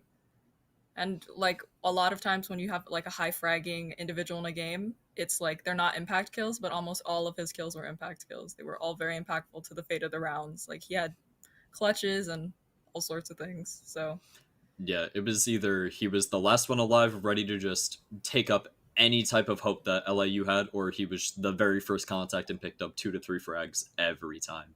It was like they just couldn't get on site like effectively enough to just shut him down. And I think it took them a little too long to finally realize, hey, let's just go somewhere else. I agree. Instead of just walking into Ronin every time. But there's only so much you can do, I guess. I think a part of good game sense is knowing when to rotate, and I feel like our team would see like all of the Viper util go down, and it wasn't enough to convince them that maybe we don't push into this because it's hard for us to clear it.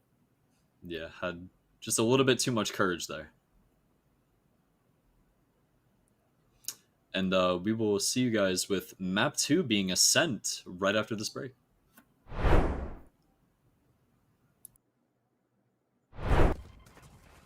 Hoping for their Jet to make first contact here, playing off of their KO. He doesn't check the corner. There it is. Oh. Going in, up, and just run onto site with no care in the world. 2 of them hiding down A short zone. Mini drones managing to pull off Sage. With Berm hiding in the corner, he doesn't check! Oh my god, Viper with a 3K. Hold on to him with the 4th! It's just another round for LIU.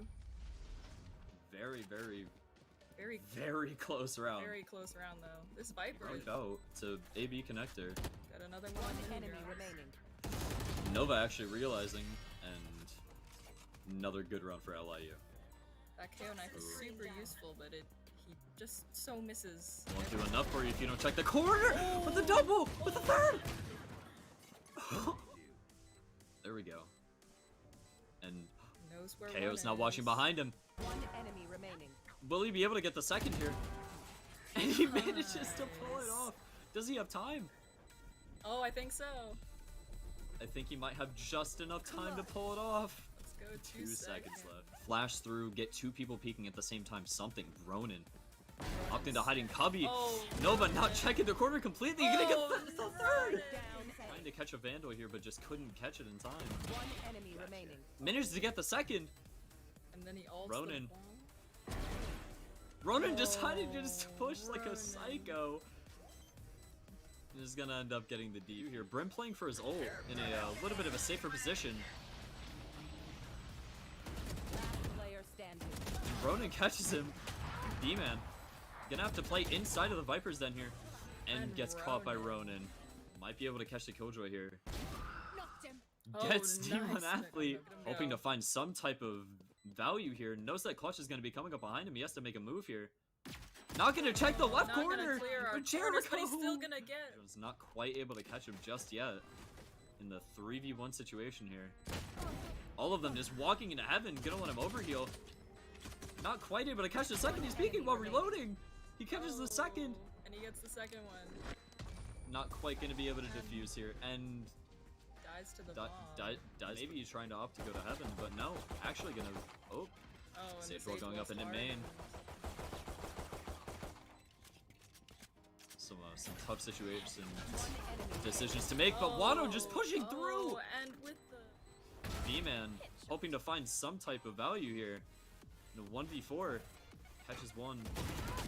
Gonna be raisinated out of Cubby, and then just hope that you can pick up a rifle and just snowball from there. But and once SAGU got their momentum, they have not stopped yet. it's like Pushing the Killjoy site, feeling a little confident. Yep, just immediately taking off Yuto, using the Nanostorm kind of early to deny them entry for now. But Ronin just walking in. Nobody here holding him with the wall cutting off Garage. Nobody's on site. That wall was beautiful, just cuts off any type of sightlines they had, and Sage walling Garage. It's going to be another 5v5. Another 5-man retake. Mini drones flashing out, but not going to be able to do anything for him. And Wano just headshots him. Just straight through it. Clutch catching Nova. B-Man actually fragging Sova here. And DJ being able to pick off Wado, but then just gets revived. Ronin taking off DJ, and now it's all down to B-Man again. And just gets taken away.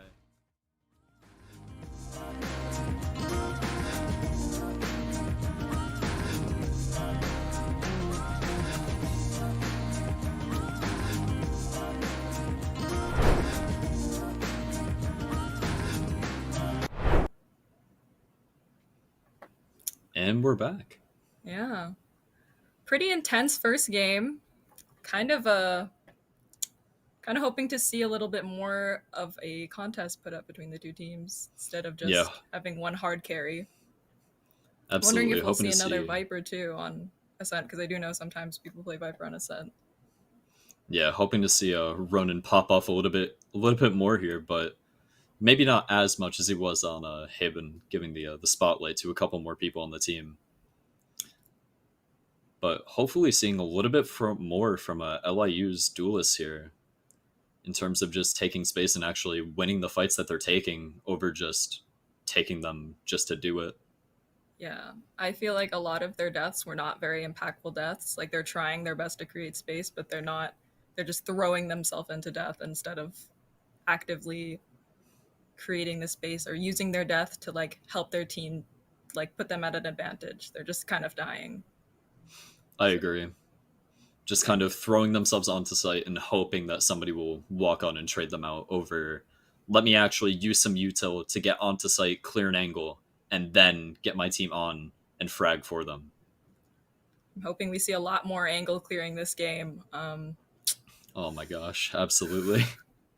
hoping that we don't have any more really painful deaths of just dying because an angle wasn't cleared well or not cleared at all even. So yeah, just not quite looking far enough to see, oh, there's a Sage sitting in that corner, or oh, Ronan's sitting on site for the 10th round. Yeah. I also hope that what in the very little defense we saw from SAGU, they did not stick to site on defense. They rotated off really fast. So I'm hoping that in this upcoming one, they'll stay a little bit harder on site, fight a little harder for it, because their 5-man retake honestly wasn't super good. So I'm hoping that they'll fight a little bit harder just to have the site, because they would rotate off it so fast that essentially free site. Absolutely. And hopefully, even if they keep doing that and just immediately rotating off, LIU can actually capitalize on that, try and get them to rotate off as fast as they can. Maybe just defaulting, having like 2 go really slow on one side and then 3 fast on the other, trying to get them to immediately rotate, and then just taking over site, just taking it for free and having everybody else come to them. Yeah, I hope to see more plays that are like a little bit more strategic, definitely, instead of just running it down and hoping for the best. Absolutely. Very excited to see the agent picks though. Killjoy is very deadly on this map, and I'm hoping to see some little cringe Killjoy setups. Maybe a couple Speedway nanostorms with an alarm Speedway bot. nanostorms. That's what I'm looking forward to.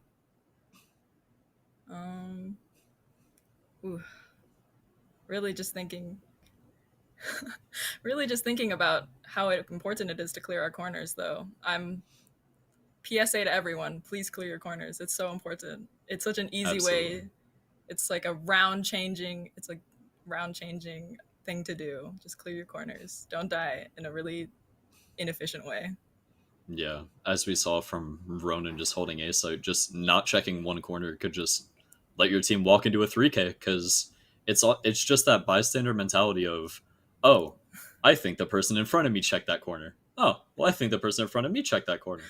And then 3 of you walk in, nobody looked to your right, and then it's just everyone gets mowed down within the next like 10 seconds. Yeah. So check your corners. I'm really hoping that this game will be a little bit closer though. I would like to see a little bit more of SEGU's talent. I'm sure that maybe, first games are always rough, warm-up rounds, so I'd love to see them win this match, get a couple of good rounds in, have a star player like Ronan. Yeah, have LIU take us to map 3 maybe. Yeah. And heading over to agent select here, looking at LIU, gonna have Ronan hopefully going on Viper again, but maybe even playing double controller? Ooh, I like that. With Astra. You hardly see that in this elo. Honestly, Nova opting to play Breach instead of Jet here with a KJ. Looks like LIU's going with the same. Yeah, almost the same comp. Same comp. Just deciding to trade out their Sova for an Astra here. Interesting. Mini drones going back to Reyna here. Interesting to see what D1 going from Brim to a Raze here, Ooh. or maybe back to Brim. I do think it's important to have a controller, and they don't know this yet, but the other team has too. So Yeah, they have no idea that SAGU is actually running double controller here with the Sky again. I am hoping to see the Killjoy have a little bit more of a fighting chance this time around. Hoping to see some good Absolutely. lurks. Hopefully, maybe even just seeing LIU immediately on defense here to really give B-Man some time to shine. Yeah. Over having them attack and maybe losing just a few too many rounds to really get B-Man underway. Yeah. So hopefully we get to see differently on this time around, since we'll see if their defense has improved now that the sites have only gone down to 2. So Absolutely. very excited for that. I feel like Haven is definitely a tougher map pick for lower Haven elos. It's harder to stretch yourself out over 3 sites in a garage. So very, very interesting to me. Absolutely. All right, and heading into the first round here, we actually are gonna see LIU on defense here with B-Man immediately setting up on B like we wanted him to. Oh, but he buys a ghost. Opting to buy a ghost in his alarm bot over playing for any nanoswarms here. And it looks like he's actually just going to be playing backside. Just hopefully trying to play off of the info that his Yusa will give him. Definitely an interesting spot for them to be playing here. Having KJ just kind of sit back and wait, and the Reyna playing closer to the door, hoping to just immediately swing off the Utah. But they have absolutely no idea that nobody's going to be home. Just defaulting mid and A here. With that wall from Ronan just cutting off any type of hope they had in finding anyone out long. Very excited Sova to see actually what our being Astra seen. can do for this team. Concuss in heaven. Breach on generator. Nobody's getting dice. caught. Oh, and D1 goes down. And Ognan actually just saving the day for Sage here. 2 of them just full stomping straight through Evan. There. They have no idea that mini drones actually went all the way over. There.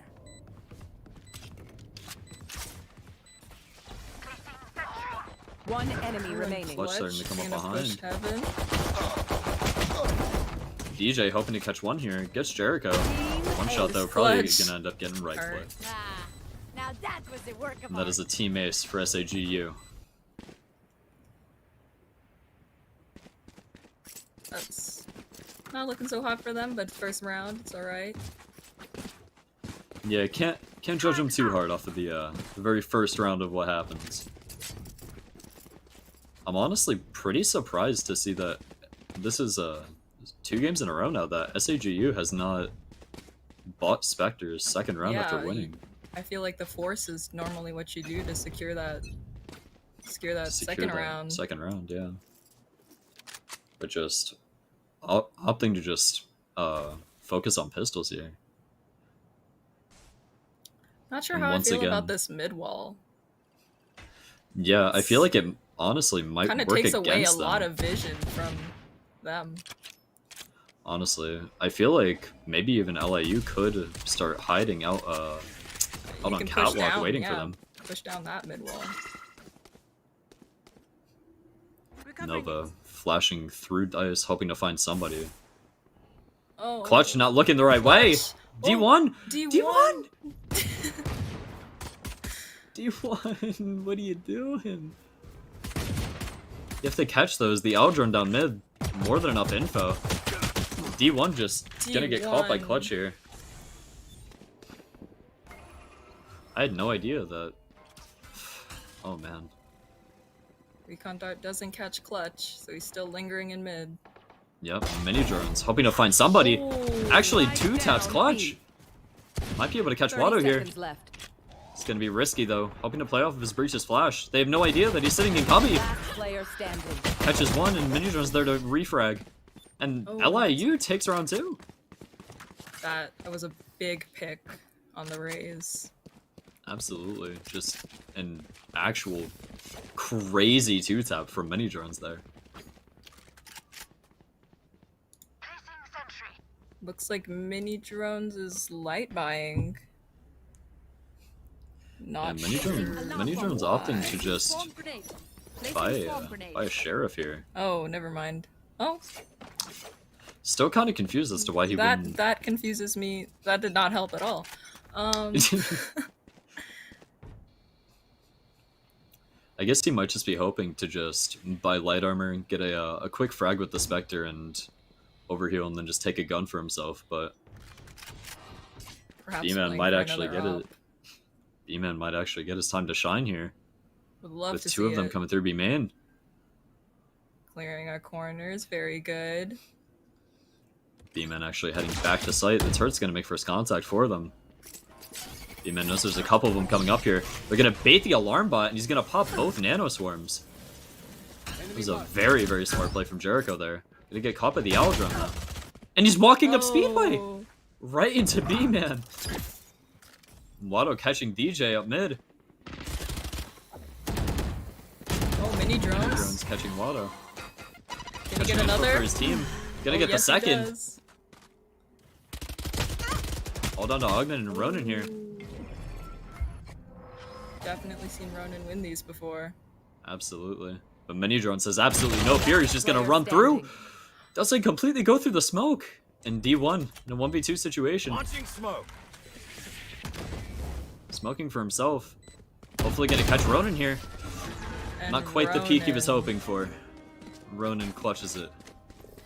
I really like the way that LIU is having mid control, because normally I feel like with Ascent you get a lot of mid push, but I feel like Thurso was doing a really good job of holding the mid.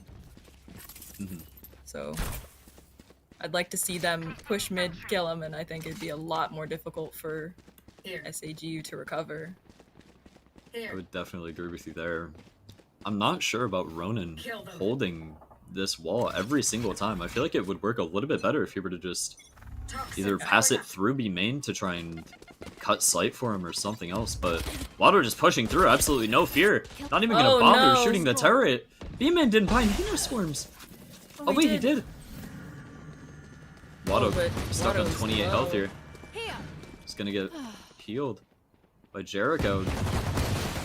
Jericho's gonna end up walling door with D1 catching him, but Ronan's already on site, getting B-Man. Spike down B. Ogden hoping to catch somebody here, but no dice.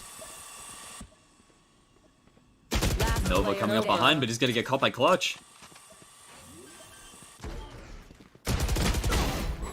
Mini Drone's actually able to catch one. He's gonna get the full overheal. Boosted up to 130 here in a 1v2 situation. Very winnable for him. Absolutely. One enemy Still think remaining. he's market. All right. The one tap on Ogden. Oh, and Ooh. Ronan. He really is just a powerhouse. Honestly, Ronan just... I feel like once you get Ronan on site, it's hard to really just take care of him. It's like he's everywhere that you're just never gonna expect, and he doesn't even need the wall for it. Here. SAGU up 3-1.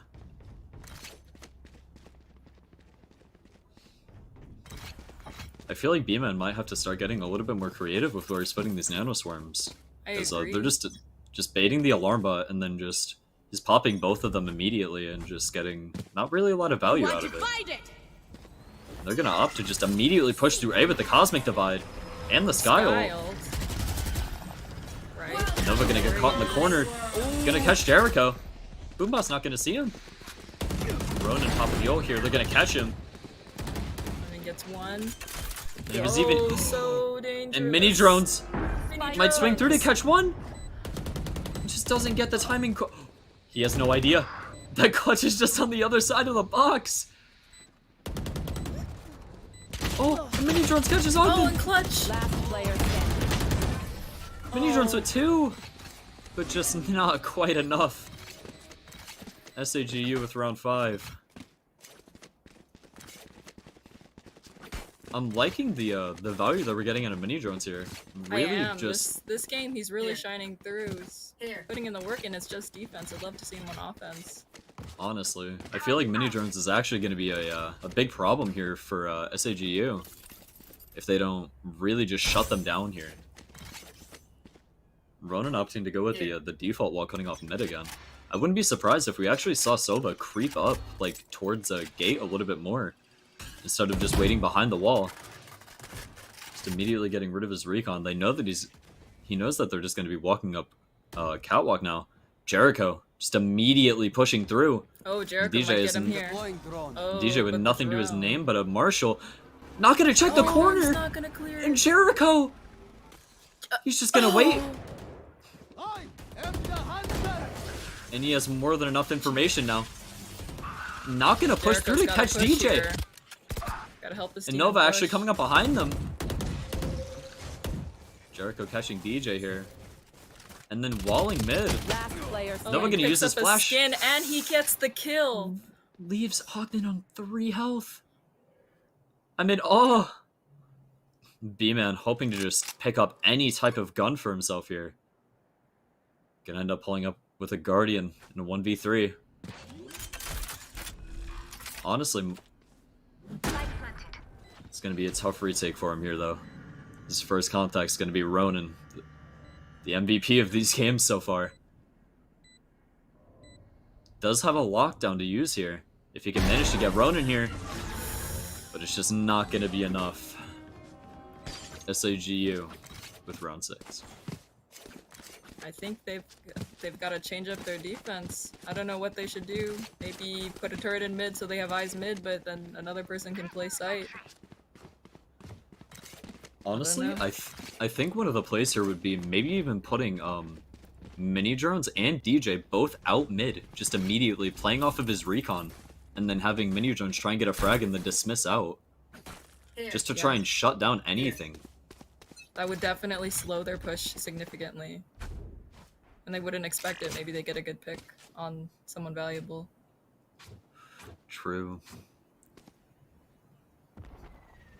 I feel like they might want to stop stacking so many to B, considering that B-Man can just, with all of his USO, could probably solo hold it for at least a little bit. And they still have Good 3. utility usage. D1 not going to be able to catch Wada, but Nova actually catches Clutch, gets a second! Spike down He gets A. Ronan! And leaves Wada on 20 health! Jericho rezzing Clutch. Nova going to try and blast through the wall to catch him, but no dice. Has one coming out of door, gets a third! Gets a fourth! One enemy remaining. Nova! Really just showing us why he's on this team. Mini drones on the flank. Jericho's just stuck in a corner. Nowhere to go, they have Spike and Tree. Mini drones with the blind here, hoping to have him swing off of it. Jericho's gonna get aggressive! Oh! Unlucky push for mini drones here. I say that blind was unnecessary considering the 30 fact that you seconds know left. that he has to be over there. No sense in letting him know you're there, because he doesn't know. I agree. Jericho And here. Turret's gonna make contact and just take away his health bit by bit. Absolutely, with only 15 seconds here, I think you just save a Phantom. Play for an exit maybe if they get a little too aggressive. 10 seconds left. But they are just gonna stand their ground and not even entertain losing any of this econ that they're trying to build here. And LIU catching their second round of the game.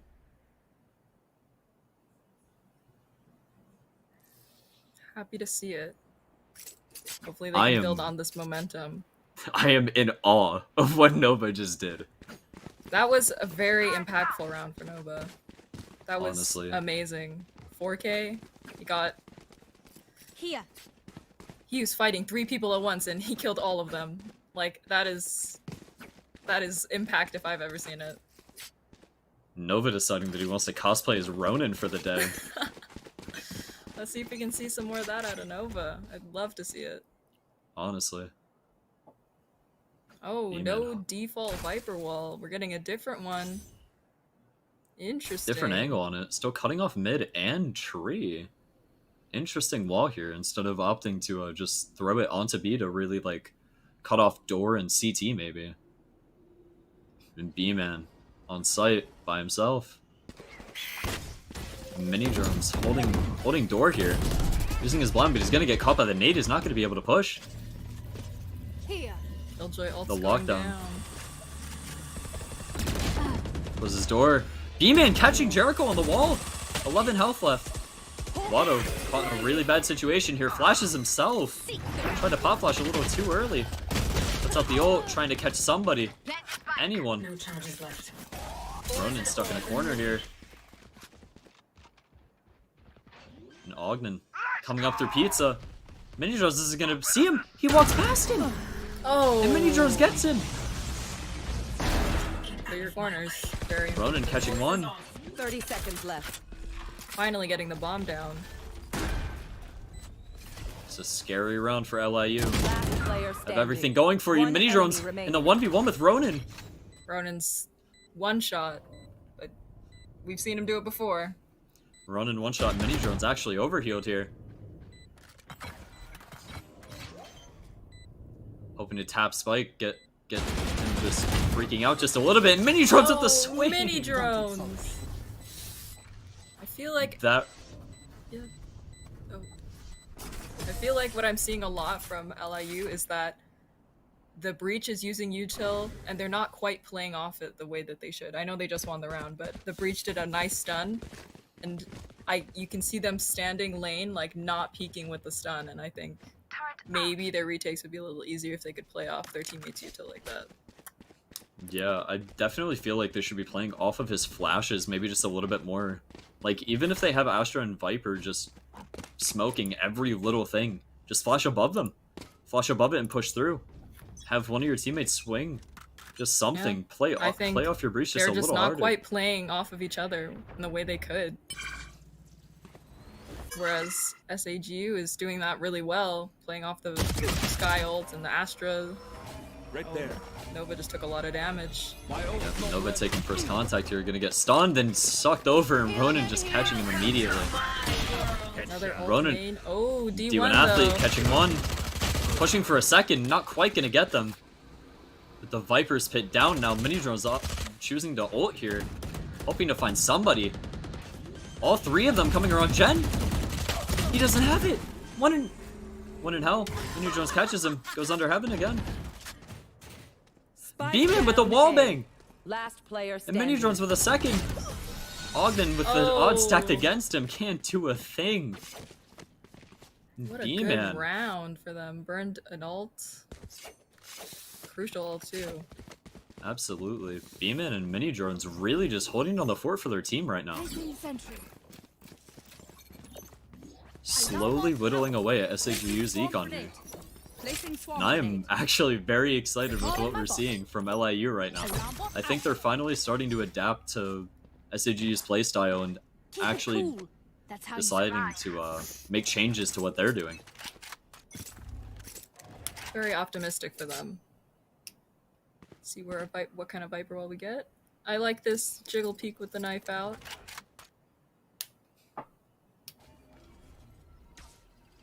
So it was Definitely think it's a little weird having Mini Drones play in their Take flight. spawn. He's kind of chilling out.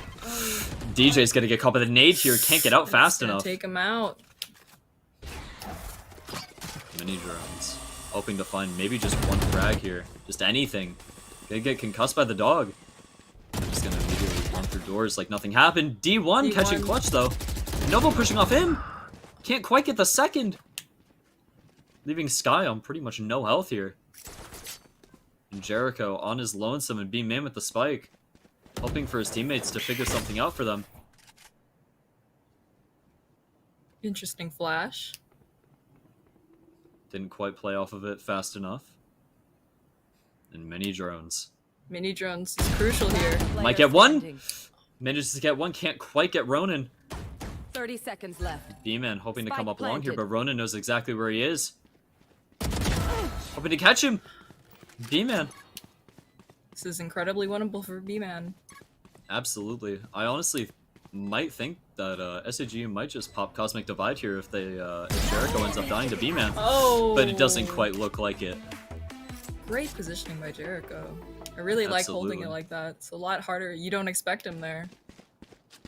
Yeah, I definitely think it was a much safer peek there than breaking the glass and hiding in cubby. Very, very smart plays there from Jericho. SAGU trying to take back whatever momentum they can. And LIU just can't quite get the full buy that they're looking for, even after those 3 rounds they won. They were just playing like an infinite game of catch-up and just couldn't quite do it. Jericho jumping up on boxes to try and get a wall peek, maybe. Taken this peek a couple of times, and I don't know how much impact it makes versus how much noise it makes. So he has tried to take that peek a couple of times. Nova! Oh, and I spoke too soon. Nova trying to creep in a copy.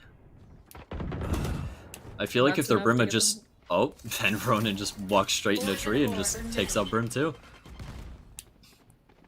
I feel like their Brim smoke there could have been a lot better if they were really trying to yeah, if you wanted to lurk, I would say put that a little further out, I'd say.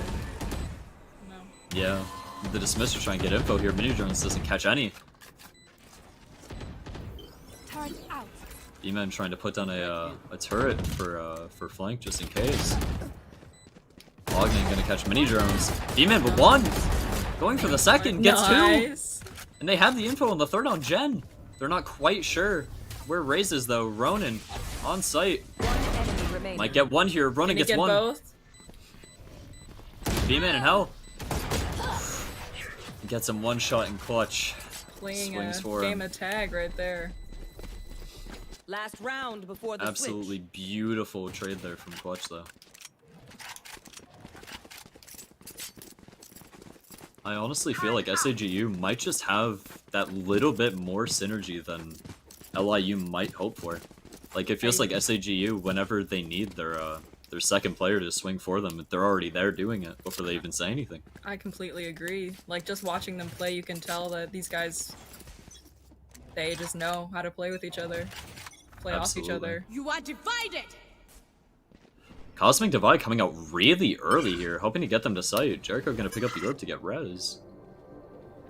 Mini Drone's taking a more aggressive angle, maybe. Doesn't quite want to push through. He might know that Sky's sitting in Boathouse, gets 1! Dismisses out. Might get the second one on Speedway! Can't quite catch him. He gets So treated out by B-Man. B-Man. Dim beacon here. Fire in the hole!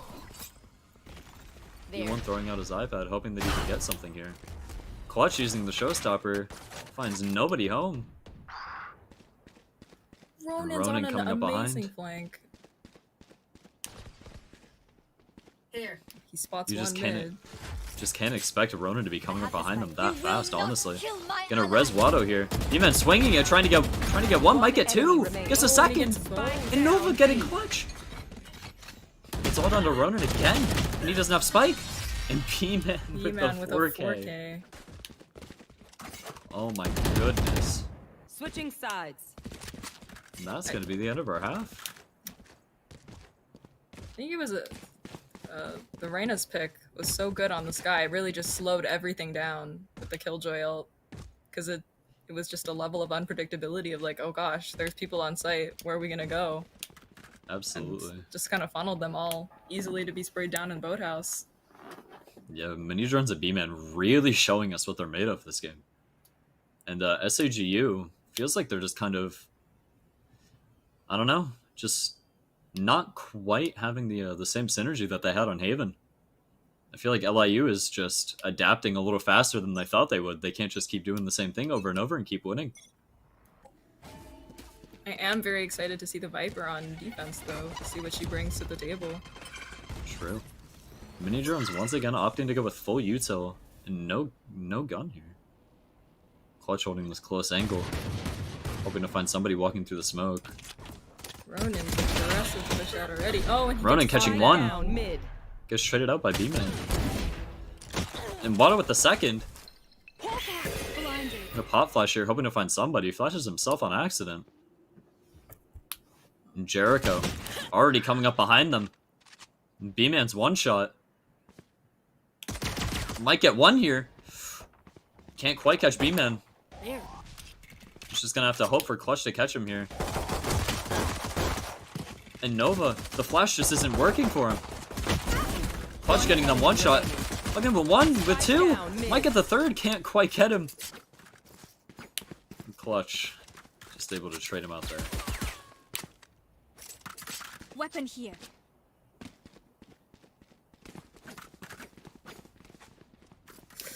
I'm really hoping that LAU doesn't let this turn into another one of those snowballs.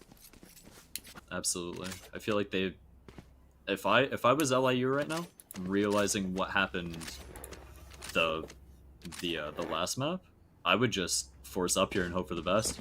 I agree. I think you have to.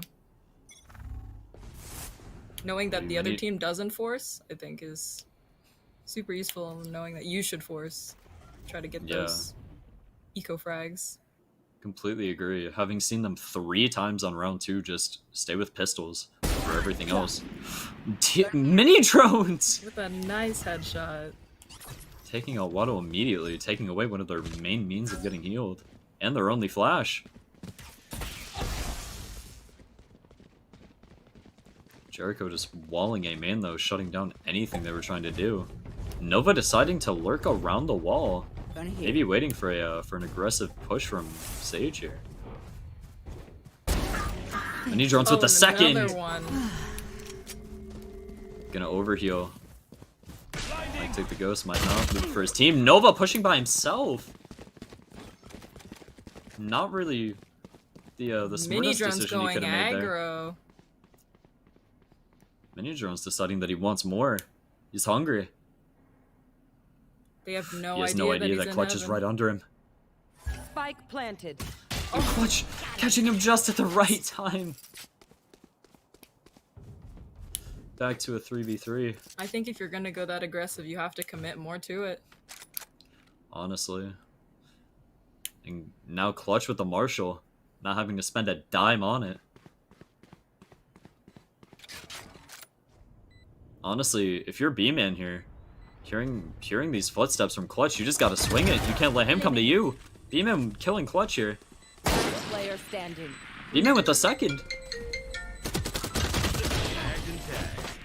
Oh, and a good cleanup from D1. That Marshall really put in the work for them that round. Absolutely. With mini drones catching 2 and then B-Man actually being able to just keep it going.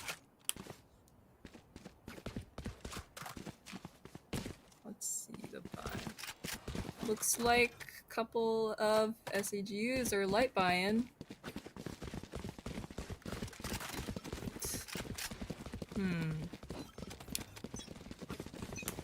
I feel like the buys we see from them are always just kind of all over the place. Yes. A lot of Spectres with the light armor on round 3, not really something you'd expect. A Spectre with heavy armor from mini drones here. After the win, the one round too. It's very interesting. Definitely interesting. Clutch hoping to find some value with this grenade. Gonna catch mini drones. Put him down to 93. And Ronan and Watto just playing around the smoke, hoping to find somebody. Watto's stuck in the gas, just staring at green. There. And see, this is what we were talking about with having to push off of the util. Using 2 flashes, they're not really doing anything with it. Ronan catching B-Man. And Clutch really stuck in Boathouse here. Hoping to see, like, some type of utility used. Not looking to door. Nova with 1. And D1 actually there to catch Ronan Playing for a him. good cross.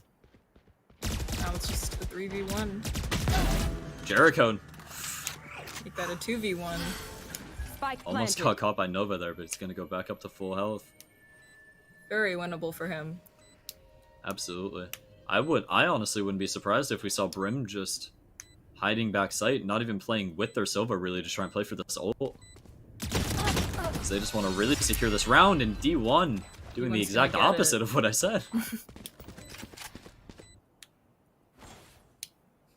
Is the Sage walling? Is Jericho walling? He walled the one time I remember they pushed B, but has he walled since then? I think that wall really stopped them the one time, and I think it's a more crucial piece of utility that I hope is being used to the best. Yeah, on attack, Jericho ended up walling door a lot, and so far the only wall I've seen from him is this one on A main that he's using immediately. The one that when Nova just kind of pushed through for fun. Here it is with the wall again, hiding on top of it, hoping to find at least one here. They're just gonna blast through it like nothing happened. He's gonna get caught by the recon. They know exactly where he is, pushing through with 3 bullets. They're gonna catch Jericho.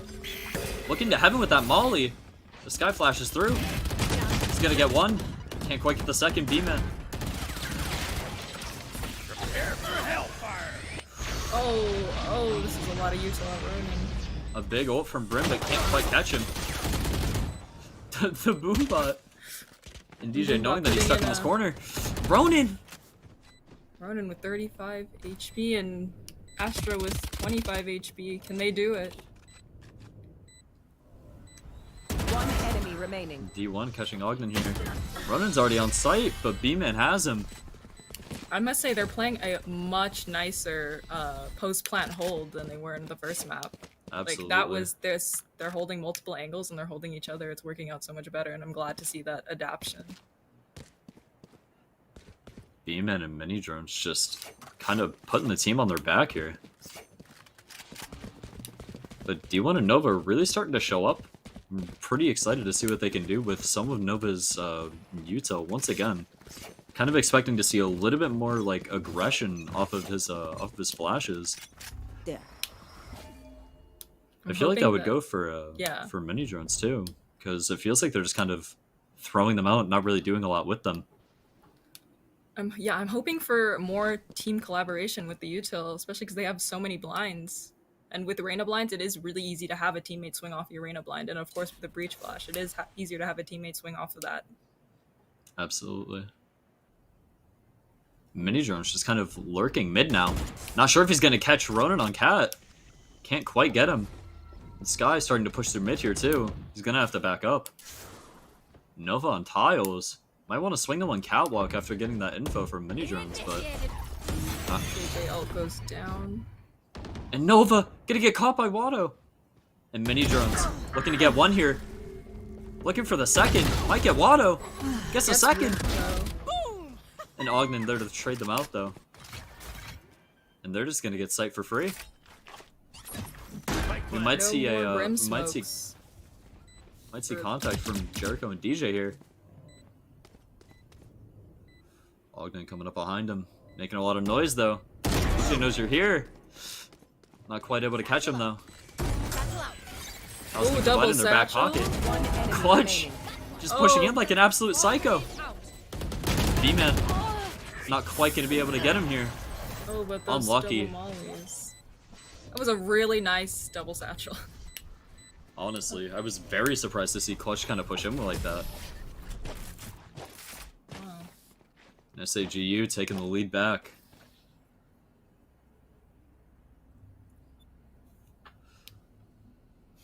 It really just feels like they're playing so split from each other. Like, Nova was just kind of playing tiles, and then, like, it felt ages later, mini drones finally came out Cat to try and get the frags from him. Exactly. Yeah, I don't know. They just don't seem to be playing off each other super well. I'm hoping they'll figure that out soon. Someone will be like, hey guys, teamwork is what makes the dream work. Absolutely. Nova trying to get the jump that Jericho could, but can't quite catch it. Jericho going to be sitting in the corner instead of on the wall this time. Oh, he's protected from the recon dart. Oh, but this wall comes down and he is... Just barely dodges that concuss. Not really sure how he did it. He was standing still. And Ronin on the other side.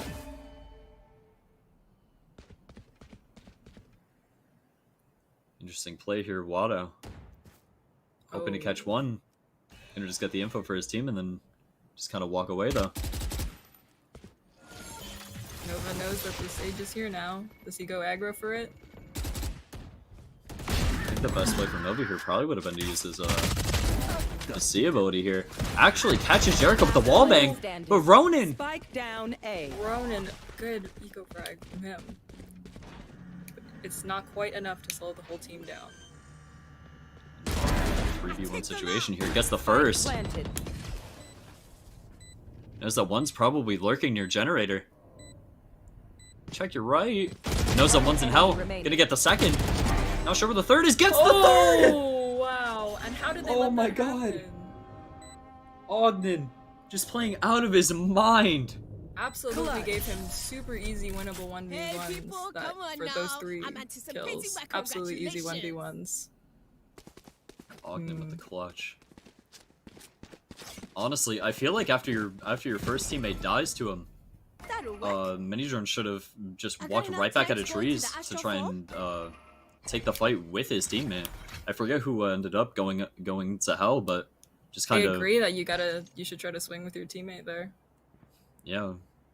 Make it harder. It's harder to hit 2 targets than 1. Yeah. You know about that. LIU actually just gonna go for a full B push here, it looks like.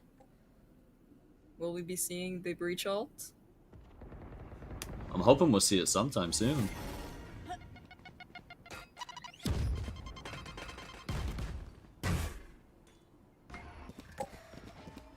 DJ gonna opt to just immediately throw his molly to door. Try and cut off Raze for a little bit.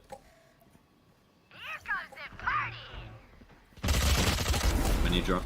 And clutch with the double! And Minidrone's a 1. Hoping to find Ronin too! B-Man trading him out. Jericho resing clutch here. B-Man with 1. Can't quite get the second. EJ trying to pull his funny little owl out. Good round for SAGU. Absolutely. Clutch with maybe some of the most impactful first bloods we've seen in this game. I agree. He definitely... No Rose ults from him today. At least that I've seen. Very... Oh, and we have mini drones with the op. Let's see if he can get anything. His Marshall is pretty fire, so... Shaking his head, yes, and Nova telling him I'm about to get this opening frag. Just trust me. Oh, they're synergying. They're playing off the flash. That's what we've been looking for. But nobody's holding mid this time. Ronin just sitting in trees, not even going to entertain peeking cat.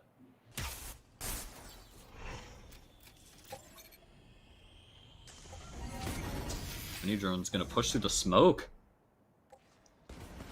If he happens to look mid right now, he might catch Raze, but Raze is actually going to end up going back to their spawn. Minidrone's a 1. Can't quite catch a second here. Nova. Nova still has ult. I'm hoping we'll get to see it. Maybe after the Sage Wall breaks, just immediately ult and push in. Something. The clock is just whittling down here. They're running out of time to make a decision. And Neutron's still holding cat.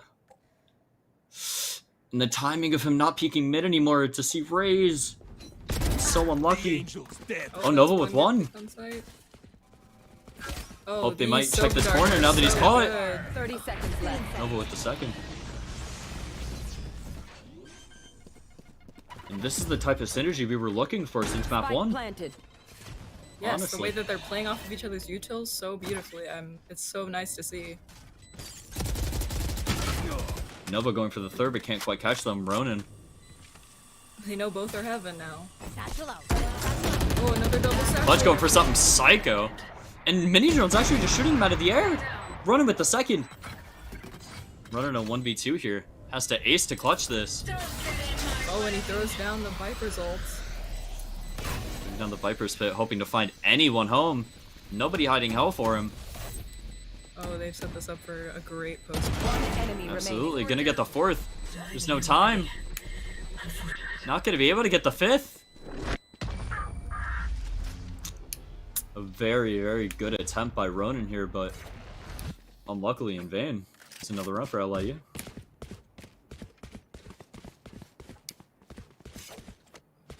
Looks like SAGU is kind of poor this round.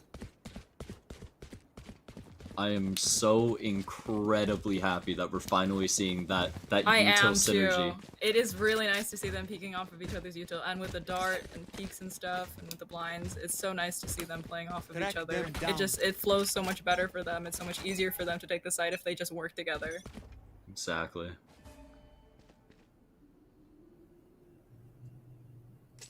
Oh, there's a little shorty in Maine. That's a little dangerous.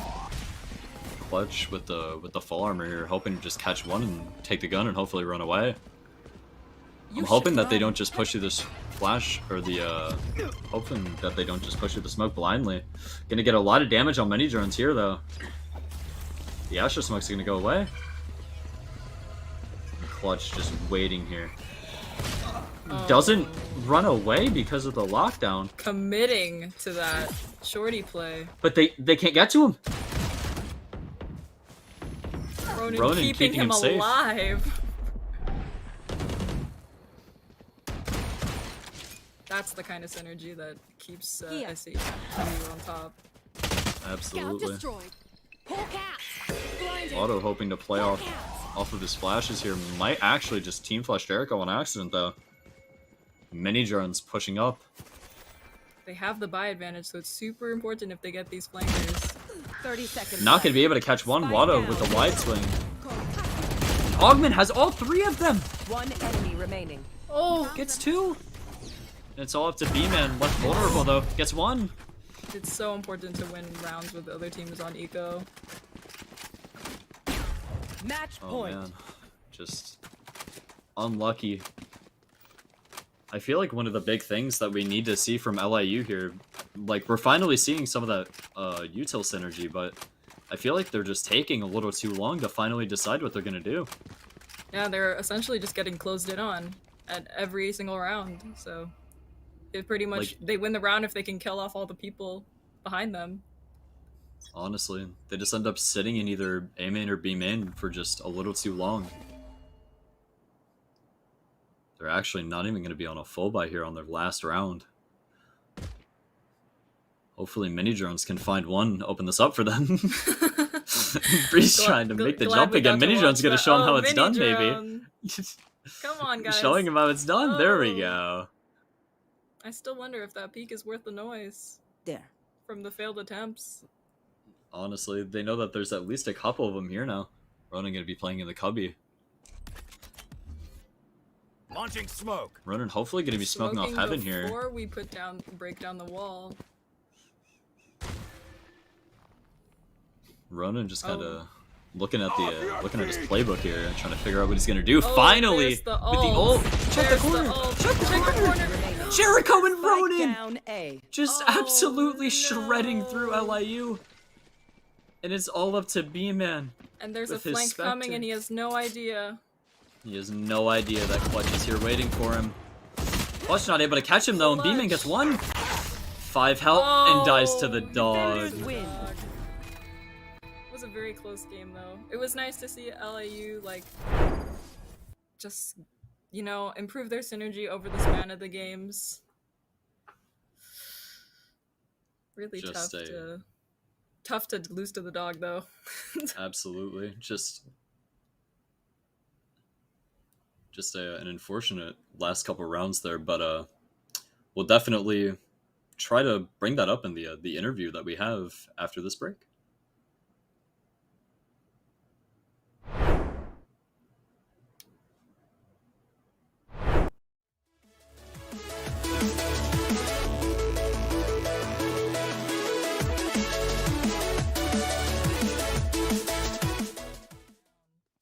Ognan actually just saving the day for Sage here. Two of them just full stomping straight through Evan. They have no idea that mini drones actually went all the way over.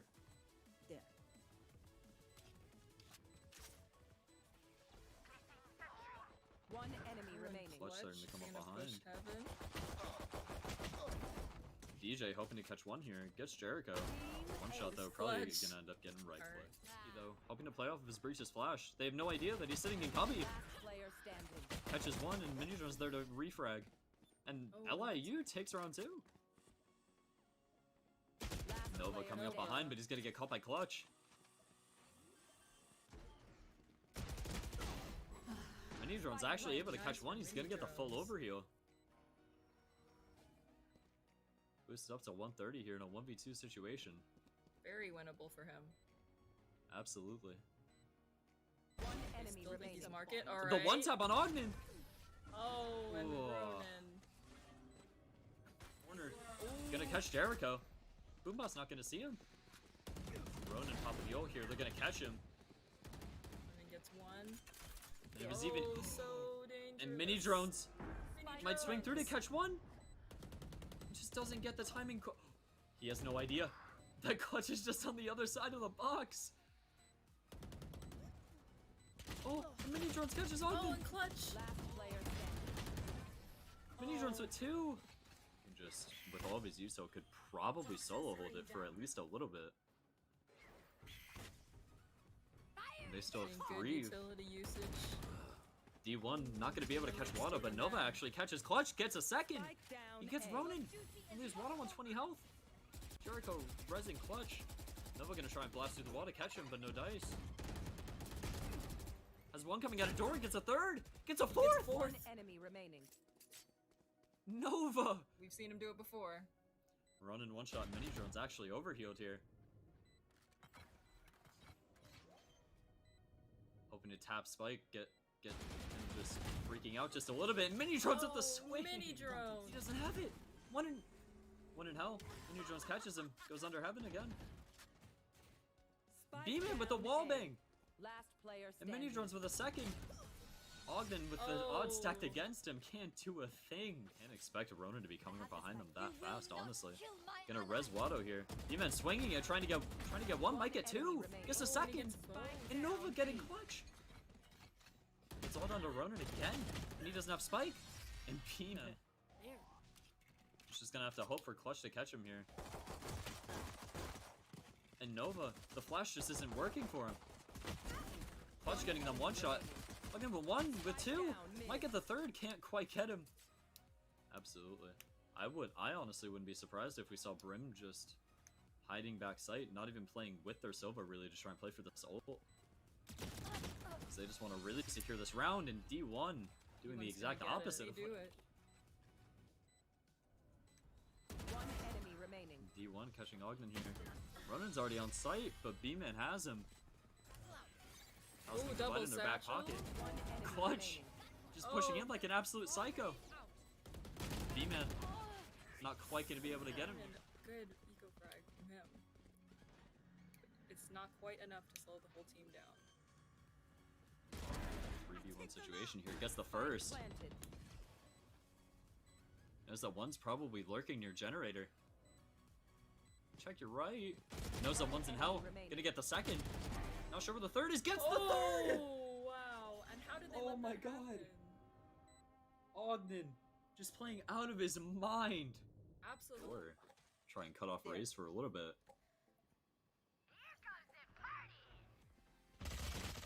Mini drone.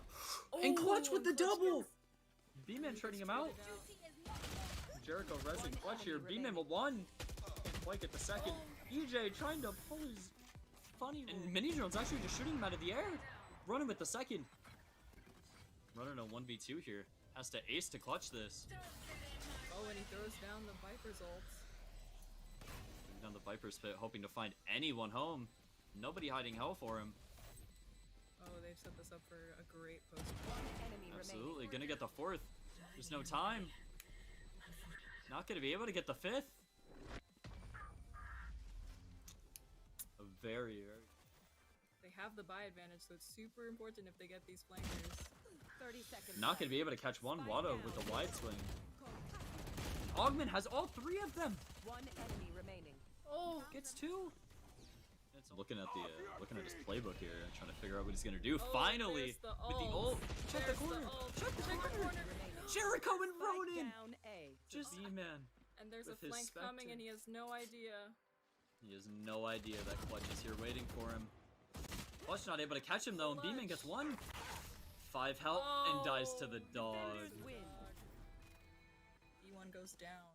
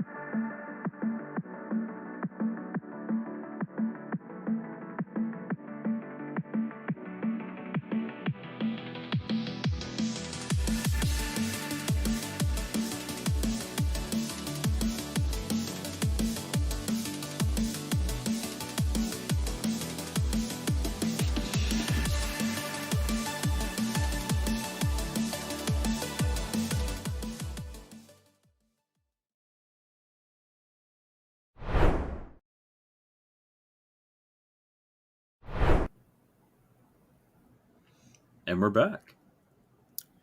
Yeah, we're back and we're about to interview someone from the winning team, Ronan. Absolute animal. Hello. And here he is, the one and only from SAGU. Yes, sir. So I have to ask, you play Viper on Haven, and I find that a very interesting pick because she's kind of a small site limited agent, and Haven's a really big map. Is there any particular reason you do that? Well, so how I see Viper is she has a lot of she can cover a lot of site. Am I muted? Oh. Well, so she has a lot of coverage from B to A. And then Sage can cover C. So like C garage, and that's kind of like the main point where we want to cover, because if you're in garage, if the enemy team is in garage, then we kind of get exposed and we're kind of cut off from each other. So I like having the Viper wall to up from B all the way down to A, cuts off everything, all of the like points, so then they don't know where anybody is. Once they're on site, they have to recheck every corner. And that's, I think, how I got 3 kills one time, because the wall was up and then they like didn't really check it, but they like kind of did. It was weird. They looked there, but they didn't shoot there. So, the classic. Yeah. And that's kind of how I like to play it. If I need to, though, what I also like kind of notice is if you're from C long, you can hit a Viper wall all the way down to B window. And if you hit that wall, you can have someone play in that pocket and B where like you kind of catch them off guard. So that's how I like to see Viper. She kind of either can be a very good lurk, or she can set people up for really good lurks. There's just in spots where people don't have, like, they can't see, so they don't know. And if they don't know, then you can kind of catch. Yeah, you have that element of surprise, which is why I like Viper. Not a lot. Viper isn't a really, like, I guess the meta pick for Haven, but I like it just because. I mean, if you need to, you can smoke yourself off when you're diffusing, and and it just makes it a little more harder. It's like how I see it is when you're playing controller, you have smokes, but the smokes also do damage, so it's kind of like it's a plus. So everything you have pretty much like but gets them vulnerable, gets them a little bit weaker, so like let's say if you're playing with the Phantom, you pretty much they're one tap to the Phantom as well, just as much as a Vandal. So that's kind of my idea on Viper on Haven. I mean, maybe I'll switch it up. One of these days we'll talk about it, and maybe I'll hop off a Viper. But I definitely do enjoy, I guess, having control of what other players can see. Fair enough. Yeah. So, I definitely like. We do. I think the map that we didn't, I guess, put up the numbers for, but we do a lot of like practice is for Ascent, and that's the one where you can put the wall from B, from A. You can go mid, put the wall. It's just there's so many things you can do with it. It's kind of fun to play with. You can be aggressive with it. You can it gets people guessing. So they don't know where to look. So yeah, that's kind of why I like Viper. And I play other agents too. I'm not just a Viper. I'm a Viper main, but that I can play Reyna, Jet. I mean, most duelists. I don't really play Raze or Neon, just because I like the way you can like get in with Jet and then get out, get in with Reyna, get the kill, and then either regen or get out of there if you need to. But we'll see, because honestly, what we've been talking about lately is having no duelist. So we're actually thinking of trying to, instead of being selfish, because we are a team, just going no duelist, and we play for each other. We play for trades.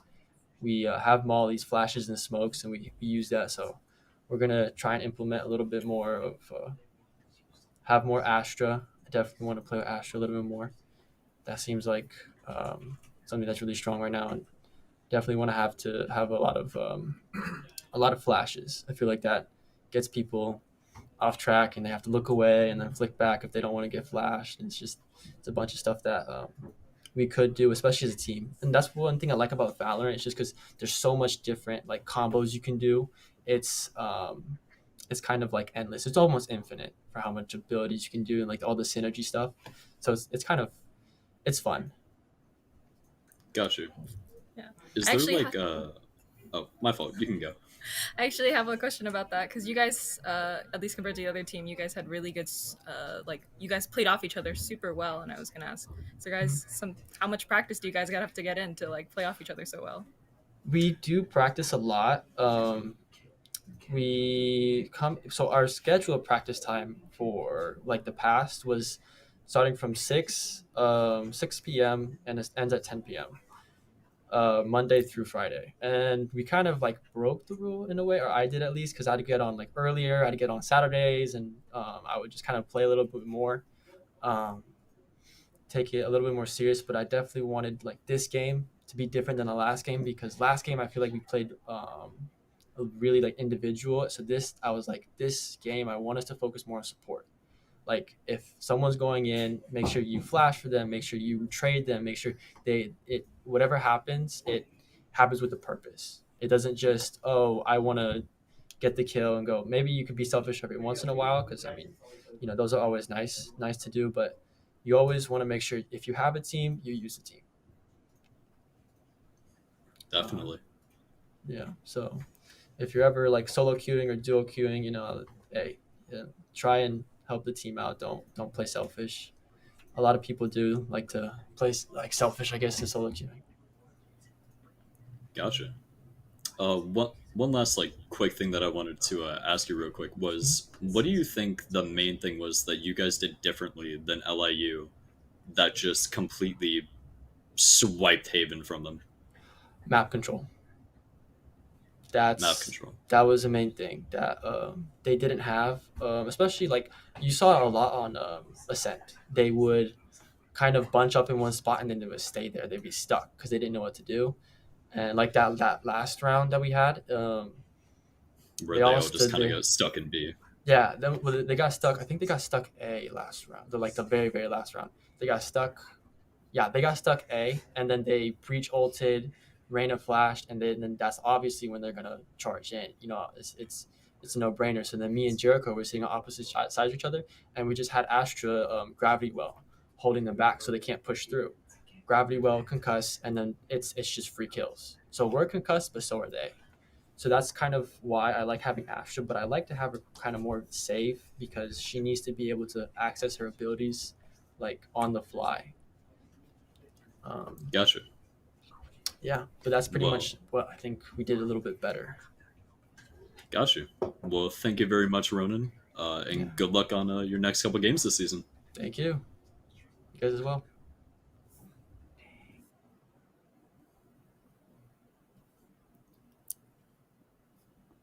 It's a nice set of games we watched today. Definitely a lot to learn.